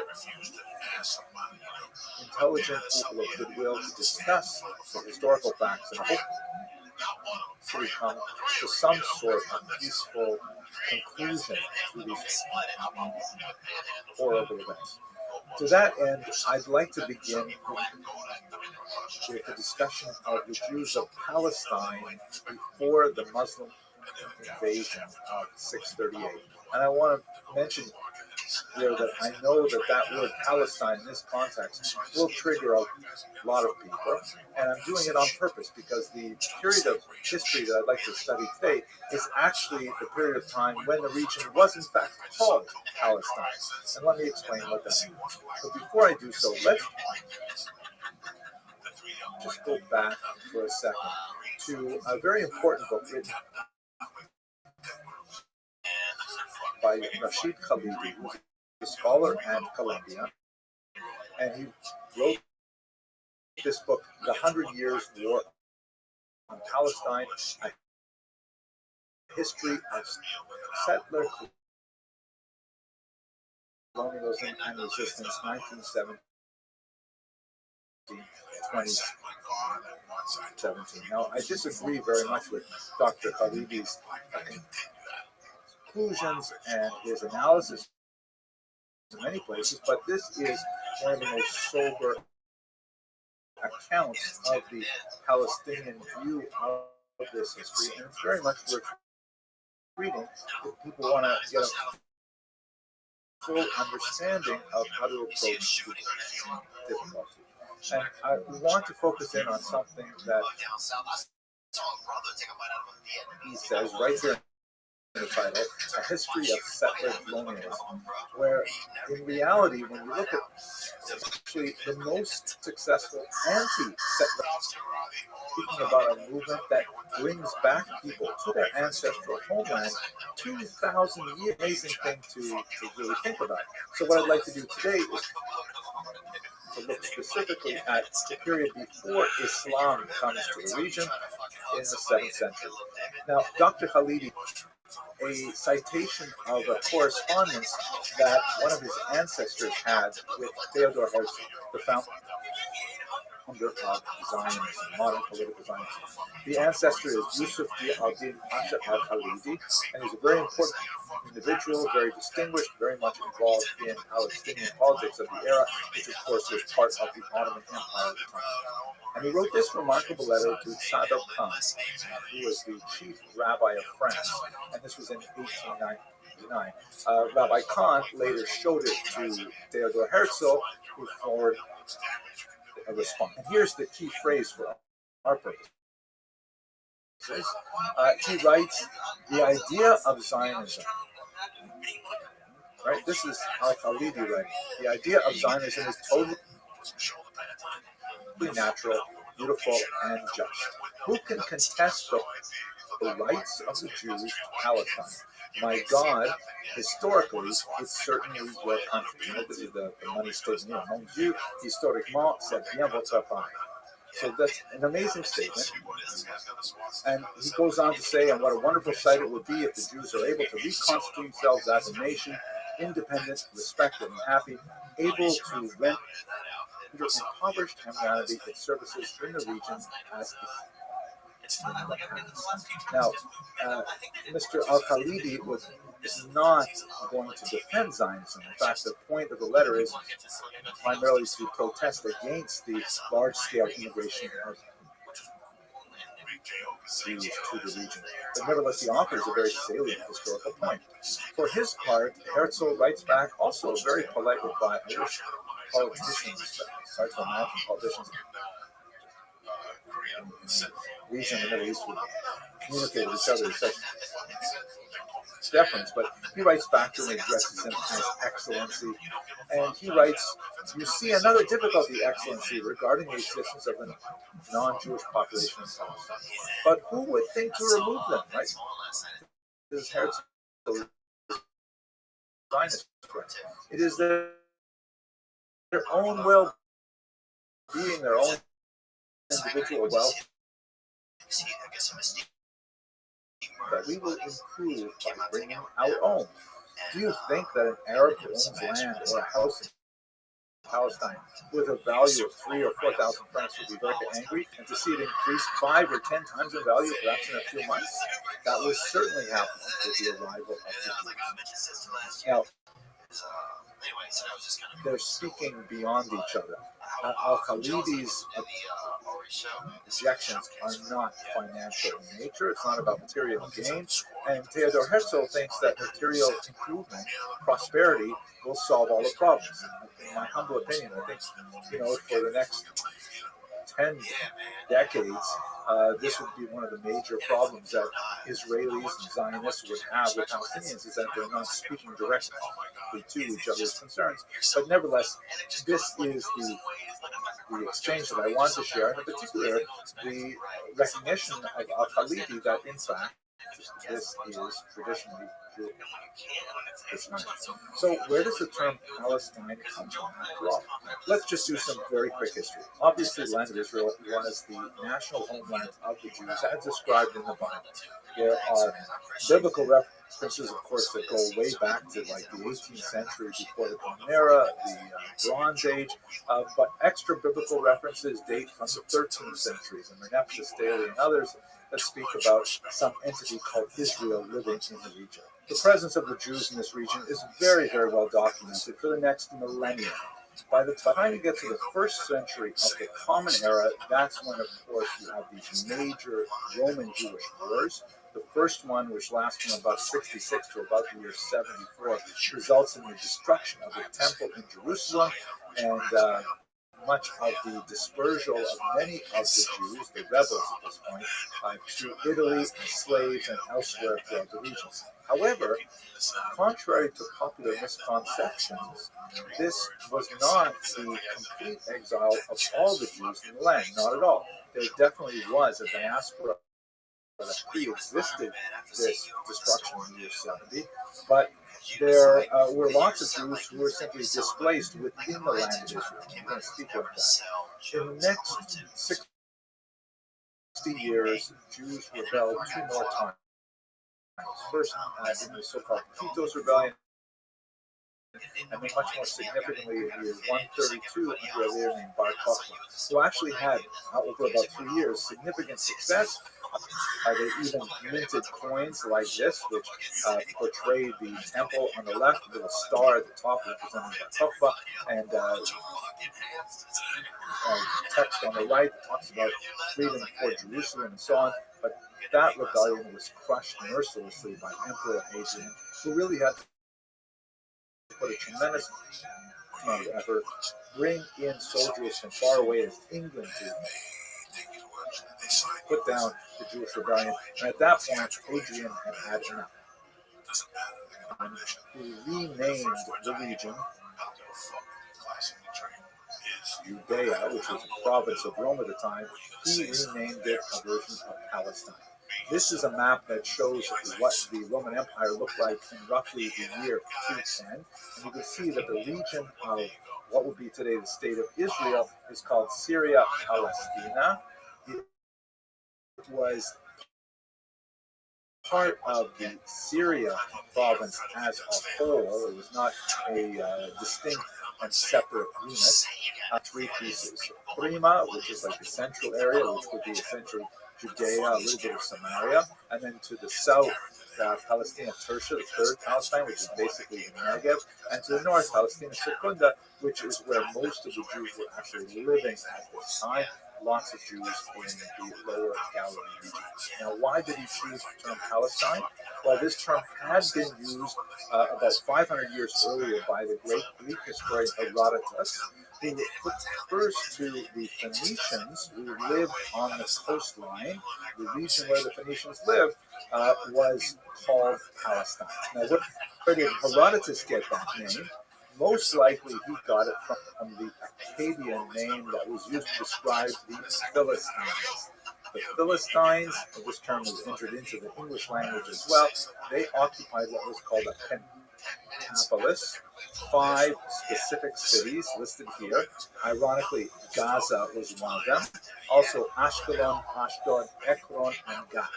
Those are the 5 cities which were especially associated with the Philistine, and you can see from this map that they controlled area around it, and they frequently had wars with the ancient Israelites. David in particular fought with them. David also sought refuge with them for a while. It's a fascinating story. So it's quite likely that Hadrian's thinking was, let us wipe out the memory of Judea in this area, and let's rename it after the Philistines. Let's call it Palestina. And that's how we get that name. So this region, part of the larger Syrian province of Syria, was called Palestine from about the year 136 till about the year 638. It was not an independent country. It always had a capital elsewhere, but the region was known officially in the Roman law as Palestine. So that's where the term. But I want to remind you that there are still Jews living in this region. They are living primarily to the north, in the lower Galilee region.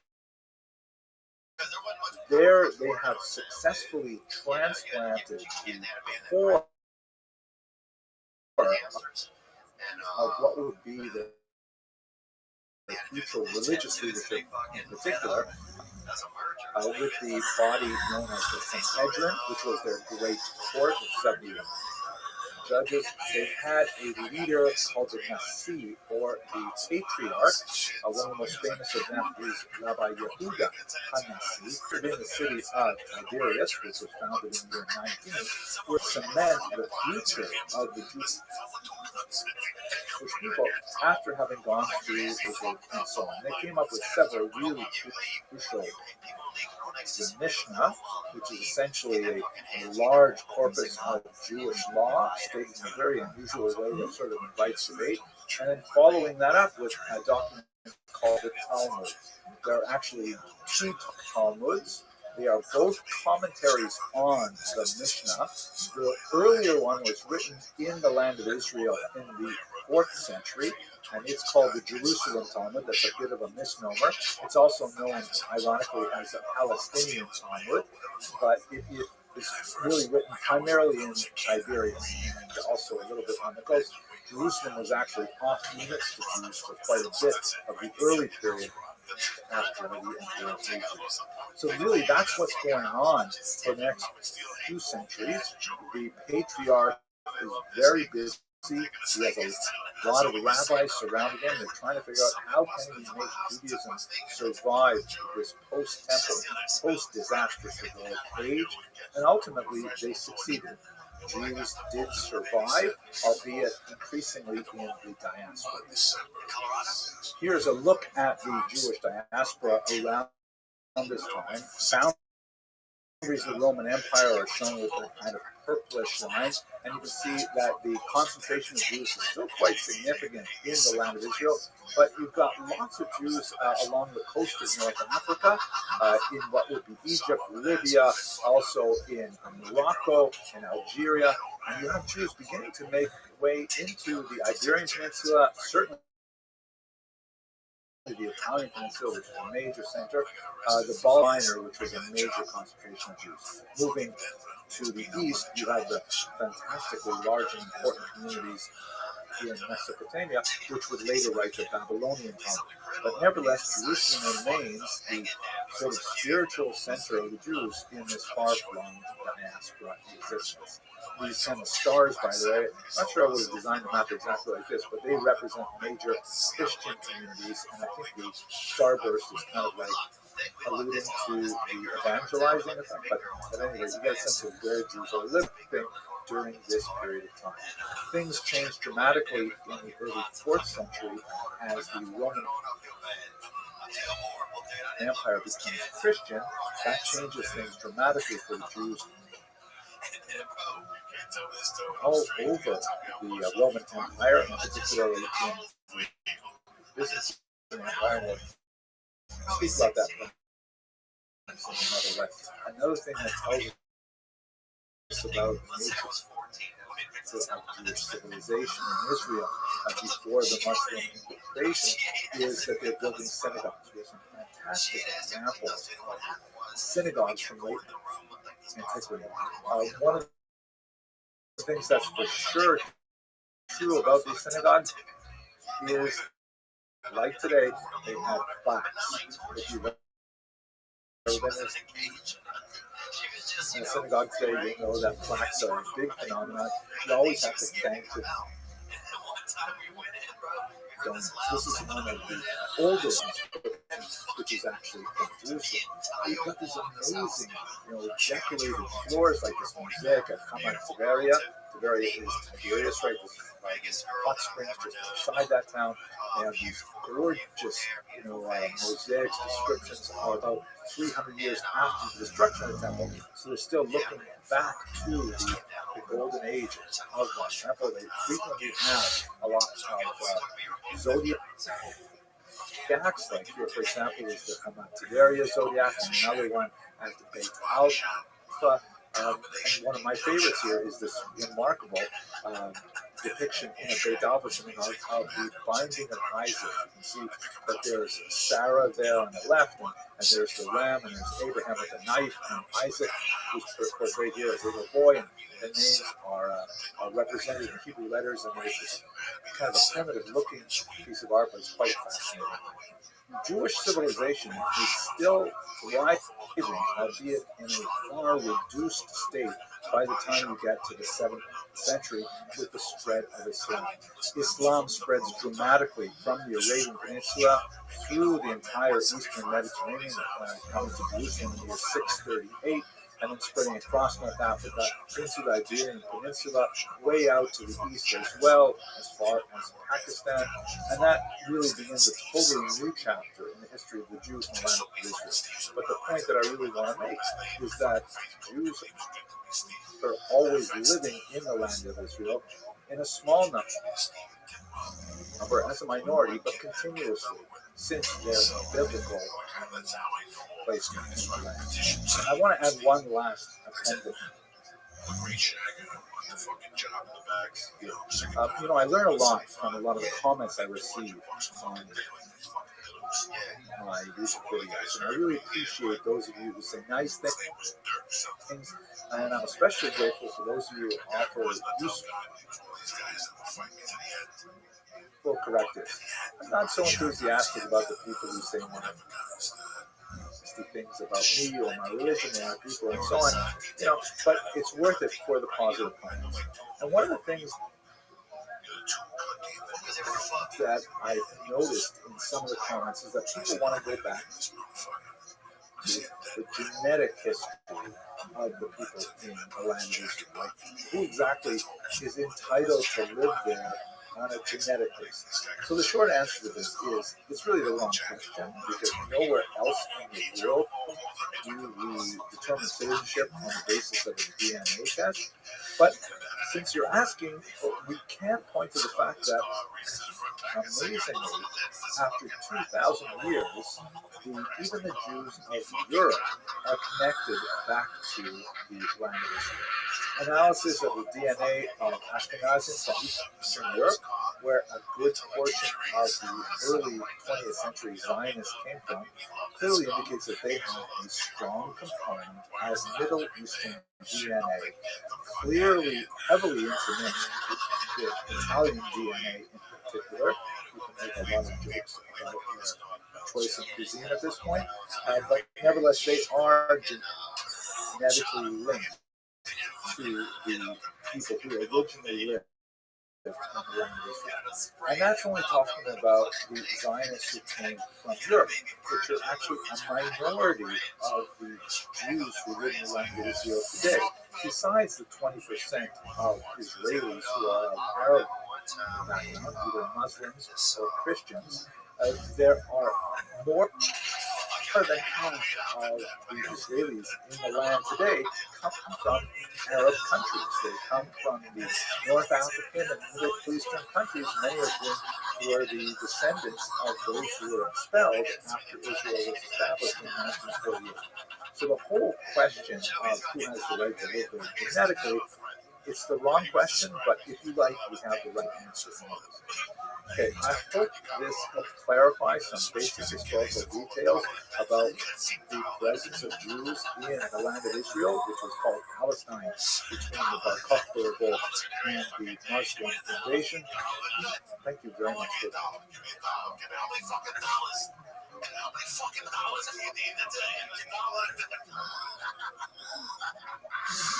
Dude, I remember this. I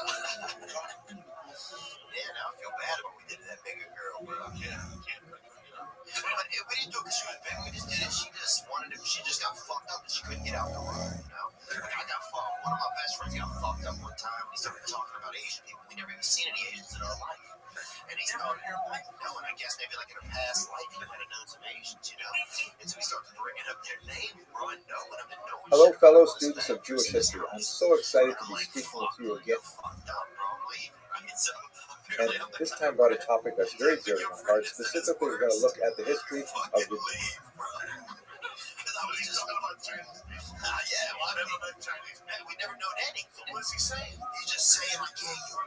Jews of Ashkenaz. Ashkenaz. I'm delighted once again to be invited to speak to the amazing students of the Ashkenazium, an institute that is in Budapest, Hungary, a little later this summer. And so these videos are kind of like my advanced preparation and research for the course I'm going to teach here. Last year, if you recall, if you visited my site before, I gave a big survey overview of the entirety of Ashkenazic history from its origins, let's say in the 9th century, right up until the 21st century. For this year, however, we're going to focus in a little more deeply, and we're going to look at the birth of Ashkenaz. We're going to look at its rise from very, very humble beginnings in the 8th and 9th century, and take it right through its heyday until its decline in the 13th and 14th century, when the Jews of the traditional core region of Ashkenaz would make their way primarily to the east, to the regions of Poland and Lithuania and Ukraine. And then, of course, there's another chapter in the 19th century when they make their way in large numbers to Western Europe and to the Americas. We're going to be looking at a population that was always very small, as you can see from this chart here. At their peak in 1300, there were about 450,000 Jews living in the region of Ashkenaz. These are based on population guesstimates, very, very rough to get good numbers for this period of time, but they're based on excellent historians, the great scholar Whitmire Baron and the great Kenneth Stowe, who's a book called Alienated Minorities, in which I took these statistics. And that means that the Jewish population of Ashkenaz was about 1%. If you look a couple of hundred years later, just before the Great Expulsion from Spain in 1492, the Jewish population, talking about a very tiny fraction of the population, but nevertheless a very, very significant one in so many ways. But for our purposes, today we're going to look specifically at the very beginning to try to understand what is Ashkenaz, where is Ashkenaz, what is it all about.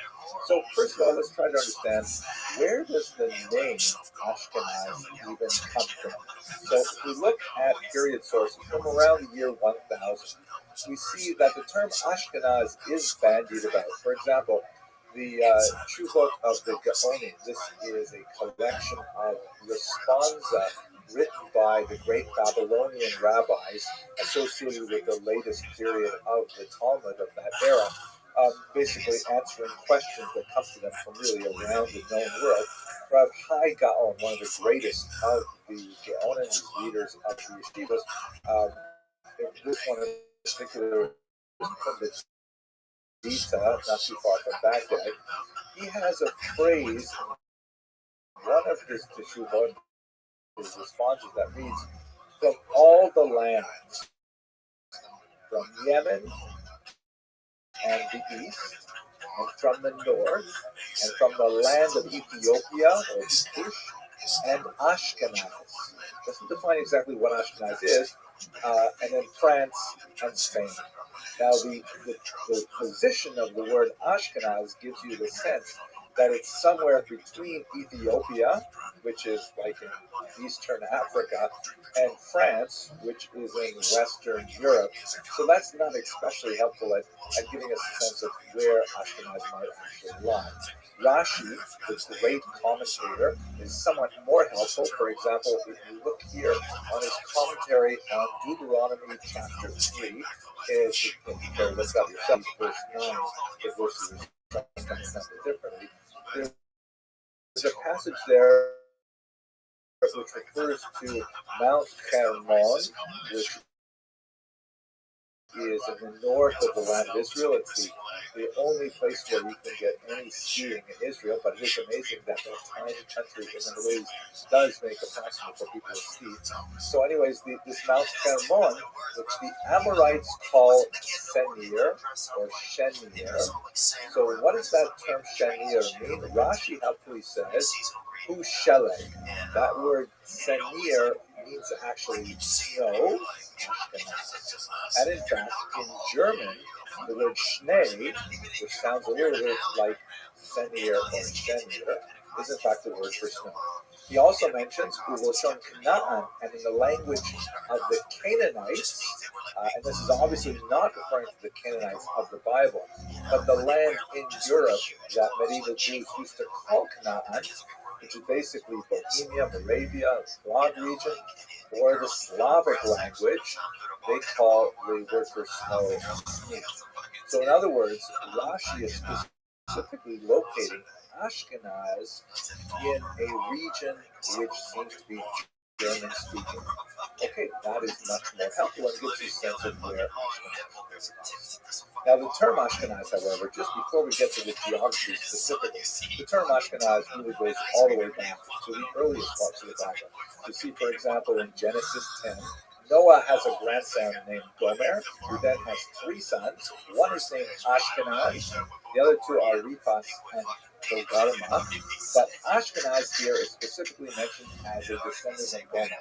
Now, once again, we don't know exactly where this Ashkenaz specifically lived, but the idea is that the way the medieval Jewish thinkers applied this race thing to Ashkenaz is they thought, well, okay, there's a people who are descendants of Ashkenaz. They have to live somewhere, and so they chose that region in central Germany to essentially refer to the Ashkenazi. That's how we get this name Ashkenaz. So now we see that the Bible specifically identifies an individual named Ashkenaz. We see, well, where exactly would this land of Ashkenaz be? So there's one more hint also from the Bible, this time from the book of Jeremiah. There's a discussion in verse 20. Ararat, Mini, and Ashkenaz. So we don't know exactly where Mini is, but Ararat, of course, is the famous mountain upon which it is seen somewhere in Asia Minor or contemporary Turkey. So that would mean that Ashkenaz, if it's somehow located near Ararat because of its proximity in that particular. Now, many other biblical scholars have opined different places, Caucasus region, further north, and so on, but we really don't know exactly where the biblical land of Ashkenaz actually exists.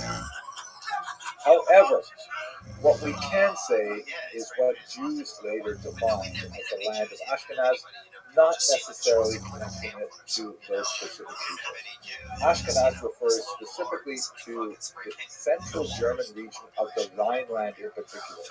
This is the region where we will see, beginning really in the 9th century, although there's some much earlier evidence of Jews living in that region, we're going to see the rise of a unique Jewish civilization that would derive very heavily from Italian origins and before that from Middle Eastern origins. And then they would grow to a significant size of some 500,000. Then later in the 14th century, the population would largely move to the east as a result of both pressures driving them out of Germany and France as well. So, number of expulsions, and rising anti-Semitism associated with bloodline, and host desecration, and then riots after the Black Death of 1347-49, and they will essentially move to the east where there is a vacuum, an economic vacuum drawing them in, because their skills with finance and commerce in particular are very much valued by the Polish-Lithuanian Commonwealth, and they will find significant homes there where they will flourish. Later, when we get to the modern period, they will eventually make their way not only to the land of Israel, of course, in the late 19th and 20th century, but also to Western Europe and to the Americas. That is really what Ashkenaz is. Ashkenaz refers to a people. It's a sub-ethnic group of Jews, and they end up in the Middle Ages ultimately becoming the dominant population of Jews worldwide. But it would be a mistake to think of Ashkenaz as a specific place or locale.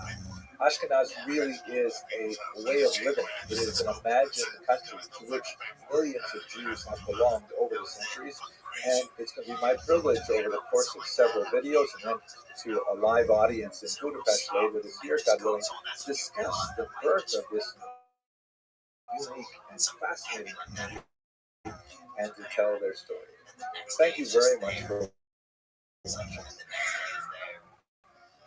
spoke to a teacher who just lost his wife.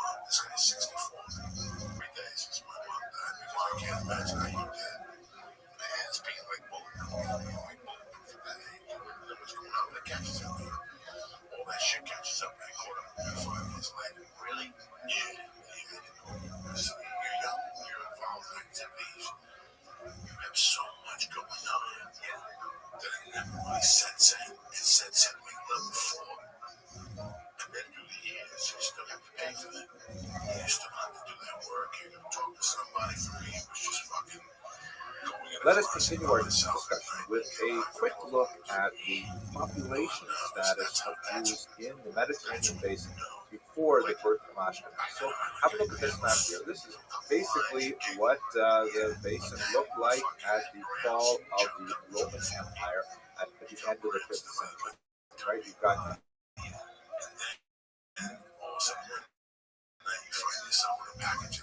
all kinds of little sort of countrylets filling up most of Western Europe. You have the Byzantine Empire in between, which is largely the Greek-speaking eastern half of the Roman Empire, and this is before the Muslims who come on the scene in the 7th century. Ashkenaz is located here in the north, in the Rhineland. That's the heartland. Of course, we will have a lot of Ashkenaz in larger France, and we'll speak about them in the next couple of lectures, but the heartland is really the Rhine River Valley, in particular places like Köln, Mainz, Speyer, Bonn, places like that. Now, there were Jews in this region in the ancient period.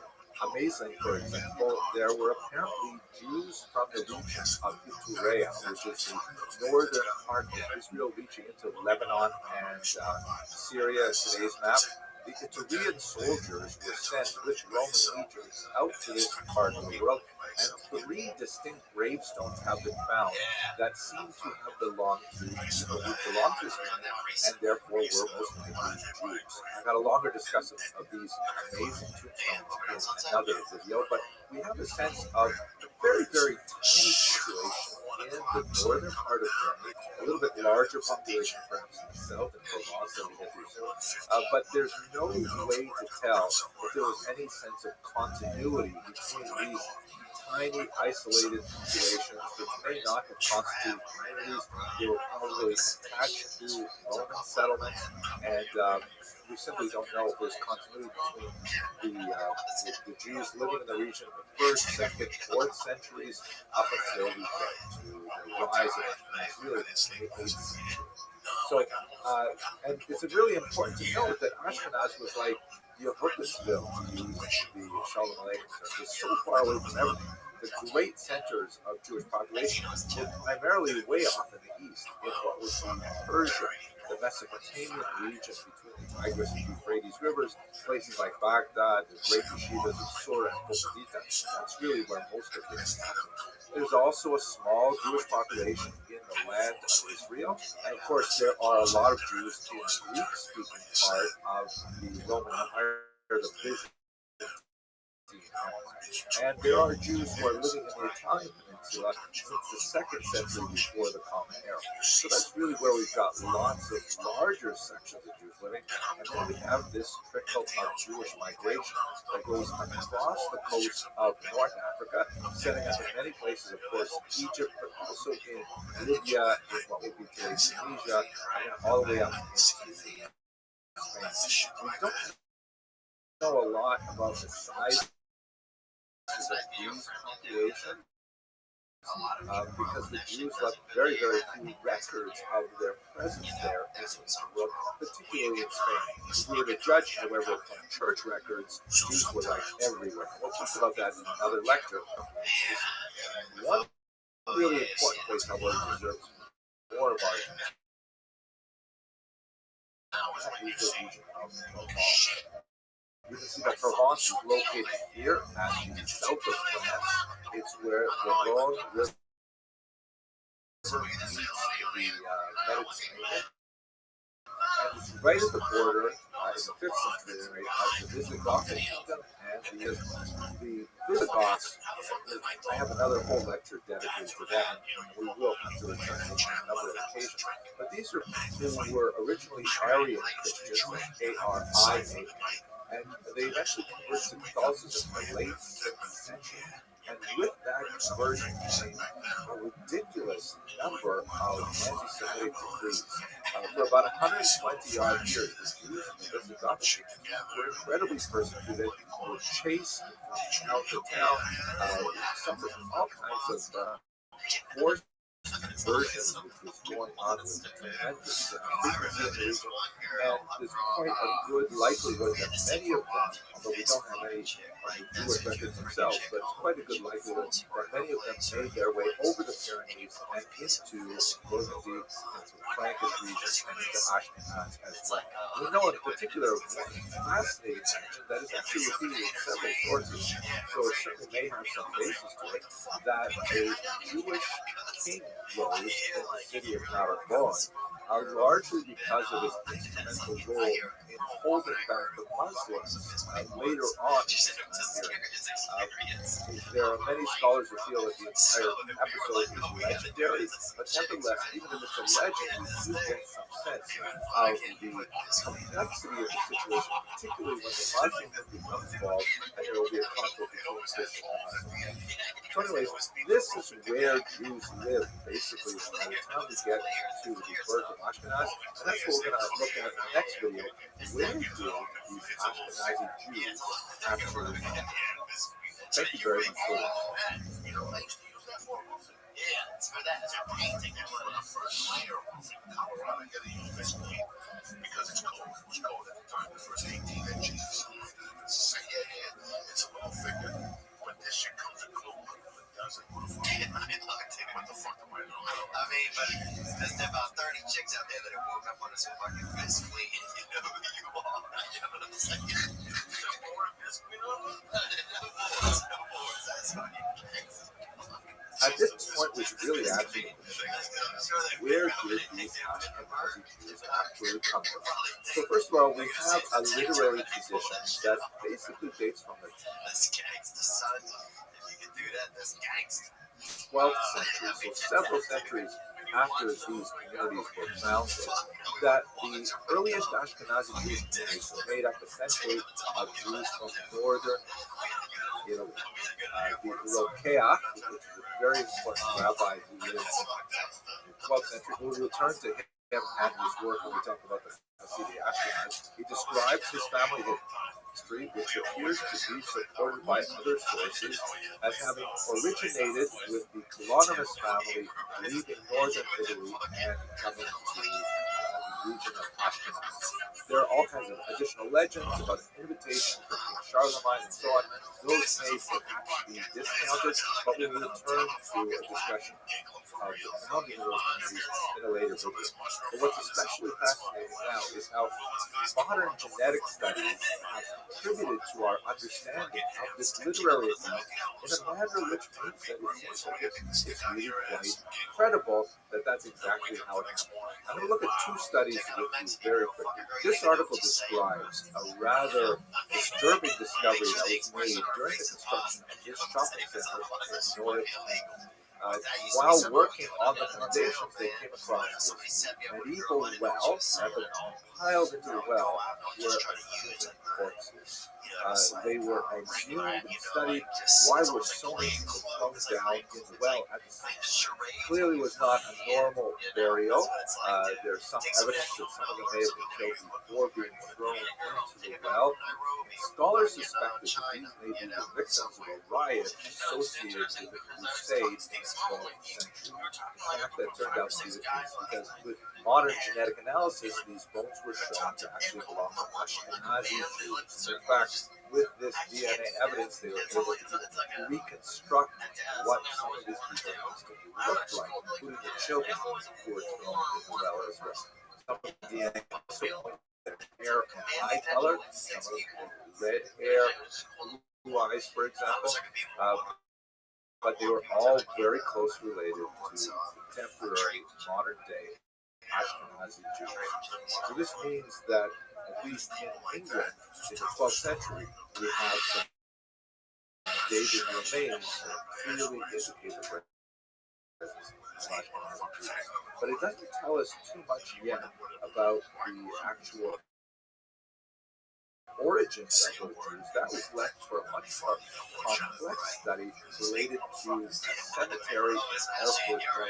Now, unlike the remains that were discovered in Norwich, where people didn't know how they got there, who they were, and things like that, here is a photograph of an excavation of a site that was discovered in Erfurt, Germany. It was correctly identified as a Jewish cemetery, and several scholars, led by S. Waldman from very prestigious institutions, approached some rabbinic authorities for permission to study these remains, because normally in Jewish thought and Jewish practice, it's forbidden to disturb the remains of the dead. They have to be reinterred as soon as possible and so on.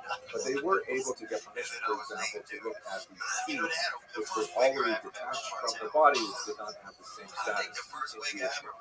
And they studied the bones of the people buried in this particular 14th century German establishment. They were able to determine some amazing things with contemporary technology. This is, by the way, an article that appeared in 1922, so it's really quite interesting. And what they were able to identify is that these Jews in Erfurt were the product of a genetic bottleneck, which is something that corresponds quite closely to the literary accounts that we have of the founding of the Ashkenazi. This is basically how it was. I'm going to give you a layman's interpretation, because that's really all I understand in layman's. So if we look at this particular graph, and you see that on the left you have time moving from the past up to the present, and then at the bottom you have Jews in ancient Israel, right before the first Roman Jewish War of the first century and so on. And then at the top you have modern Ashkenazi Jews during the 20th century. So how do we get from there to here? Looking at the ancient period, you have all kinds of Jews who are marrying with non-Jews, or people who are not ethnically Jewish, some of whom may have converted. We certainly have conversion stories. For example, the story of Ruth marrying Boaz. We have more recent events, such as the conversion of the Ukrainian peoples. In the last lecture, we talked about the Itureans from the north and so on. These are people who entered the population of the Jews through various means, conversion or otherwise. Then you have a big disruptive event after the First Roman Jewish War, and then the Second Roman Jewish War off to the Italian Peninsula in particular, many of them as slaves, and so you have the founding of a significant population of Jews in the Italian Peninsula. There, you have the same phenomenon of Jews marrying with non-Jews through the rabbinic conversion process, much more likely at this point, but also you can imagine all kinds of relationships. And so they're mixing with first South Italians, where there was a very large Jewish population, and later North Italians. Then when you get to the 9th century, you have that story that we began our brief lecture with, where the Rothschild describes a small group of Jews led by the Kalanimus family making their way up to the Rhine. And largely with that small group of Jews emerging originally from the land of Israel, moving through the Italian Peninsula, and then right up into Ashkenaz, that's where you have the foundations of the community. The Erfurt remains were discovered, were dated to about the year 1350, and one of the most fascinating things about this is that the Erfurt remains do not support the so-called Khazari thesis. This is a rather bizarre thesis that suggests that the majority of Ashkenazi Jews are descended from a huge mass conversion that is said to have taken place in the 8th century in Eastern Europe, north of the Caspian Sea. It's a whole fascinating discussion of what exactly is the nature of this conversion, if it happens at all. But what we can say is that these Khazarian Jews, if they existed, are not related to the Ashkenazi Jews found in Erfurt, who are incidentally very closely related to modern Ashkenazi Jews. So if we look at it on a map, it looks something like this. This is also, by the way, a genetic map that shows the migration patterns of Jews. It looks a lot like what we saw in the previous video. So here you have basically the Jews looking at number 1, where they're Middle Eastern origin. They're taken to Rome, and then they make their way up to number 2, which is migration to Europe, particularly to Ashkenaz. There are also admixtures with 4 and 5. Those are Jews who make their way across, of course, North Africa, and then from Spain, from the Visigothic era into Western Europe. So there are traces of these Sephardic DNA as well. And then later, as we shall see, in the 14th century and beyond, you have a large movement of these Ashkenazi Jews to Eastern Europe, Poland, Lithuania, and so on. What about the DNA? The status of the DNA in the Erfurt remains shows that they have Middle Eastern DNA, so about 15 to 45%, and about 45 to 70% of their DNA is actually Italian.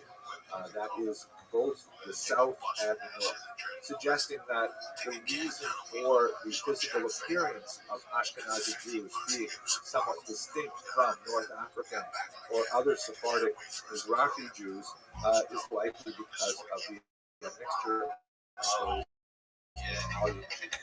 So that's basically the story of how the Jews got to Ashkenaz, where they came from.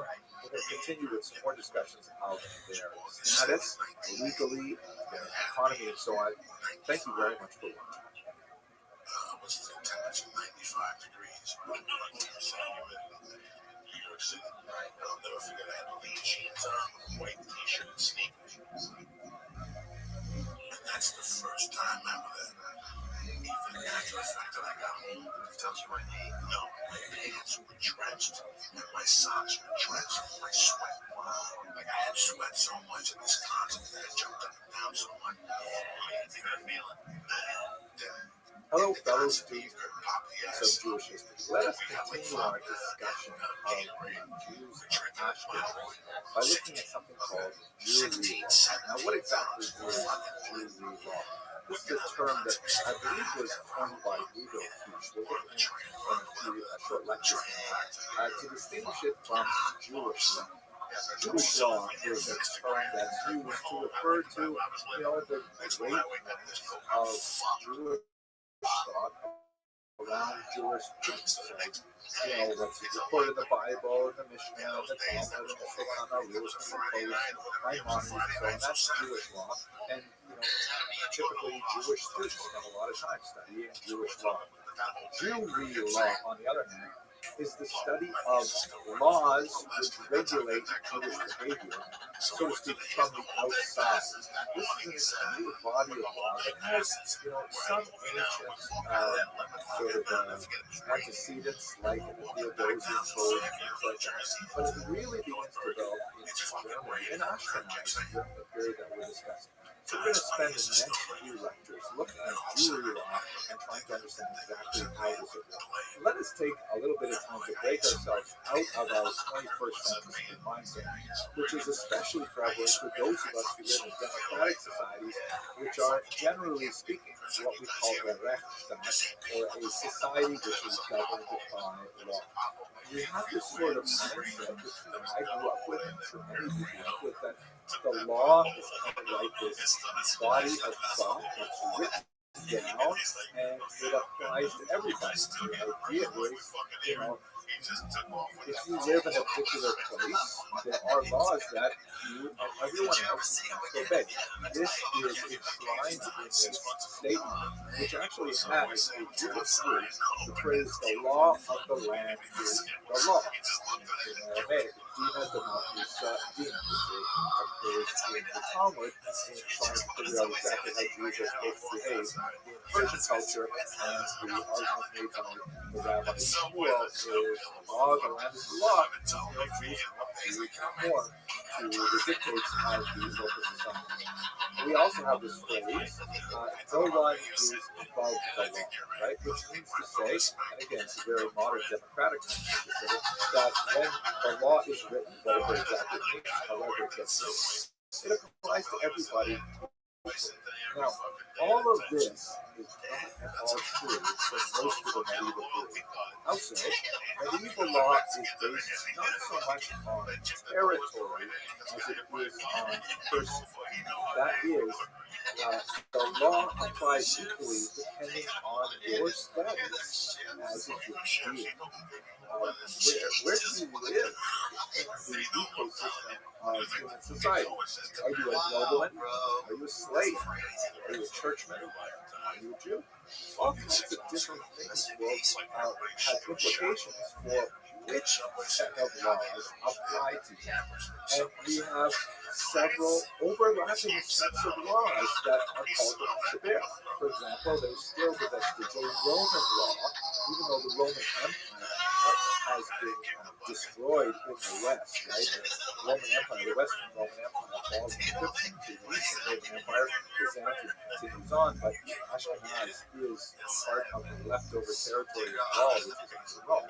So there's still some sort of vestigial people to whom Roman law applies that would be by the Jews, because from the 3rd century on, Jews are Roman citizens. On the other hand, you have classical feudal law in which there are all kinds of bizarre things like trial by ordeal, trial by combat, like the way you figure out who is right is, who can survive horrible attacks. For example, two claimants are arguing over something, and they say, well, we believe A is probably correct. B, if you want to prove your innocence, you must reach into this boiling pot of oil and take out this ring. If, in fact, you are innocent, then you will be protected by the gods, or by God later in Christianity, and that will protect you and prove your innocence. Or, two of you, we don't know who is right, fight it out, and God will protect the one who wins. That will prove ex post facto who is exactly right. So these are kind of weird systems of laws that have a lot to do with personal status, and whether or not you're in a conflict with someone who belongs to a different set of laws, that can make a difference for how a trial is conducted. To make it a little simpler, don't think of laws as rights. Everyone has like an American sense of Bill of Rights, and the law protects those rights. No, law is all about privilege in the medieval world. Law has to do with what privileges apply to you specifically based on your religion, your gender, your age, your status as a free person, as a slave, your class, your peasant, and so on. All of these things are all meshed together, and now we have to ask the basic question, which will run through the next week, which is, what is the Jews doing? What exactly are the Jews in this context? So we're going to look at it back in just a second. Thank you very much for watching. Strong and a fucking chest and shoulders like a fucking the strongest French bulldog you ever seen, right? So, we go to his house. Then the next time I see him at the substitute at the school, then he's like, "Yeah, come back over." I'm like, "Okay, come." He's like, "Oh, just come over, want to sing to me, right?" I come over, brings out a little bit of herb, right? Gets behind, right? So then the next time I start bringing my friends over there, dude, and he starts fucking like getting us all stoned, and everybody was smoking out of apples, and we're doing all kinds of fancy One of the most stuff, important things to understand about medieval society, as we attempt to understand the war with the Jews in Ashkenaz, is the notion that medieval society was corporate in nature. Another word that was used to describe this is feudal in nature. And it describes people not as individuals reporting to a general authority. The king doesn't reach down and get involved with every individual citizen, just like in modern society, the president can say, "Hey, what's Abraham's social security number?" He can tap it into the computer himself and you'll see an identical records, right? Like that's kind of how we deal with these things in a modern society where there's no space between the president of the society and the individual citizen, theoretically. But in medieval society, it's not like that. People were organized in groups, sort of like castes, sort of like classes, but not exactly.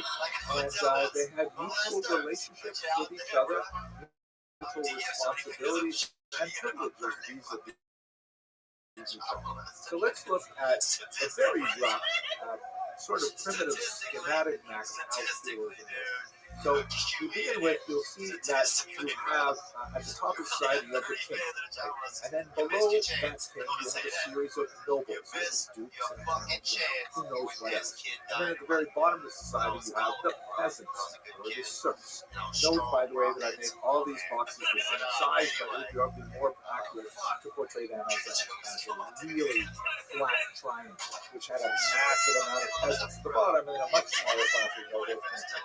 And the idea of feudalism, at least the way in which the king and nobles sold it, is that the way that this society evolved was because the peasants, they wanted to farm, they wanted to live their lives and do their things the way they normally do, but they were constantly being attacked by these nomadic, horse-mounted Mongols and things like that. So they needed someone to protect them. So therefore, the nobles selflessly said, "Hey, don't worry, we will be full-time protectors. We will go into harm's way to protect you." And then eventually they got a leader out of that. The idea was the king and the nobles had the duty of protecting the peasants. That was essentially their job. Now, it was a dangerous job, so therefore they got a lot of extra money. They got gifts from the peasants, tithes, and so on. It tends to be a theological term, but taxes is another way of looking at it. And that's basically how this system works. The protection, so to speak, flowed from the top down low, and the money flowed from the bottom down up. The society becomes a little too top heavy, and too many people demanding, taxes when there aren't enough taxes to go around. Well, we'll get to that in a second.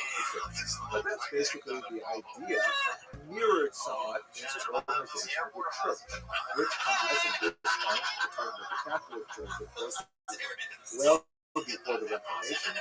You have the Pope, who is at the head and has king-like functions. He has a whole series of clergy, archbishops and cardinals and lower clergy, all the way down to individual Christians.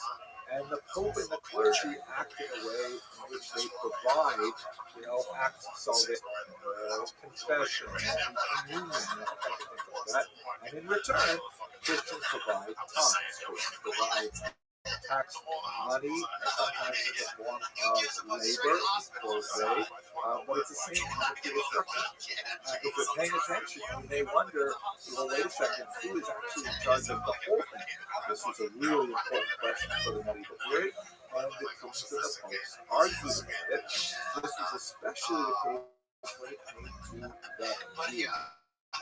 Jews. Because where the Jews fit in any of this?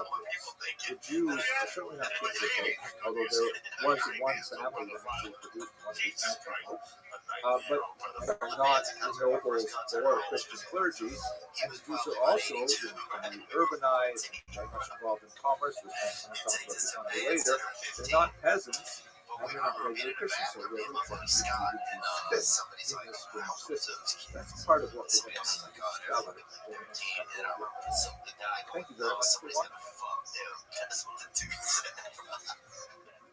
In the bathroom with a dog. I was like, what? Dude, and then we were backing them up in the audience to say that. Go ahead and go home and go. What happened to those 2 kids? I'm gonna get fucked. Fuck is it? You like it? I'm gonna say my prayers. How can you say prayers?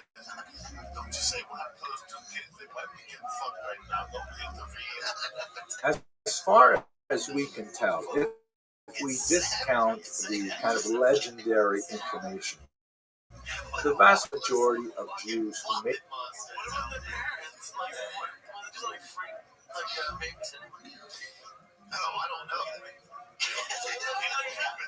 their way up to Ashkelon.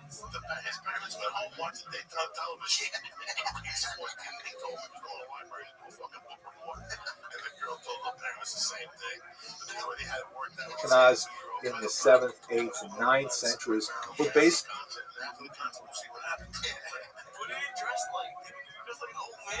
migrants, lots of them coming from northern Italy, primarily for the purposes of economic opportunity.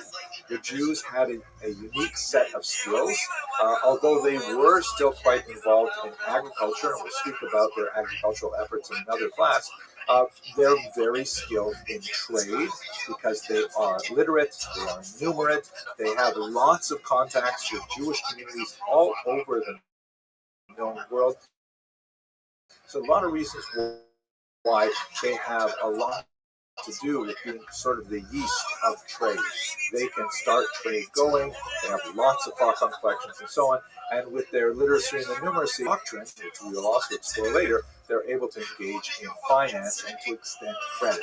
So there's lots of reasons why Jews would be wanted in a particular territory. But bearing in mind our overall discussion right now, which is Jewry law, and the idea of law as privilege rather than a right, what exactly do you do with the Jews? Where do they fit in that feudal structure that we discussed in the last video? So the answer is that Jews were basically given sets of privileges which varied from place to place. These were often called charters. So let's have a look at one of those charters, for example, that of Rudiger of Speyer, which is dated 1084. Now, this is probably, post-dating from the Jews' actual presence there. And there are some interesting questions about, was Rudiger actually issuing these privileges for the very first time? Or was he stating a reality and hoping to attract more Jewish settlement? Hard to say. Maybe we'll get into it in greater detail later. But for now, the introductory paragraph is quite interesting. Rudiger, who is a bishop, but he is acting here in his feudal capacity as the Lord of Speyer, he writes, "When I wanted to make the village of Speyer into a city, I thought it would increase the honor of our place 1,000-fold if I were to bring in Jews." Wow, sounds so nice.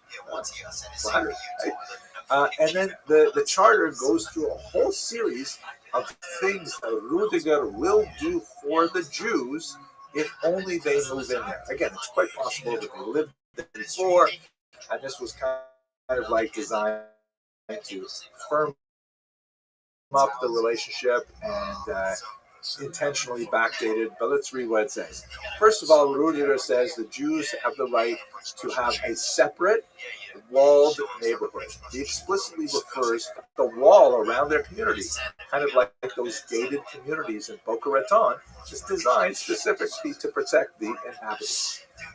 He says the Jews have the right to engage in commerce in city limits right up to the Rhine River, and he specifically says the wharf as well, which means that they can engage in river trade, which is extremely important. And note that you might be thinking in the 21st century manner, like, well, what are you talking about? You can move into a town and then you can open up a business. No, not like that at all. This is a medieval society where businesses are controlled by guilds, and not everybody can become a shoemaker. You have to, spend time. First, you have to be accepted as an apprentice, then you have to fulfill a number of years as an apprentice, and then you have to go to a place where you're allowed to set up a shingle on your own. People just can't start a business on their own. They have to have legal rights. Oh, I shouldn't say the word right. They have to have legal privileges, right? They have to be granted this privilege to do so. Rudiger gives the Jews the rights to establish a cemetery, very important, right? Jews need to have several institutions within a reasonable amount of space, and cemetery is one of them. They will not be charged a head tax on guests, meaning if a Jew is traveling from place to place and shows up in Speyer, they won't be held up at the gate saying, hey, you're not one of our Jews, you're not allowed in here, or you must pay a heavy tax, and so on. Lots of places, many centuries into the future actually, will ban Jews from traveling through their places, or will set like really artificial limits, like Venice had really artificial limits on how long a Jew could remain on the island and so on. Rudiger says that the Archisynagogus, which is a term meaning the leader of the synagogue, has the same authority among Jews as the mayor of Speyer has among Christians. It's very interesting. Essentially, he's saying you guys can run your own affairs with your own leader. And he specifically stipulates that the archisynagogus can actually judge cases, again, according to Talmudic law, because they're judging within themselves. We'll speak a little later about what happens when you have a Jew and a Christian in a legal suit. What happens then? Where do you go for, redress? He specifically says that Jews may employ Christians as nurses or as servants. This was a very hot issue for at least 200 years. We're going to talk about that later when we look at how the church viewed the Jews. And also, Rudiger says that they're allowed to slaughter their own cows for their own consumption, and they're allowed to sell the non-kosher parts to non-Jews. This is a very basic Ashkenazic practice, that the sciatic nerve in the thigh of a cow is forbidden to Jews. If you read the section in the book of Genesis where Jacob is wounded in his wrestling with that mysterious angel, it says specifically in the Bible that for Jews no longer beat that sciatic nerve, or that particular, I'm not sure what exactly it is. Gid HaNasheh is what it is in Hebrew. So removing that particular sciatic nerve is very difficult, and it's much more convenient and has become widespread Ashkenazic practice to simply take that whole section of the cow and sell it to non-Jews because it's too hard to remove that nerve to make the rest of the meat kosher. So he says, no problem, we will buy that meat from you. He outlines some responsibilities of the Jews. They have to, for example, pay a certain amount of money, coined in Speyer currency, to compensate the church for some of the land that was used for the cemetery in particular. And they are in charge of guarding their own walls, so the burden of protecting them does not fall on the city as a whole. But when you look at the entirety of this charter, it's actually pretty attractive, and you can see why Jews would say, hey, there's actually a place for us here. There's a nice carved out niche for our privileges. We can live and work here in security. And in fact, this is, during the period of the golden age of Ashkenaz, certainly before the Crusades, at which point things begin to go downhill. But for now, I hope you enjoyed watching this video, and thank you very much for watching.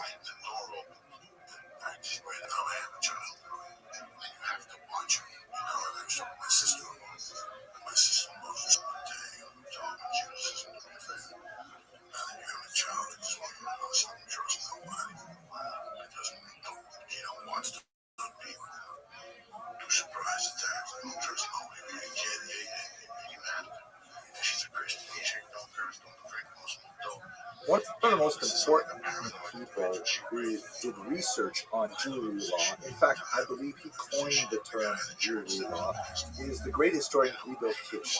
Fascinating individual who was born in Prague, and he taught at the University of Halle until the Nazis forced him out in 1933. He taught for a little while the Jewish Theological Seminary in Breslau, but eventually he left Europe for the United States of America in 1935, and that's, of course, how he survived the war. He did tremendous studies of Jewry law in Germany, and we're going to look in particular at something called the Sachsenspiegel, which is basically a 12th century sort of codification of customary law in Germany, which was his life's work for about 20 years. He ended up, when he came here, he published in 1949 a remarkable book, The Jews in Medieval Germany. It's a brick of a book. It's really, quite dense and absolutely fascinating. But I want to point out to you one fascinating thing that I just came across. On page 66, he buries this. And it helps me, think about the heroism of previous generations of historians. We really got to just look at this for a second. So what in medieval law is that, you didn't have like a single people said, well, here's our central code. You didn't have some of this in the Roman period. We have the Theodosian Codex and things like that. But what you do have is a very important collection called the Sachsenspiegel, of which there are other versions of it. And it was written in the 12th century, in which this writer basically tried to collect what he knew about the customary law of the 12th century in certain parts of what would be today Germany. It's actually quite fascinating. There's a lot of stuff about Jews, and I hope to spend a little more time talking about it shortly. But as this Sachsenspiegel spread, many municipalities said, hey, we really like this. Let's incorporate it. Oh, let's change this a little bit. Let's change that a little bit. But we'll basically keep it. And so it sort of reverberated throughout the regions. Perhaps the most famous iteration of it is something known as the Magdeburg Recht, the law of Magdeburg, which was a particular city that established a version of the laws that were codified in the Sachsenspiegel. Now, and this had lots of implications for Jews, as we shall see in a while. So what Guido Kish did in the 1910s and 1920s is he went all over Germany and went into local archives, local town halls, saying, show me your oldest records. And he painstakingly went through all of these old court cases, thousands upon thousands of them, and noted how they were related to the Sachsenspiegel to be able to write up a massive compendium of how law spread throughout Germany. Huge amount of effort. Then, of course, in the 1930s, when the Nazis came to power, they confiscated all of his papers. He just mentions this, by the way, in passing on page 66 of his book. By the way, I worked on this for 20 years, and then the Nazis just took it all away. After the war, he writes, because this book was published in 1949, he tried to get back some of his documents, but it was all gone. He did know, however, that the Nazis did publish 2 volumes based entirely on his research, without any attribution to it, because of course he was a Jew. So what goes around comes around, however. The entire institute that had stolen all his materials was heavily damaged in the last months of the war, and everything was lost, the entire institute, all of their papers and things like that. But what's kind of fascinating is that, Kish was primarily working as a German legal historian, but he's also a Jew and also interested in Jewish history. So as he's going through his material, he would make separate set of notes specifically about how do these various legal decisions reflect upon Jewry law. And he ended up collecting a tremendous amount of material, which he didn't turn over for publication because, he was working, this was his side gig, so to speak. But he was able to save those side notes and then come up with this massive book, The Jews in Medieval Germany, a study of their legal and social status, which has proved to be an incredible resource for students of medieval law and the Jews. Absolutely fascinating. Thank you very much for watching.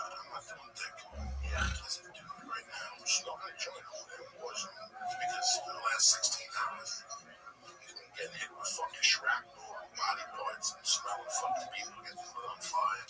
And here I am complaining. I gotta get up in 4 hours. Ain't that a fucking bitch? You know what I'm saying? So you always gotta think, that story of the Memorial Day, it's not a motherfucking barbecue. You know, let's resume our discussion of the legal status of the Jews by looking at a different charter, this one composed about 100 years later, 1190, by the Emperor Henry IV, considerably larger and more important figure. And what this particular charter is especially good at, it's much larger than the one we looked at from 1084, is that it specifically points to a new status that Jews would be developing over the centuries while they're living in Ashkenaz, that of servi camerai, sometimes called servi camerai regis, which means servants of the royal chamber. And what this refers to, we'll get into it a lot more when we talk about the economics, is that the Jews became, in terms of the system of privileges and legal status, they became sort of like the possessions of the king. And this was exceptionally useful to the king for economic purposes. Again, we'll get into that in a separate lecture, but somewhat irritating to the church. So let's have a look at this particular charter and what it refers to and what the implications are.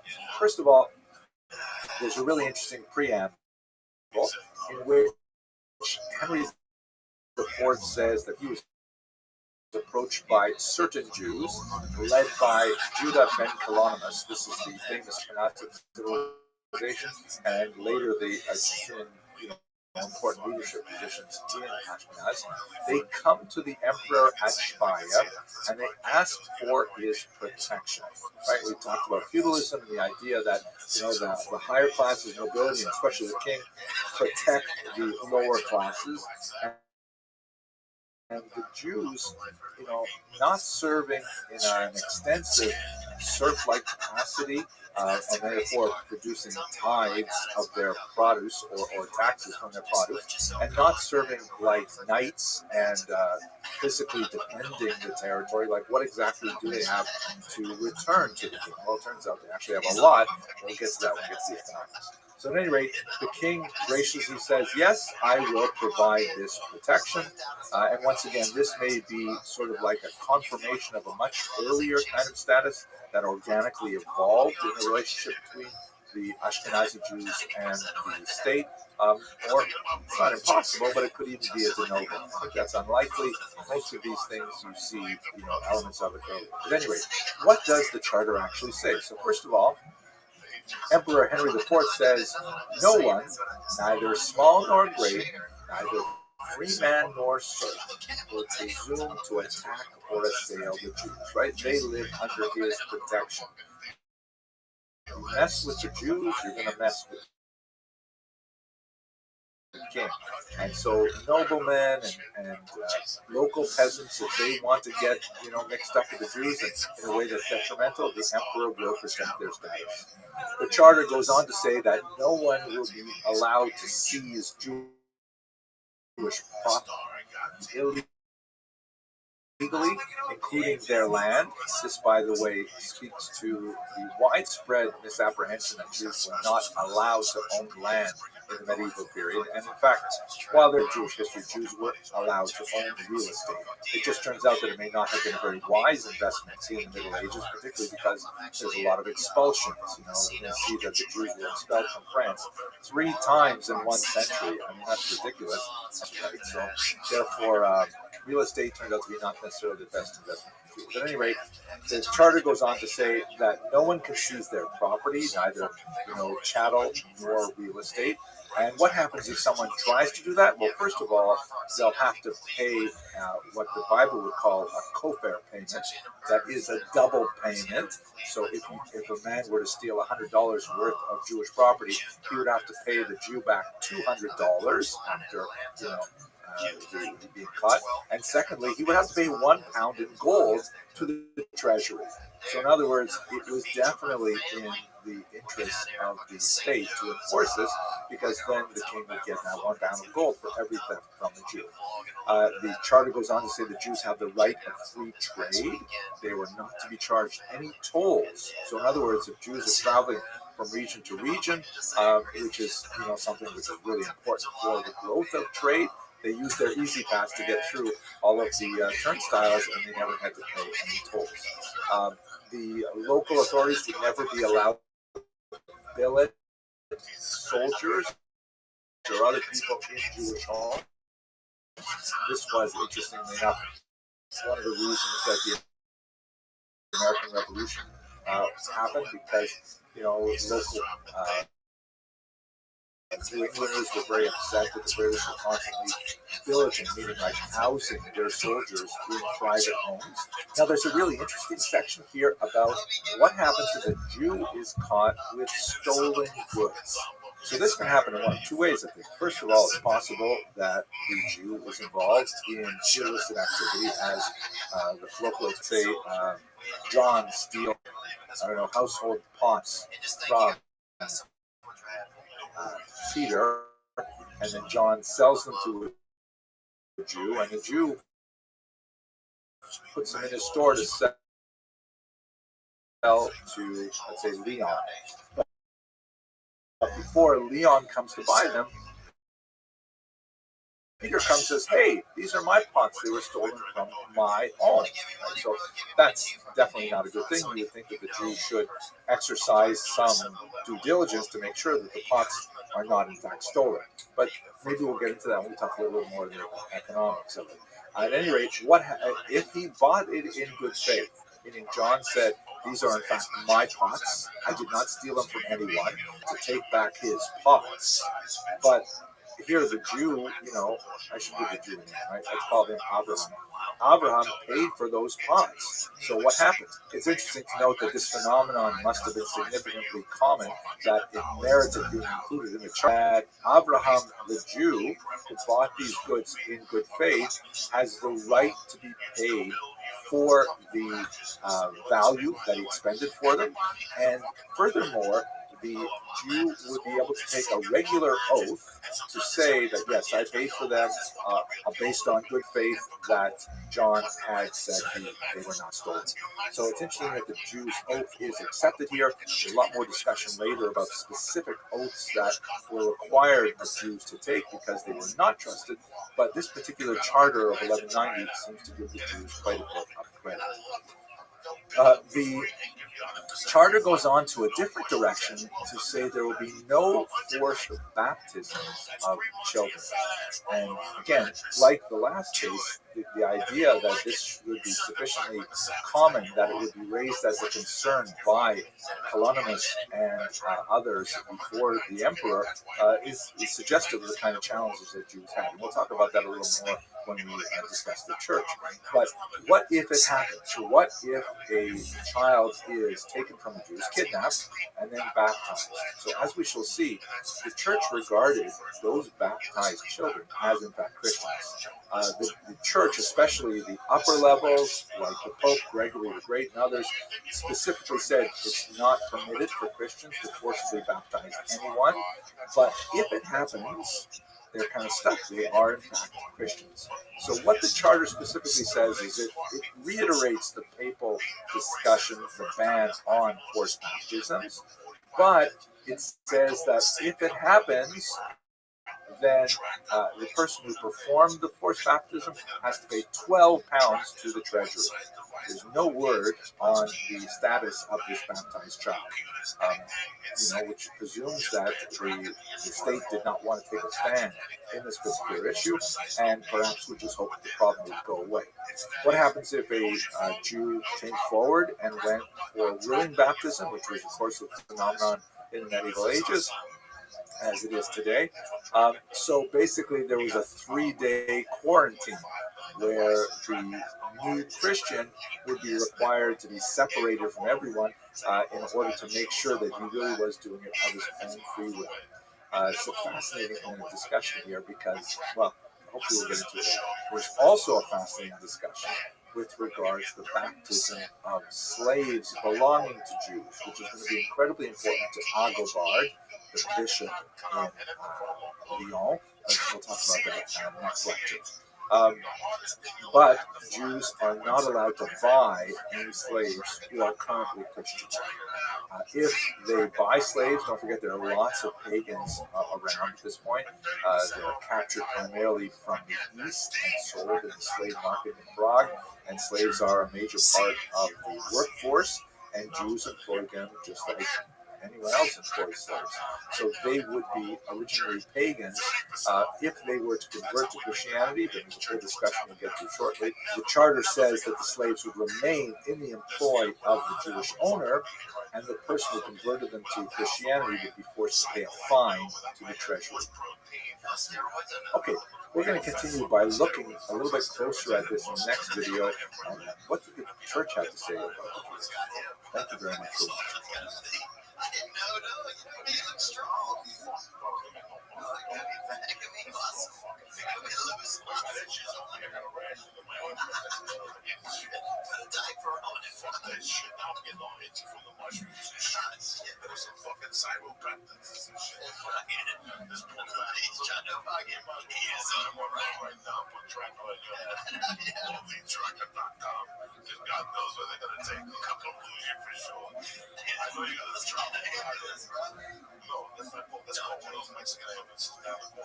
When we discuss the legal status of the Jews, note that until now we've largely confined our discussion to how the state to the Jews, specifically the king.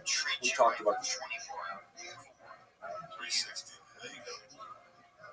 He's falling asleep. Anyway, that's why the problem is fucking charters and the law code called the sanctions, being what the hands say about the evolution of the status of the Jew within Ashkenazic medieval society. Note, however, that there's a parallel structure that will achieve tremendous heights at the end of the 11th and especially in the 13th century, which is the church. Right? The church was kind of like a parallel structure that in many ways was competing with the state for authority. How did the church regard the Jews? So we will come back to some of the theological discussions a little bit later when we look more at antiquity to the Jews. But it's very important to note that while there certainly was a significant amount of anti-Judaic slang coming from the medieval church, as one of my teachers once pointed out, the reality is that the church also preserved the Jews for about 1,500 years. How so? Specifically because early on, one of the church fathers, St. Augustine, developed this idea, which became known as the doctrine of witness. This is a fascinating doctrine which basically states that the Jews must be preserved in society until the second coming of the founder of Christianity in order to testify or witness that he is in fact the Messiah. If all the Jews are wiped out, God forbid, or even all expelled, then there's not going to be anyone around who will be able to say, you were right all along. Since the Jews were there originally, since the Jews possess the ancestral tradition, then the only way that new tradition of Christianity can be validated is if its originators were able to say, yes, in fact, we were wrong, you were right, let's move on to this new faith. This is a complex kind of theological relationship that is really baked into Christianity. It's not nearly as strong in Islam. Islam developed the couple of notions that allowed Muslims to regard Jews who were kind of like their intellectual grandparents rather than their spiritual parents. And so there's more of a distance with the Jews. There are similarities, but it's very important to Christianity. And in fact, it colors much of Catholic relationship with Jews and with the state of Israel to the present day. But for now, how is that expressed in reality? So according to St. Augustine, basically, the doctrine of witness says that Jews must be preserved, but they should not be preserved in an elevated state. In other words, if the whole idea is to keep the Jews around in order to reinforce Christian belief and to validate the credibility of Christianity, then it doesn't make sense if the Jews are, obviously engaged in a lot of consumption that is conspicuous before their neighbors. If you have a Christian peasant walking down the street and he sees, 12th century, a Jew driving by in a Bentley or something, he says, wait a second, how come I live in a mud hut and this guy drives a Bentley, right? So the idea is that the Jews have to be sort of, repressed so that their success in a material realm is not expressed to the outside world. This is seen in many different pieces of legislation. The requirement of Jews to wear a distinctive humiliating badge, restrictions on their movement, their settlement, their economic activity, and so on, much of which is really antithetical to what the king and the state is trying to do, which is to expand Jewish privileges because they bring in a lot of money. The economics are going to be discussed very soon. So this is something that's sort of like built into Christianity, and we see it, repeated several times throughout medieval legislation from the church, canon law. Now, where this is perhaps most strongly seen in canon law with regards to Jews is a whole bunch of legislation that specifically bans fraternization between Jews and Christians. We see it in the Council of Elvira in Spain in the 4th century, where the Jews and Christians are specifically banned from conducting meals together and to drink wine together, things like that. Note that Jews, by the way, are also engaged in pretty similar kind of legislation that emerges from the Talmud. For example, the ban on drinking wine touched by non-Jews. No discussion about that. So the idea was to try and keep them separate in order that both Jews and Christians could maintain their distinct traditions. The Christian legislation seems to be very concerned that Jews will, in fact, affect Christian belief and would erode it in a very significant way. So we see a lot of these kinds of things. It's also fascinating, by the way, to note that they have to pass laws like Christians are forbidden to attend Jewish religious ceremonies in synagogue, something that apparently was quite popular in St. John Chrysostom's Antioch and elsewhere. Now, but when we move to medieval Europe in particular, besides the fraternization issues, which will receive a lot of attention in the 12th century and the 13th century as the church grows stronger, one of the things in the early period that is especially important, as we discussed in the last video, is the idea of slave ownership and specifically slaves who become Christians. One of the most important voices on this is a bishop named Agobard, who was based in Lyon, which is on the Rhone River in France. And Agobard was absolutely furious with the notion that Jews, who are supposed to be like in a demesne state, according to the Doctrine and Witness, should own Christian slaves. Now, Agobard was not against slavery per se. Everyone owned slaves. He wasn't trying to change the institution of slavery. What he really objected to was the idea that Jews who should be in a lowly state should own Christians, and they should, Christians should be forced to do what Jews tell them to do, not in a regular employment arrangement, but in a slavery engagement.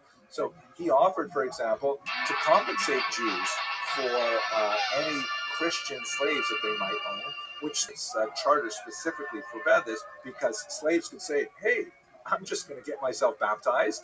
Agobard will pay off my debt to the Jew, and then I'll be free. I mean, it's a great way out. So the state specifically wanted to stop that because they wanted to keep the social order the way it was. They wanted to keep the Jews making lots of money, and losing their slaves at a moment's notice could make a huge difference. And we should also note that Agobard's offer was not quite as generous as it sounds because its currency had been devalued in his lifetime, and he was offering to pay the old value when the current value of slaves was actually far higher.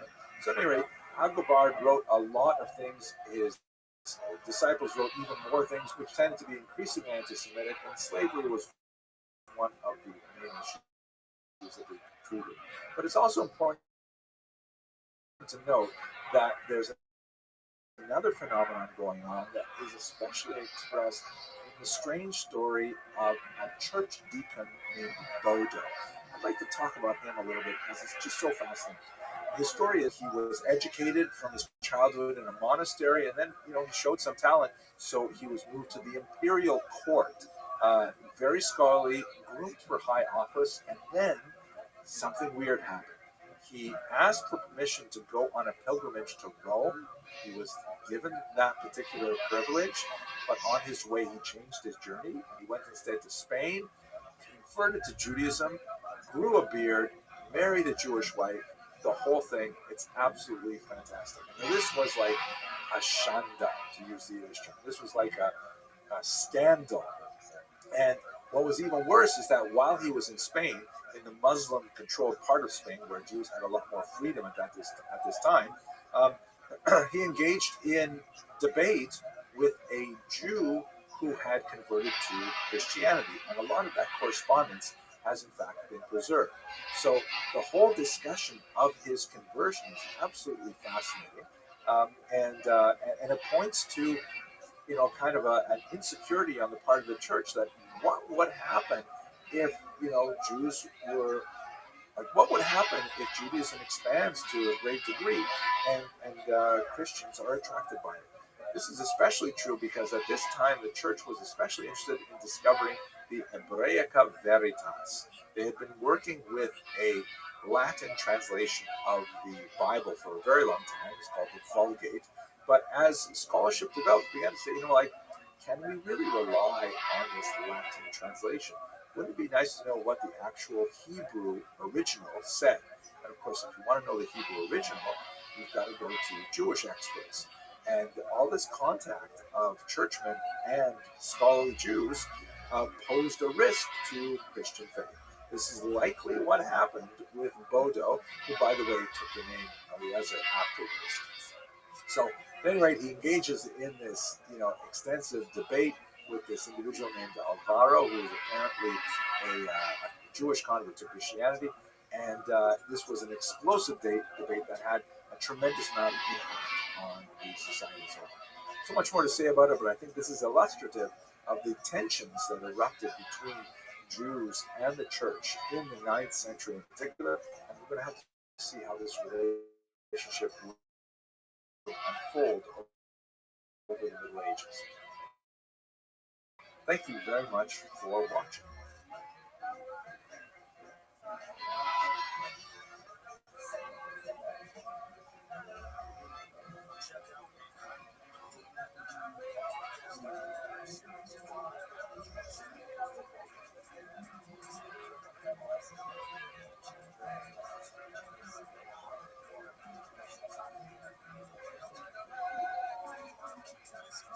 Hello, fellow students of Jewish history.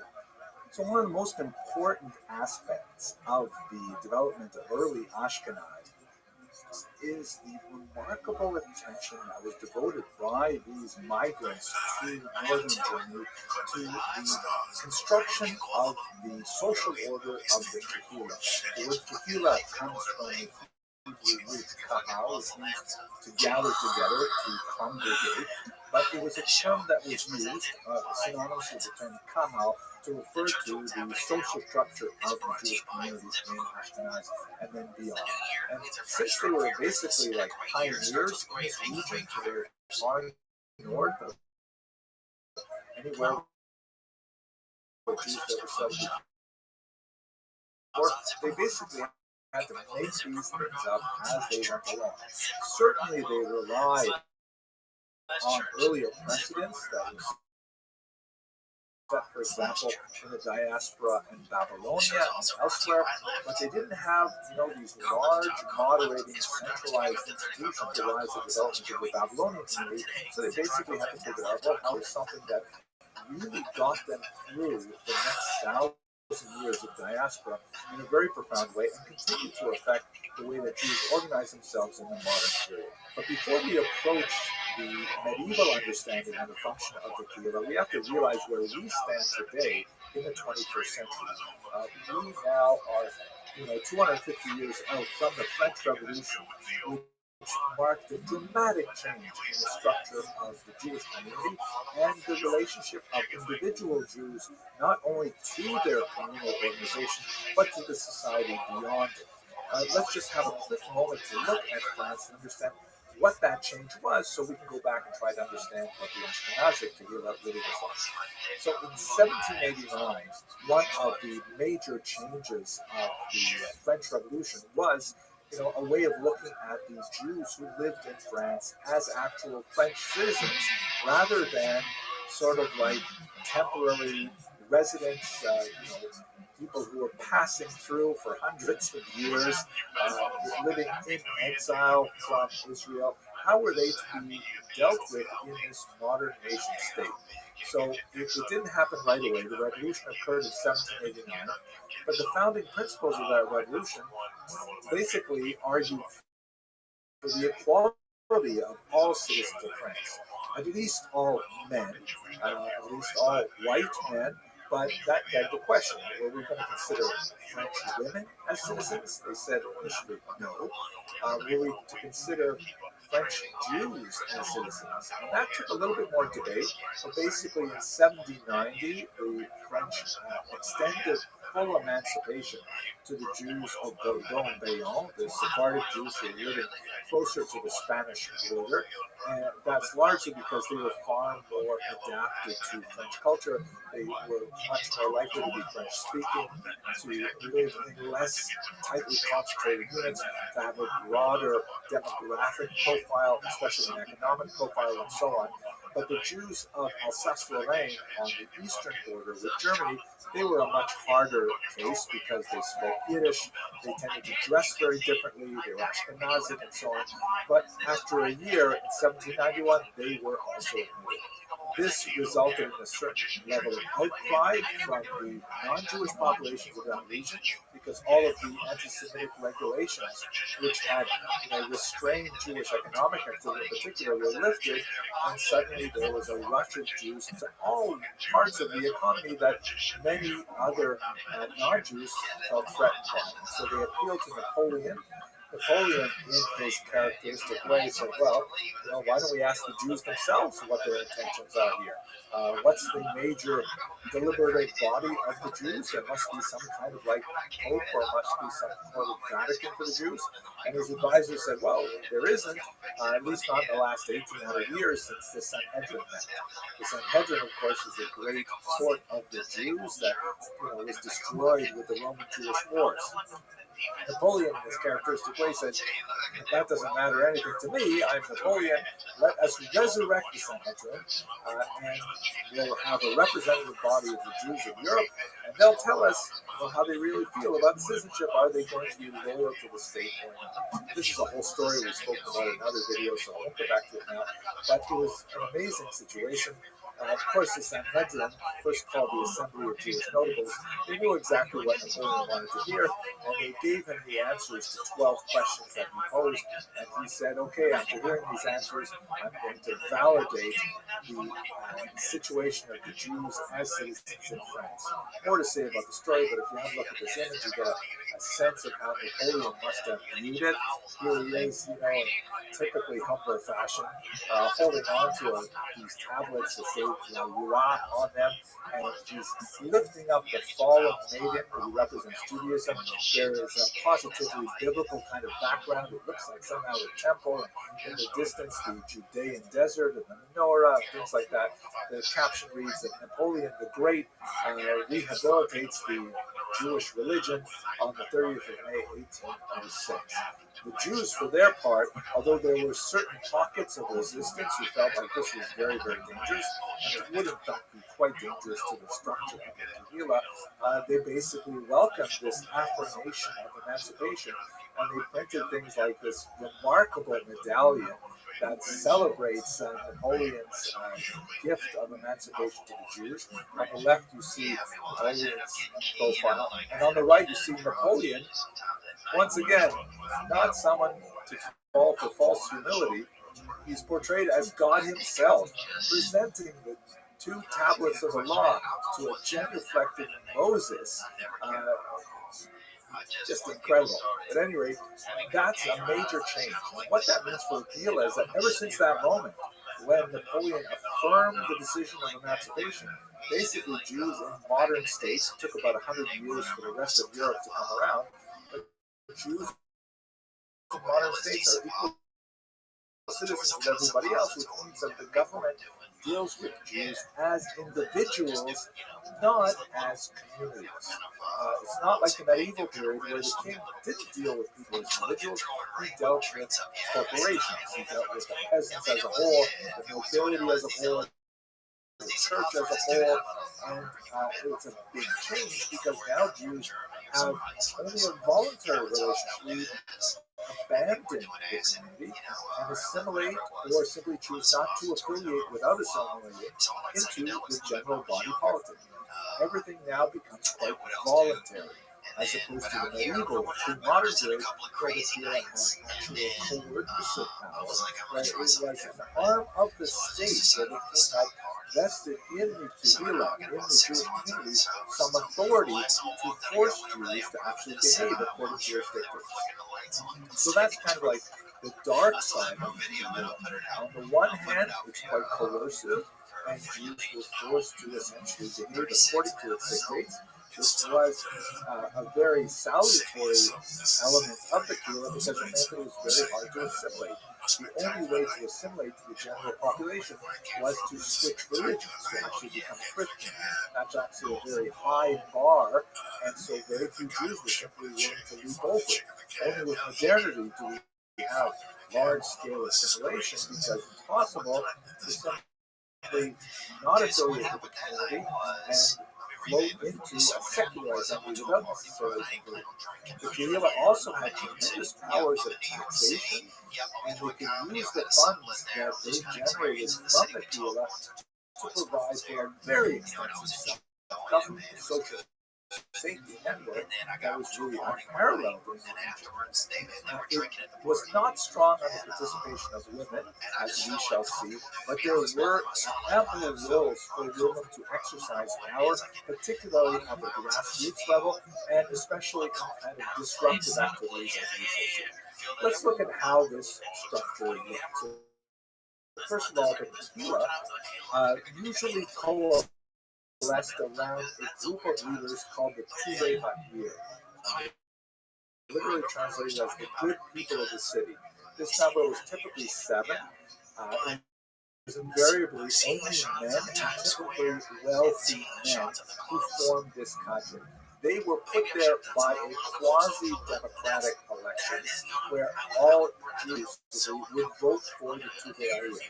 Being a member of the Tuvei Ha'ir was, on the one hand, a great honor and something that was to be pursued, but at the same time, it carried tremendous responsibilities, not only in terms of actually administering the Kehillah, but also in terms of expected financial contributions.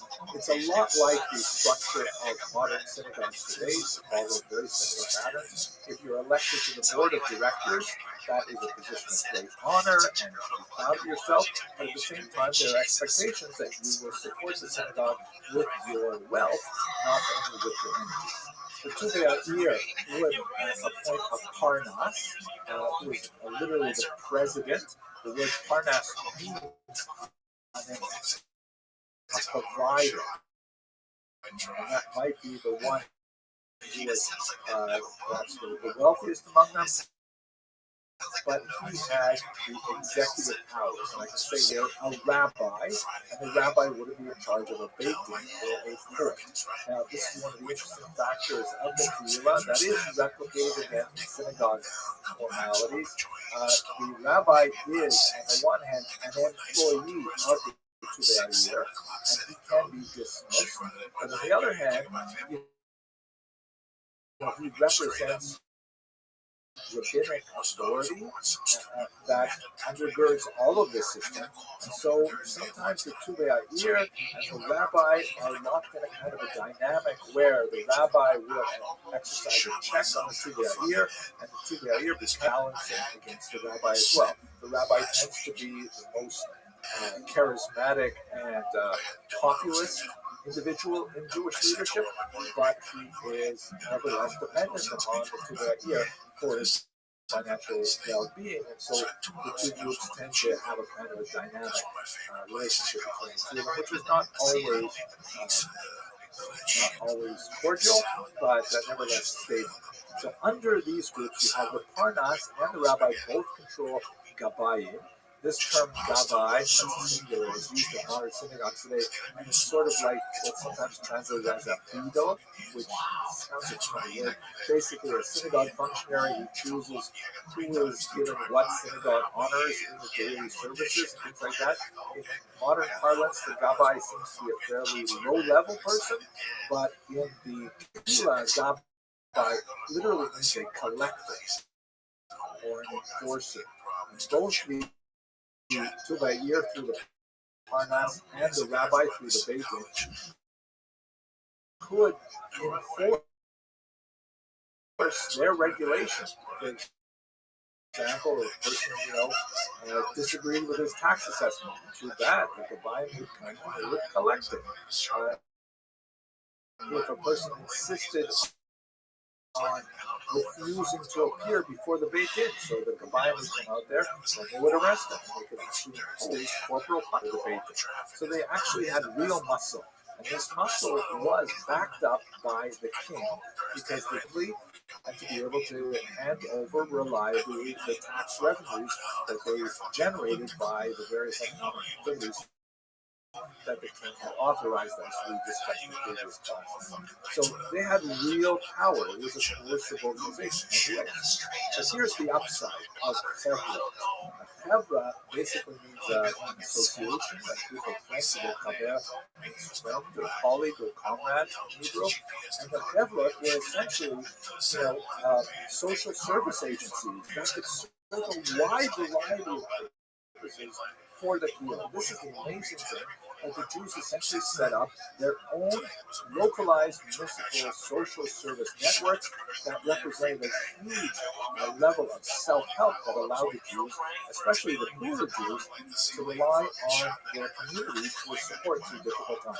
A few examples of the Chevra.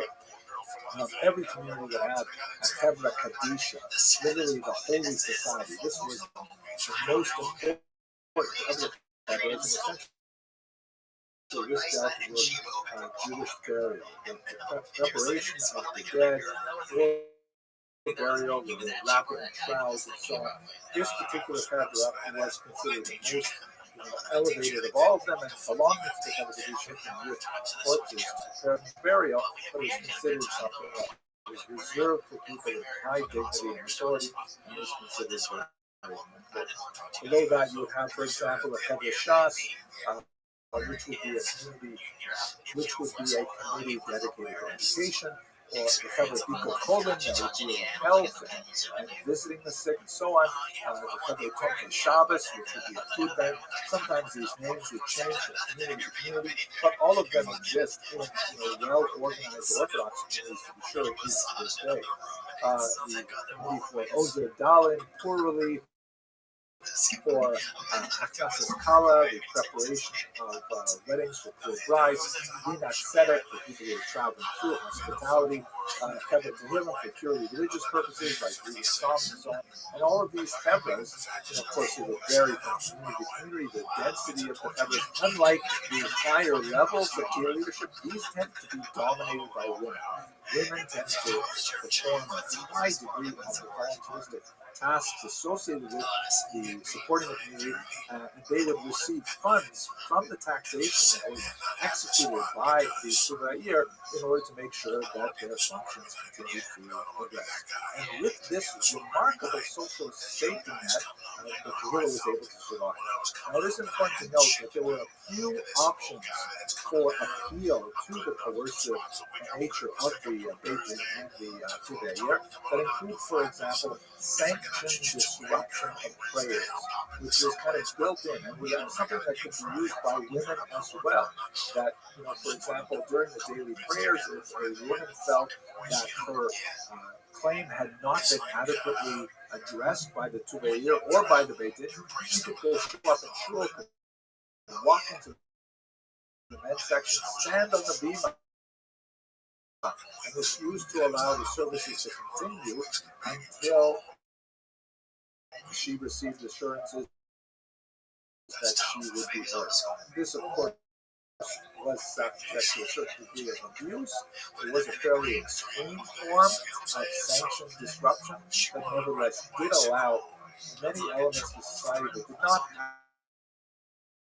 have conventional power to be able to nevertheless make sure that their causes were heard. And by and large, this Kehillah structure really functioned very well right up until Napoleon basically destroyed it with the destruction of the corporate nature of Jewish society. Other countries like in Germany and in Russia, but even in today's American society, the Kehillah has a huge influence on admittedly voluntaristic organizations like in the modern cities. Okay, well, I have a lot more to say about the Jewish community, but for now, I hope you enjoyed watching this video. Thank you very much. Sit down, have a fucking man talk to me if you convince. I can't walk. This guy's throwing a fucking dart at me. I just want to be legal. Like, that's what I want to do. That's my ideal bar. And to be straight, once we started going out to those discos, I've said it once, I've said it before. Let us continue our discussion of the early Ashkenazi community by looking a little more closely at family life and at women's experience in particular. So one of the most fascinating sources we have for the demographics of family life in early Ashkenaz are the Crusade martyrologies that date from the very late 11th century and the early 12th century. The Crusades, which we'll hopefully discuss a little bit later, extremely important event in the development of early Ashkenaz. There were a series of very horrific massacres in the Rhineland, which were memorialized by Jewish writers in a series of chronicles, which list in great detail the horrific nature of the violence and their tributes to the victims. That's why they're martyrology. Incidentally, the also Christian accounts of these crusades corroborate a lot of the horrific details of these massacres. But if we look at these martyrologies, specifically for the family data, the vital statistics of the families that are represented there, we get a lot more interesting information about how the Jews organized themselves as families. Again, it's kind of a weird data set because it's looking at lists of victims of families, and obviously this is not the purpose for which it was recorded, but nevertheless we can glean some data. I'm borrowing from the great work of Kenneth Stowe here, who wrote about this in his monograph, Alienated Minority. So, if you look at Minds, for example, the chronologies list 168 different groups of people. 122 of them are broken down into families, and 46 are solitaries, meaning individuals who were killed by the Crusaders were probably students or orphans not connected to other family members. So we have very similar data from Worms and Köln that seem to be following the same sort of pattern. We don't have any kind of data like this for contemporary Christian families, which makes it difficult to compare Jews to Christians, of course, but nevertheless we can see some internal comparisons. So what do we see from those? First of all, the marriage rate is close to 100%. Very high stress placed on marriage. That this is something that is an ideal for people who come of age. Surprisingly, however, the average family size is somewhat small. One would think, perhaps, based on looking at contemporary modern Orthodox families, modern Orthodox families, which tend to be fairly large, these families really have on average only 2 children, and only 15% of those families live in multi-generational households. Now again, remember the data set is looking at people who were victims of Crusader violence.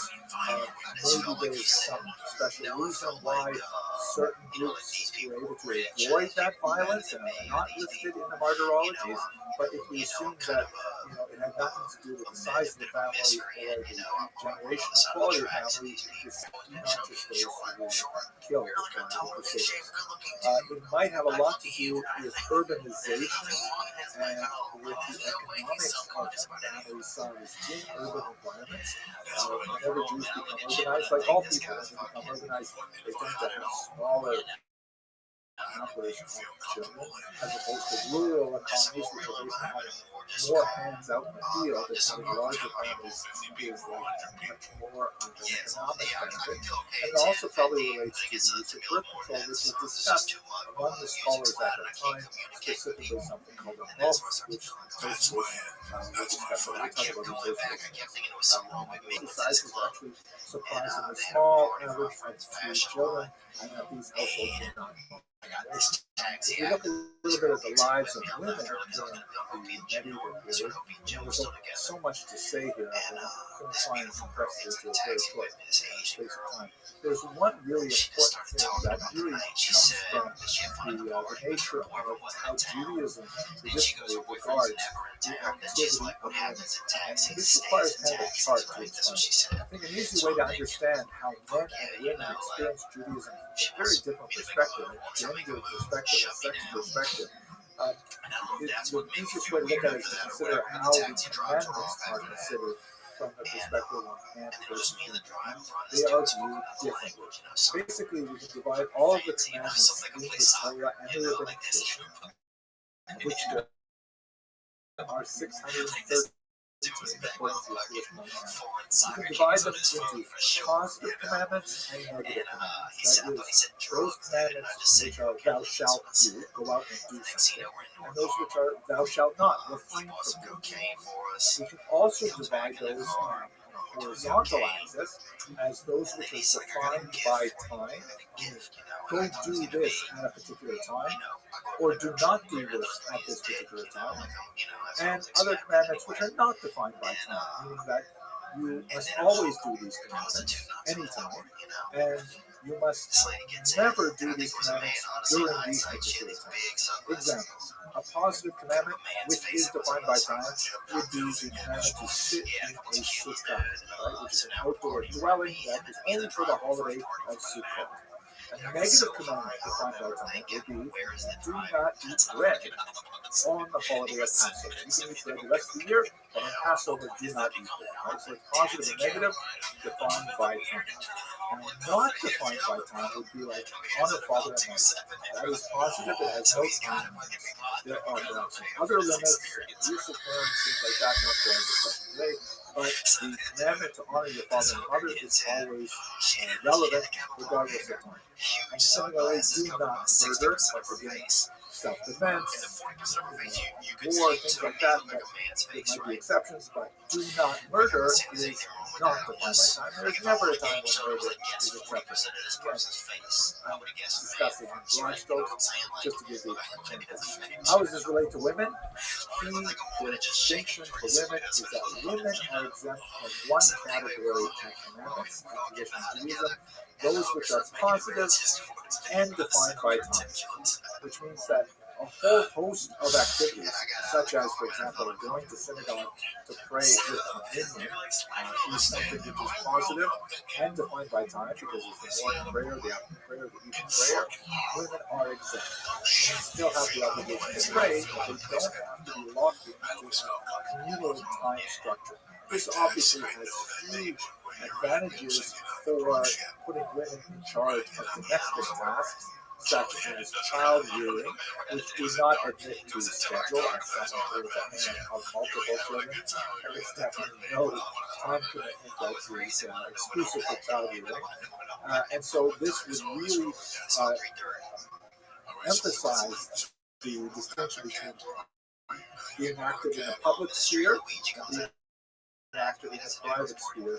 The private sphere tend to be there are some exceptions, such as, for example, lighting candles on Friday night. That is positive. You really light the candles.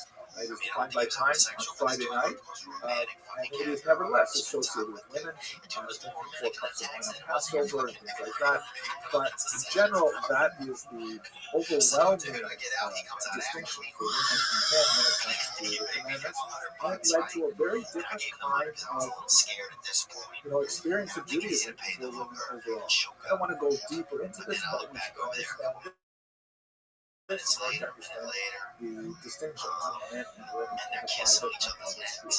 Economically, however, it's important to point out that since men were involved, Ashkenazi men were overwhelmingly involved in commerce, women were also overwhelmingly involved in economic commerce, specifically when it dealt not so much with international travel, which would be more of public domain, but in terms of private shopkeeping and money lending, for example. Many examples of very successful active money lenders because of the distinction between government. Well, so much more to say, but let's stop here and we're going to pick up with the marriage ban. Thank you very much for this. And dog, let me tell you something. It's an illusion. Yeah, it's an illusion. First of all, 4 out of 10 of them got bigger dicks than 4 out of 10 of those chicks. They don't like those days.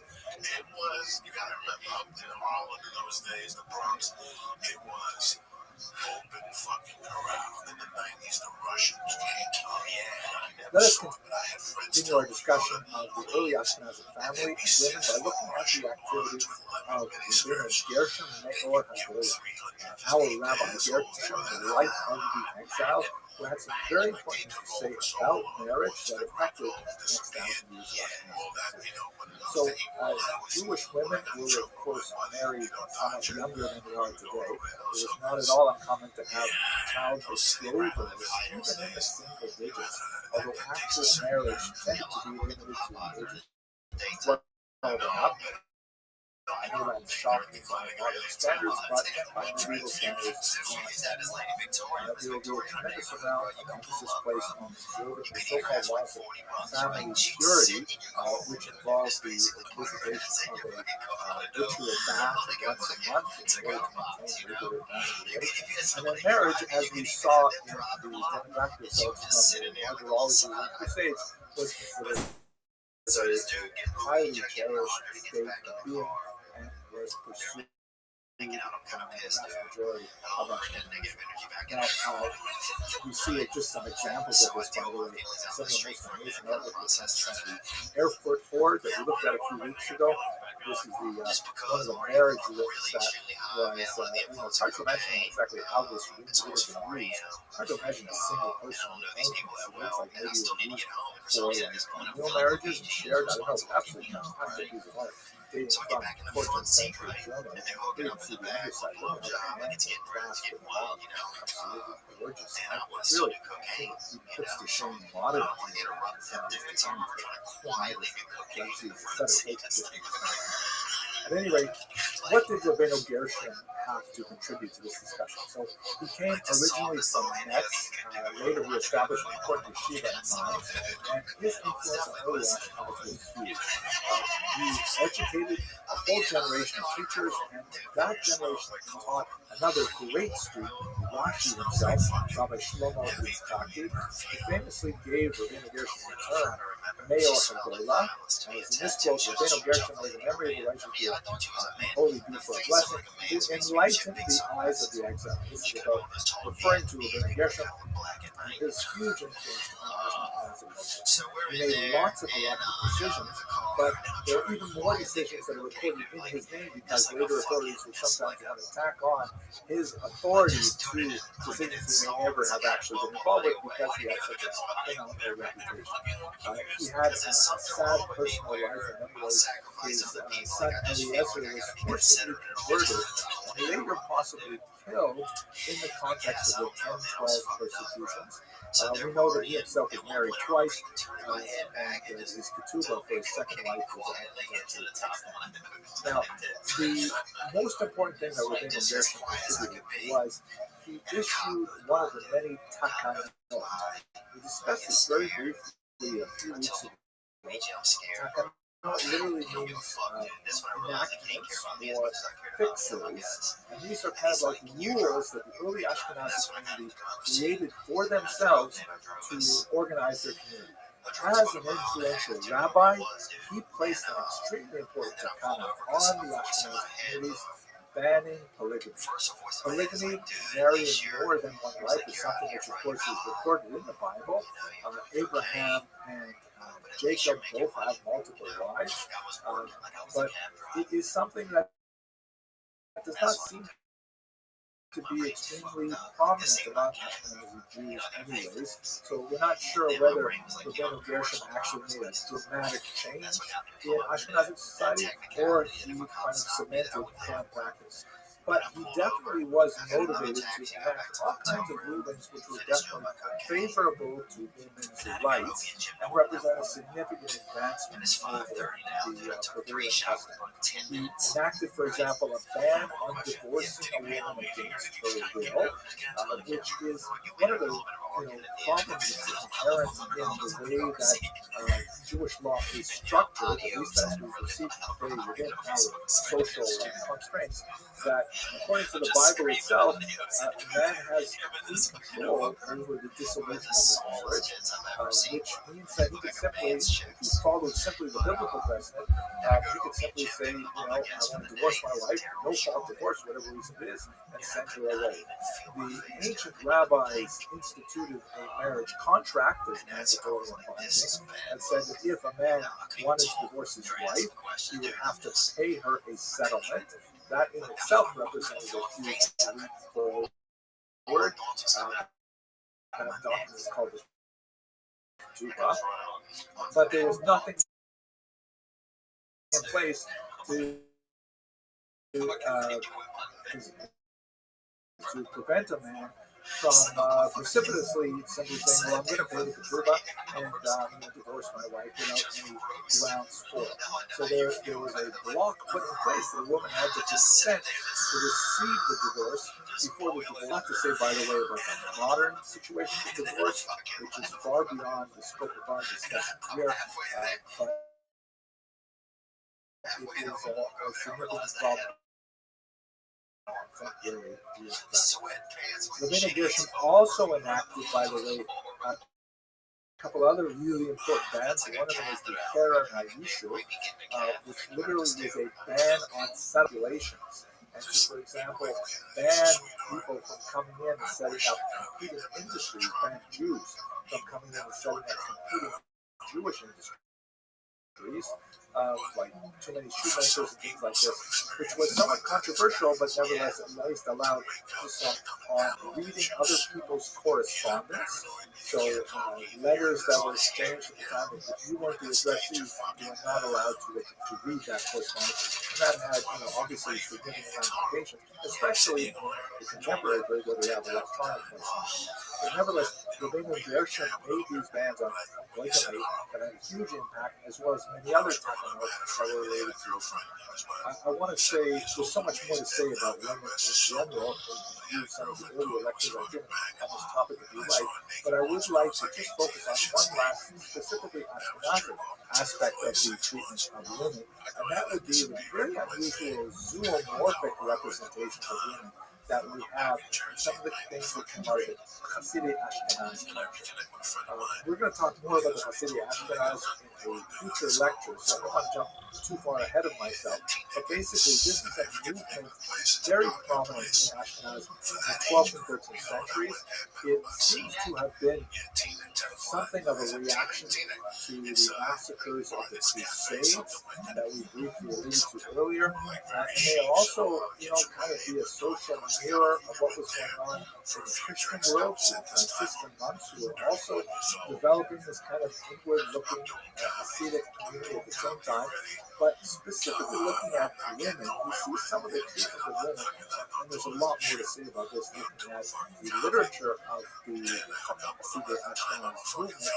But if you look at the representations of women, that is reflected in the very few pieces of art that we have from that period, largely illuminated manuscripts, overwhelmingly created by Christian artists for Jewish clients. You see something really unusual, and that is the zoomorphic representation of women. For example, if you look at this Matzah, which represents, on the left you see Moses there wearing the hat that is associated with Jews from the 12th Lateran Council. We're not sure whether Jews actually wore this hat, but it certainly appears in a lot of art, so it's useful for art displays. It may be a way for the artists to label Jews, even though it was only conventional more than reality. We do know that Jews wore the badge. That was a humiliating article that they railed against, but the hats were not quite as sure about.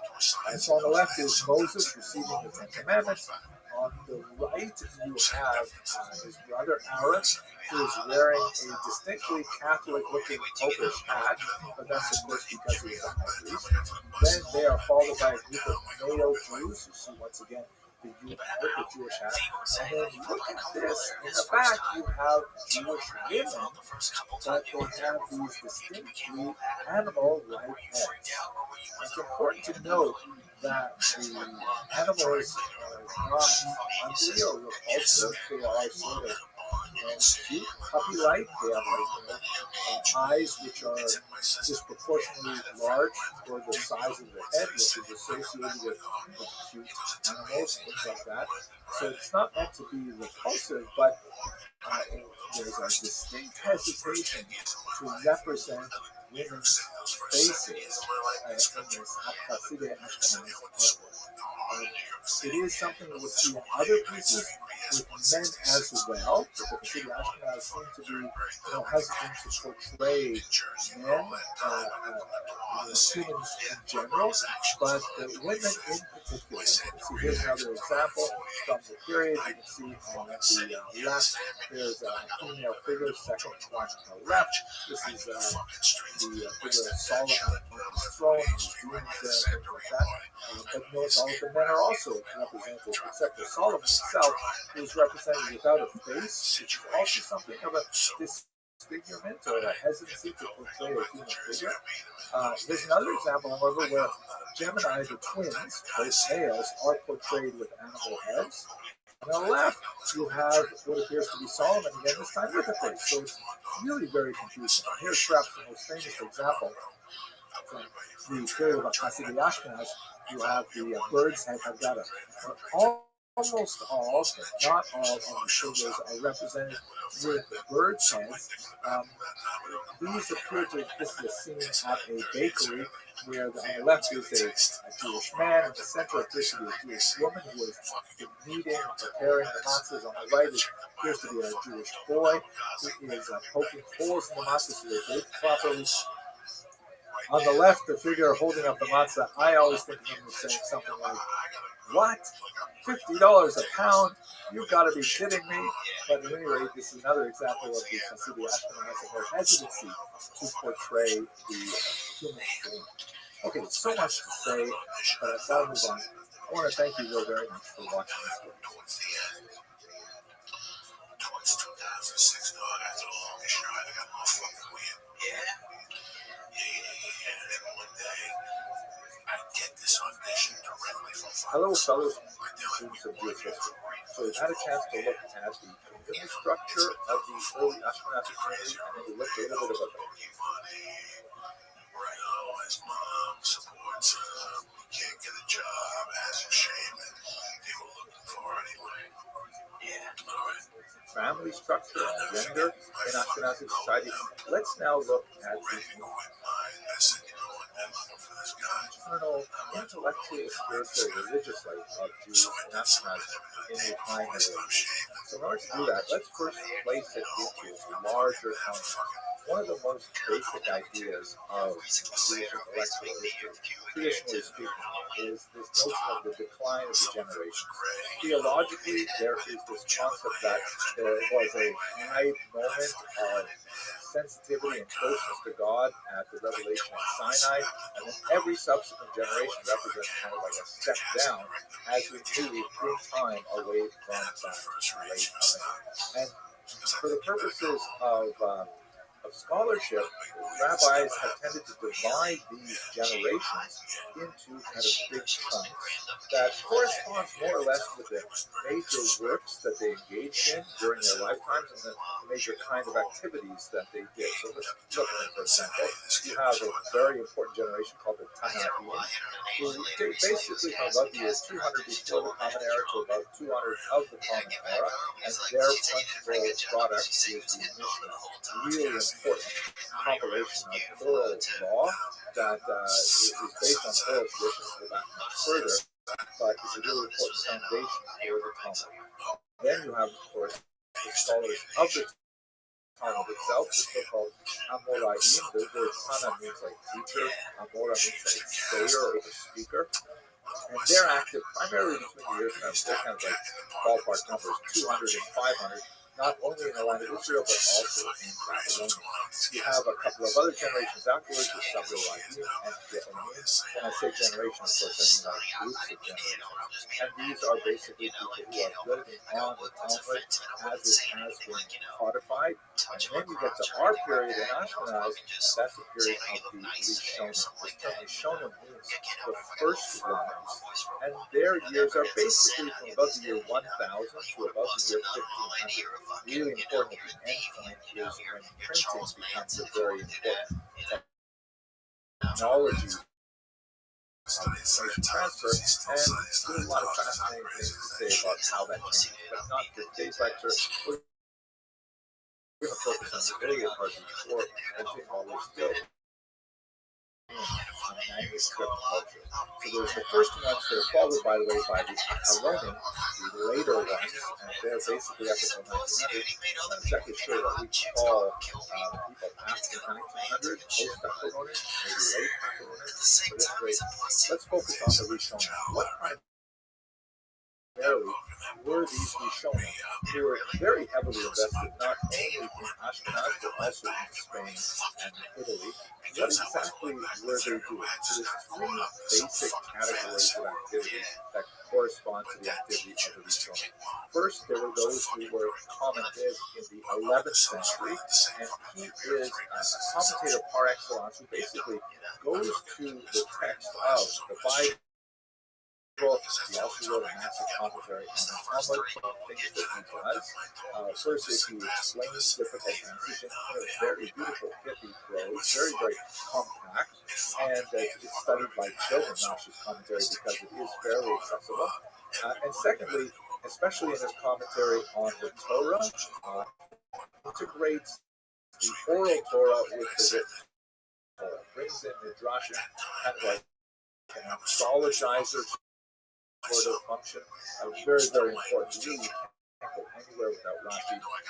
People say that you need to learn the Torah with two fingers, one in the text of the Torah itself, and one in the commentary of Rashi.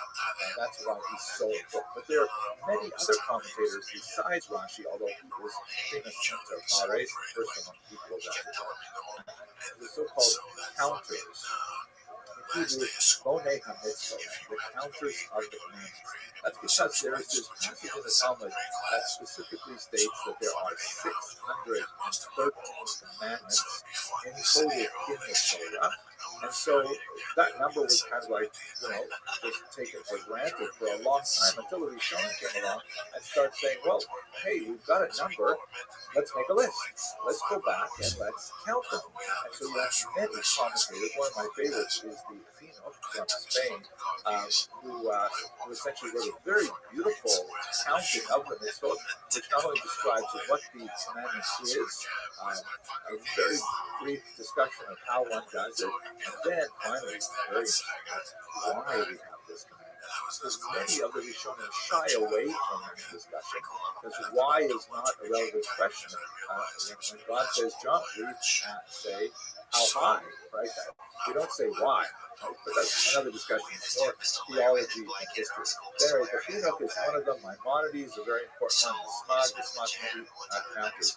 You go through and compile it, and you may wonder why do we have multiple counters? Why would we have just one counter and we've done with it? The fact is, because when they actually got around to counting in the period of Rishonim, they came up with different things.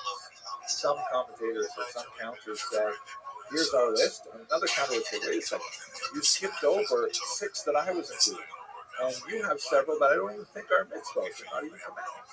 And so there's a certain amount of dispute between the counters, and that's why we have multiple lists of counts. But they're not hugely different. If I had to say a ballpark figure, I'd imagine the difference is probably 3 or 4% of the total of 613. But the vast majority of what we agree on, it is a commandment not to murder, for example. It is a commandment to honor your parents. But there are maybe distinctions in maybe the equation to multiple commandments. So too much. Third, and this is kind of something that flows out of the counters, are the codifiers.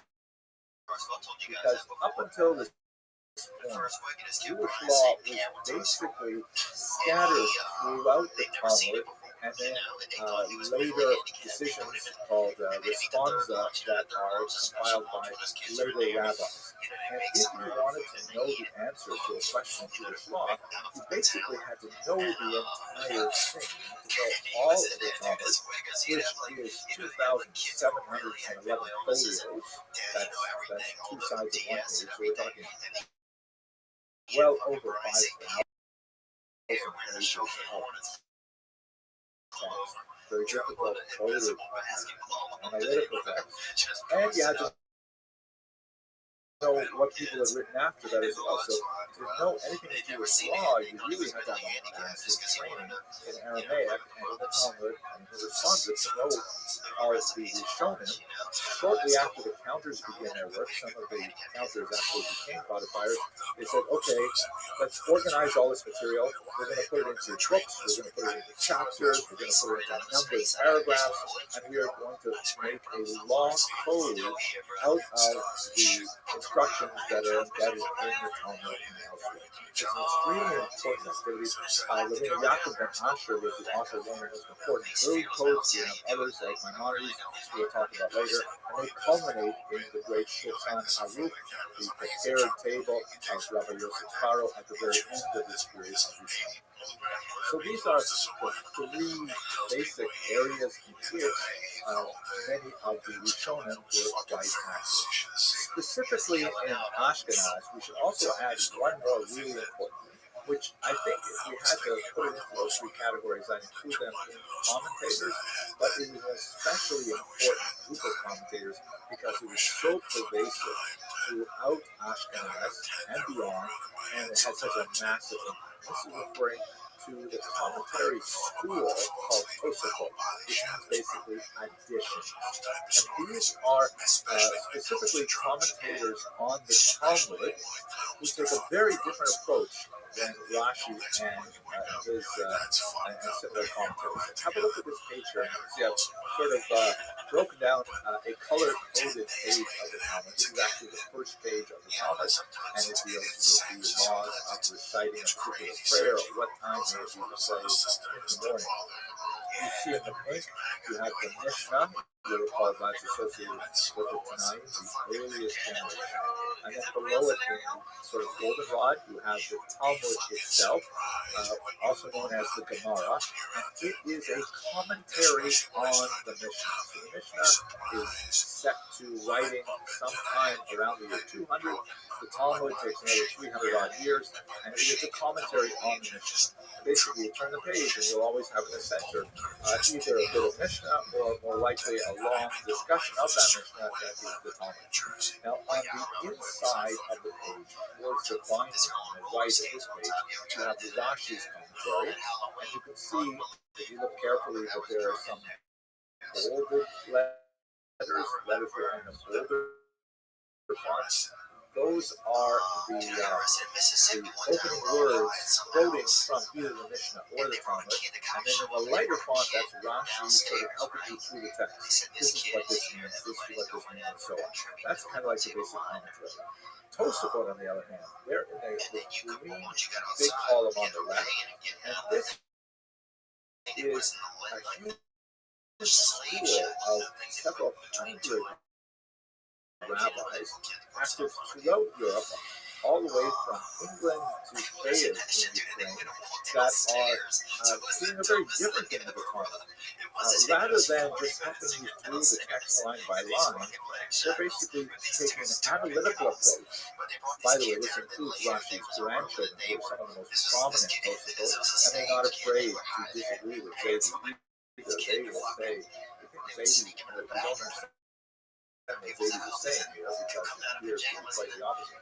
But what does Tosafot do that's so unusual? But basically, they take an analytical approach where they say, okay, this is what it says over here, This is what Rashi says it means.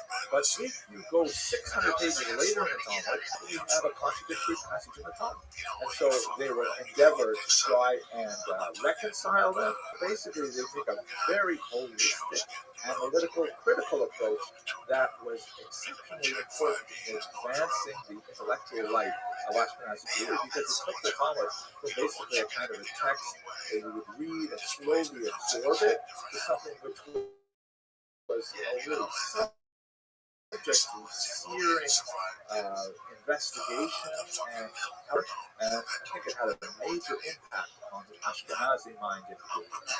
Okay, let's stop here. I want to, in the next video, look at one of my favorite parts of Ashkenaz, and that is in the south, the region of Provence, which is far from the Ashkenazi center, but shares a lot of Thank you very much for watching. There's no fucking way. This podcast would have been done where a fellow like Lee would have been talking to me no more at this point. Lee would have gone, he left me there 4 fucking days in a row, you know. Watching more about the history of Jews. So I'd like to look at the southern. I just want to get nothing happened after the cat, Brian. After that shook you enough. Oh, well, with seeing their strawberries, let's show. The next day. He was 13 years sober. He was like, I mean, this dude was eloquent. He had his life put together. Third region of Europe, which is really only partially pushing the documentary 30 for 30, the new one with Doc Good. Borderland region, the region of Provence. And it basically follows the Rhone River that extends basically from Lyon down to Marseille. It covers the southern coast of France on the Mediterranean. This is why it is such a special region, because first of all, there's a certain amount of indigenous Talmudic culture, like we discussed during the previous class looking at Kosovo in particular. That's kind of like the French school, Spanish migrants who are making their way over the Pyrenees Mountains into this region, quite distinct from Kosovo in a lot of ways, a great attachment to the legitimacy of the Dirsa, of the text itself, and a critical method of saying, well, you know, this must be a typographical error, or some typographical scribal error, and things like that. And also some rather unusual wisdom from Arabic sources that they're familiar with. Aristotle, for example, comes into the region because of the Arab fascination with Greek culture that, of course, is familiar to the Jews in Spain as well. And then, as well, you have Maimonides influencing this region, particularly in the period of Ashkenazi culture, that turns out to be a huge controversy. And so let's look a little bit at what's going on in Provence, specifically through Maimonides. So Maimonides is one of the greatest rabbis of the medieval period. He was born in Spain, but as a very young man, he and his family had to flee because they went through an unusual period of Islam and revivalism that was much more intolerant of Jews than previous generations had been. So he made his way across the coast of North Africa. He ended up settling finally in Egypt, and he was pretty much set on being a Talmudic scholar, although he had also studied in university in Tunis and elsewhere, so he had significant medical knowledge. However, his older brother David died in a shipwreck, losing all of the family wealth and leaving Maimonides and his mother alone. So Maimonides had to say, okay, well, that's it, I've got to go into some kind of business. So he turned to his mind to medicine, where he ended up becoming an extremely successful physician. He was actually the chief pediatrician of the harem, and very much involved in the war of Cairo.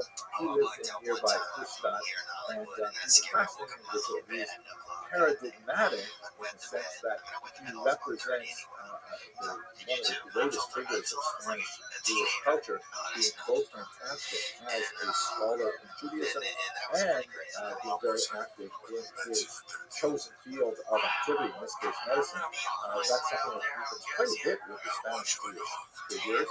not so much with other characters, but at the same time he's quite exceptional. And he was not afraid to disagree with lots of other rabbis, which sometimes got him in difficulty, as we shall see in a moment. So what kind of things did Maimonides write? He wrote several types of works. First of all, he wrote in his youth a very valuable commentary on the Mishnah, which we discussed in the podcast ago. He also wrote significantly in Arabic lots of medical writings, which are still valuable and studied today. He wrote many letters to far-flung Jewish communities, giving them instruction, because early on he was recognized as really the leader of the Arabic-speaking Jewish world. And then he wrote a very fascinating philosophical text called The Guide for the Perplexed. We're going to go into a little more detail about that in a second. But what's especially fascinating for our purposes is he wrote a massive work called the Codifiers. So he was an early counter and a codifier. He counted all the mitzvot in his Sefer HaMitzvot, the Book of the Commandments, and then he codified all of them on a much larger scale than most other codifiers in this huge book called the Mishnah Torah.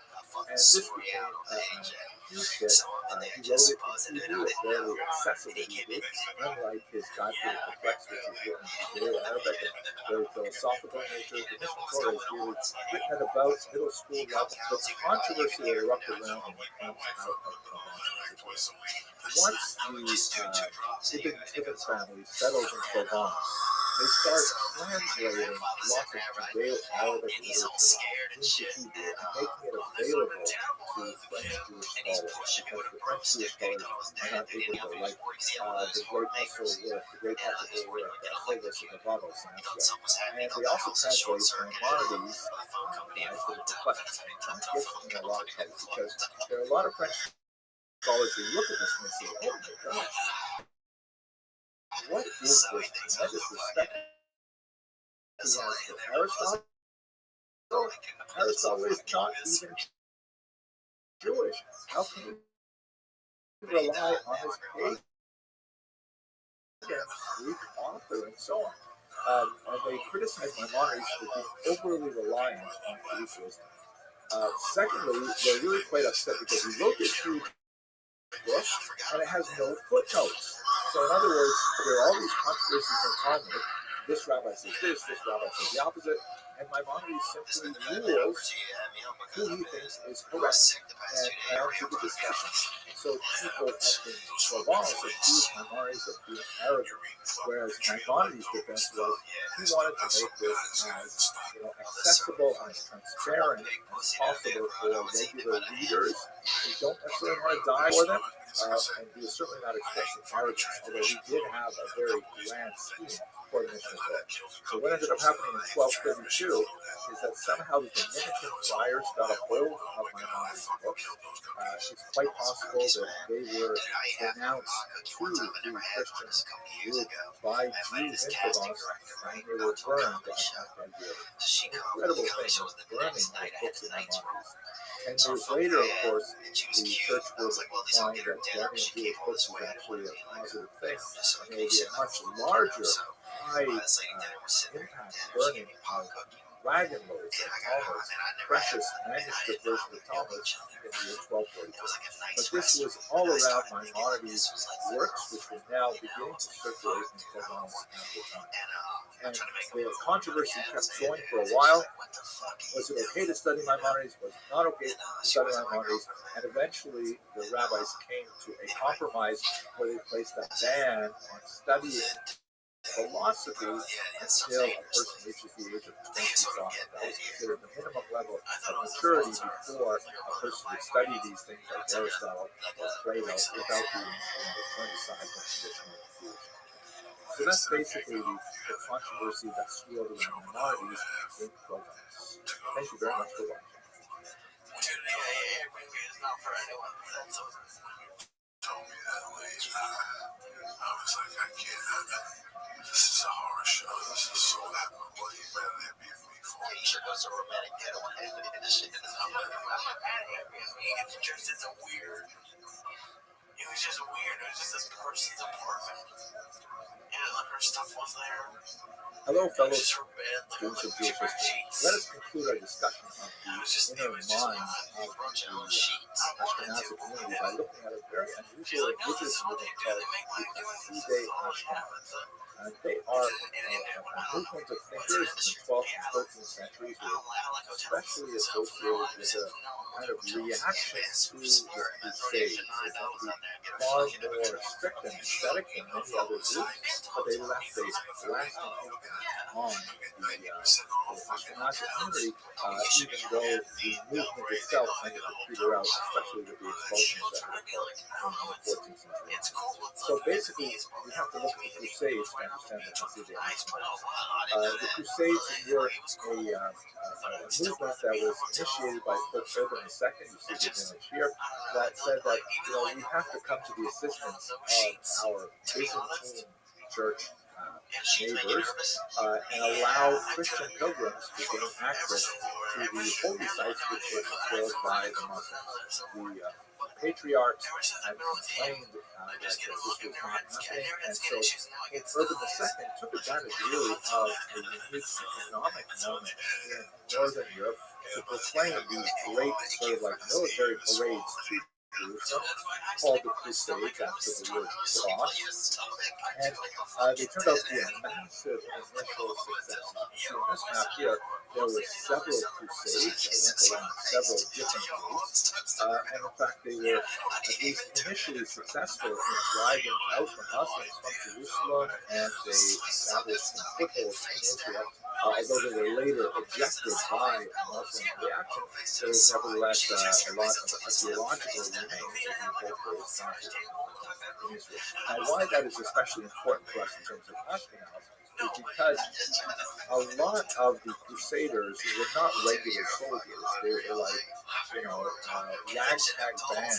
led by people like Peter the Hermit, who said, essentially, why should we schlep all the way to Jerusalem? If they did use the word schlep, why should we drag ourselves all the way to Jerusalem to fight non-believers, infidels? We have infidels right here in the Rhineland. And so rather than, focusing their energies on making their way all the way down to Jerusalem, they attacked Jewish communities like Speyer, Worms, and Mainz in the summer of 1096. These were absolutely horrific massacres, and there's a lot to say about exactly how they unfolded. I've spoken about them in a previous lecture, so I'm not going to go into great detail here. But these were massacres that came out of the Peru, and they actually had a remarkable impact on the community there, with horrible stories of Jews committing suicide rather than submitting to baptism, of horrible entire families dying under these circumstances, or burned alive in synagogues and so on. And it left a lasting intellectual scar on the spiritual life of Ashkenaz. Now, how that was expressed in terms of thought is what we see primarily in the activity of the Hasidei Ashkenaz. So let's turn to that, and I refer you to some of my earlier lectures on crusades if you want to get more into that specific aspect of it. But for now, let's focus on the life of the mind and what the Hasidei Ashkenaz all about. So perhaps the most important document of this movement is this one here, the Sefer HaChasidim, the Book of the Pious. The word Hasid means pious one, and it actually has been borrowed all the way since the biblical time to refer to groups that follow an additional level of stringency in religious observance. Yehuda HaMaccabee, for example,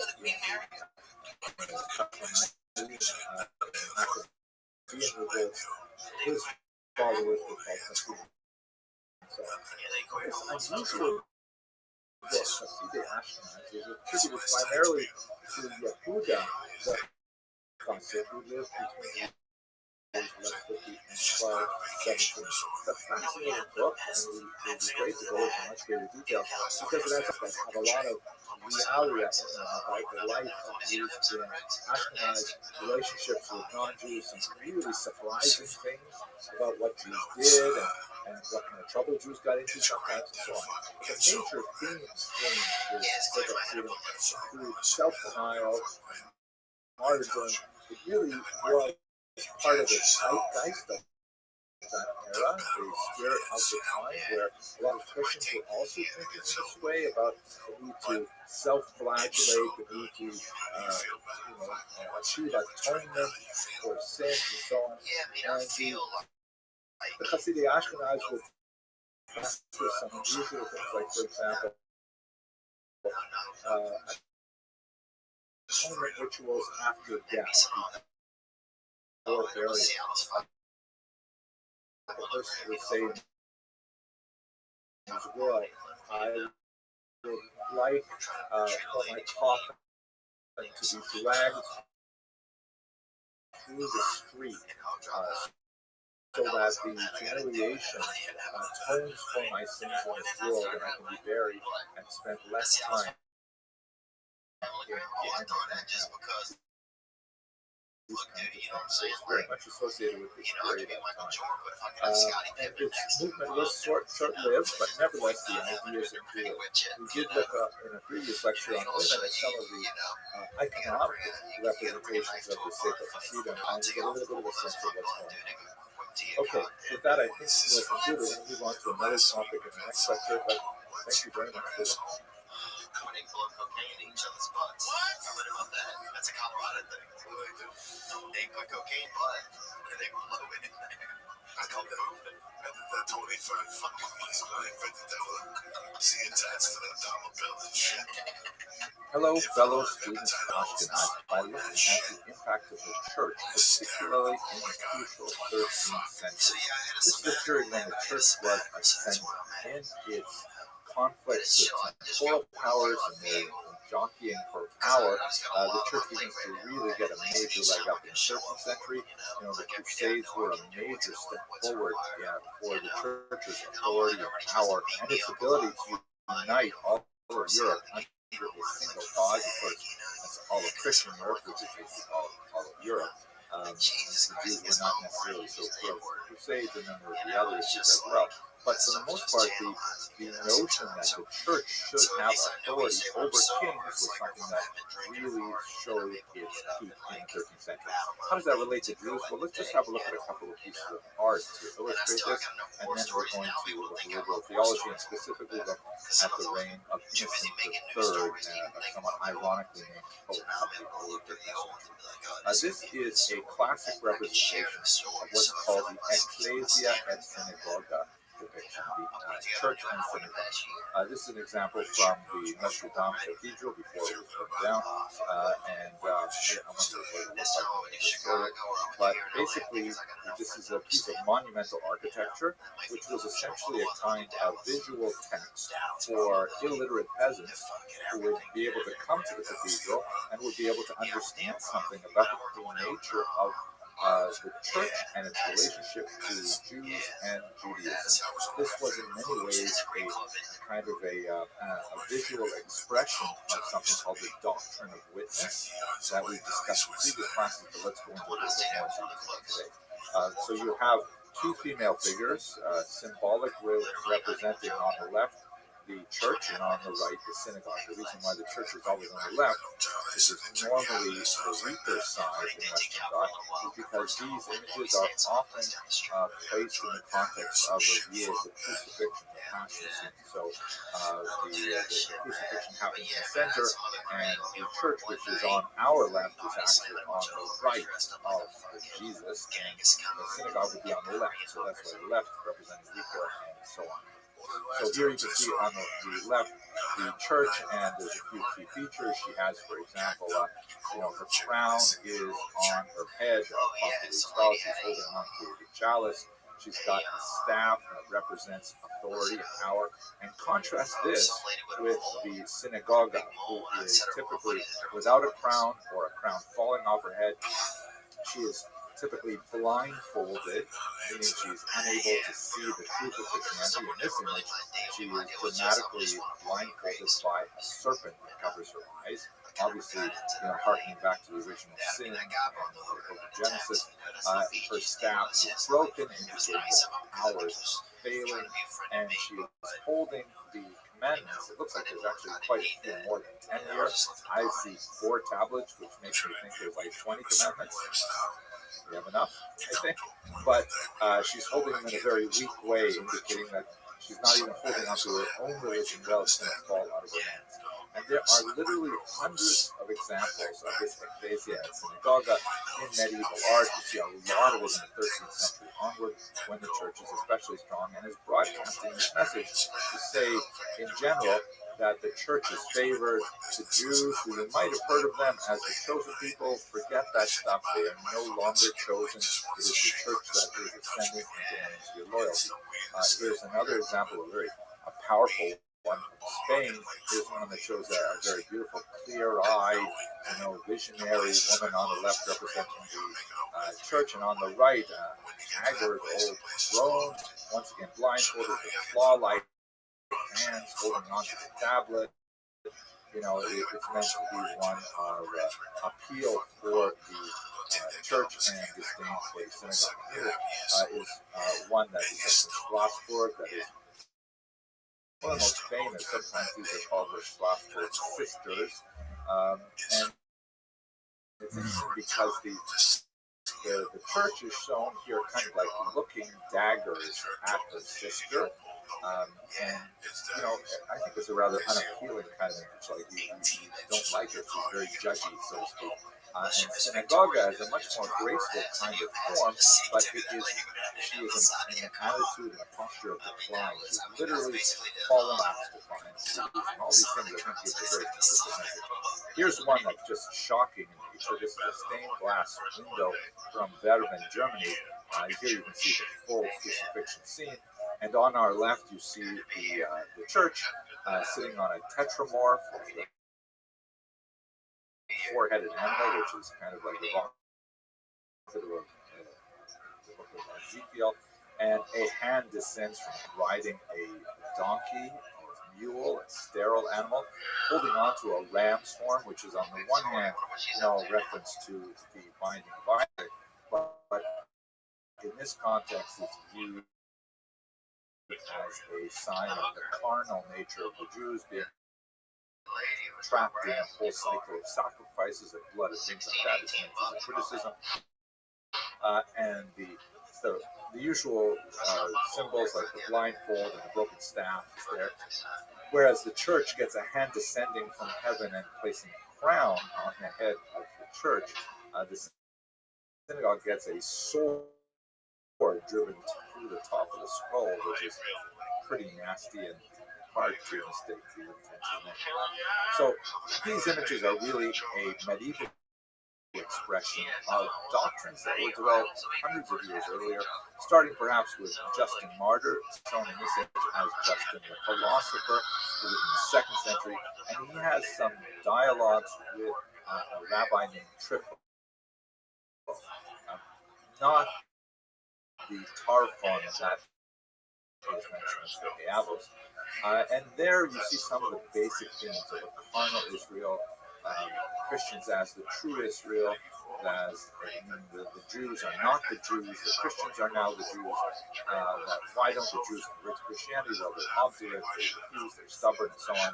You see it also in St. John Chrysostom of Antioch in the 4th century, who was one of the pioneers of the Adversus Judaeos tradition. That is the idea of using sermons to specifically the Jews and to defend Christianity, especially for a lot of new Christians who are not exactly sure what is Christianity all about. I mean, as you're trying to adopt a new religion, how do you do this religion?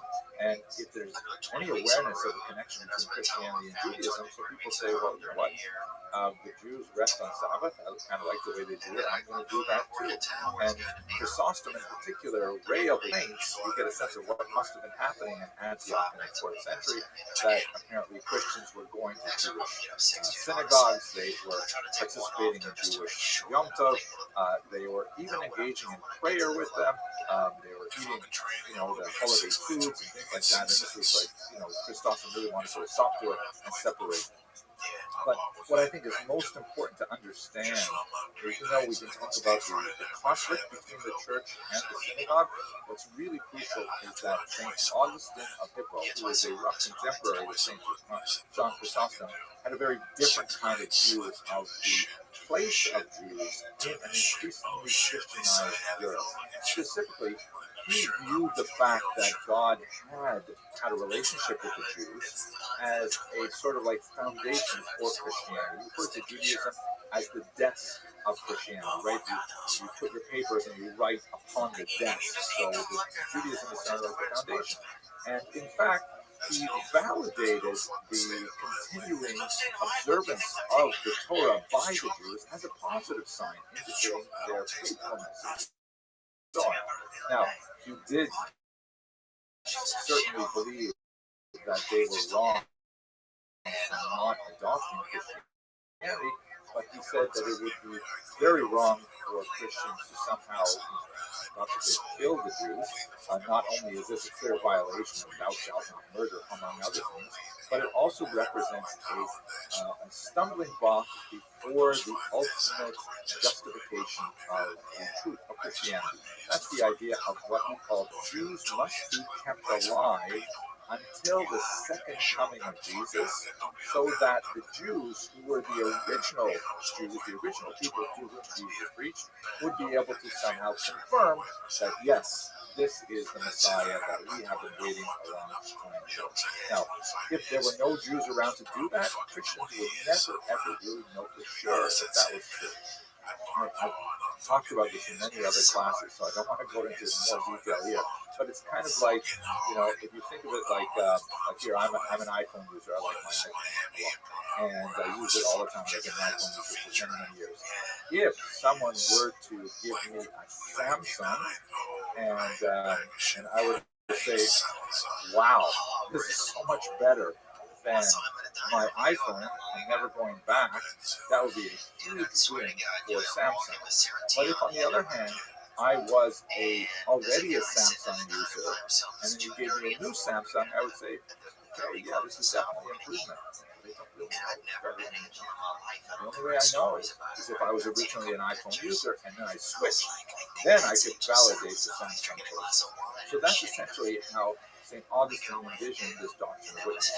But there was a big downside to it, and we see this very clearly in the 13th century. The downside is that the whole system only works if the Jews are in a slightly degraded state. Meaning, if the Jews are successful and profitable and prosperous and happy and all kinds of things like that, then their constant presence, while Christians who wait for the second coming, is corrosive to Christian faith. And people would say, well, wait a second, why do we do this? Like, why aren't we eating meat during the Lent? I mean, the Jews are eating meat, and they look, so all kinds of things like that. And it only works, the whole doctrine of witness only works if the Jews are socioeconomically on a lower status, and that Christians see that, they're being continually punished for their obduracy, for their refusal to accept Christianity. And then, when the Messiah comes, then they'll be able to confirm these things. Now, this is actually not so bad in many ways. As one of my teachers, Professor Alan Davies, who really promised it, in many ways, the church preserved the Jews for 1,500 years because this allowed them a space in Augustinian doctrine to exist in Europe as a minority. It made it difficult for them to sell, and anti-Semitic legislation held them back as a result, but they were allowed to exist, and in fact it was considered a crime to Jews and to harm them beyond that well-defined boundary. This brings us up to the 13th century, and we'll conclude with a discussion of Innocent III. He reigned from the years 1198 to 1216. He represents in many ways the high point of medieval personality. One of the ways in which he expressed his power was through the Fourth Lateran Council that met in 1215 that issued a whole slew of anti-Jewish regulations because he felt that the Augustinian doctrine of witness had kind of like ignored the prosperity of the Jews. And he felt that the Jews had to be put back in their place. And he instituted all kinds of negative anti-Jewish legislation in the church, perhaps the most significant of which was the imposition of the Jewish ban in order to prevent the communication of Jews with non-Jews and the development of a civic society in which they are all relatively equal. He said Christians have to always be aware that Jews are separate, and he demanded that they wear some kind of, in some places this was a round badge called a ruel, that was a sort of a reference to the coin that Judas received for betraying Jesus. The name Judas and the name Jews sounds very similar. We used to kind of associate them in that way. But in other places, different symbols were used. Sometimes it was in the shape of tablets of the law, sometimes in the shape of the drawing of a pig on it. And there's a significant amount of debate over the possibility of the use of Jewish hat.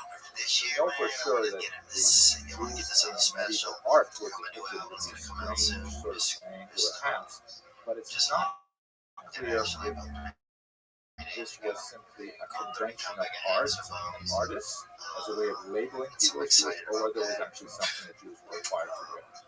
At any rate, this was the period of Innocent III, and it relates very much to the next subject in our discussion, which is unfortunately the advance of very significant Jew hatred in the 13th century. Thank you very much for watching. Licking pussy after dark, out there in the streets and just tasting the flavors of the universe, You were drinking, it's a different game out there. It's out there, he's a little back. Oh, no, girls want you more now. Oh, I think in a heartbeat, yeah. I've had more offers these days for I've just had more offers, I think, just because because you look like you do. Because I'm clear. If I go sober, it's not like you want to go, it's like you're there. No. They might, I don't think so. Bro, they might. Look, I didn't think it. I've never thought I was very handsomely, if that makes you feel like that. Hello, fellow students of Jewish history. It would be totally inappropriate for us to discuss the history of medieval Ashkenaz without looking at the subject of medieval anti-Semitism, or would be, I think, a more appropriate term for this period, medieval Jewish. Let me just take a couple of moments to talk about anti-Semitism in general, and we're going to focus on the medieval period and the unusual forms of anti-Semitism spoken at that time. I think one of the most fascinating things I've ever learned about the history of anti-Semitism is something that has pretty much occupied my mind and first personally encountered it as a 14-year-old kid. And that is this quote from Jean-Paul Sartre, who immediately after the war published this very important small book called The Réflexion sur la question juive, Reflections on the Jewish Question. He wrote, si le juif n'existait pas, l'antisémitisme n'invaincrait. If the Jew did not exist, anti-Semitism. And I think at its foundation, is one of the most important things to know about anti-Semitism is that it's not about the Jews. It's about the anti-Semites. The Jewish problem is not a problem of the Jews. It is a problem of the anti-Semites who are trying to use the Jews to explain the challenges they have in their personal lives, in their society, and so on. That's why you see anti-Semitism quite often associated with misogyny, because many anti-Semites, male anti-Semites in particular, are also upset with women for whatever reasons there are. And you also see that anti-Semitism tends to be especially strong when there is social flux, when there is rapid technological change or social change or political change, as we see, unfortunately, in our own time as well. So anti-Semitism basically does not have to make sense, except in the mind of the anti-Semite. And it's a fascinating psychological phenomenon in that, people can invent these massive, bizarre sort of QAnon conspiracy theories that, even though they are patently absurd, they'll nevertheless hold on to them because it supports really basic things that they hold hard to. So the term anti-Semitism, by the way, is a modern term. It was coined by this man, Wilhelm Marr, in a book that he published in the 1880s, and he wanted to find a polite term as an alternative to the more vulgar German term Jew hatred, Judenhass, or Judenfeindung. And so he borrowed a term from linguistics of the late 19th century that was beginning to group families of languages together, and he said, I'm not anti-Jew, I'm anti-Semite. I am against the Semitic people, which also includes the Arabs and so on, but it's not really concerned about the Arabs. It's just kind of like a veneer to try and hide the ugliness of Jew hatred. So that's where this term actually comes from. But one of the most fascinating things about this anti-Semitism is that it actually describes many different types of hatred. That's one of the most powerful aspects of anti-Semitism is its ability to adapt to very, very different societies and cultures and historical considerations. Many scholars believe there are four distinct periods of anti-Semitism. Let's go through the first two very quickly, then we're going to focus on the medieval period. So classical xenophobia is the first stage. This is basically when the Jews are hated, distrusted because they are different. And what I think is especially interesting about this is that although it's not nice to be hated or distrusted or so on, it's pretty normal. It's something that all human groups experience as, people try to categorize the world around them, and they'll make these grand sweeping assumptions that all people who look like this, who come from this place, who speak that language must be bad, must be good, must be better, must be worse, and so on. And so Jews are, victims of that, just as they are undoubtedly perpetrators of that. This is kind of like a basic normal human phenomenon. You see it, for example, in the Arch of Titus, which was a big memorial arch that the Romans erected to celebrate their victory over Judea in the First Roman-Jewish War, and it depicts Roman soldiers carrying off spoils from the temple. So, it's not nice, it's not really complimentary to Jews, but it's not really like a pathological kind of hatred. It's, all societies, when they win a war, tend to create monuments to celebrate their victory, and the losers simply have to put up with it. So that's what we basically see in the Greek and Roman period. There's a lot of distrust of the Jews observing the Sabbath, of not eating pork, of requiring circumcision, things like that. Then you get to the medieval period, which we looked at in the last video in a little more detail. This is where it's really more of a debate between churchmen and rabbis. It's kind of a theological debate. It has real-world significance. It will actually, translate into violence, particularly when we get into the 13th century and onward. But, it's basically Christianity is better than Judaism. These are the reasons why, and Judaism pushing back. That's really what we see in the early medieval period of Christian Jewish anti-Judaism. But then we get to the period that really gets weird, and that's really what affected the Jews of Ashkenaz in particular. This is the period of medieval anti-Semitism, where absolutely bizarre beliefs that have no basis neither in reality nor even in religious texts for these bizarre behaviors that people attribute to Jews. Most notoriously is the blood libel, which is one of the most hated and feared charges that were labeled at the Jews from the 12th century on. This was the absurd argument the Jews somehow needed to consume the blood of Christian children for one of various purposes. So I'm going to come back to that in a second. I just want to take us to the modern period, and let's go back to the medieval and focus on that a little longer. I just want to mention that the fourth period of anti-Semitism, which is the period that we still exist in today, in the early 21st century, is called modern anti-Semitism. This is a period where we can use the word anti-Semitism because that's really what it was invented for in the 1880s by Rabbi, and it has the characteristics of two basic things. The first is an idea of racism, which is a fairly new concept in Western thought. The idea that people can be divided not only by language and by religion and color, but specifically by a ill-defined sense of race. And that the Aryan races, which are associated with Northern Europe, lighter skinned and so on, are superior. Darker races associated with Africa and so on are inferior. And the Jews have a unique role as a kind of parasite race that live off the healthy societies around them. Tie that together with another very modern element, and that is the notion of conspiracy.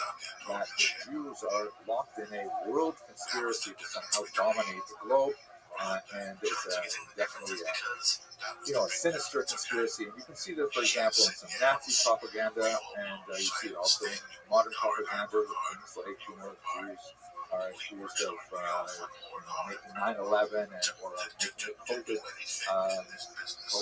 crisis. Either they make the Trump or they make the vaccine. It doesn't really matter as long as it fits the mind of that person. So that's really what we are in today in the modern century. Let us return now to the medieval period, which is associated with the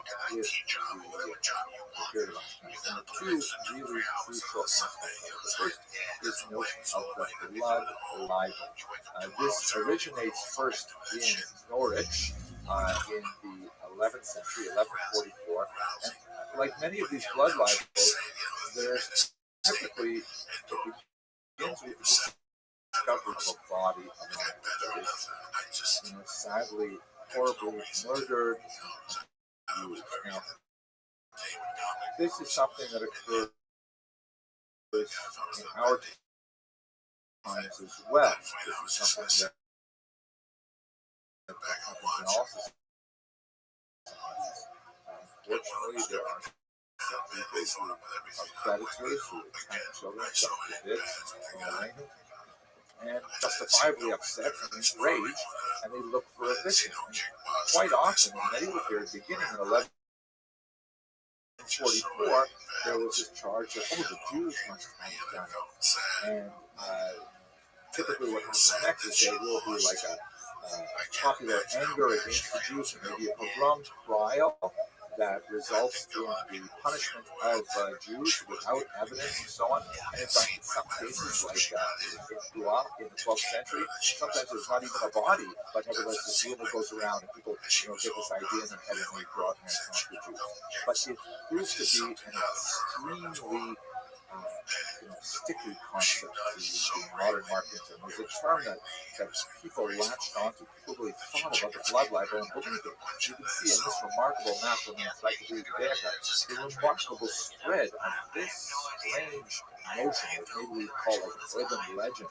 It went all through Europe from that 12th century initiation, and it exists right up through the 19th century, and there are a few cases of it even in the early 20th century. Absolutely terrifying example of the spread of this noxious idea. Simon of Trent is perhaps the most well known. This is an illustration from the Deltron. It has been colorized.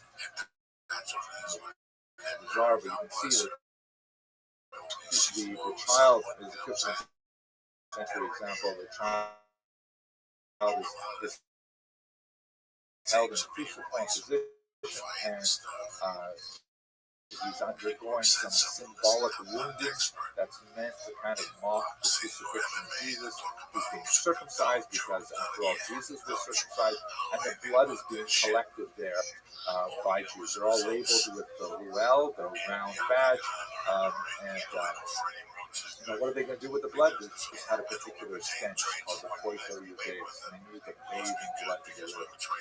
There was this idea that Jewish men menstruated, and they needed to replace their iron laws. There was especially the association with Passover and the belief that the blood had to be mixed in. These things are, of course, all absurd. I think one of the most fascinating ones is the idea that the Christian blood was a fertility ritual that actually ensured that women would conceive. And some scholars even point out examples where Christians would come to Jesus and say, listen, we're having trouble having a family, and you sell us some of your Christian blood. Absolutely crazy. But nevertheless, it is important to note that the higher levels of the church were consistently against this blood law. You have the Jews who run to the Pope and say, hey, this is crazy, we're being persecuted for this crazy idea. And the Pope would issue proclamations and bulls and things like that to say, it's true, the Jews don't do it. With very few exceptions, Simon the Tenth happens to be one of them, where he was actually, as you can see in this image here, he reaches the Beatus Simon Martyr, the sanctified Simon Martyr, which is actually along the path of sainthood, really remarkable progression ideas. There was this, the upper church, really tried to defend the Jews here, but it was something that bubbles up from the lower element of society, including the lower clergy, who were often illiterate. They couldn't even read the proclamations if they wanted to, and they tended to push this idea along. And it was an ongoing scourge of the Jews. So much so that if you look in the laws of Passover in the Code of Jewish Law, you'll see a 16th century comment by the Rabbi, Rabbi Moshe Isserles, who says, hey, listen, if you live in a place where the blood libel is possible, then on Passover, even though red wine is generally preferable, don't drink red wine. Use white wine, so there will be less temptation for people to think that maybe, God forbid, you can drink blood. Nevertheless, the idea of the Jews attacking Christian children and killing them for blood is something which is still widespread throughout most of the medieval period, even though it has no basis in reality whatsoever. Related to the blood libel is another rather bizarre charge called post-desecration, which actually had a little more enthusiasm from the church because it ironically reinforced the transubstantiation debate that is related to something that was called the Eucharist controversy of the 14th century. And this is basically the idea that Jews, if they can, God forbid, steal a Christian child to abuse in this nature because of their vicarious desire to be an act of passion, then in fact what they would do is they would seize the communion wafers that are consumed during Catholic ritual, and they would torture those wafers instead. Here's an example from Passau, Germany. You can see it's kind of like this whole broadsheet sort of tells a story in comic book form. So you can see on the left there is a Christian accomplice who's usually involved in these stories, both blood libel and the post-desecration. And he's gone into the church and he is scooping the communion wafers into his bag. And in the second panel, he's selling them to the Jews. You can see very well there that clearly identifies them as Jewish. The Jews take it back to their synagogue, and then in the last panel, they torture the wafers by stabbing them, and blood drips from them in the background. An attempt on the artist to reproduce the Hebrew lettering of the Ten Commandments. Then, going to the second register here, a Christian police officer essentially, hey, what's going on? And then the Jews attempt to get rid of the wafers. They throw them into the oven, and miracles happen. The figure of a small child appears in the flames, and doves fly out and are caught by awaiting angels. But unfortunately, it does happen. Angry villagers come in, they seize the Jews, they behead them, they torture them, they take them off for further punishment, including in the third panel here, the Christian accomplice, and then the synagogue is rededicated to the church. These kinds of things, the post-desecration, was also quite prevalent in Europe. It takes a little bit longer because it borrows from the ritual murder charge, and you begin to really only see it from the 13th century and onward. but it also spreads in many Catholic regions. One ongoing question I have is why was it not popular in France, as you can see from this map here, but nevertheless very popular in East Central and Eastern Europe as well as in one last reflection before we leave this very difficult topic, which is an unfortunate aspect of the experience of the Jews in medieval Ashkenaz, and that is to note that, my father all of a sudden would say, blessed memory, through Sachons, through the même chose, even in the 21st century, you have prominent people who continue to push some of these crazy ideas. This is a work by the Italian Giovanni Gasparo that is a modern, hyper-realistic representation of the story of Simon the Tramp that we saw in earlier images, and as you can see, it's such a gross representation of anti-Semitic depictions. Here you can see the picture in performance on the website. These angels that are crying and above them see this horrible thing happening. Here's these awful, modern Hasidic style peyotes with forelocks and so on, and horrible elements of torture and so on. So try to understand why people are seized with this hatred even today. But unfortunately, that is part of the Jewish condition. Keep in discussion once we get past the following the slide. Dude, I wouldn't have any other way though. I'm fucking happy that you can't come by. So it's a fucking night tonight, my friend. That's what's up, dude. Listen, I couldn't wait to get out of the house and do a fucking podcast. Hey, man. I did one last night with those guys. It went well. I did feel like it went well with you. Well, that was burning down. Fucking close. Let it burn, baby. Trump, baby. Let it burn, dude. Don't say that. Sorry, just let it burn. Hello, fellow students of Jewish history. So, as we near the end of our discussion of early Ashkenaz, the main feature that characterizes the 14th century on is the movement of Jews from Ashkenaz primarily to the East. This is partially a negative phenomenon as Jews are driven out through the rise of anti-Semitic motifs that we saw in the last lecture, Black Death in particular, but it's also a kind of a positive movement in that Jews are welcome, invited into Poland, and we'll discuss that in the last. So as you can see from this map here, there are repeated expulsions of Jews from many regions. Look at that. France, 1182, 1306 is the largest expulsion, 1321 and 1394 very large as well. You might ask the question, wait a second, why are you expelling people twice? And once you expel them once, obviously what happens is they are invited back because their role in the economy is so crucial that they are actually invited back sometimes on a limited basis, sometimes on a large basis, because the economy simply cannot move without having the flow of credit that the Jews are largely responsible for. So this is something, a phenomenon that really proceeds apace in the 14th century in particular. Now, I wonder, what changed? Why is this different? The expulsion from France in 1182, you see the Jews who were identified by them well there are worried expressions on their faces as they make their way to the east. And on the left, you can see the king there, who is he's got this very evocative gesture of, please run along now. But this represents in particular the 12th century stuff in France, which really set a tone that will be followed for the rest. What changed? Why expel them now? Why didn't we have expulsion before, but now all of a sudden we have an increasing number of them? One reason is certainly the influence of the church, which expands dramatically over the 15th century, in particular as we saw under Innocent III.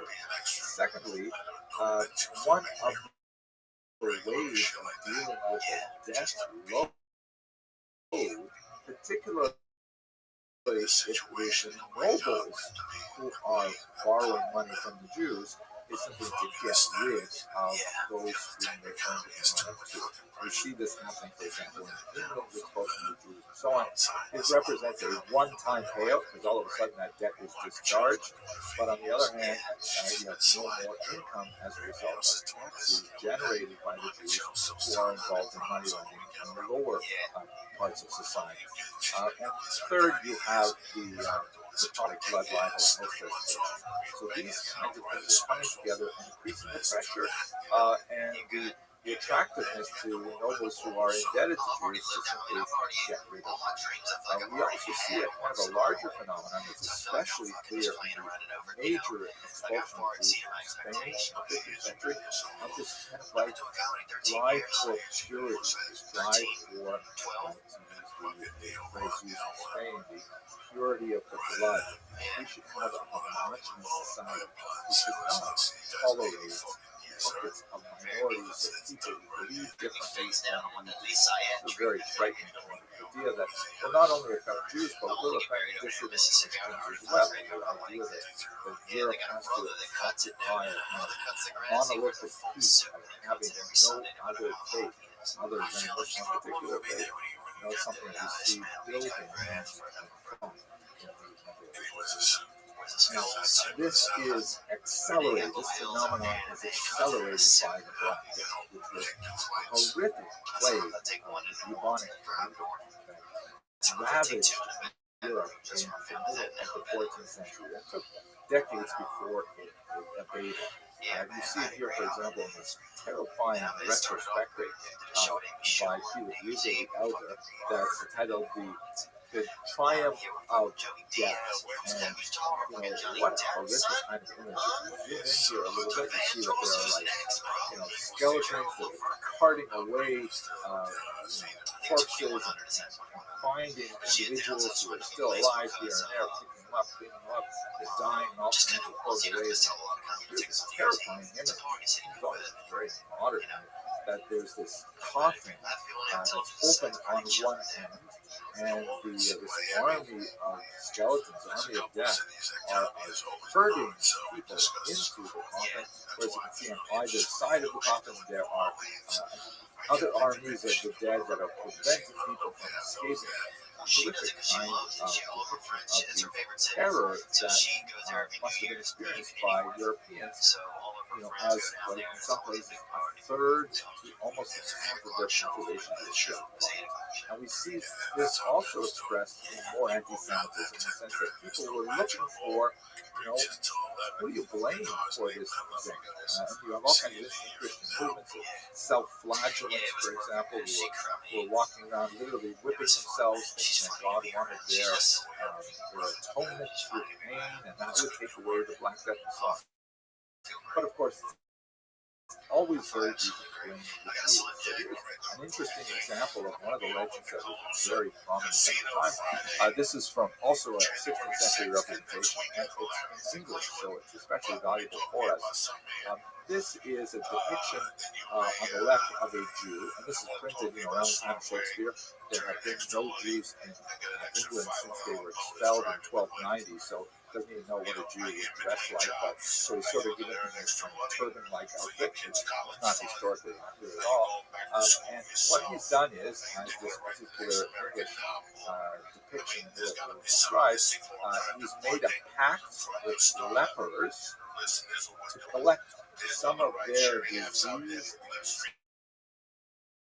skin that's been shed through their Hansen's disease, and then he has gone to the aquifers of Europe and has dumped this poison mixed with other things we shall see into the well, and that poisoned the drinking water, which of course had nothing to do with the bubonic plague. It was spread by particular rat that spreads throughout Europe.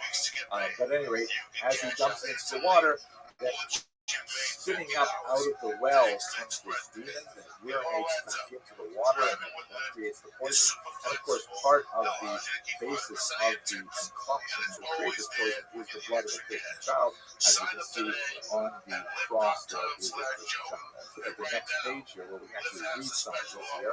It's quite fascinating.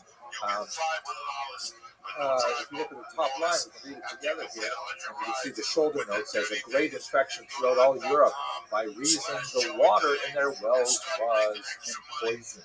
From the top line it says they allied themselves in concert with the diverse lepers by whose succors and means they made an ointment.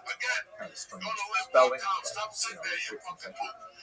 With a confection of the blood of man's brine, composed with certain venomous herbs, wrapped within a little linen cloth, tying a stone to the same to make it sink to the bottom.